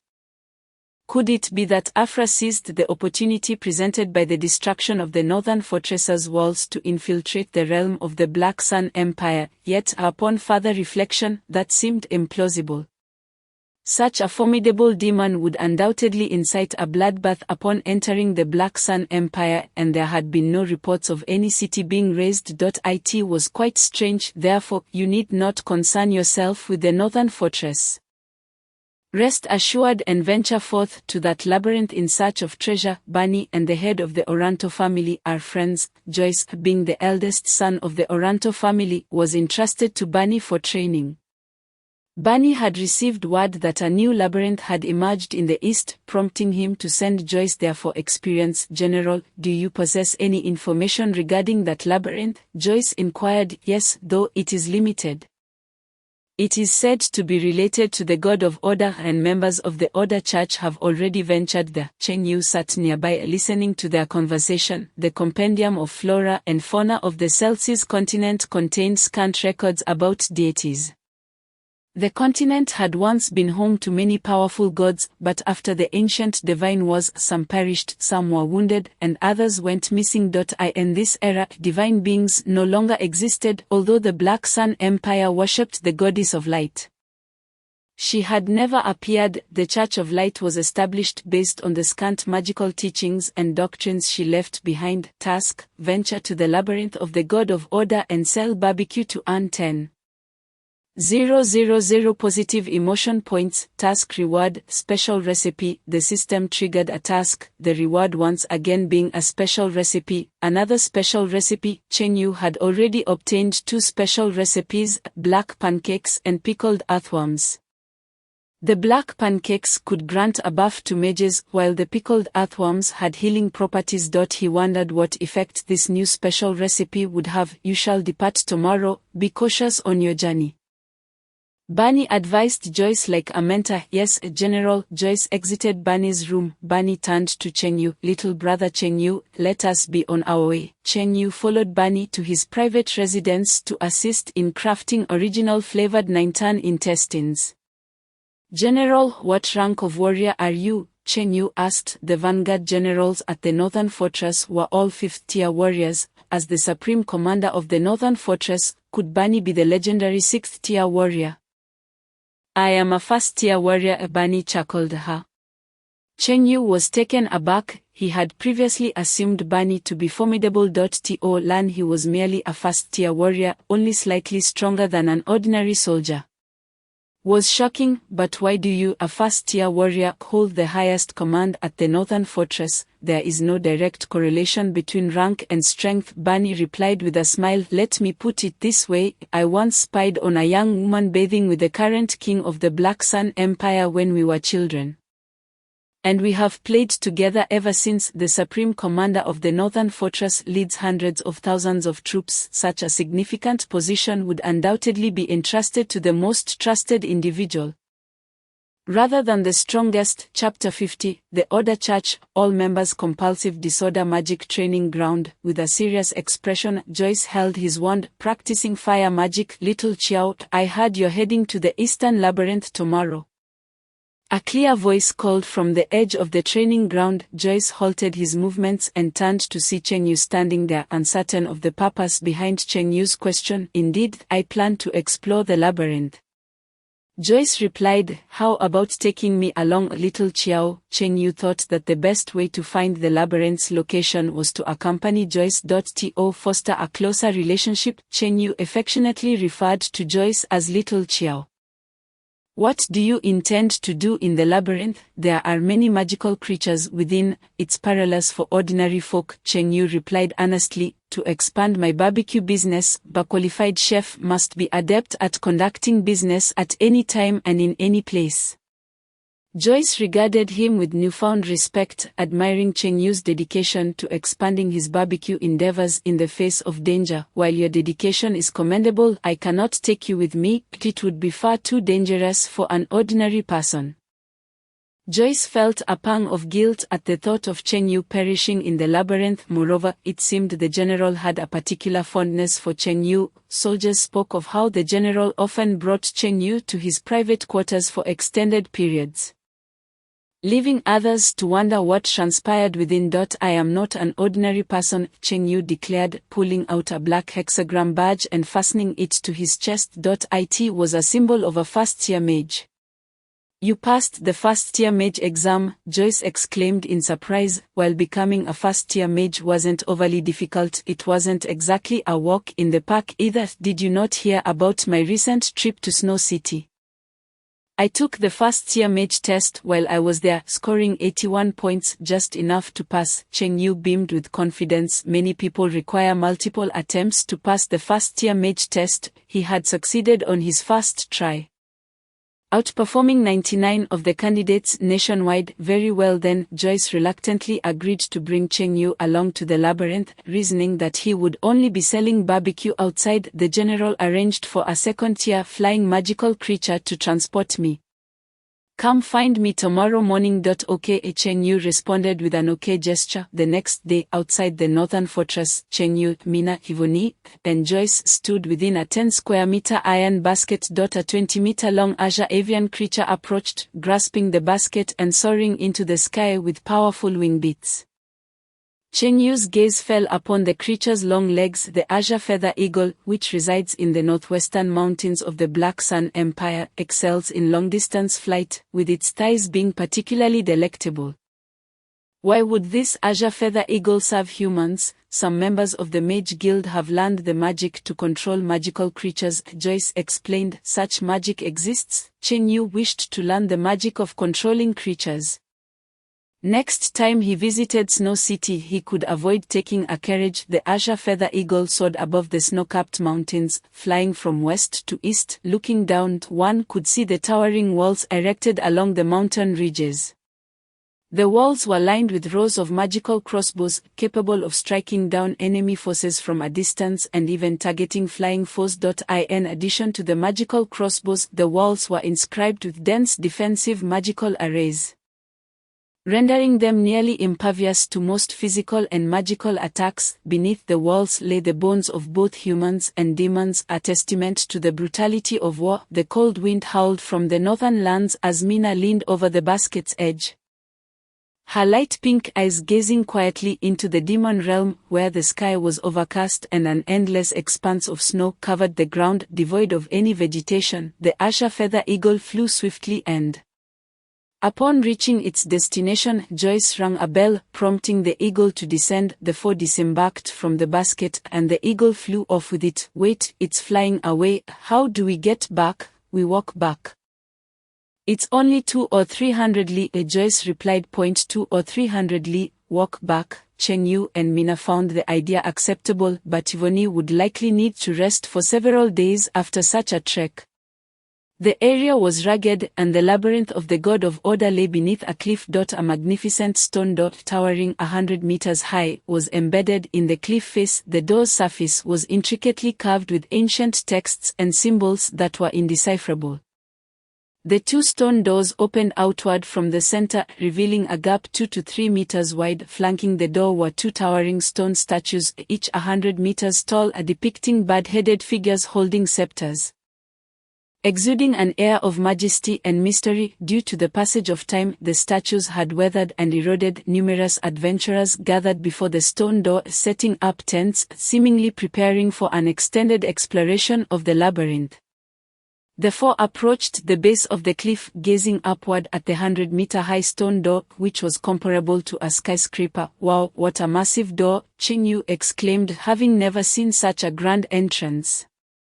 Regrettably, this otherworld lacked smartphones, otherwise he would have taken a photo to share with friends. Mina and Yvonne, too, displayed expressions of astonishment. That door was indeed enormous. Mina murmured, "Why did the god of order construct such a large door?"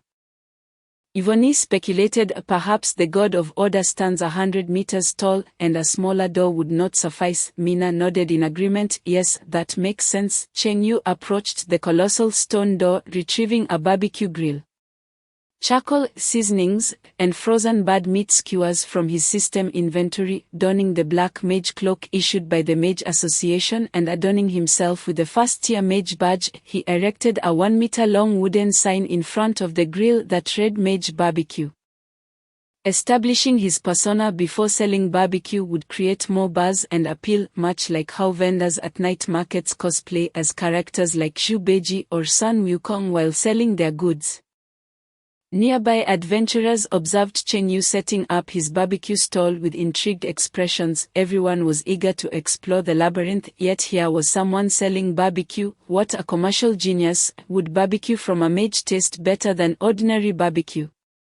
Perhaps he would buy a couple of skewers to sample later. The two lovely ladies beside him were quite beautiful. Perhaps he could muster the courage to strike up a conversation with them. The charcoal had yet to ignite, so he would have to wait a while. Cheng Yu surveyed his surroundings when suddenly a procession of people appeared from the distance. A line of over a dozen individuals stood in order of height.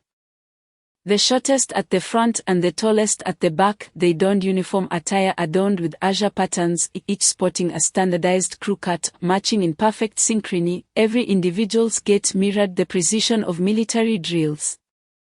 Reminiscent of a regimented march during training, from a distance, they exuded an aura of impeccable order. Shao Qiao, are these individuals part of the military? No, they belong to the Order sect, devotees of the God of Order, who detest chaos and disorder, fervently dedicated to restoring harmony amidst turmoil. Cheng Yu remarked, "What an enlightening experience. The majority of the Black Sun Empire's populace venerates the goddess of light, yet a minority follows other deities. The master of this labyrinthic realm is the god of order, hence the followers of the Order sect are compelled to explore it. The diminutive elder leading the procession is a priest of the Order sect." The adventurers had erected tents of varying sizes in haphazard arrangements, instantly triggering the elder's obsessive-compulsive tendencies. What a chaotic display of tents, utterly devoid of order! It's simply heretical, he scolded, visibly agitated, summoning a magical staff. He chanted an incantation, channeling potent magical energy into a colossal magical array on the ground. Within moments, over 100 tents began to rearrange themselves under the spell's influence, aligning themselves in a neat sequence from smallest to largest, forming 10 impeccable rows, each spaced identically. The sight was considerably more pleasing. The priest smiled, nodding in satisfaction. However, the adventurers bore the brunt of this transformation. My belongings have spilled out of my tent. Where has my tent gone? Is this the power of order? It's utterly absurd. Chapter 51, The True Power of Yvonne. A throng of adventurers congregated before the stone door of the labyrinth. Some were eager to delve inside in search of treasures, as newly emerged labyrinths typically harbored more bountiful finds. Others lingered at the entrance, observing. Those who ventured in first might secure greater riches, but they also faced heightened unknown risks. Entering later offered a measure of safety. The charcoal in the grill glowed crimson, raising the ambient temperature. Cheng Yu placed 10 skewers of barbecue on the grill, brushing them with fragrant oil and turning them over under the intense heat. An enticing aroma wafted through the air, enticing those nearby. Sprinkling sesame seeds, cumin, and monosodium glutamate enhanced the allure. A young girl in a white frilly dress caught a whiff of the delicious scent and bounced over. Her eyes sparkled upon seeing the golden brown skewers sizzling on the grill, and a radiant smile graced her cherubic face. With her sparkling, innocent eyes fixed on Cheng Yu, she inquired, "Uncle, how much is your barbecue per skewer?" "Uncle, what nonsense," Cheng Yu replied with an impassive expression, correcting her, "Call me brother instead." "All right, brother, how much is it per skewer?" The girl giggled. "20 copper coins each, little sister," Cheng Yu retorted with a huff. Such impudent children must not be indulged. The back-and-forth name-calling continued, evoking a moment of exasperation for Chengyu. The girl, puffing her cheeks in annoyance, finally declared, "Big brother, I want 2 skewers. No problem, little sister." Chengyu handed her 2 skewers of barbecue. Golden and crispy on the outside, succulent on the inside, exuding an irresistible fragrance. After taking a bite, the girl exclaimed, "Big brother, your barbecue is truly delicious. Would you like more?" "Yes, please give me 2 more." After paying, she sat on a nearby stone, savoring her treat. Positive emotional value 6. System task progress 610000. The task was to gain 10,000 positive emotional value points, and she had contributed 6 points. After the girl departed, a short elder, less than 1.5 meters tall, approached the barbecue stand, slightly taller than the grill itself. His face was wrinkled, hair grizzled, clad in a purple robe, and leaning on a magical staff. It was the priest from the Order sect. "Young friend, your barbecue smells delightful. May I have a skewer?" 20 copper coins each, Chengyu replied. The elder produced 20 copper coins and received a skewer in return. Upon tasting it, the elder's eyes widened in surprise. "What a flavor!" Mina, witnessing the elder's reaction, inquired with a smile. "Is it delicious, old sir?" "Indeed, this flavor is remarkable." The elder savored 2 more bites, then requested, "Please give me 13 skewers." Including the elder, a total of 14 from the Order sect had arrived, and he intended to share with the others. Positive emotional value 5. System task progress 111000. Please hold on. Chengyu placed 10 more skewers on the grill. Standing before the barbecue stand, the elder noticed the disarray of seasoning bottles. Some large, some small, haphazardly placed. His compulsive tendencies flared again. "Young friend, your seasoning bottles are quite disordered. Allow me to arrange them properly." He proceeded to line them up from tallest to shortest, measuring the spacing to ensure uniformity. "This looks much more pleasing," Joyce observed adventure seekers entering the labyrinth. "Chengyu, I'm heading inside. Go ahead," he replied. The entrance was bustling with activity, and Chengyu had no intention of joining Joyce in the labyrinth. He handed the elder 13 skewers to distribute among the Order sect members. Positive emotional value 4, 5, 8. Shortly thereafter, Chengyu accrued positive emotional value from all 13 members of the Order sect. System task progress 821000. The third customer to approach the barbecue stand was a young man in his 20s, sporting shoulder-length hair, tight shorts paired with knee-high boots, and a fitted jacket, an embodiment of noble elegance. Accompanying him were 2 middle-aged men. Chengyu recognized the young man as Roy, a renowned poet from Snow City, whose work my lord father had won first place in the Snow City poetry competition. During the first-level mage test, Chengyu had stood behind Roy, who now recognized him. "Aren't you the one who participated in the first-level mage exam with me?" "Yes, hello, I'm Chengyu," he introduced himself. "What a coincidence. How many skewers would you like?" "For the 3 of us, 3 skewers, please." Chengyu handed 3 skewers to Roy, and one of his companions paid. Positive emotional value 6, 6, 7. System task progress 10110000. After Roy and his companions left, the fourth customer was a red-haired youth. With a warm smile, he approached Ivonia, bowing like a gentleman. "Beautiful elven maiden, may I introduce myself? My name is Dawn, and I would like to invite you to explore the labyrinth with me." "I don't know you. Why would I explore the labyrinth with you?" Ivonia replied, her expression somewhat displeased. Sensing the man's obvious flirtation, Dawn straightened up and sneered at the first-level mage badge on Chengyu's chest. Such a beautiful elven maiden should not be wasting her time with this first-level mage selling barbecue. "You deserve better than that. I will only follow Lord Chengyu in my life." Ivonia not only enjoyed Chengyu's culinary creations but also cherished the sense of home he provided. "Then I shall have to resort to force," Dawn declared, beckoning to a group of 7 or 8 men. Among them were warriors, mages, and even a priest. Noticing the impending confrontation, Chengyu advised Ivonia, "Ivonia, you handle them." Understood. Assessing the magical energy emanating from her opponents, Ivonia discerned that they were either first-level warriors or first-level mages. Their strength was not formidable, merely bolstered by their numbers. Channeling her magic, a white light flickered, and a magical staff appeared in her grasp. Taking a few steps back, she began chanting a spell, unleashing her full power with a first-level vine spell. A massive magical array emerged around her, and the ground cracked open, allowing dozens of green vines to burst forth, ensnaring Dawn and his companions. The 3 first-level warriors drew their large swords, attempting to slice through the vines. Only to be astonished by their resilience, the swords could not sever them completely. Simultaneously, 3 mages unleashed fireball spells at the vines, but the flames barely affected them. Isn't fire magic supposed to counter plant magic? Why are these vines unaffected? They wondered. This vine spell is merely a basic first-level spell. How can it be so potent? Is this elven girl a second-level mage? Dozens of green vines ensnared Dawn and his companions, mercilessly tossing them to the ground, leaving them bruised and bloodied. Chapter 52 The Invasion of the Blood Clan. Dawn and his companions lay motionless on the ground, Kivonia, having never harmed anyone before, nervously tugged at Chengyu's sleeve, her face a mask of anxiety. Lord Chengyu, they won't be dead, will they? If they are, so be it, Chengyu replied coldly. He harbored no sympathy for those who sought trouble. I'll have them dragged to the ravine to feed the wild dogs. Just then, the seemingly lifeless bodies began to stir. The red-haired youth rose, his black eyes transformed into a crimson hue, his complexion as pale as a sheet.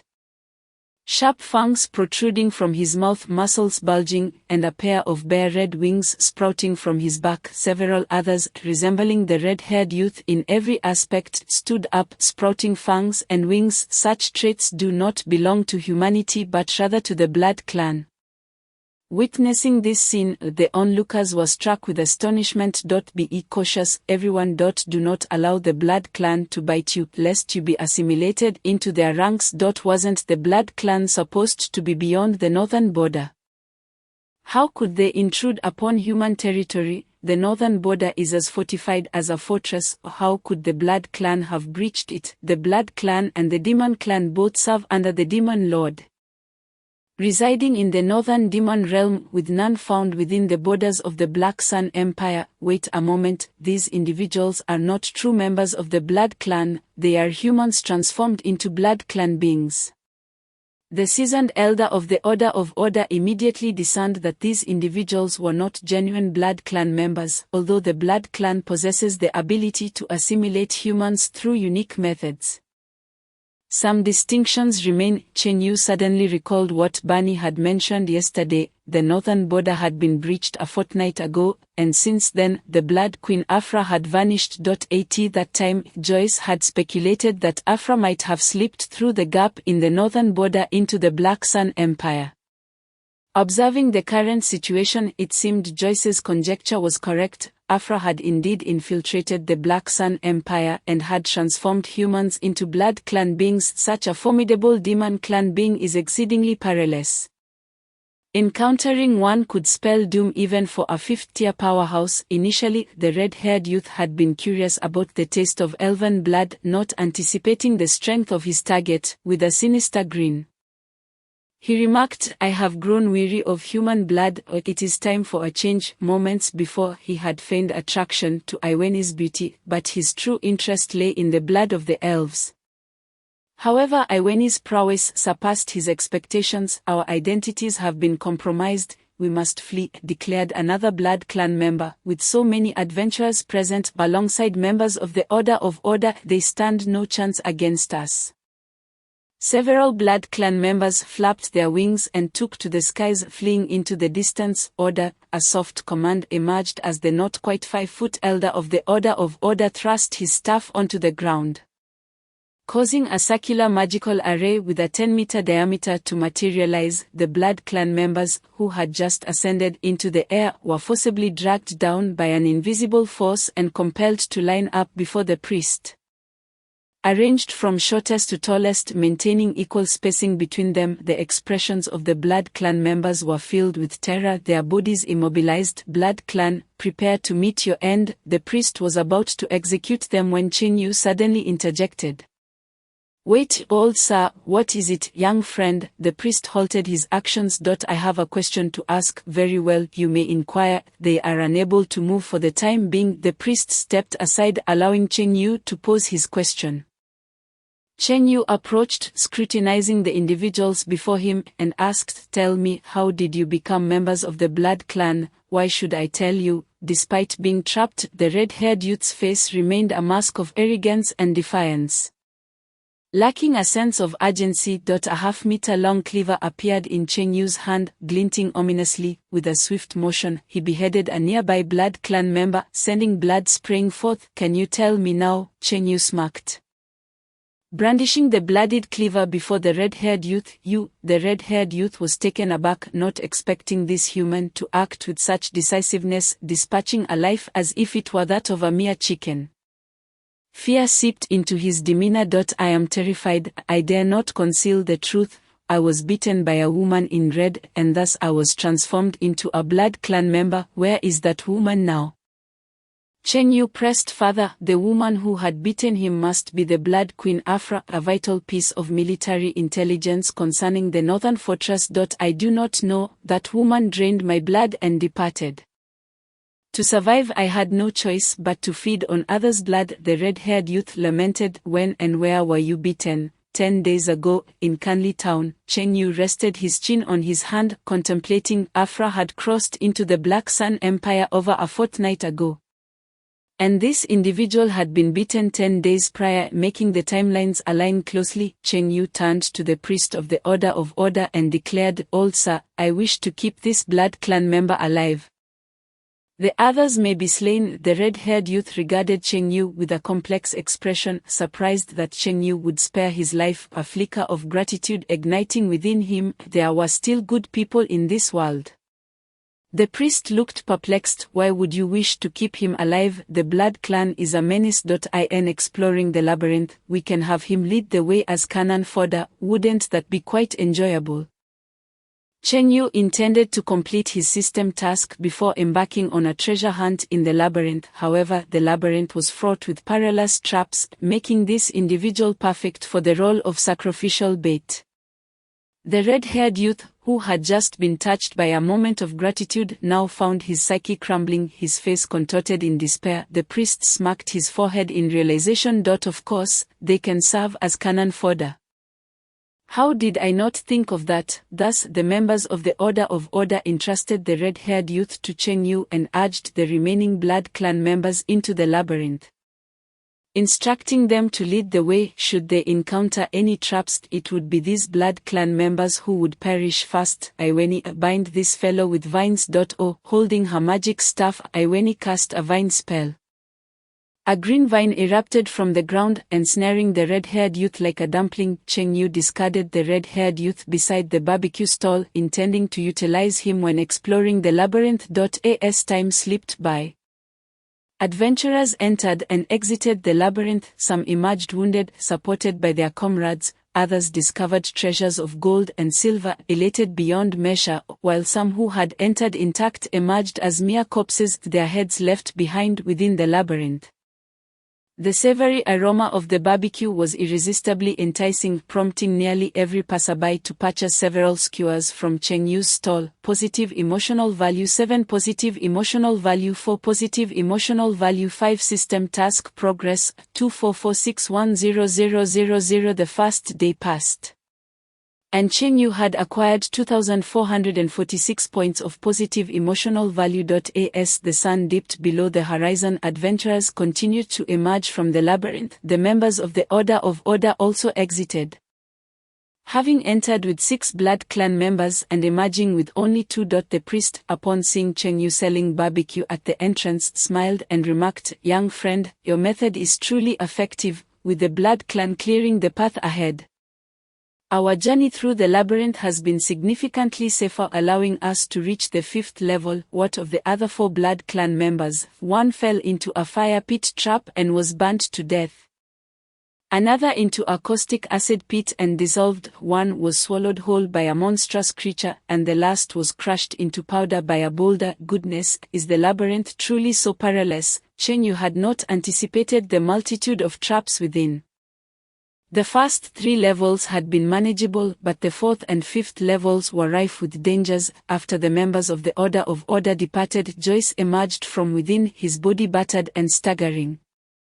Upon witnessing Joyce's disheveled state, Cheng Yu rushed over to support him. "What happened to you?" "I reached the 3rd level of the labyrinth, but the monster in the final room was ferocious. Thankfully, I managed to escape." Joyce replied, relieved. "What kind of monster?" "A 3rd-tier ice magic bear." Joyce, being a 3rd-tier mage, would typically find it challenging to defeat a 3rd-tier monster. "What did you say? An ice magic bear?" Joyce's expression shifted, bewildered. "What is so surprising about that?" "The paws of the ice magic bear are exquisitely tender, a top-tier delicacy." Joyce initially thought Cheng Yu was expressing excitement over the monster itself, only to realize it was about the bear paws. "Let's go together tomorrow." Cheng Yu was quite interested in acquiring those bear paws. Agreed. Joyce recalled their previous collaboration in slaying the 3rd-tier armored pig. Cheng Yu's true strength was not as simple as it appeared. Taking Cheng Yu along might just enable them to defeat the 3rd-tier ice magic bear. By the way, I have something important to tell you. The great demon Afra has invaded the Black Sun Empire. "Afra has invaded the Black Sun Empire? How do you know?" Joyce's eyes widened in shock upon hearing this news. Cheng Yu recounted the events of the morning and showed Joyce the red-haired youth. "This is crucial information. It cannot be delayed. We must inform the general at once." Joyce rose, disregarding his injuries, and sprinted towards the northern fortress, disappearing into the vast night. Chapter 53, Entering the Labyrinth, Slaying 3rd-tier Monsters. That night, under a sky devoid of stars and moonlight, the woods surrounding the labyrinth were cloaked in darkness. Adventurers set up tents near the labyrinth, kindling numerous bonfires. Mina and Iweni chatted at the edge of the campsite. Girls are often fond of fluffy things. Then, gazing at the lovely snow-white tail behind Mina, Iweni's light green eyes sparkled with delight as she exclaimed, "Wow, Sister Mina, may I touch your tail?" "Go ahead." Mina welcomed Iweni without hesitation. The two settled on a stone beside the campfire. Iweni gently caressed Mina's soft, fluffy tail, her heart melting with joy. Meanwhile, Cheng Yu approached the bonfire where the members of the Order of Order gathered. 14 members encircled the fire, maintaining equal spacing between them, creating a visually harmonious and pleasing arrangement. The labyrinth is akin to a dungeon, with its intricate and perilous pathways offering both danger and opportunity. Tomorrow, they would venture into the labyrinth to hunt the 3rd-tier ice magic bear, so it was prudent to seek insights from those who had previously explored it. "Good evening, old sir." Cheng Yu greeted the priest of the Order of Order with a smile as he approached the fire. The priest glanced at Cheng Yu, savoring the delicious barbecue he was enjoying. Moreover, Cheng Yu's suggestion to use the Blood Clan as cannon fodder had spared them from casualties. The priest held a favorable impression of Cheng Yu. "I am Vak Elino, please take a seat." The flickering light of the bonfire illuminated the priest's wrinkled old face. Cheng Yu sat cross-legged beside Wok, laughing as he introduced himself. "I am Cheng Yu, a chef preparing to venture into the labyrinth tomorrow in search of ingredients." "Ingredients? Do you think you can manage? The monsters in the labyrinth are quite formidable." Wok expressed a hint of skepticism regarding Cheng Yu's abilities. "A chef who cannot subdue his ingredients is no good chef," Cheng Yu retorted with a smile. "The elven girl accompanying me has already achieved the rank of 2nd-tier mage, while the silver wolf girl is a 1st-tier warrior.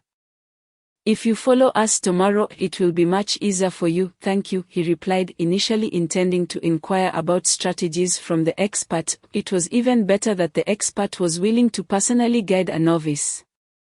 In the morning, numerous adventurer teams gathered at the entrance of the labyrinth, gradually entering to embark on their explorations. Some teams consisted of 2 or 3 members, others numbered over 10, and there were also solitary wanderers. Cheng Yu and his companions followed behind a group of 14 from the Order of the Divine Point. 3 blood kin were bound, hands and wings restrained, and pushed forward to scout the way. Upon entering the labyrinth, a vast hall unfolded before Cheng Yu. The high arched ceiling was adorned with intricate carvings, and within the hall were around 70 to 80 passageways leading to different locations on the first level of the labyrinth. Adventurers entered various passageways seeking a way to the second level.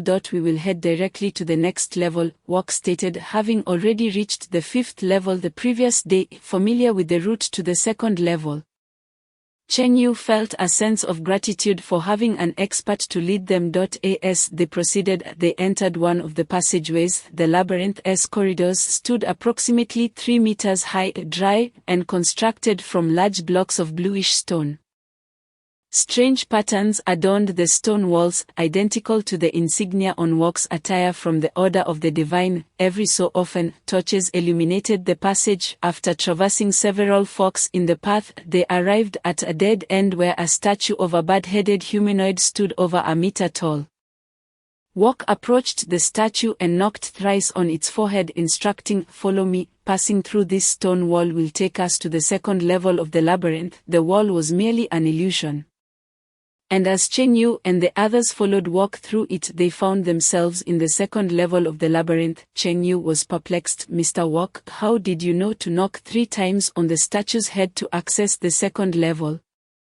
"The master of this labyrinth is the God of Order. Our Order's texts contain fragments regarding this labyrinth, which detail various means to reach the second level. This is the simplest method," Wok explained. Cheng Yu realized why Wok and his companions had managed to reach the 5th level in just 1 day. They had a built-in strategy guide. "So, does that mean you all can reach the lowest layer today?" he inquired. "The fragments only record methods to traverse the first 4 levels. The details for the subsequent 5 levels have been lost." "Well, I will be satisfied reaching the 3rd level to slay the frost magic bear."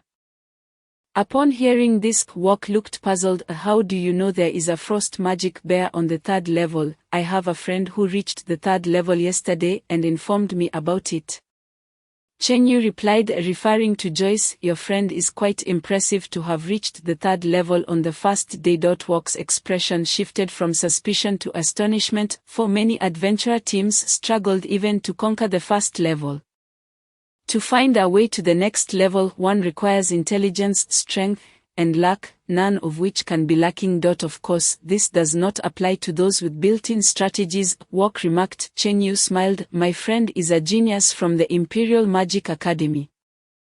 Joyce had already attained the status of a 3rd-tier mage at a young age. Many spent their entire lives studying magic only to become 2nd-tier mages, with a genius mind coupled with a touch of luck. Reaching the 3rd level was quite feasible. "Your friend certainly lives up to the title of genius," Wok praised. At this moment, Ivoni noticed a wall tile that differed in color from the others. While the surrounding tiles were bluish-green, this particular tile bore a bluish hue, easily overlooked. Ivoni reached out to touch the tile, her hand passing directly through it. "Everyone, come look at this," Ivoni shouted to the group. They halted, witnessing Ivoni's hand embedded within the wall. Wok, familiar with the labyrinth, gazed at her with astonishment. "You have discovered a hidden mechanism not recorded in the texts," Ivoni exclaimed. "There is a cylindrical object inside. Somewhat thick, just right for grasping. Try pulling that object out," Wok suggested. Following his advice, Ivoni grasped the object and pulled. With a resounding thud, a wall 10 meters away ascended, revealing a hidden chamber before them. "You are quite fortunate. That is the switch for the hidden chamber, which generally houses treasures of high value," Wok remarked. "Really?" Ivoni gasped in delight. As they entered the chamber, they found it not particularly large. Approximately a dozen square meters, dimly lit, with 2 large treasure chests placed in the center. Just as Ivoni was about to open a chest, Wok called out, "Wait, the treasure chests in the labyrinth may be disguised treasure monsters. Opening them could provoke an attack. It's time for the expendable to step forward," Wok stated, pointing his staff at a red-haired blood-kin youth. "You, go open one of the treasure chests," the red-haired youth, now a captive, had no choice but to comply. Upon opening the chest, it transformed into a massive maw filled with fangs, biting off the upper half of the red-haired youth and swallowing him whole. Leaving behind a bloodied torso, you open the other one, Wok ordered, gesturing to another blood-kin youth. Witnessing the fate of his companion, the second youth trembled in fear, pleading, "Old man, there is a monster inside the chest. I don't want to die." Wok's expression hardened as he threatened, "If you do not open the chest, I will kill you right now." The blood-kin youth had no option but to comply.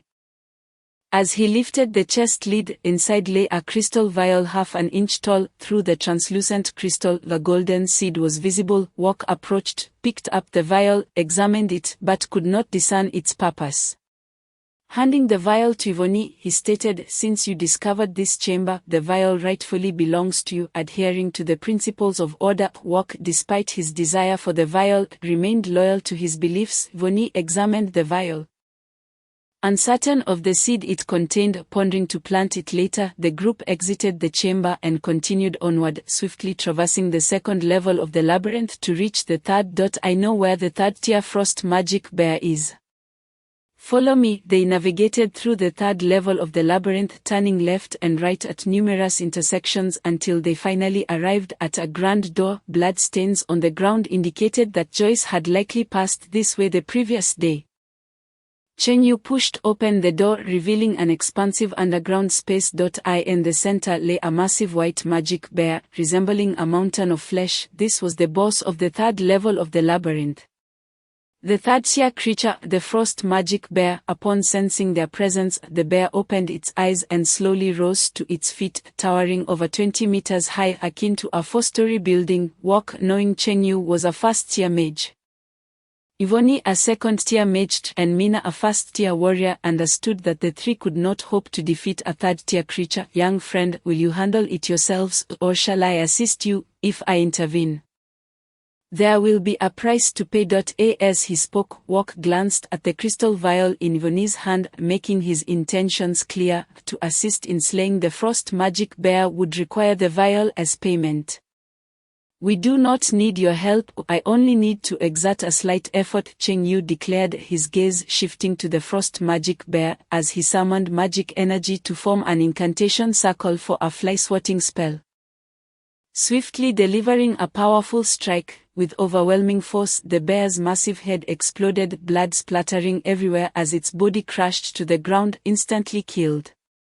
Wok and the others stood in stunned silence, utterly astonished. "Chen Yu, my young friend, are you not a first-tier mage? How did you just slay a third-tier frost magic bear?" "I did not sense any significant magical energy from you," Wok queried, initially expecting to mentor a novice, only to discover that his companion was equally formidable. "I previously stated that a chef who cannot subdue his ingredients is no good chef," Chen Yu replied cryptically. He drew forth a dragon-patterned golden knife and approached the carcass of the frost magic bear, severing its succulent paws and storing them in his system's warehouse. Afterward, he cut open the bear's belly, reaching inside to explore. After approximately 10 minutes, he extracted a beautiful, semi-transparent yellow crystal. "Quite splendid," Chen Yu mused. Now possessing two third-tier magic crystals, one from the previous black-armored pig and the other from this frost magic bear, in addition to several first-tier crystals from the Shadow Crow. "Thank you, Mr. Wok, for guiding us here." Chen Yu expressed his gratitude. Wok, composed as ever, smiled gently. "No need for thanks, it was merely a small favor." "How do we exit now?" Chen Yu inquired, unwilling to delve deeper as his system task remained incomplete. "We will retrace our steps," Wok replied. Chen Yu, having traversed numerous forks on the way in, wondered how he would remember the path to return. Noticing the distressed expression on Chen Yu's face, Wok approached him, saying, "Of course, you may accompany us to the 5th level. When we return, you can join us on our way back." They were currently on the 3rd layer of the labyrinth, and it was unlikely that Wok would escort Chen Yu to the entrance of the maze and then return alone. They were not yet that familiar with each other. "Very well, I shall accompany you to the 5th level," Chen Yu replied resignedly. Upon arriving before a stone statue depicting a figure with a bird's head and a human body on the 3rd layer, Wok uttered a secret phrase to the statue. "I believe the goddess of light still possesses her charm." At that moment, a teleportation magic circle leading to the 4th layer appeared on the ground. Chen Yu couldn't help but chuckle upon hearing the secret phrase set by the god of order. Good heavens, such an abstract phrase. This god of order is certainly no ordinary deity. Wok shot a cold glance at Chen Yu and admonished, young friend, do not blaspheme against the deities of our order. Chen Yu covered his mouth, his eyes crinkling with mirth. I rarely laugh unless I cannot help it. The group reached the fourth layer and stood before another statue of the bald-headed figure. Wok recited another secret phrase to the statue, Goddess of Light, do not slay me. The ground then revealed a teleportation magic circle leading to the fifth layer. This time it wasn't just Chen Yu laughing, Mina and Yvonne joined in as well. They could almost visualize the scene of the god of order speaking disrespectfully to the goddess of light and then being pursued for mercy. The members of the order, with dark expressions, cast glances of faint hostility at Chen Yu and his companions. Chen Yu stepped behind Mina and Yvonne, covering their mouths. Cough cough, let us maintain our seriousness. The group passed through the teleportation circle and arrived at the fifth layer of the maze. The ancient texts only recorded methods for swiftly traversing the first four layers. For the fifth layer, they would have to rely on their own wits. Please assist in observing for any traps or the like, Wok instructed Chen Yu and the others. No problem, Chen Yu replied as he scanned the surroundings. Noticing nothing particularly remarkable, you two, please proceed ahead. Wok directed the two vampires to lead the way. After approximately 20 minutes of traversing the maze's corridors, they encountered yet another statue of the bald-headed figure. Can you guess the secret phrase this time? Chen Yu inquired of Wok. Of course, Wok responded with mysterious confidence. Approaching the statue, he raised his hands high and knelt reverently, proclaiming, in service to my lord, the great god of order. After a moment of silence, the statue remained unresponsive. Given the style of the previous two phrases, it was clear that this was not the correct one. Chen Yu contemplated. Recalling the first phrase, I believe the goddess of light still possesses her charm, and the second, goddess of light, do not slay me. Following a logical deduction based on context, he surmised that the third phrase might be something akin to, I was struck by the goddess of light, or the goddess of light stabbed me, or even the goddess of light kicked my kidney. With his imagination running wild, Chen Yu attempted over 30 variations. But the statue showed no signs of response. Observing Chen Yu's futile efforts, Wok concluded, if that does not work, we can always find alternative means to access the sixth layer. After a moment of thought, Chen Yu decided to rephrase his attempt. The goddess of light initiated close contact with me. As soon as he finished speaking, the sound of gears turning echoed, and the bald-headed statue began to slowly rotate. You actually managed to guess the god of order's secret phrase. I may not be a genuine cleric of the order, Wok remarked, unable to suppress his self-deprecating humor. Chen Yu chuckled. However, this time, instead of a teleportation circle, the statue gradually descended into the ground, and the stone wall behind it rose, revealing a passageway whose destination remained unknown. This isn't a teleportation circle. Could it be that the secret phrases were incorrect? Perhaps it triggered a different mechanism, Chen Yu pondered, but soon dismissed the thought. Let's enter and take a look. Wok instructed the two vampires to proceed fast, leading the way through the narrow passage. After a few minutes of walking, they emerged into a vast circular underground chamber. In the center lay a formidable black magic wolf, its long, dark mane surrounding its neck, measuring 7 or 8 meters in length. Behind the black wolf stood a column upon which rested a golden treasure chest. Upon seeing the golden chest, Chen Yu couldn't help but exclaim, wow, the golden legend. The black magic wolf, sensing their presence, opened its eyes, stood up, and shook its mane. Awu, with a howl, a nearly palpable surge of magical energy erupted from it. Wok, feeling the overwhelming magical aura, was taken aback, realizing this is a 6th-tier shadow wolf. In the Celsius continent, 6th-tier mages were considered legendary beings, yet it was known that 6th-tier mages often struggled against equally ranked 6th-tier magical creatures. One could only imagine the immense combat power of a 6th-tier beast. Wok stepped back. We cannot defeat it, we must flee. Sighing, Cheng Yu cast a reluctant glance at the golden treasure chest on the column. Good news, the golden legend discovered. Bad news, guarded by an exceptionally powerful magical creature. There is no choice but to retreat. Just then Mina grasped Cheng Yu's wrist. Wait, I have a level 10 affinity with wolf language, let me communicate with it. Mina, a member of the Silver Wolf tribe, was naturally adept at understanding the language of wolves. Can you really do it? Cheng Yu asked, skeptical. I'll give it a try. With a mindset of experimentation, Mina howled at the 6th-tier shadow wolf. Awu awu. The shadow wolf paused, having spent years in this eerie place. Suddenly encountering a kindred spirit, its grim mood transformed into one of joy. The shadow wolf responded, awu awu awu. Mina replied in kind. Awu awu awu awu. The two engaged in a back-and-forth dialogue, while Cheng Yu, Voni, and the members of the order listened in confusion, unable to comprehend their exchange. After Mina's communication, the 6th-tier shadow wolf refrained from attacking Cheng Yu and his companions. Maintaining a safe distance of 100 meters, Cheng Yu nudged Mina's waist with his arm, whispering, Mina, what did it say? It said that the golden treasure chest is of no use to it and that it can give it to us. But the laws of the maze require it to guard the chest and not hand it over directly. What should we do? You'll need to attack it. It will feign being unable to withstand your assault. Is that true? I'll give it a shot. Cheng Yu approached the 6th-tier shadow wolf. As he drew near, the shadow wolf bared its teeth, eyes brimming with murderous intent, putting on a fierce facade while exuding a nearly tangible aura of power. Despite knowing it would hold back, Cheng Yu felt a twinge of anxiety facing such overwhelming magic. After all, it was a 6th-tier creature. Awu, translation, prepare to die, human. The 6th-tier shadow wolf howled and charged at Cheng Yu. Normally, shadow wolves could transform into shadows, becoming incorporeal and moving at blinding speeds, but this particular shadow wolf was not particularly swift. Timing its movements, Cheng Yu unleashed a gentle right hook that struck the wolf's body. Awu, translation, what a powerful human, I am wounded.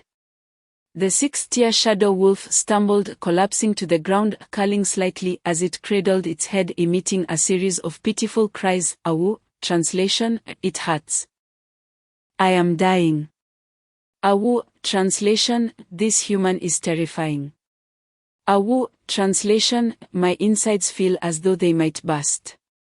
Watching the exaggerated performance of the 6th-tier shadow wolf, Cheng Yu was tempted to deliver a few more kicks. But he decided against it, prioritizing the treasure. He dashed towards the golden chest on the column, seized it, and quickly retreated from the instance. Back in the main corridor, he opened the golden chest to reveal a purple metallic bracelet adorned with intricate lightning patterns. Quite striking in appearance. What is this? Cheng Yu pondered as he examined the purple bracelet, unable to discern its nature. Congratulations, host, you have obtained the high-level magical item, Thunder Bracelet. Wearing the Thunder Bracelet allows the release of powerful thunderous energy. The system's voice chimed in. Cheng Yu felt a twinge of surprise at discovering such a high-level magical artifact. Mina, this is for you. He handed the Thunder Bracelet to Mina. Had it not been for Mina's communication with the Shadow Wolf, they would never have acquired such a valuable magical item, such a beautiful bracelet. Are you truly giving it to me? Mina exclaimed, her eyes sparkling with delight. You are the master. Slaves should present treasures to their masters. She added, indeed. Cheng Yu nodded. Mina slipped the Thunder Bracelet onto her right wrist, and the moment it touched her skin, it felt as though it became a part of her body, easily controllable with a mere thought. Purple arcs of lightning flickered across her fair hand. Mina's face lit up with joy. This bracelet can discharge electricity. Next time I go fishing by the river, I can just zap them. I'm sure I'll catch plenty. Wok, feeling somewhat disheartened, suggested, let us proceed and continue our search for our way to the 6th layer. The 5th layer of the maze was vast, and after spending a considerable amount of time exploring, the group had yet to discover a route to the 6th layer. Along the way, Wok and his companions had acquired some treasures, but none matched the value of Mina's golden legend. Cheng Yu however, was indifferent to whether they reached the sixth layer. His purpose in entering the maze was not to explore but to hunt for the high-grade ingredient, the frost bear's paw. After wandering for quite some time, the group grew weary and eventually arrived at an empty hall to rest. Feeling bored, Cheng Yu initiated a conversation with Wok. Old Mr. Wok, are there treasures located at the bottom layer of this maze? Wok pondered for a moment, recalling the ancient texts that spoke of a divine artifact hidden in the deepest recesses of the labyrinth, its precise nature shrouded in mystery. An artifact, you say? I wish you all the best in your quest to uncover it. Cheng Yu, however, was eager to depart the maze as he had a barbecue to tend to and a system task to complete. Thank you. Wok expressed his polite gratitude, suggesting they continue their exploration for a while longer. If they could not discover a path to the sixth level today, they could return the following day. Very well. The group took a brief respite of 10 minutes before resuming their journey through the labyrinth. After traversing a section of the maze, they found themselves in a spacious hall where two imposing stone statues of winged demons loomed ominously over them. As soon as they entered, the statues' eyes glowed a menacing red, and fragments of stone began to flake away from their surfaces. Wok's expression darkened. This was not good. They were stone gargoyles. Are they formidable? Cheng Yu inquired. Their defenses are high, making them quite troublesome to deal with. With a powerful flap of their wings, the two gargoyles lunged toward Cheng Yu and his companions. Wok and the others brandished their wands, unleashing magical attacks upon the stone beasts. Cheng Yu concentrated, channeling a fly-swatting spell, and struck one gargoyle squarely on the head. Boom! The gargoyle was sent flying, crashing into the opposite wall. Though the creature's defenses were formidable, it remained standing, bearing only a few fine cracks upon its head. Meanwhile, the other gargoyle launched an assault on Wok and his group. Thanks to its high defenses, it withstood the magical onslaught from a dozen mages, advancing upon them with lethal claws and wings. Among Wok's companions were mages specializing in defensive spells, and two of them simultaneously conjured a protective barrier. A translucent, circular energy shield materialized, absorbing the gargoyles' ferocious strikes. However, the relentless assault began to fracture the shield. Seizing the moment before the shield could be breached, Wok positioned himself at the center, chanting an incantation as a grand magical circle formed beneath them. Although the completed spell was immensely powerful, its lengthy casting time rendered it susceptible to interruption, necessitating cooperation from his allies. The shield wavered precariously, on the brink of collapse. Order disruption spell. Wok's magic erupted forth. A beam of white divine light shot from his wand, striking the gargoyle's body. The portion of the gargoyle that was hit by the radiant light disintegrated into dust, rendering it immobile. On the other side, Cheng Yu delivered a powerful punch to another gargoyle, deducing that it was slightly weaker than he. Embracing the principle of retreating when outmatched and striking when capable, Cheng Yu charged at the remaining gargoyle. Take this! He propelled himself forward at incredible speed, his fist poised to strike the gargoyle's chest. The force of his blow cracked the creature's torso, causing the entire hall to tremble. Enraged, the gargoyle retaliated with a kick aimed at Cheng Yu, sending him hurtling towards the ceiling. The onlookers witnessed Cheng Yu's body fly like a projectile, arcing towards the hall ceiling. However, as he made contact, instead of a deafening crash, he seemed to vanish into the ceiling itself. Cheng Yu, Mina and Ivan exclaimed in unison. Something was amiss. The ceiling of this hall was peculiar, perhaps a means to access the sixth level. Wok, filled with elation, dashed towards the ceiling, hoping to follow Cheng Yu's lead. Yet he collided painfully with it and fell back down. The remaining gargoyle, still alive, turned its attention back to Wok and the others. Having already slain one gargoyle, Wok was undeterred by the second. He dispatched it with ease, just as he had the first. Why can't I enter the ceiling? Wok mused, gazing up in confusion. The group began to scour the hall for clues. Ultimately, in a nondescript corner, they uncovered a phrase detailing the method to access the sixth level of the labyrinth. Utilize the gargoyle's attacks to propel oneself into the ceiling. Gargoyles refresh every 7 days. Upon reading this, Vok was left dumbfounded. The 2 gargoyles had already been vanquished. This meant they would have to wait another 7 days before they could hope to enter the 6th level. Mr. Vok, is the 6th level dangerous? Yvonne inquired with concern for Cheng Yu's safety. The deeper one descends, the more formidable the monsters become. The 5th level harbors 6th-tier shadow wolves, and the 6th level may very well contain 7th-tier beasts. At this, Mina and Yvonne's brows furrowed in worry for Cheng Yu. Chapter 56, Beasts of the Tiger Kind. I have catnip. Cheng Yu, having regained his bearings, surveyed his surroundings. He found himself still within the labyrinthine corridors. Illuminated by torches at regular intervals, when he had collided with the ceiling of the hall he had expected to break through, yet inexplicably found himself in this location, though uncertain of which level he was on. He was certain he remained within the maze. First, to seek an exit, Cheng Yu ventured forth along the labyrinthine path, ever wary of traps and lurking monsters. After walking several hundred meters, he spotted a shadowy figure in the distance, its outline resembling that of a person. What is that? He halted, sensing potential danger, and summoned a kitchen knife into his hand. As the shadow drew nearer, it revealed itself to be a tiger with a coat of golden fur, an Akagane tiger. Cheng Yu recognized this breed. The Akagane tiger was known for its ferocity among the feline monsters of the Saxias continent. The Akagane tiger fixed its gaze upon Cheng Yu, its eyes wide and ferocious, baring its teeth in a menacing growl. Sensing the intense malice emanating from the creature, Cheng Yu's instincts sharpened. He began to conjure a fly-swatting spell, preparing to unleash it upon the tiger to gauge its strength. If he could defeat it, he would strike; if not, he would flee. However, in that moment an idea struck him. He recalled having cultivated catnip on the farm before the manor, collecting some and storing it in his system's repository for future feline encounters.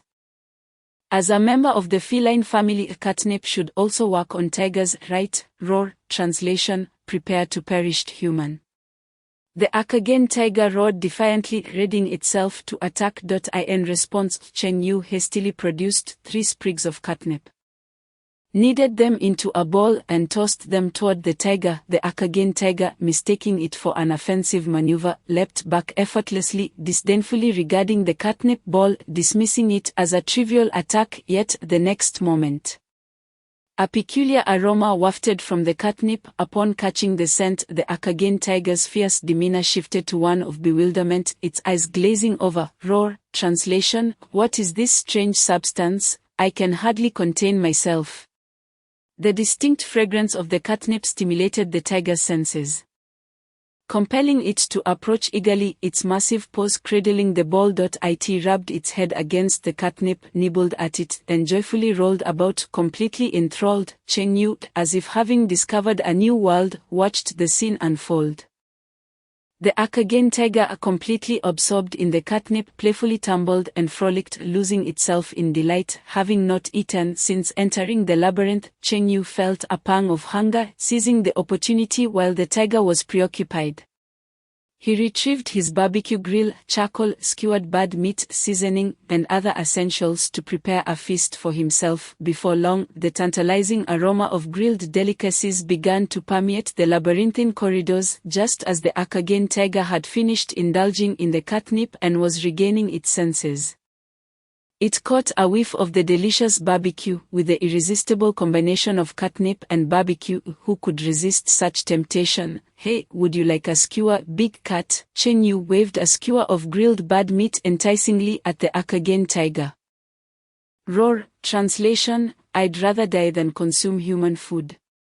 The Akagane tiger drooled, stubbornly growling. Observing the tiger's longing expression, Cheng Yu chuckled and tossed a skewer of grilled bird meat toward it. The tiger's gaze followed the skewer as it soared through the air, its mind raced. Don't catch it. The labyrinth's law dictates that all intruding humans must perish, yet its mouth and stomach urged, quick. Catch it. If it falls, it won't taste as good. The Akagane tiger's overwhelming desire for food triumphed over its rationality, and with a graceful leap, it snagged the skewer midair, reveling in the feast. Roar. Translation: delicious.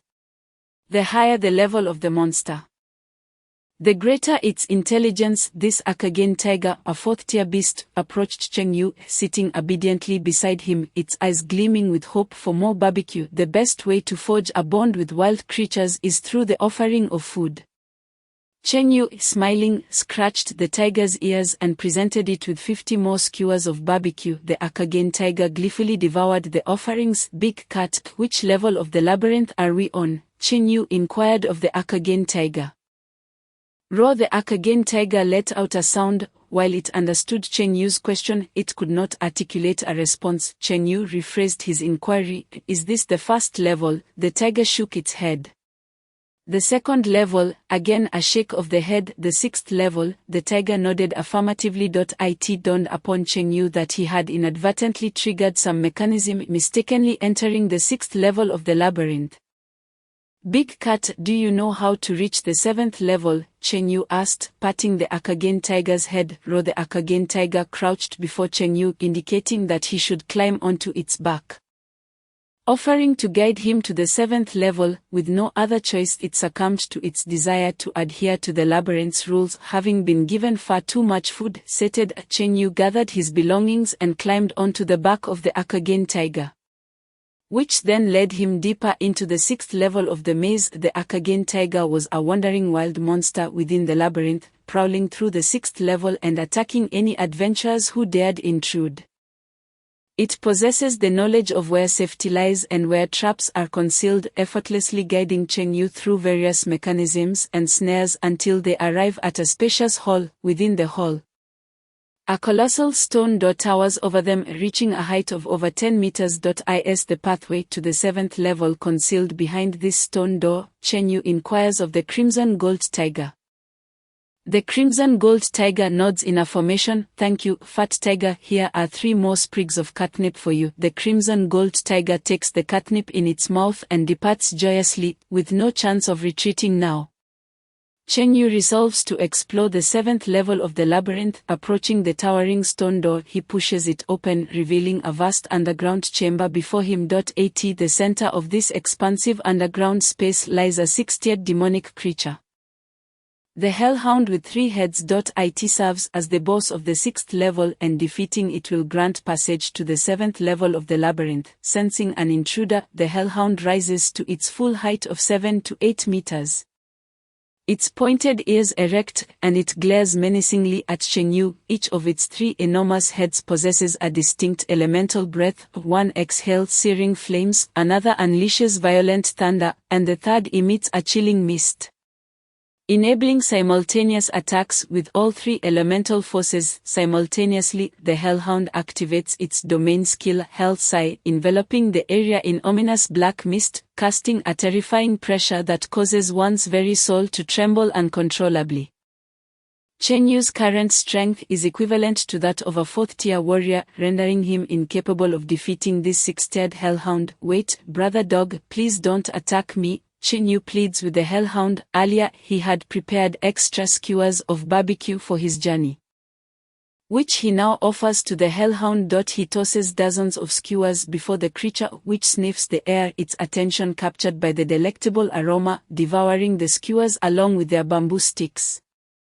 Woof, woof, woof, the Hellhound barks joyfully 3 times, having never tasted such delicious fare before. It gazes at Cheng Yu, its hostility diminishing, though it neither attacks nor retreats. Hastily, Cheng Yu retrieves his barbecue grill, igniting it to prepare more skewers.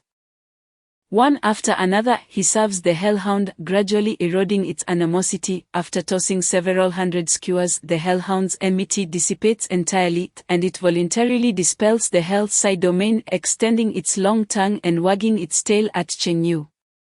Brother dog, may I pass now? Cheng Yu asks. Woof, woof, woof. The Hellhound clears a path for him, leading directly to the route toward the 7th level. Reaching the 7th level of the labyrinth with ease, Cheng Yu finds himself at a loss for words. It seems there is no law dictating that one must rely solely on formidable strength to conquer a labyrinth. Chapter 57, the artifact of the God of Order with the experience of conquering the 7th level under his belt.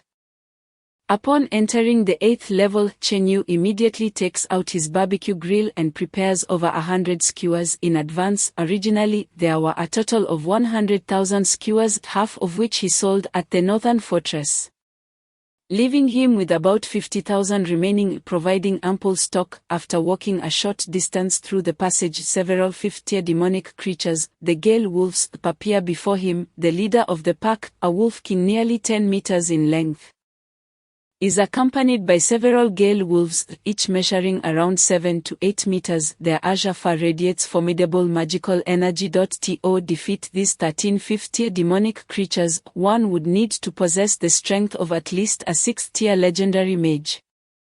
The pack of Gale Wolves fixates on Chen Yu with blood-red eyes, resembling malevolent spirits from the depths of hell, poised to attack. Brother Wolf, we are on the same side, please don't bite me. I come bearing gifts, Chen Yu exclaims, producing dozens of skewers of barbecue for the Gale Wolves. The skewers, crafted with his maximum culinary skills, are a feast for the senses, and the enticing aroma wafts into the nostrils of the Gale Wolves, causing their fierce expressions to soften momentarily. Unable to resist the tantalizing scent of the meat, the Gale Wolves sample Chen Yu's barbecue, their eyes instantly reflecting a state of bliss. Awu. Translation, so delicious. Awu. Awu. Translation, what is this? It's fantastic. Awu. Translation, truly exquisite, truly exquisite. Chen Yu smiles faintly as he sets up his grill, preparing barbecue for the pack of Gale Wolves, with their intelligence at a considerable level. Although the labyrinth's rules dictate that the Gale Wolves are to attack any intruders who would dare to attack a benefactor bringing gifts, a throng of Gale Wolves gathers around Chen Yu, their eyes fixated on the skewers sizzling on the grill, drooling in anticipation. Awu, awu, awu. The Gale Wolves howl, urging Chen Yu to hurry. No need to rush, it will be ready soon. Chen Yu places a large batch of skewers on the grill, brushing them with oil and sprinkling seasonings like cumin and MSG. At this moment, Chen Yu resembles a street vendor grilling lamb skewers. The Gale Wolves, possessing substantial appetites and numbering over a dozen, eagerly await their feast. As time ticks by, Chen Yu grills furiously in the 8th level of the labyrinth. After 3 days and nights of continuous grilling with occasional breaks, he prepares over 10,000 skewers, after which the Gale Wolves can eat no more, lying around Chen Yu without a hint of hostility. Originally, defeating a pack of 5th-tier Gale Wolves would require the strength of a 6th-tier mage. Yet here it has been accomplished with over 10,000 skewers of barbecue. Could this be considered a bug in the labyrinth? Chen Yu conjectures, however, recalling the cryptic phrases set by the God of Order for the 3rd and 4th levels. He muses, it appears that even the goddess of light retains her charm. Dear goddess, please spare me. This god of order certainly does not seem to be a conventional deity. The ability to cultivate goodwill among the labyrinth's monsters might have been an intentional design by the god of order. Brother Wolf, how does one reach the 9th level? After 3 days, Chen Yu has become quite familiar with the Gale Wolf King, affectionately patting its head. Awu. The Gale Wolf King shakes its head, signaling for Chen Yu to follow. Meanwhile, Mina and Ivonia have already left the labyrinth, accompanied by members of the God of Order's church. Mr. Vok, it has been 3 days and 3 nights. Chen Yu has yet to emerge. Do you think something might have happened? Mina expresses her concerns to the priest Vok of the God of Order. Vok shakes his head with a sigh. The 6th level of the labyrinth is fraught with peril, filled with countless traps and mechanisms. I fear for the safety of our young friend Chen Yu. Fraught with peril, countless traps. Mina's face pales, tears streaming down her cheeks. Ivonia remains silent, silently weeping. In the 8th level of the labyrinth, Chen Yu rides atop the Gale Wolf King's back.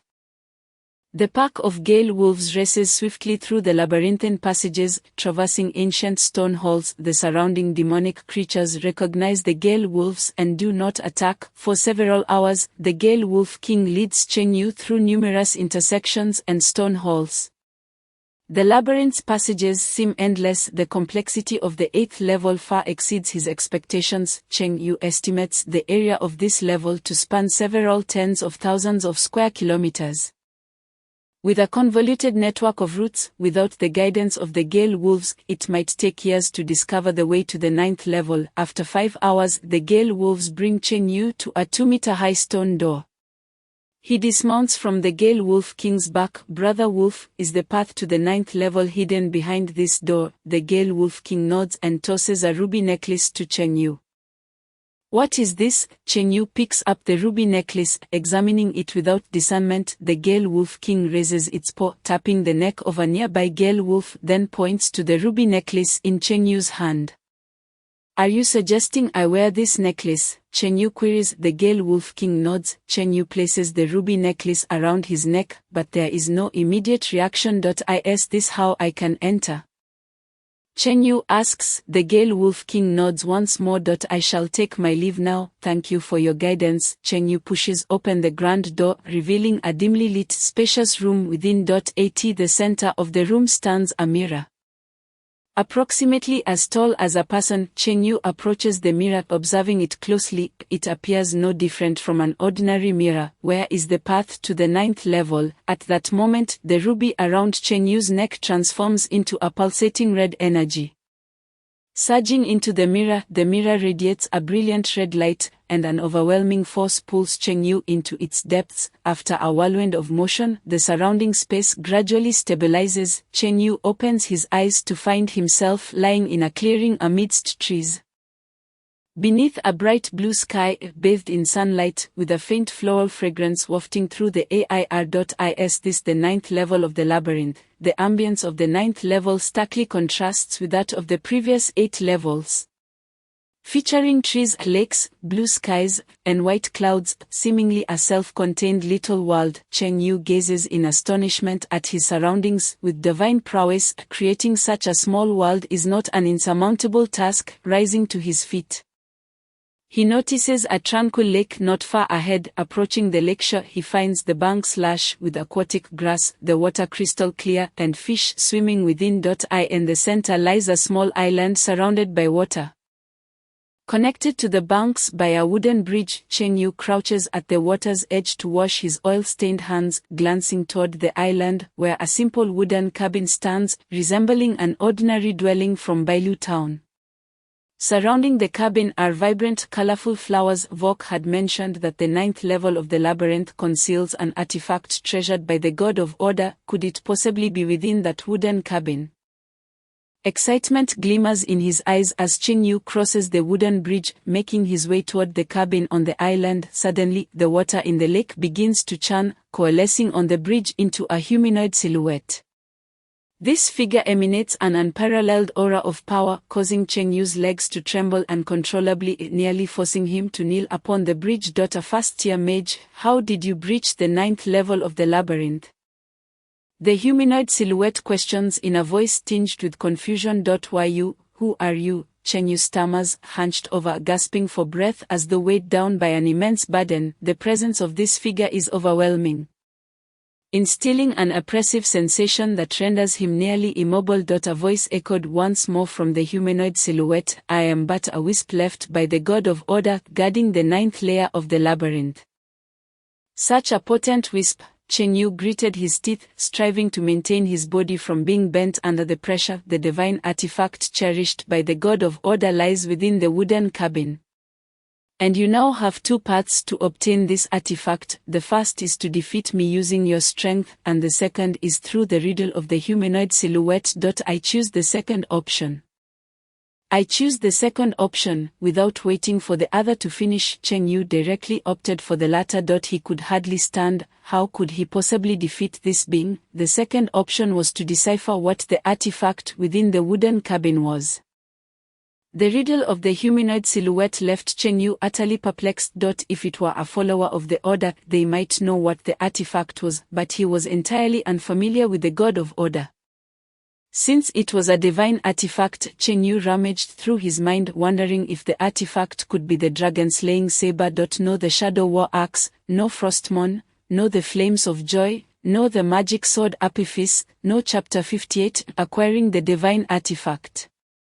Outside the labyrinth of the God of Order, a vast expanse of tents had emerged. In recent days, the number of adventurers exploring the labyrinth of the God of Order had been on the rise. As this was a newly emerged labyrinth, it had yet to be fully explored, and the treasures within surpassed those found in long-established labyrinths. However, most of these adventurers were of the first or second tier. Primarily exploring the first and second layers of the labyrinth, few were capable of delving into the depths beyond the third layer. The followers of the God of Order were able to reach the fifth layer largely due to a fragment of a tome containing information about the labyrinth. Akin to having a built-in guide, Mina and Yvonne awaited Chengyu's emergence from the labyrinth, their spirits considerably low. Meanwhile, within the ninth layer of the labyrinth, Chengyu sat cross-legged on the wooden bridge. Pondering what the artifact within the wooden cabin could be, the followers of the God of Order were known for their obsessive-compulsive tendencies, favoring the meticulous arrangement of chaotic elements. Chengyu recalled the last time Vok had bought skewers at a barbecue stall. Neatly aligning the spice bottles in a row and measuring the distances between each with a ruler to ensure uniform spacing. A sudden revelation struck him. I know the artifact in the wooden cabin is a ruler. No, that's not it. Perhaps a tape measure, no an infrared rangefinder, no a vernier caliper, no a basketball, no a pair of suspenders. No. Chengyu clasped his head in frustration. He had been guessing for nearly 2 days on the ninth layer of the labyrinth, cycling through every conceivable item, yet he could not fathom what lay within the wooden cabin. This humanoid silhouette was merely a remnant of the God of Order, its features obscured, lacking even a mouth to engage in conversation. Chengyu, looking rather distressed, implored, "Could you perhaps provide me with a hint? I truly cannot deduce it." The humanoid silhouette remained silent, offering no clues. Sighing in disappointment, Chengyu asked, "May I wander around this small lake?" "You may," the silhouette replied. Chengyu strolled nearby, searching for any clues. As he walked along the lakeshore, the lush aquatic vegetation created a pleasant atmosphere. Suddenly, an idea sparked in his mind. When one arrives at a small lake and sees an island in the center with a wooden bridge leading to it, the instinctive thought is to traverse the bridge to reach the island. Must one cross the bridge? Could I not swim there instead? With this thought, Chengyu felt a surge of excitement. Splash! Without bothering to remove his clothes, he leapt into the small lake, swimming towards the island. Glancing to his right, he noticed the humanoid silhouette standing motionless on the bridge, making no attempt to impede him. With vigorous strokes, he propelled himself forward, the island drawing ever closer, his heart racing with anticipation. The artifact of the God of Order was within reach. It was a divine artifact, and in this godless era, its power rivaled that of quasi-deities. His eyes glimmered with fervor and madness as he swam with all his might. However, after a while, Chengyu sensed something amiss. From the shore, the direct distance between the bank and the island appeared to be merely a few hundred meters, logically swimmable in a matter of minutes. Yet, after over 10 minutes of swimming, the island was still tantalizingly out of reach. Frustrated, Chengyu cursed under his breath, realizing he could not reach it, and swam back towards the shore. He had barely spent a couple of seconds swimming back when he reached land. Back on shore, he kindled a fire to dry his soaked clothes, then returned to the wooden bridge to confront the humanoid silhouette once more. That artifact is a pile of excrement left by the God of Order. Unable to guess the answer, Chengyu resorted to wild speculation. No. Is the artifact the God of Order's underwear? No, the God of Order's socks. No. Chengyu's mind felt numb as he recalled the earlier cryptic lines. I see the Goddess of Light still possesses her charm. Do not slay me, Goddess of Light. Is the artifact the Goddess of Light's underwear? No, the Goddess of Light's bra. No, the Goddess of Light's socks. No, the Goddess of Light's lingerie. Correct. Chengyu stood frozen in place, his expression one of bewilderment. This is utterly absurd. The cherished artifact of the God of Order is, in fact, the lingerie of the Goddess of Light. The God of Order certainly has some peculiar preferences. Just as Chengyu stood there in shock, The humanoid silhouette raised a finger, pointing it at Cheng Yu's forehead, a beam of black light entering his body. Cheng Yu glanced at himself, then back at the humanoid silhouette. What have you done to me? I have planted a curse within you. What curse? Cheng Yu was somewhat alarmed at the inexplicable curse. This curse states, if you divulge the fact that the god of order has stolen the goddess of light's lingerie, you will immediately perish. It primarily aims to preserve one's integrity in the world. Realizing the nature of the curse, Cheng Yu sighed in relief. What if I write it down? You will still perish. The humanoid silhouette replied. Cheng Yu sat cross-legged on the wooden bridge, pondering, what if I write it in encrypted text, for instance, telling someone which page and which line of a specific book contains the relevant word, and then piecing it together into a sentence. The humanoid silhouette inwardly cursed. You are determined to disclose this matter, aren't you? Observing the other's silence, Cheng Yu chuckled. I was just joking. I assure you I will not speak a word.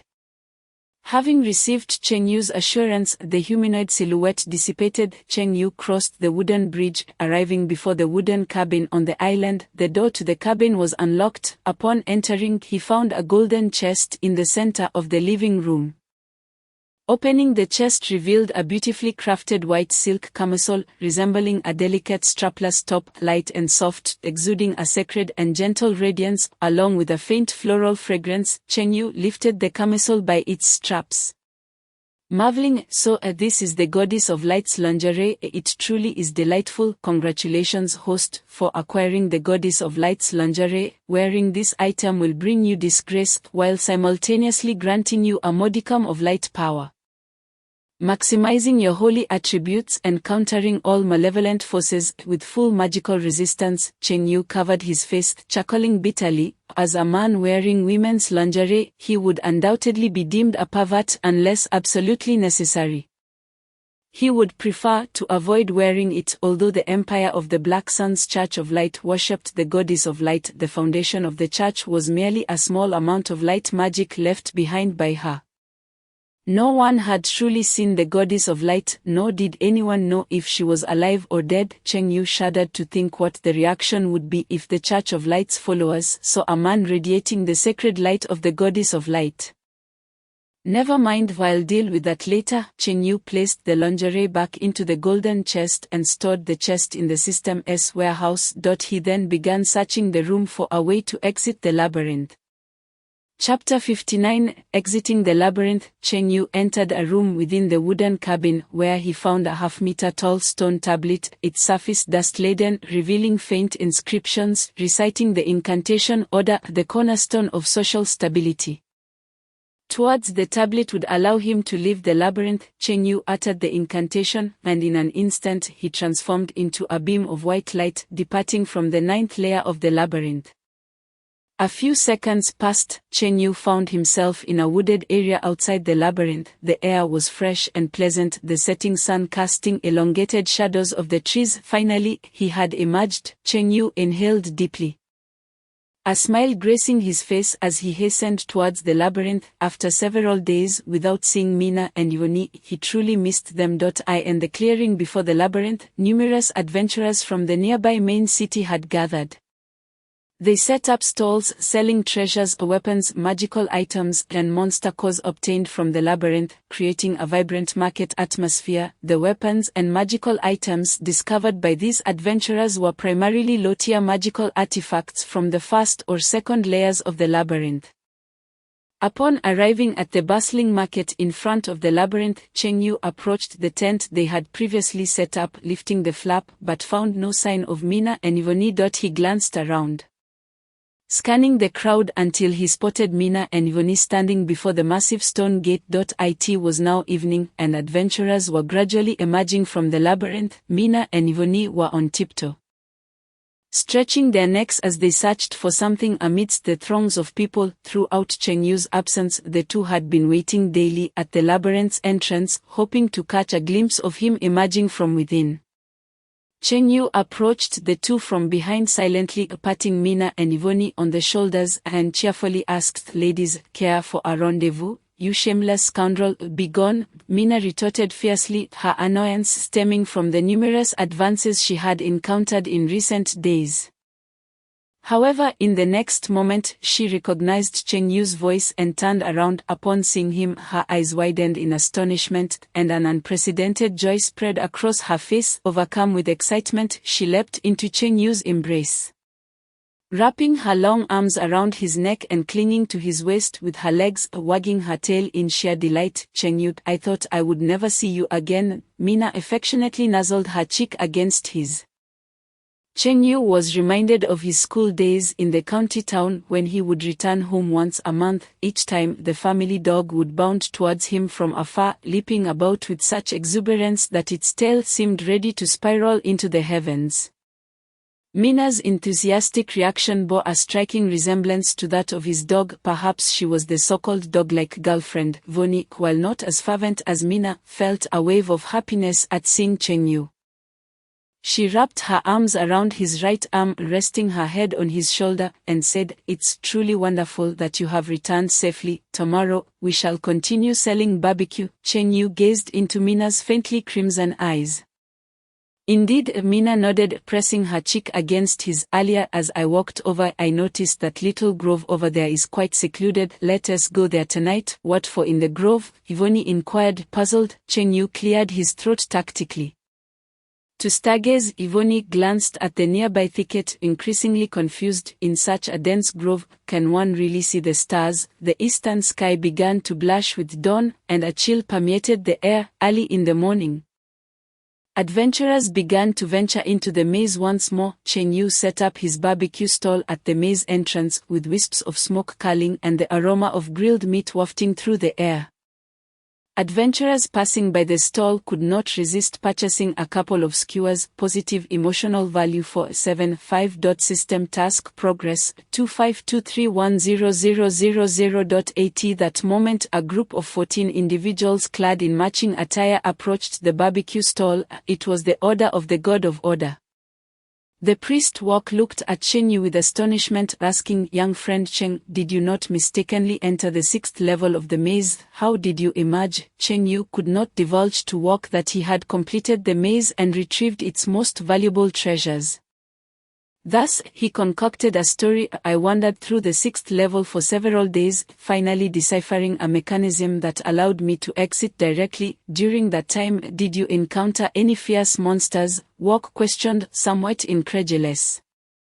Cheng Yu feigned a silly grin. "I was rather fortunate and did not encounter any fierce monsters." He had bribed the monsters in the maze with barbecue. Without their help, he could never have cleared it.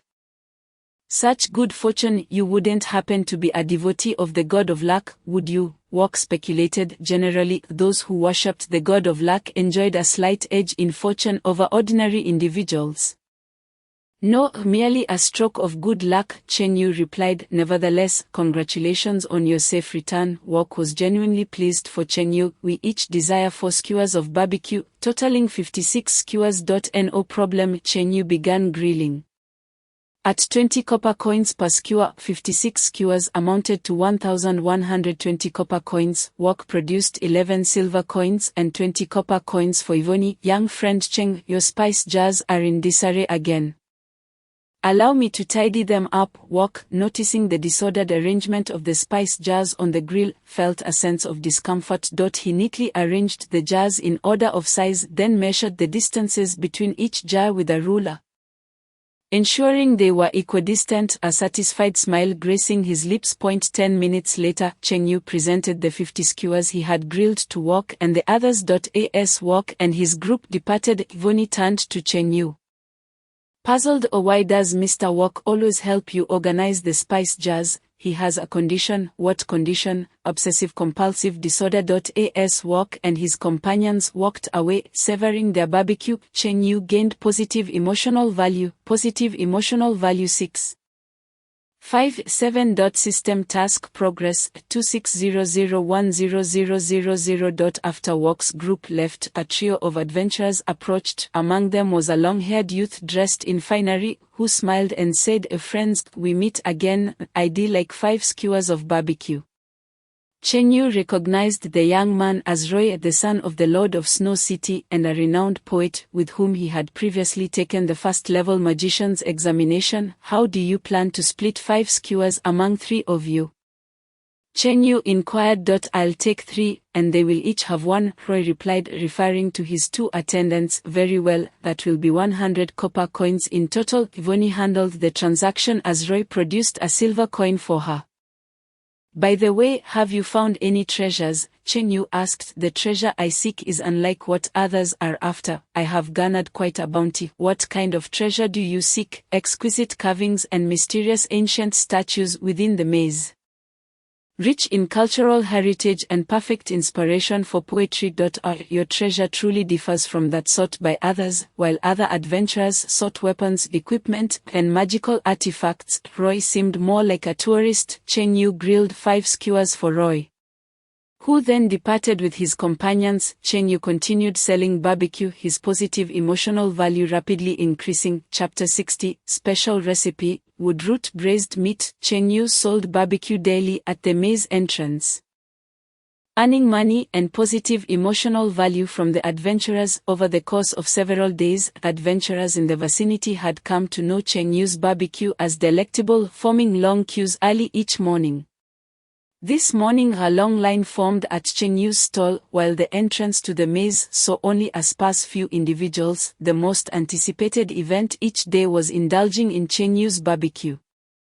The flavor of this barbecue is simply exquisite, perfectly charred on the outside and tender within, cooked to perfection. 10 minutes of exploration, 2 hours of barbecue. Perhaps I am a false adventurer, enthralled by barbecue.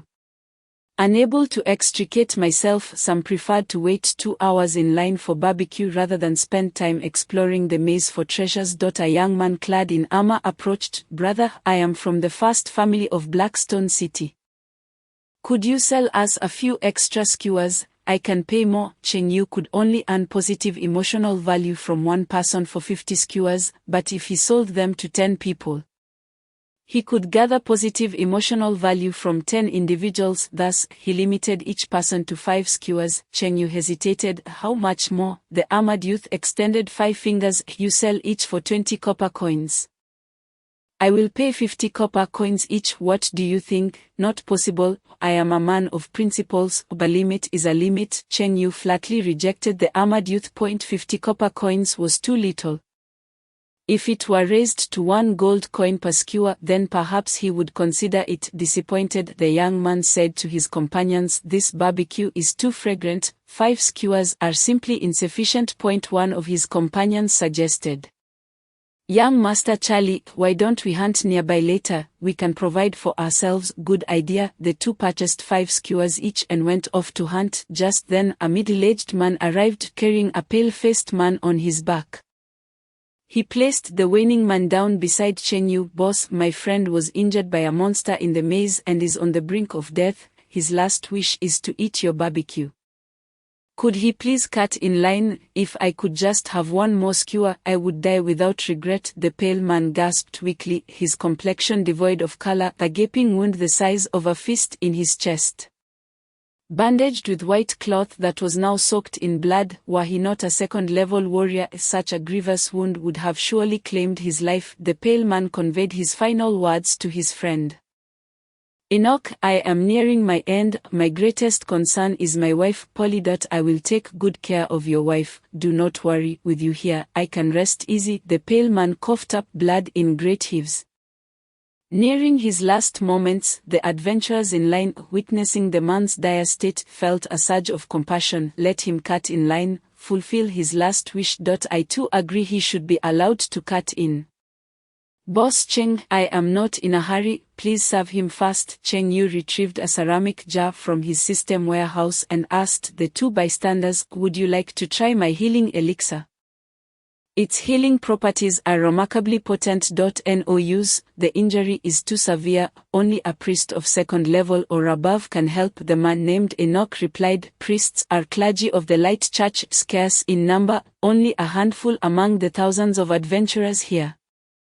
And their professional level is merely 1st level, capable only of treating minor cuts and scrapes. Your friend is on the verge of death. we might as well give it a shot. Cheng Yu sought to leverage this gravely injured man to promote his dark culinary creation. Marinated earthworms, hoping to showcase its effects and perhaps sell a few. After all, this item was so foul-smelling that it would never sell directly. All right, Enoch acquiesced to Cheng Yu's suggestion. Cheng Yu held the jar aloft. Addressing the crowd, everyone, please cover your noses. I am about to make an impression. Vonnie and Mina, aware of the contents of the jar, quickly covered their noses and distanced themselves. Others were left in a state of bewilderment. Unable to comprehend why Cheng Yu instructed them to cover their mouths and noses. As he unveiled the paper seal on the earthen jar, an overwhelming stench of decay and fishiness wafted through the air.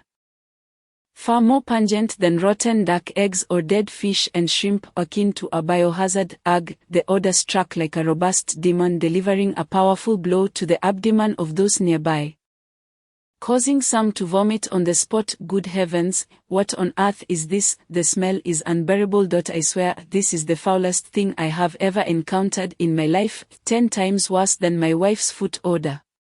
The adventurers queuing for barbecued delicacies quickly clamped their hands over their mouths and noses. Dark cuisine, pickled earthworms, miraculous healing elixir, come take a taste. Cheng Yu grinned with a devilish smile, scooping a spoonful of thick black paste and presenting it to a pallid man before him. Upon catching a whiff up close, the pale man grimaced. Though he was loath to consume it, he was on the brink of death and had no choice but to grasp at potential salvation.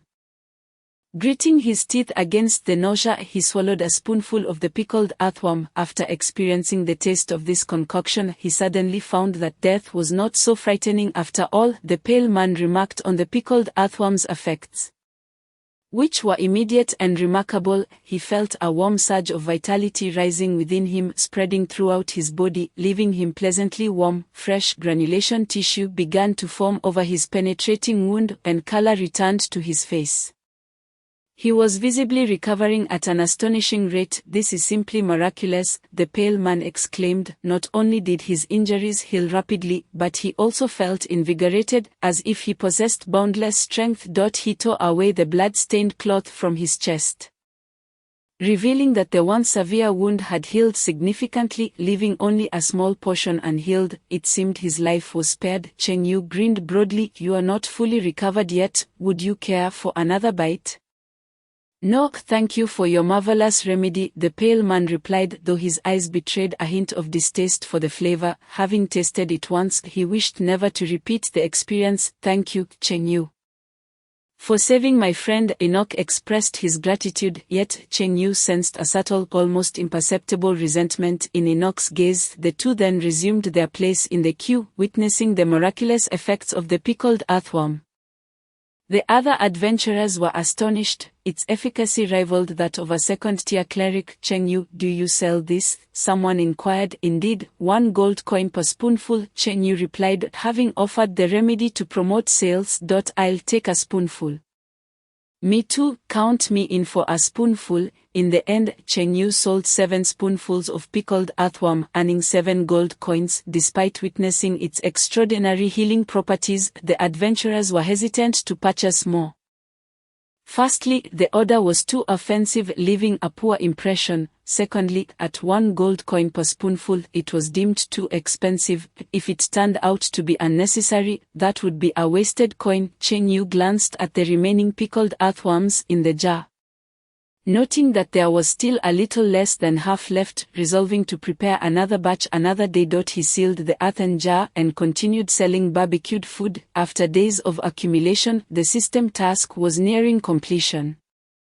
System task progress 988610000. System task progress 989110000. System task progress 990010000. System task progress 100.011.000. Congratulations, host, for completing the system task. Reward: special recipe, wood root braised meat. Wood root braised meat, slightly bitter in taste.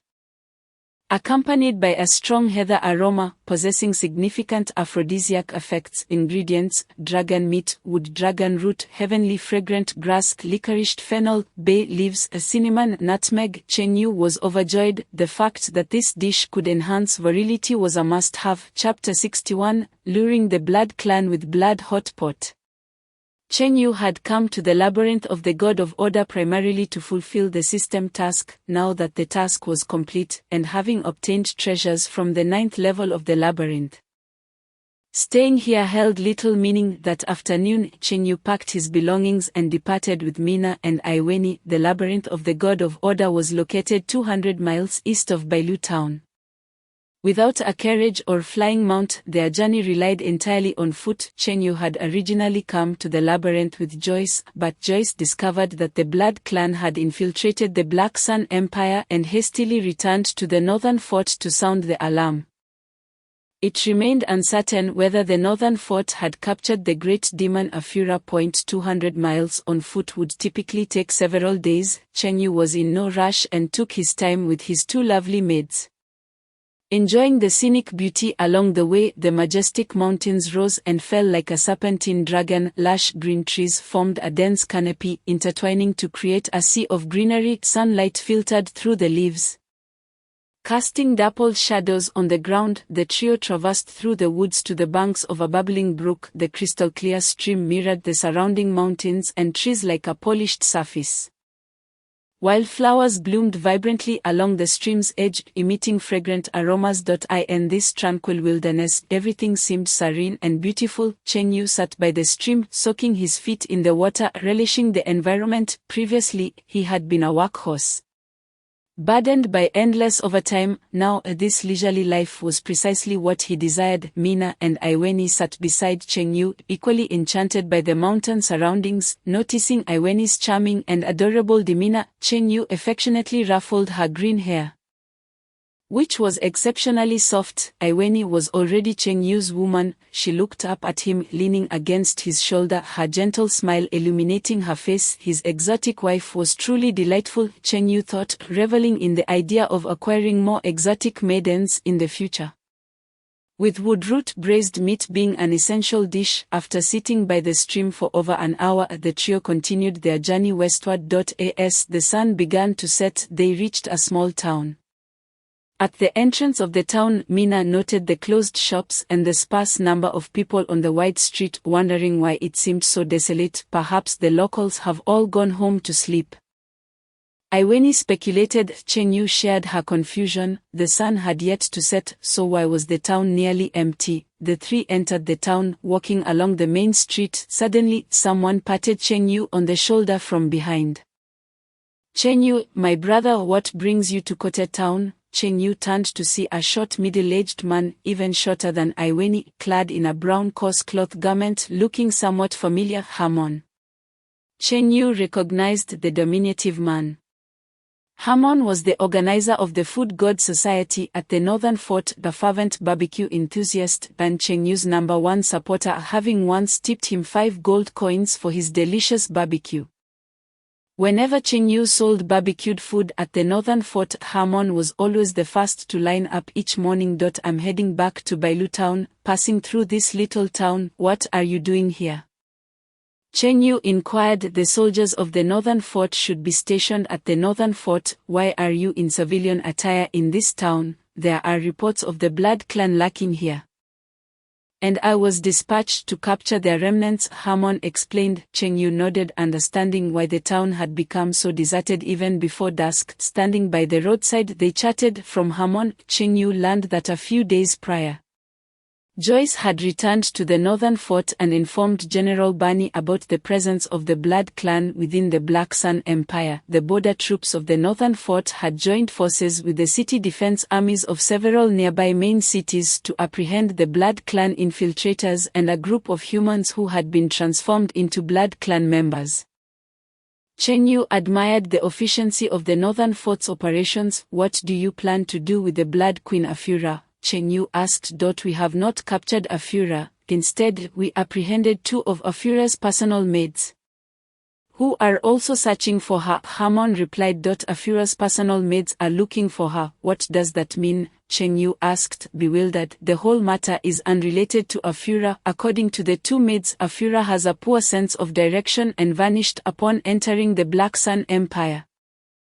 She is likely lost. Those two maids attempted to transform humans into Blood Clan members to increase their numbers for the search. Hamon elucidated the entire situation. Cheng Yu couldn't help but laugh.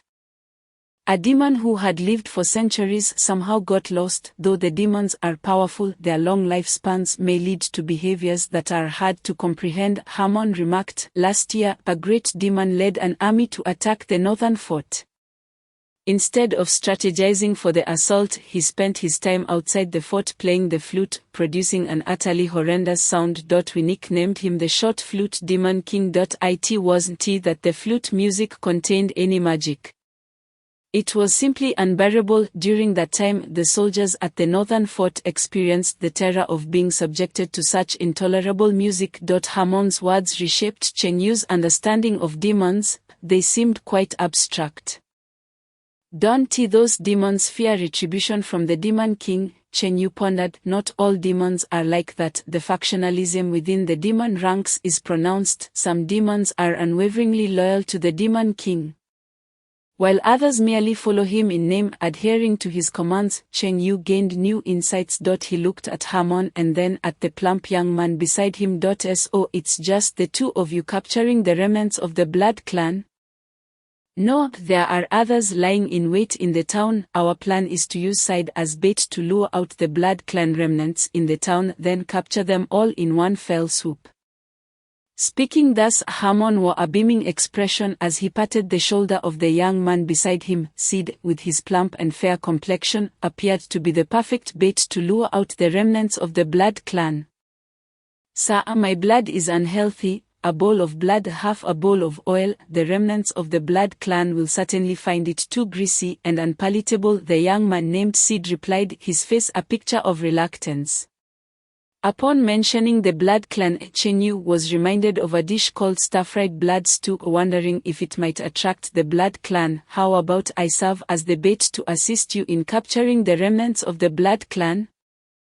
Cheng Yu proposed. Boss Cheng Yu, you are truly a good person, Sid said, looking at Cheng Yu with gratitude. I will take your place as bait. You just need to fetch me some pig's blood. Cheng Yu instructed. No problem, absolutely no problem, Sid replied, promptly setting off to find the pig's blood. This was certainly a safer task than being bait. Chapter 62 Return to Bailu Town. As night fell, darkness enveloped Kit Town, the streets of which lay desolate and deserted. Cheng Yu constructed a makeshift stove from stones at the roadside, placing an iron pot atop it, where flames flickered beneath. Hamon and his companions lay in ambush within nearby residences. Cautiously observing Cheng Yu's actions through the cracks in the windows, the pot simmered with boiling water, while a table nearby was adorned with fresh pig's blood stew, dubanjiang, minced ginger, soy sauce, and water starch among other ingredients. Once the water reached a rolling boil, Cheng Yu briefly cooked the pig's blood, then removed it and cooled it in cold water, cutting it into small square pieces. Discarding the boiling water, he added lard to the pot, heating it until it reached a moderate temperature. He then incorporated dubanjiang, chopped scallions, minced ginger, and minced garlic, continuously stirring to release the fragrant aroma. When the oil turned a vivid red, he added a splash of water, followed by chicken essence and soy sauce for further seasoning. Once all the ingredients were well combined, he introduced the freshly cut pig's blood into the mix for stir-frying. Traditionally, cooking wine would be added to eliminate the fishy odor. However, to better entice the Blood Clan, Cheng Yu opted to forgo the cooking wine, preserving the pungent aroma of the pig's blood stew. The fresh pig's blood exuded a potent scent, which intertwined with the fragrances of various spices, wafting through the streets of Kit Town, pervading every corner. In a secluded alley of Kit Town, several pairs of crimson eyes suddenly opened wide. What a unique scent of blood! This was not merely the scent of blood. It was intertwined with the aromas of other spices. It was intoxicating, 10 times more fragrant than fresh blood. I crave blood, I can scarcely contain myself. Chen Yu sauteed the blood stew for several minutes until it was thoroughly infused with flavor. Once finished, he thickened it with water starch, garnishing the surface with chopped scallions and ground Sichuan pepper. Completed, Chen Yu placed the plate of stir-fried blood stew on a small wooden table beside him and sat quietly. Awaiting the inevitable response, the tantalizing aroma drew forth all the blood clan hidden in Kit Town. I and the street, pairs of crimson eyes emerged akin to vengeful spirits rising from the depths of hell. 8 Blood Clan members in total. How astonishing that so many Blood Clan remnants were concealed within Kit Town. Harmon, concealed in the shadows, was taken aback. He had anticipated only 2 or 3 remnants of the Blood Clan. To encounter 8 was beyond his expectations. With only 10 of them in total, he wondered if they could contend against these 8 Blood Clan members. Meanwhile, the 8 Blood Clan members, following the scent, approached Chen Yu's stall. "What is this delightful dish?" one of the Blood Clan members inquired. Chen Yu replied, "Stir-fried blood stew. The rich aroma of blood, combined with the fragrances of various spices, makes my very blood boil with excitement." Another Blood Clan member closed his eyes in blissful enjoyment. The relationship between fresh blood and stir-fried blood stew is akin to that between raw meat and fish-flavored shredded pork. Undoubtedly, fish-flavored shredded pork is far more delectable. "Such a delicious blood stew, do you wish to partake?" Chen Yu asked, lifting the plate of stir-fried blood stew and smiling at the 8 Blood Clan members. They nodded fervently, saliva nearly spilling forth. The aroma alone was enticing, making them eager to taste how exquisite it must be. However, in the next moment, Chen Yu tilted his hand slightly, causing the plate of stir-fried blood stew to tumble to the ground with a crash, shattering into countless pieces. "Such a delectable dish, now gone. Do you suppose I did this intentionally or by accident?" The 8 Blood Clan members were instantly incensed by Chen Yu's provocations. "Come, kill me." Chen Yu tilted his head slightly, raising his middle finger towards the 8 Blood Clan members. Although they did not comprehend the meaning of the gesture, witnessing Chen Yu's action ignited an inexplicable urge within them to eliminate him.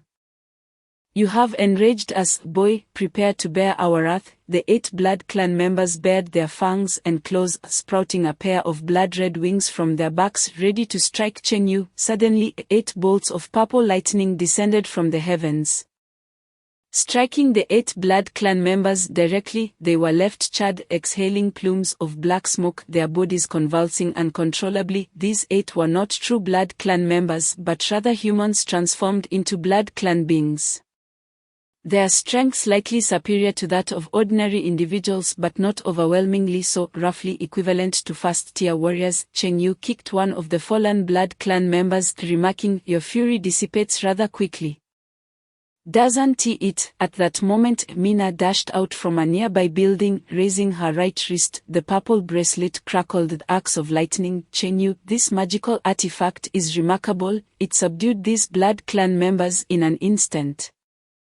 The purple bracelet was an item Mina had acquired in the labyrinth's secret chamber, capable of unleashing powerful lightning attacks. Indeed, it is quite formidable. This thunderous bracelet was extracted from a golden treasure chest, classified as a high-level magical artifact worth thousands to tens of thousands of gold coins. Observing the reactions of the 8 Blood Clan members, Chen Yu could now ascertain that, for the Blood Clan, stir-fried blood stew was indeed a gourmet delicacy. Should he encounter the Blood Queen Afra in the future, he would have a means of dealing with her. Harmon and his companions emerged from the wooden house, glancing at Mina and then at the 8 blackened Blood Clan members. "Brother Chen Yu, your orc wife is truly impressive," Harmon remarked, taken aback by being referred to as Chen Yu's wife for the first time. Mina interjected, "Actually, I'm not Chen Yu's wife." "Not a wife, then she must be a girlfriend. It amounts to the same thing." Harmon laughed heartily, expressing his gratitude to Chen Yu for assisting in subduing the 8 Blood Clan members. It was merely a trifling effort. Cheng Yu had fortuitously passed through Kit Town, and Harmon happened to be his esteemed ally, hence his willingness to lend a hand. Harmon warmly invited, "Do visit my fief someday. I shall have the common folk line the streets to welcome you." Is that true? Cheng Yu was aware that Harmon held a title and a fief, yet the specifics of its expanse remained a mystery to him. Absolutely true. After spending a night in Kit Town, the following morning, Cheng Yu bid farewell to Harmon and his companions before setting off towards Bailu Town. Harmon and his companions took the 8 Blood Clan members back to the northern fortress.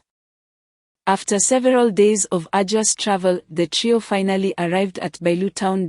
As always, Bailu Town was serene and harmonious, bustling with pedestrians, and flanked by numerous shops. After traversing Bailu Town for about 10 minutes towards the north, Cheng Yu returned to his estate. Having been away for so long, the garden in front of the estate was strewn with fallen leaves, while various crops in the farm thrived remarkably. The sweet corn had ripened, and tomatoes lay rotting on the ground. Mina retrieved a key, unlocked the gate of the estate, and entered the living room, resting her arms on the long table. After several days of outdoor living, home was indeed far more comfortable. Cheng Yu reclined in a chair, resting. Originally, he had 100,000 skewers of bad meat for barbecue. Over 5,000 had been sold at the northern fortress, and more than 10,000 skewers were consumed by the monsters he had purchased in the labyrinth. After leaving the labyrinth, he had sold many barbecues to adventurers to complete a system task.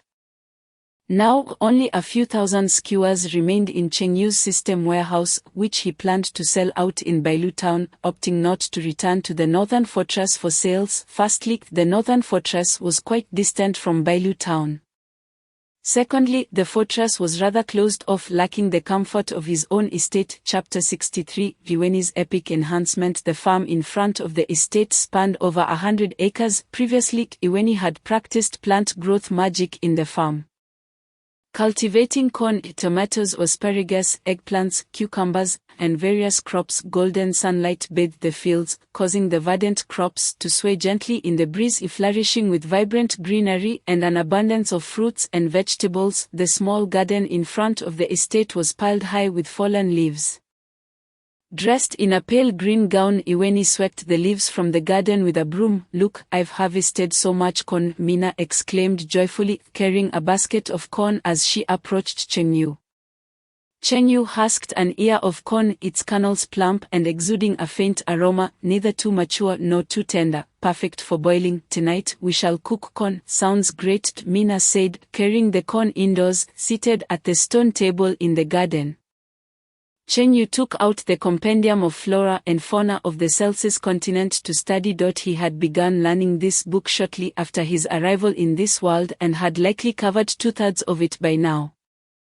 He recognized most of the common plants and animals of the Celsis continent. Nevertheless, to better identify ingredients, he needed to continue his studies. Once Iweni finished sweeping the leaves, she sat beside Cheng Yu, pulling out a translucent crystal vial from her bosom and placing it on the stone table. Inside was a golden seed. This crystal vial was a treasure Iweni had discovered in the labyrinth's secret chamber, and she had kept it with her ever since. "What a beautiful seed. I wonder what it is," Iweni mused, leaning closer to examine the golden seed. Cheng Yu glanced at the seed in the vial.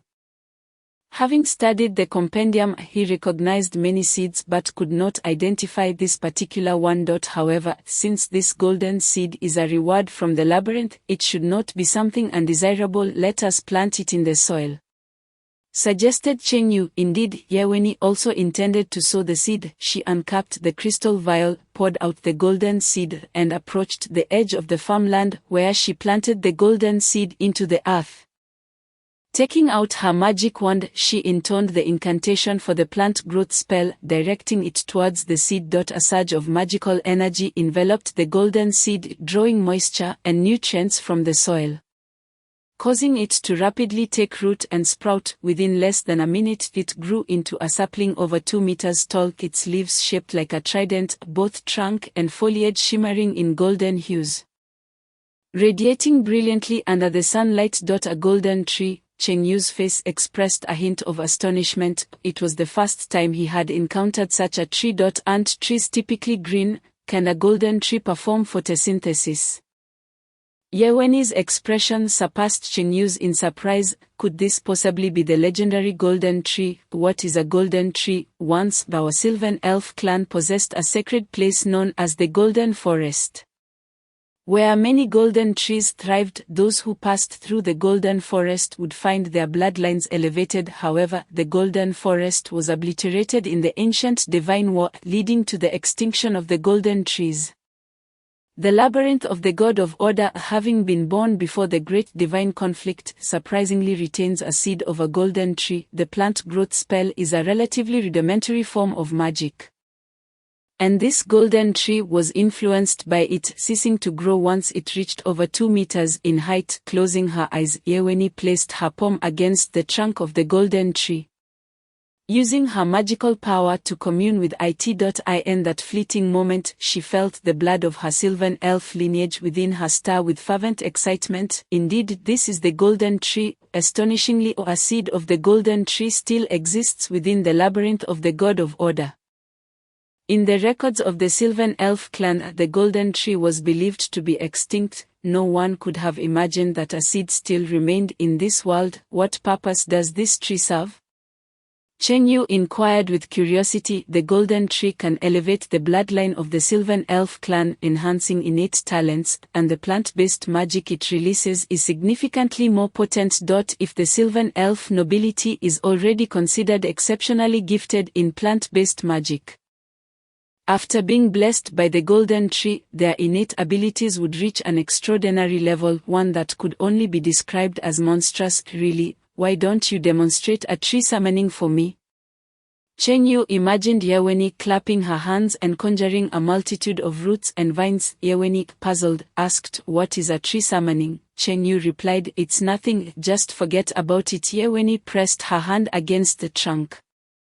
Invoking the power of the golden tree to purify her bloodline, her waist-length green hair began to grow uncontrollably, soon exceeding 2 meters in length. Hair symbolizes vitality. A child's hair is thick and lustrous, while an elder's is sparse and gray, indicating that the golden tree is indeed enhancing Ye Wen's constitution. Can the golden tree aid in hair growth, a boon for those suffering from hair loss? Cheng Yu mused. At that moment Amina emerged from the house, and upon seeing the radiant golden sapling at the edge of the farmland, exclaimed, "Wow, what is this? A golden tree?" Cheng Yu replied nonchalantly. Mina gazed at the golden tree in awe.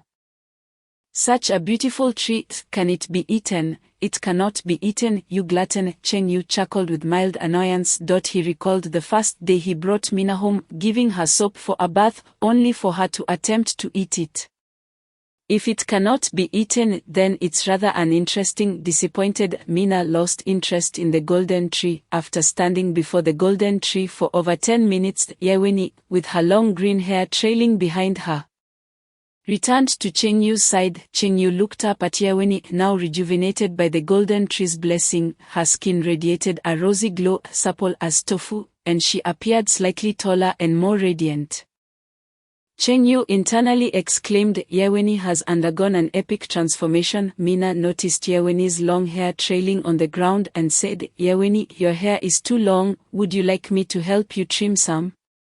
"Please do, it's inconvenient for my hair to drag on the ground." Mina went to fetch scissors from the house. Ye Wen sat beside Cheng Yu, raising her right hand, gathering magical energy in her palm to create a circular magic array pattern, causing numerous vines to burst forth from the earth surrounding the stone table. The vine magic, though merely a basic first-tier spell, in Ye Wen's hands exceeded its usual power, even surpassing some second-tier spells. Only knowing a single first-tier vine magic seems like a waste of talent, Cheng Yu mused. "I'll help you acquire some powerful plant-based magic when I have the chance." "Thank you, Lord Cheng Yu," Ye Wen said as she embraced Cheng Yu. Leaning against him, Cheng Yu stroked Ye Wen's pointed elf ears and planted a gentle kiss on her cheek. Mina returned with scissors, helping Ye Wen shorten her excessively long hair. Chapter 64, News of the Dragons. At the back of the estate, Cheng Yu opened the ice cellar lid and descended the ladder into the cold storage. Previously, the demon tribe had breached an opening at the northern border, sending their flying cavalry, the Shadow Crows, to invade the Black Sun Empire. Cheng Yu had slain over 20 Shadow Crows, converting some into 100,000 skewers for roasting, while the remains of 10 Shadow Crows lay frozen in the ice cellar.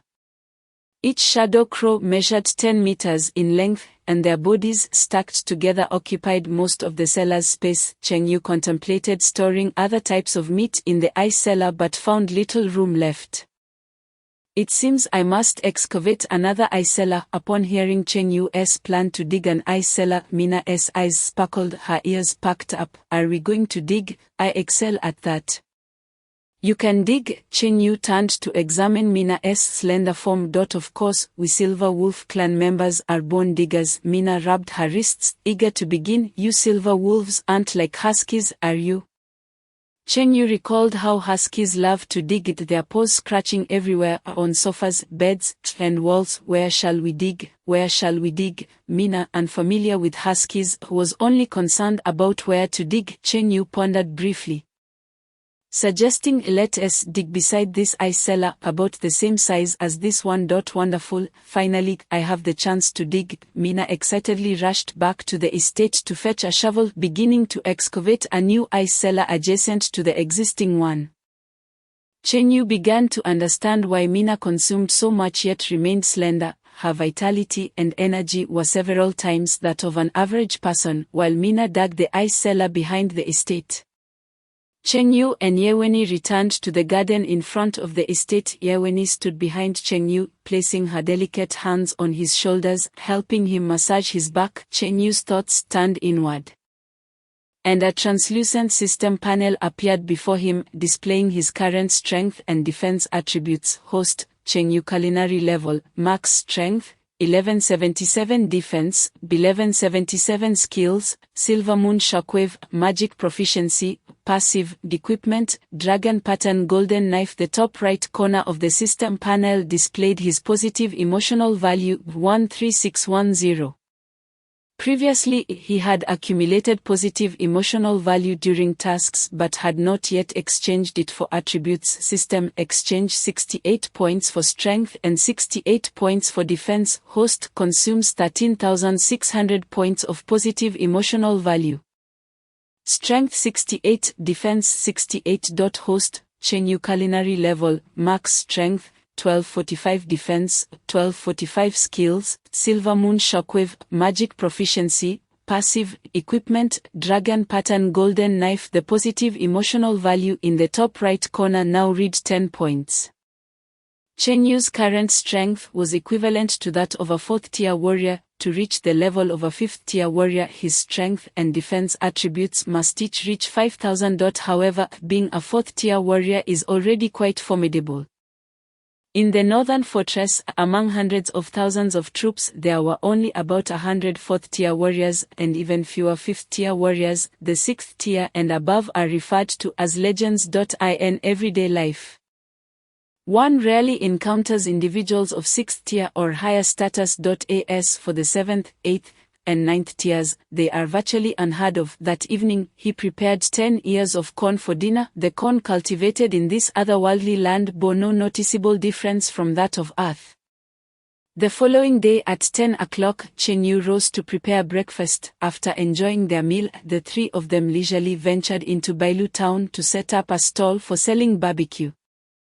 With several thousand skewers of barbecue still unsold in the system's warehouse, and with no pressing matters at hand, they continued selling. They set up a barbecue stall on the roadside, the fragrant smoke wafting in the air.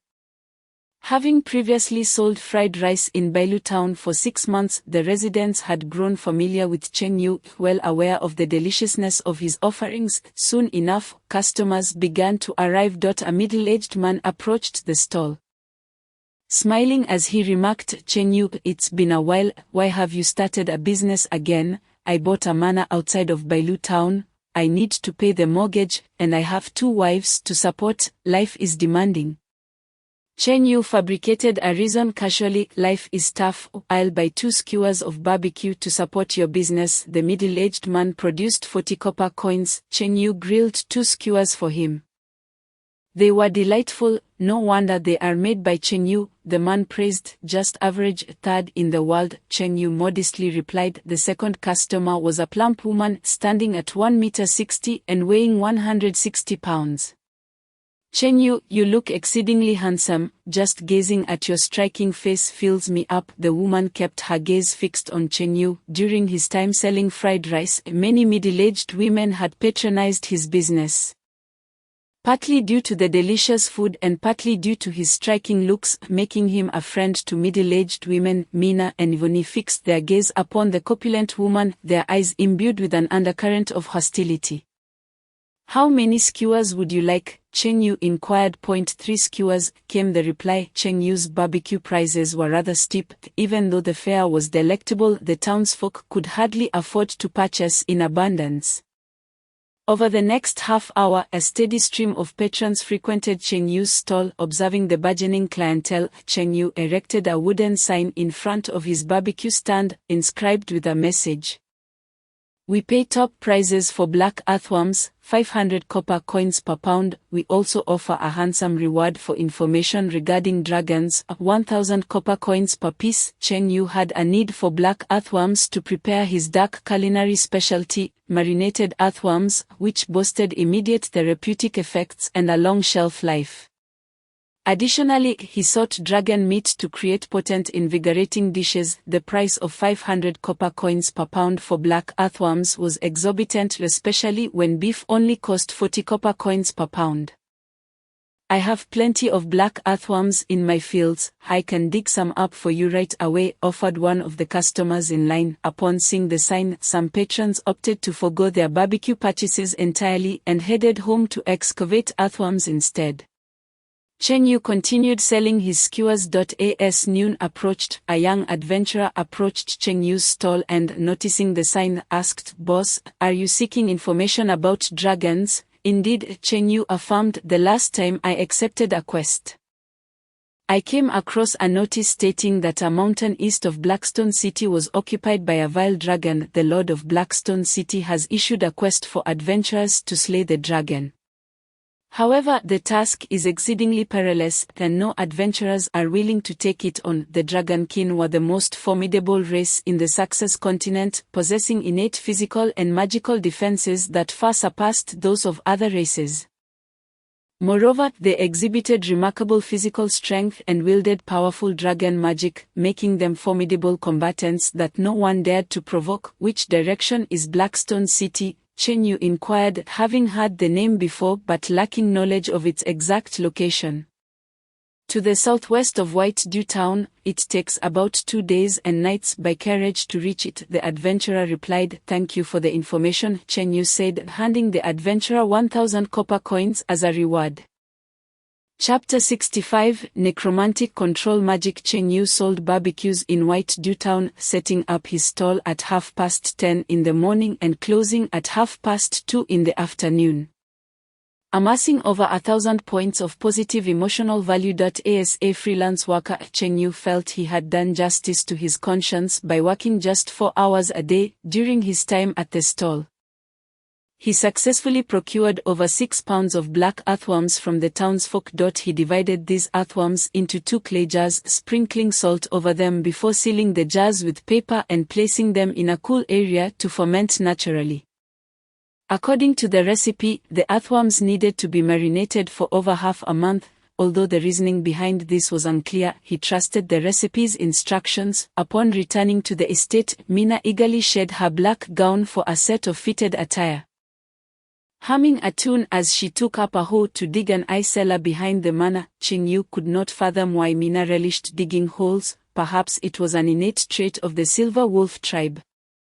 Standing beneath the golden tree, Ivoni, adorned in a light green gown, delicately pressed her hand against the trunk, absorbing the tree's blessings. Her long green hair began to grow wildly, soon cascading down to the ground. Alas, in this otherworldly realm there was no market for hair, otherwise she could have prospered by selling it. Cheng Yu recalled that before his journey to this world there were often individuals on the streets purchasing women's hair for a considerable sum. Approaching the edge of the fields, Cheng Yu announced to Yvonne, "I plan to venture to Blackstone City tomorrow," with a hint of curiosity in her expression. Yvonne turned to Cheng Yu and asked, "What purpose does your journey to Blackstone City serve?" "To procure some items. You and Mina need not accompany me, I shall go alone." Mina intended to excavate the ice cellar, and Yvonne wished to continue her communion with the golden tree, so Cheng Yu had no intention of taking them along for the trip. "How long will you be gone?" Yvonne inquired, reluctant to part ways with Cheng Yu. If he were to be away for an extended period, she would insist on accompanying him. However, if it were merely a few days, she would not mind. Cheng Yu pondered for a moment, estimating perhaps 6 or 7 days. Blackstone City was not particularly distant from White Dew Town. A carriage ride would take 2 days and nights. Making the round trip 4 days, with an additional 2 or 3 days of delay. 6 or 7 days isn't too long, Yvonne replied with a sweet smile. "You go ahead, Mina, and I will stay at home." Waiting for your return every day, merchant caravans traversed between the main city and surrounding towns, transporting goods and earning transportation fees. Cheng Yu could join one of these caravans to Blackstone City. Typically, the caravan set off early in the morning. Before dawn, Cheng Yu donned his clothing and trousers, casting a glance at the peacefully slumbering Mina and Yvonne. He refrained from waking them and ventured out toward the western outskirts of White Dew Town. After walking a few hundred meters westward from White Dew Town, he arrived at a vast open space where several caravans departed, serving as the town's distribution center for goods. The townspeople preferred to travel long distances alongside caravans due to the larger number of people and the hiring of adventurers or mercenaries for the protection of their goods, which made the journey safer. Even before sunrise, 7 or 8 caravans had already gathered in the open area, preparing to set off. Cheng Yu approached the caravans and inquired, "Is anyone heading to Blackstone City?" We are headed in that direction," a girl in green called out to him. "How much is it?" Cheng Yu asked as he approached her. The girl extended her 5 fingers. 5 silver coins. Cheng Yu handed over 5 silver coins, and the girl instructed him to take a seat in the carriage. This caravan was transporting fabrics, and the carriage was filled with rolls of cloth. As dawn broke, the various caravans set off in different directions toward the nearby major cities. Cheng Yu sat among the cargo in the carriage for a while, finding it a bit stifling. He turned to the girl driving the horses and said, "Miss, it's quite cramped in here. May I change seats?" "You can sit next to me," she replied. "Thank you." Cheng Yu moved to sit beside the girl. As the caravan departed White Dew Town, the roads were flanked by extensive fields of crops, with the vibrant green wheat swaying in the breeze. Farmers donned straw hats, laboring diligently in the fields. The carriage moved at a steady pace, occasionally jostling. Cheng Yu leaned against the side of the carriage, squinting his eyes as he quietly admired the foreign scenery. Before he knew it, he had drifted off to sleep. The caravan traversed the agricultural zone surrounding the town and soon entered a desolate forest area. After an unknown distance through the wilderness, the caravan abruptly came to a halt. Cheng Yu, still groggy from sleep, heard someone shout, "Oh no, Miss Moran, we've encountered monsters." "What kind of monsters?" the girl in green beside Cheng Yu asked. "They have a horn on their heads. They seem to be a subspecies of unicorn." Cheng Yu followed the girl named Moran to the front of the caravan. Before them stood a dozen robust horses, their coats a mottled mix of white and brown, each adorned with a horn nearly half a meter long. Purebred unicorns are powerful sacred beasts, entirely snow-white. These horses, however, bore impure coloration, suggesting they were hybrids with unicorn blood, commonly referred to as mixed breeds. Cheng Yu furrowed his brow in confusion. Why would these herbivorous horse-like monsters ambush a merchant caravan? "Mr. Baran, we leave these monsters to you," Moran instructed a middle-aged man with a scarred face. A scorned-faced man stepped forward from the crowd. He was the caravan's hired bodyguard tasked with protecting them from monsters and bandits.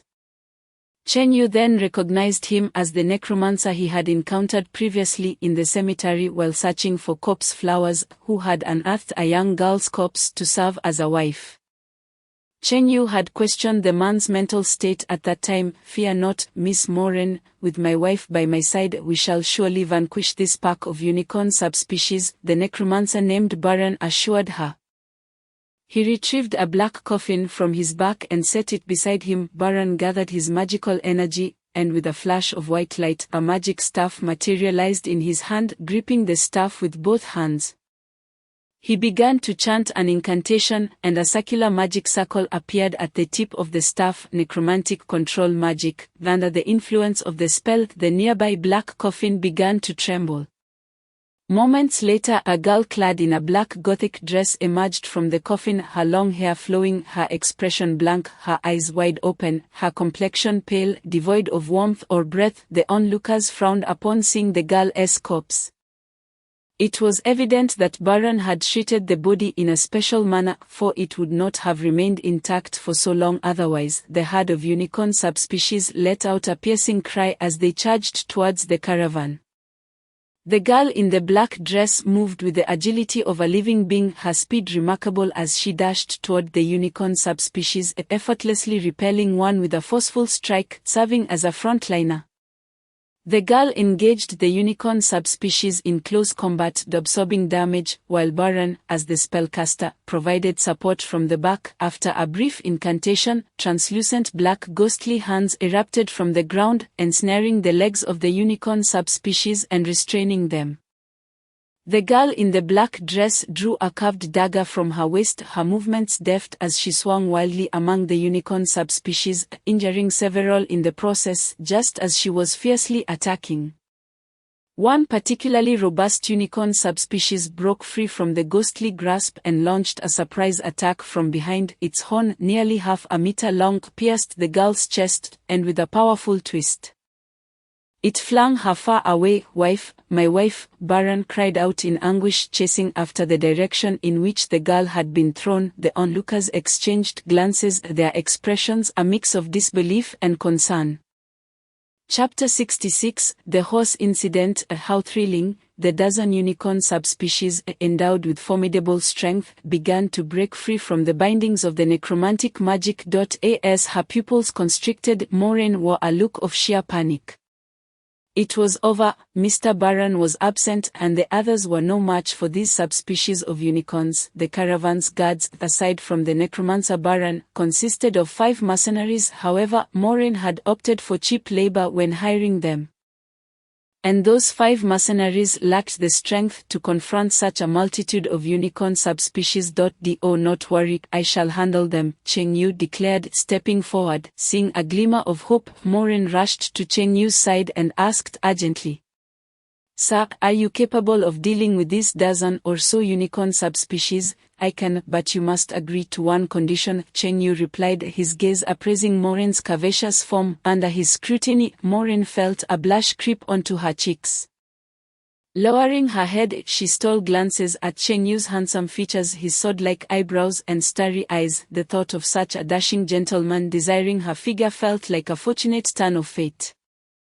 Unspeakable images flitted through her mind. "Yes, for the sake of the caravan, I can accept any condition," Moran shyly responded. "Return those 5 silver coins to me," Chen Yu stated. Moran's caravan had paid 5 silver coins as fare to Blackstone City. Reclaiming those coins would be a small saving. Is that the condition you speak of? Moran's eyes held a hint of resentment. "Indeed, what else would it be?" Chen Yu retorted. "Nothing," she replied, producing 5 silver coins for him. At that moment, a dozen unicorn subspecies broke free from the restraints of necromantic magic, charging excitedly toward the caravan. Chen Yu positioned himself at the forefront, ready to engage these unicorn subspecies. However, astonishingly, the unicorns did not attack Chen Yu or anyone else. Instead, they circumvented the crowd and headed straight for the mares of the caravan. One unicorn subspecies leaped onto a mare, initiating mating with the caravan's female horse. Chen Yu and the others were left dumbfounded and shocked. These unicorn subspecies were after the mares of the caravan. Cheng Yu had previously wondered why the unicorn subspecies, known for their gentle herbivorous nature, would intercept the caravan. It turned out they were lured by the beauty of the mares. Miss Maureen, those unicorn subspecies are defiling the purity of your caravan's mares. Shall we still eliminate them? Cheng Yu inquired of Maureen behind him. Do not interfere, let them be, Maureen interjected. Allowing the caravan's mares to mate with the unicorn subspecies would result in offspring bearing the bloodline of unicorns, a tremendous gain. Cheng Yu stood by watching the unicorn subspecies and mares copulating, having previously watched romantic films from the islands. Witnessing this equine encounter was a uniquely different experience. After mating, the unicorn subspecies pranced away joyfully. At that moment, Baran, the scar-faced man, returned carrying the girl in the black dress. Where are those damned unicorn subspecies? They violated my wife. I shall exact vengeance upon them. Baran raged. Cheng Yu pointed in the direction the unicorn subspecies had fled. They have already escaped. Next time I shall not let them off so easily, Baran huffed, placing the girl back into the black coffin, sealing it, and strapping it to his back. The group returned to their carriage. And the caravan continued its journey. Cheng Yu shared a carriage with the necromancer Baran. Baran recognized Cheng Yu as the individual he had encountered in the graveyard. Oh, it's you. Hello, my name is Cheng Yu. Cheng Yu greeted Baran with a smile. I am Baran Fried. Baran introduced himself. How is your wife? Cheng Yu asked. She has a hole in her chest. I need to find some flesh to patch her up. Baran replied, a hint of concern in his voice. I recall your wife was unearthed a month ago. How has she not decayed? Cheng Yu engaged Baran in casual conversation. Baran pulled out a small bottle, half an inch tall, and proudly proclaimed, because I used this on her. What is that? Cheng Yu inquired, examining the small vial in Baran's hand. I concocted a preservative potion using a dozen types of plants, entirely natural. Baran explained. In the 21st century, common preservatives include sodium benzoate and potassium sorbate. As the saying goes, it is nonsensical to discuss toxicity without considering dosage. Though preservatives may be harmful to the human body, their minuscule amounts render the risks almost negligible. The system shop does not sell preservatives. Cheng Yu was astonished that someone in this other world could formulate a preservative potion, reflecting on the lifelike appearance of the girl in the black dress. He noted the effectiveness of Baran's preservative seemed quite promising. Is this preservative harmful to humans? Cheng Yu asked. Absolutely harmless, Baran asserted confidently. Could you sell me some? Cheng Yu queried, wishing to experiment with it for future baking endeavors involving foods that could not be preserved for long. 20 silver coins per vial. This tiny bottle costs 20 silver coins. If converted to an equivalent weight in gold, it would be more expensive than gold itself. This is a concentrated solution. It can be diluted for use. Baran began to explain the application of his preservative potion. Throughout their journey, aside from encountering the unicorn subspecies, they faced no further troubles. 2 days later, in the afternoon, the caravan arrived at Blackstone City. Baran, still shouldering the black coffin, bid farewell to Cheng Yu. Friend, I reside at 233 Winter Snow Street in Snow City. Should you require this potion again, feel free to find me there. If the effects are favorable, I shall seek you out again. Cheng Yu noted Baran's address. Blackstone City bore similarities to Snow City, with a towering wall encircling the main city and guards stationed at the gates. The streets bustled with pedestrians and itinerant vendors, flanked by shops of varying sizes. Cheng Yu did not enter Blackstone City but approached one of the guards. Sir, may I inquire if there have been reports of a dragon disaster in the vicinity of Blackstone City? There is a foul dragon residing in the northern forest. It is best to avoid that area, the guard warned. Thank you, sir, Cheng Yu replied, heading directly towards the northern forest.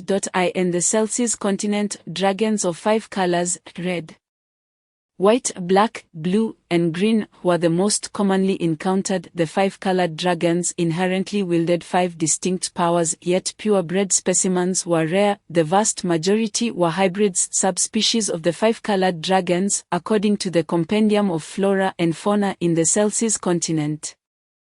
Dragon meat is notoriously tough and, from a culinary perspective, not regarded as a desirable ingredient. Cheng Yu walked along the base of the city wall until he reached the northern gate of Blackstone City. Standing at the gate, he noticed that the summit of a nearby mountain was shrouded in darkness, while the rest of the forest was lush and vibrant, making the stark contrast quite striking. The red dragon wielded fiery powers, and Cheng Yu speculated that the dragon perched upon the mountaintop was indeed a red dragon, though he was uncertain of its strength. If I can fight, I shall, if not, I will flee. He ventured northward into the forest alone. The mountain was not far from Snow City, roughly 6 or 7 miles away, and on foot it would take less than an hour to reach. Even from the base he could feel the searing heat waves engulfing him. Chapter 67. Has the goddess of light appeared? The mountain outside Blackstone City was charred black at its peak, ravaged by flames. Torrents of heat surged down from the summit, wilting the leaves of the trees in the forest below. Cheng Yu ascended the mountain, beads of sweat forming on his forehead. Can red dragon meat truly be cooked? He mused aloud. It is common knowledge that red dragons possess control over fire and exhibit exceptional heat resistance. Some powerful pure-blood red dragons can even bathe in volcanic lava, with boiling water at a temperature of 100 degrees Celsius.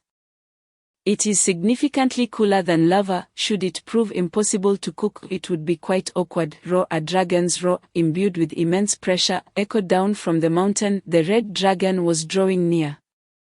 First, I must secure the dragon meat. Following the direction from which the roar emanated, Cheng Yu quickened his pace, breaking into a light jog. At the summit, amidst the charred expanse, lay a colossal crimson beast over 50 meters long. Its massive body was covered in tough scales, glistening with a deep red sheen. Its head was disproportionately large, with several sharp dragon fangs protruding from its jaws, exuding a chilling aura. The red dragon's eyes burned like flames, radiating authority and power. Its body was elegantly sculpted, muscles taut, showcasing its formidable strength and agility. On its back rested a pair of enormous red wings capable of enveloping its entire form, and a row of sharp bone spines adorned its spine, adding a touch of fearsome beauty. Although the red dragon exuded a menacing presence, Cheng Yu noted that its claws were black, indicating it was not a purebred red dragon, but rather a subspecies known as the black claw red dragon. The relationship between the black claw red dragon and the red dragon is akin to that of the Eastern mythological tales of the dragon and the true dragon. The black claw red dragon possesses keen senses.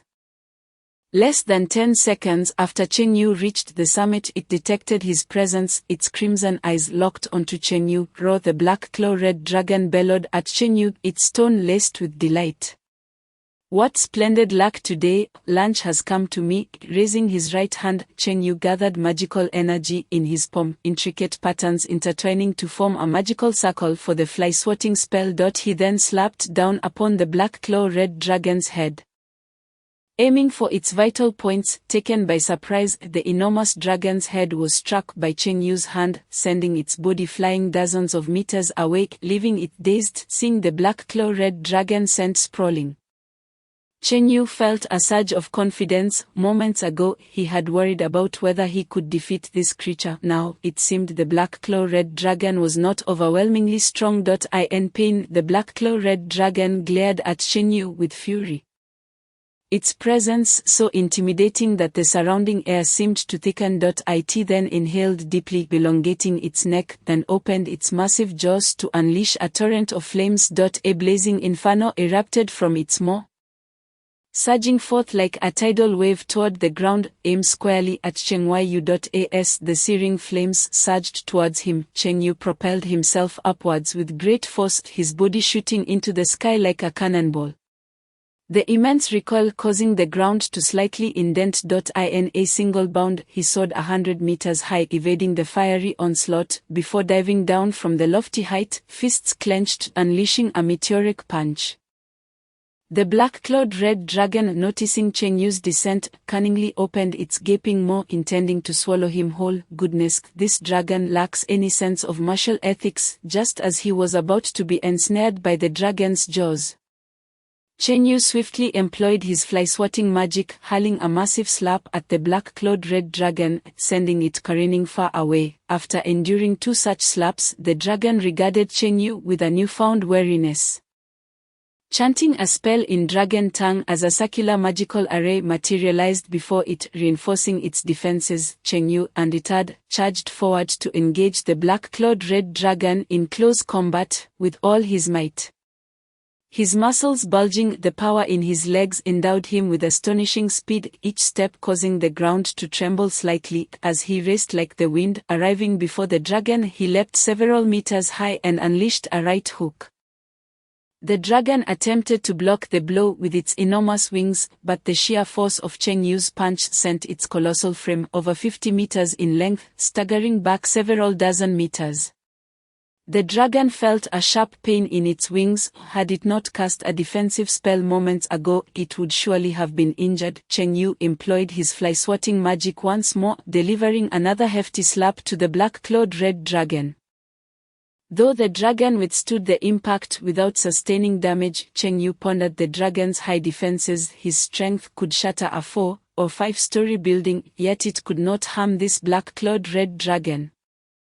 The dragon, flapping its massive wings, lunged at Cheng Yu, spinning its formidable body, its tail sweeping towards him. The dragon's physical power was tremendous, and Cheng Yu raised his arms to shield himself from the tail strike, only to be sent sliding back several meters, his shoes worn through. Exhaling a breath of frustration, Cheng Yu mused internally about the dragon's overwhelming strength. Despite his exceptional defensive capabilities, the dragon's tail swipe had failed to injure him. Seizing the moment, he grasped the dragon's tail and executed a shoulder throw, sending the black-clawed red dragon sprawling. Following the throw, Cheng Yu vaulted into the air, delivering a powerful elbow strike to the dragon's abdomen. With a resounding crash, the immense force radiated through the dragon's body, causing it to indent into the ground as it coughed up dragon blood. The dragon retaliated by swiping at Cheng Yu with its claw, sending him hurtling against a nearby cliff, where he left an imprint of his form in the rock. Emerging from the wall, he charged at the black-clawed red dragon again. The two engaged in a fierce melee, exchanging blows, the dull thuds of impact echoing around them as the dragon's scales cracked and blood flowed. Cheng Yu suffered minor injuries, blood trickling from the corner of his mouth, his stamina waning. Aware of Cheng Yu's strength, the black-clawed red dragon hesitated to continue the close-quarters fight, taking to the air to unleash a torrent of flames upon him. The vast area engulfed in flames was impossible to evade. The mountaintop was instantly transformed into a sea of fire. The temperature of the red dragon's flames surpassed that of ordinary fire, though Cheng Yu's formidable physical defenses shielded him from the worst of the inferno. He still felt the searing discomfort. Prolonged exposure would surely leave him scorched. Surrounded by the crimson blaze, his vision obscured, he could not discern the black-clawed red dragon's position. Cheng Yu retrieved the inner garment of the goddess of light that he had acquired in the labyrinth. This piece of clothing, styled as a strapless top, was impervious to the dragon's flames. Reluctant to wear the goddess's inner garment outright, Cheng Yu opted to tie the straps around his neck, draping it like a cape. This intimate belonging of the goddess had been imbued with her radiant power. The instant he donned the garment, a powerful surge of light erupted, forming a colossal white beam that soared into the heavens, obliterating the surrounding dragon flames. An overwhelming force of light enveloped Cheng Yu, illuminating him brilliantly. In that moment he felt an unparalleled sense of supremacy, as if he were the sole ruler of the skies and the earth. Recalling the system's description of the garment, he noted that wearing the goddess's inner garment would bring him embarrassment while granting a modicum of light power. What an absurd understatement! However, on reflection, the modicum of light power might be relative to the goddess herself. The residents of Blackstone City gazed towards the towering white beam that shot up into the sky. What could that be? It's blinding. My eyes, such potent light power. Has the goddess of light descended? Chapter 68, Afra, I'm lost. Cheng Yu, no, you are not. The radiant light was dazzling. Cheng Yu shone with an ethereal glow reminiscent of a divine being. Sensing imminent death nearby, the black-clawed red dragon was consumed by fear. Frantically flapping its wings to escape, the red lizard, do not think you can flee. The light power gathered at Cheng Yu's fingertips. A terrifying beam of white energy shot forth, penetrating the fleeing black-clawed red dragon. Piercing through its massive body, blood stained the azure sky as the enormous dragon plummeted to the ground. Impressive as it was, the experience was rather embarrassing. Having dispatched the black-clawed red dragon, Cheng Yu hurriedly removed the goddess's inner garment from his back and stored it in the system's repository. The radiant light enveloping him dissipated. Rushing to the fallen dragon's corpse, he found its wounds still oozing blood. Cheng Yu stored the dragon's body in the system's repository. Thus, he had successfully acquired the most crucial ingredient for crafting the wooden root braised pork. Next, he needed 2 more magical materials, wood dragon roots and heavenly fragrance grass. With Blackstone City nearby, he planned to visit the magical materials shop there to see if he could procure them. As he approached Blackstone City, he noticed that the dragon's blood on the ground was not flowing downhill but rather was being drawn upwards by some mysterious force. Cheng Yu paused to observe this peculiar phenomenon. Was this blood defying gravity? Surely Newton's coffin lid must be about to close. Following the trail of blood, he spotted a tall, stunning woman in a red dress leisurely approaching him. All the blood shed from the slain black-clawed red dragon coalesced around her, resembling a broad crimson ribbon. Upon seeing the woman and the swirling dragon blood, an ominous premonition arose within Cheng Yu. Who are you? I am Afra, and I seem to have lost my way in the mountains. The woman replied nonchalantly. Goodness, what luck, Cheng Yu exclaimed internally. After searching for the Blood Queen Afra in the northern fortress for so long, she was here, outside Blackstone City. A demon from the ranks of the Demon King's minions. Her power surpassed that of a 5th-tier archmage. Are you from the Church of Light? Afra, having witnessed Cheng Yu wielding the power of light, which resembled the goddess of light descending to the mortal realm, was reluctant to provoke him. I am merely a chef, not affiliated with the Church of Light. Cheng Yu, though surprised, was not intimidated by Afra. He was a man with divine artifacts. Should she dare to strike, he would retaliate with full force. With an air of calm, Afra gathered the scattered dragon blood into a massive sphere, dipping her finger into it and licking her vivid tongue, savoring the taste. The blood of a 4th-tier black-clawed red dragon is rather exquisite. Suddenly, Cheng Yu realized something. This mountain was not far from Blackstone City. Why was Afra lost? Miss Afra, are you truly lost? Indeed, I am lost. I can't find my way and have been wandering aimlessly in the mountains, she replied, her eyes slightly narrowed, appearing entranced. Are you jesting? Blackstone City is just around the corner. You could simply ask someone in the city for directions.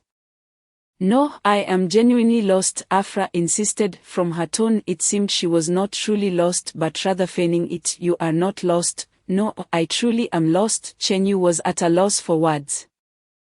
Your maid has transformed some humans into bloodkin in search of you. What? My maid is looking for me? Afra's previously impassive expression now bore a hint of alarm. If anyone is searching for me, please keep my whereabouts a secret. Why? Cheng Yu found Afra's actions perplexing. Because I am lost. Cheng Yu felt a surge of frustration. Was that all she could say? Afra, maintaining her calm demeanor, was clearly wary of Cheng Yu's strength. Had she been speaking to an ordinary person, she would have silenced them to protect her secret. Afra appeared deflated, resting her forehead in distress. Just the thought of returning to the demon realm and being ordered around by the Demon King gives me a headache. I do not indiscriminately slaughter humans, I merely wish to reside among them without revealing my presence. Cheng Yu recalled Hamon's words about the many factions within the demon race. Some archdemons were staunch supporters of the Demon King's ambitions, While others, like Afra, were disinclined towards warfare. It was clear that Afra belonged to the latter group, low emotional intelligence. I do not wish to work for the Demon King, high emotional intelligence, oh no. I find myself lost in the depths of the forest, unable to find my way out. It seems you two are one who idles away the hours. Cheng Yu initially expected to confront Afula upon their meeting, only to discover that she was in fact the kindred spirit. During his previous employment, Cheng Yu's favorite sanctuary was the restroom. Upon arriving at the office each day, he would invariably retreat to the lavatory, lingering there for a good half hour. Over time, these moments accrued, resulting in over 10 hours of additional leisure each month, equivalent to an extra day off. What do you mean by idling away the hours? Afula was perplexed by Cheng Yu's words. Oh, it's nothing. Perhaps because they were both practitioners of leisurely pursuits, Cheng Yu held a favorable impression of Afula. I must say, the way you consume blood seems rather unpalatable. Would you like me to assist in its preparation? I am a wicked bloodsucker. Are you not going to exterminate me? Having witnessed Cheng Yu's prowess, Afula realized that in a confrontation she might not best him. After all, isn't the nature of the bloodsucker to revel in blood? I too enjoy a taste of blood. The inhabitants of the Selksus continent do not consume animal entrails or blood. Thus, they regard bloodsuckers as an evil race. Yet Cheng Yu, a native of Huaxia, had seen it all: blood stew, pig intestines, pig brain, soft-boiled eggs, fried bull's eyes, and century eggs. You are human, endowed with the divine light magic, and you too savor blood. Afula, having lived for centuries, was encountering a human who relished blood for the first time. Truly a revelation. Cheng Yu retrieved a metal basin from his system repository and poured some dragon blood into it. Allow me to instruct you on how to savor blood. Following Cheng Yu's guidance, Afula separated a small portion of dragon blood into the basin, patiently waiting for it to congeal. Do you know where we might find a water source? Follow me. Afula, having roamed this area for quite some time, knew precisely where to find water, leading Cheng Yu to a nearby stream. Cheng Yu took out an iron pot from his system repository, set it up over a fire, and produced a cutting board and knife. He chopped the congealed blood stew into small pieces, adding a medley of spices as he stir-fried it in the pot. Afula watched with curiosity as Cheng Yu prepared the blood stew, astonished that blood could be cooked in such a manner. In a secluded glade by the stream, Cheng Yu crafted a dish of stir-fried blood stew alongside a blood stew noodle soup. The preparation of the stir-fried blood stew was akin to that of mapo tofu, thickened with water starch and garnished with Sichuan pepper and chopped green onions, delivering a fragrant and spicy flavor. However, Cheng Yu had opted not to use cooking wine, leaving the dish with a potent blood aroma. While humans might find such a scent off-putting, it was just right for the bloodsuckers. Approaching the table, Afula took a spoon and sampled Cheng Yu's stir-fried blood stew. The dish retained the raw essence of blood, complemented by the flavors of garlic, ginger, and other spices, with the saltiness executed to perfection and the umami enhanced by monosodium glutamate. My goodness, this is simply delectable. Her crimson eyes sparkled with delight, revealing her surprise. Though this method of consuming blood may not be as gratifying as direct consumption, it was infinitely more delicious than fresh blood. The inhabitants of the Black Sun Empire do not partake in blood. How could you conceive such an ingenious method of preparation? It's merely the wisdom of the humble laborers from my great Huaxia. In ancient times, the wealthy would eschew animal entrails and blood, while the impoverished, lamenting the waste, sought ways to make these unpalatable parts delectable. Afula lifted the plate of stir-fried blood stew and began to eat heartily. In truth, when I first entered the Black Sun Empire, I had intended to seek out a chef named Cheng Yu in Bailu town to try his dumplings, but alas, I became lost. During her initial days in the Black Sun Empire, Afula had struggled to discern her bearings and had indeed become lost. However, she later discovered some merit in her misadventure, embracing the opportunity to wander and enjoy a leisurely existence. Cheng Yu felt a jolt of surprise. This enchanting woman had sought him out, yet he was also puzzled. How do you know of dumplings? During the human-demon war, I stumbled upon several dumplings from the corpse of a human cavalryman. They were fragrant and delicious. I even used a soul recalling spell to summon the spirit of the fallen soldier to inquire about them. A soul recalling spell, is that feasible? Certainly. Ever since tasting dumplings, Afula had been unable to shake the craving. After the northern fortress walls were breached, she had stealthily slipped into the Black Sun Empire, motivated both by her desire to savor Cheng Yu's dumplings and her wish to evade the Demon King's summons. Actually, I am Cheng Yu, the dumpling maker from Bailu Town. What, you are Cheng Yu? Afuela's excitement grew even more palpable. To think that she had planned to seek Cheng Yu in Bailu Town only to encounter him here, it was indeed a stroke of fate. I can prepare not only dumplings and stir-fried blood stew but a plethora of culinary delights. Would you care to accompany me back to Bailu Town? Cheng Yu harbored no ill intentions. He merely wished to recruit a demon cadre to contribute to the defense of the Black Sun Empire. Filled with patriotic fervor, yes, indeed, following Cheng Yu, I can feast on delicious stir-fried blood stew every day. Afula readily accepted Cheng Yu's invitation. To have a stir-fried blood stew win over a demon cadre was certainly a worthwhile endeavor. Host's favorability with Afula 5. Cheng Yu was momentarily taken aback. Afula had developed a favorability of 5 points towards him. His favorability with Mina and Yewini had already reached 100 points, granting him their innate skills. He wondered what talents he might acquire upon achieving 100 points of favorability with Afula. If anyone bullies you, do let me know, I shall assist you. Afula began to speak but halted mid-sentence, having just witnessed the formidable light magic with which Cheng Yu vanquished the Black Claw Red Dragon. With such overwhelming light power, he hardly seemed in need of her assistance. If you do not wish to help, are you merely planning to follow me and enjoy free meals? Cheng Yu retorted.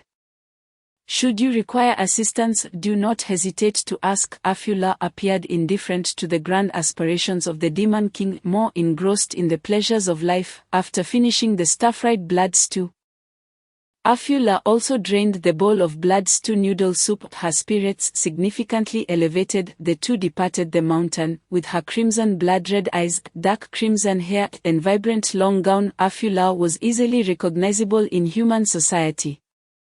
You should change your attire, this outfit is far too conspicuous, suggested Cheng Yu. Afula blinked her beautiful red eyes, transforming them into black like a human's, while her striking long hair gradually darkened.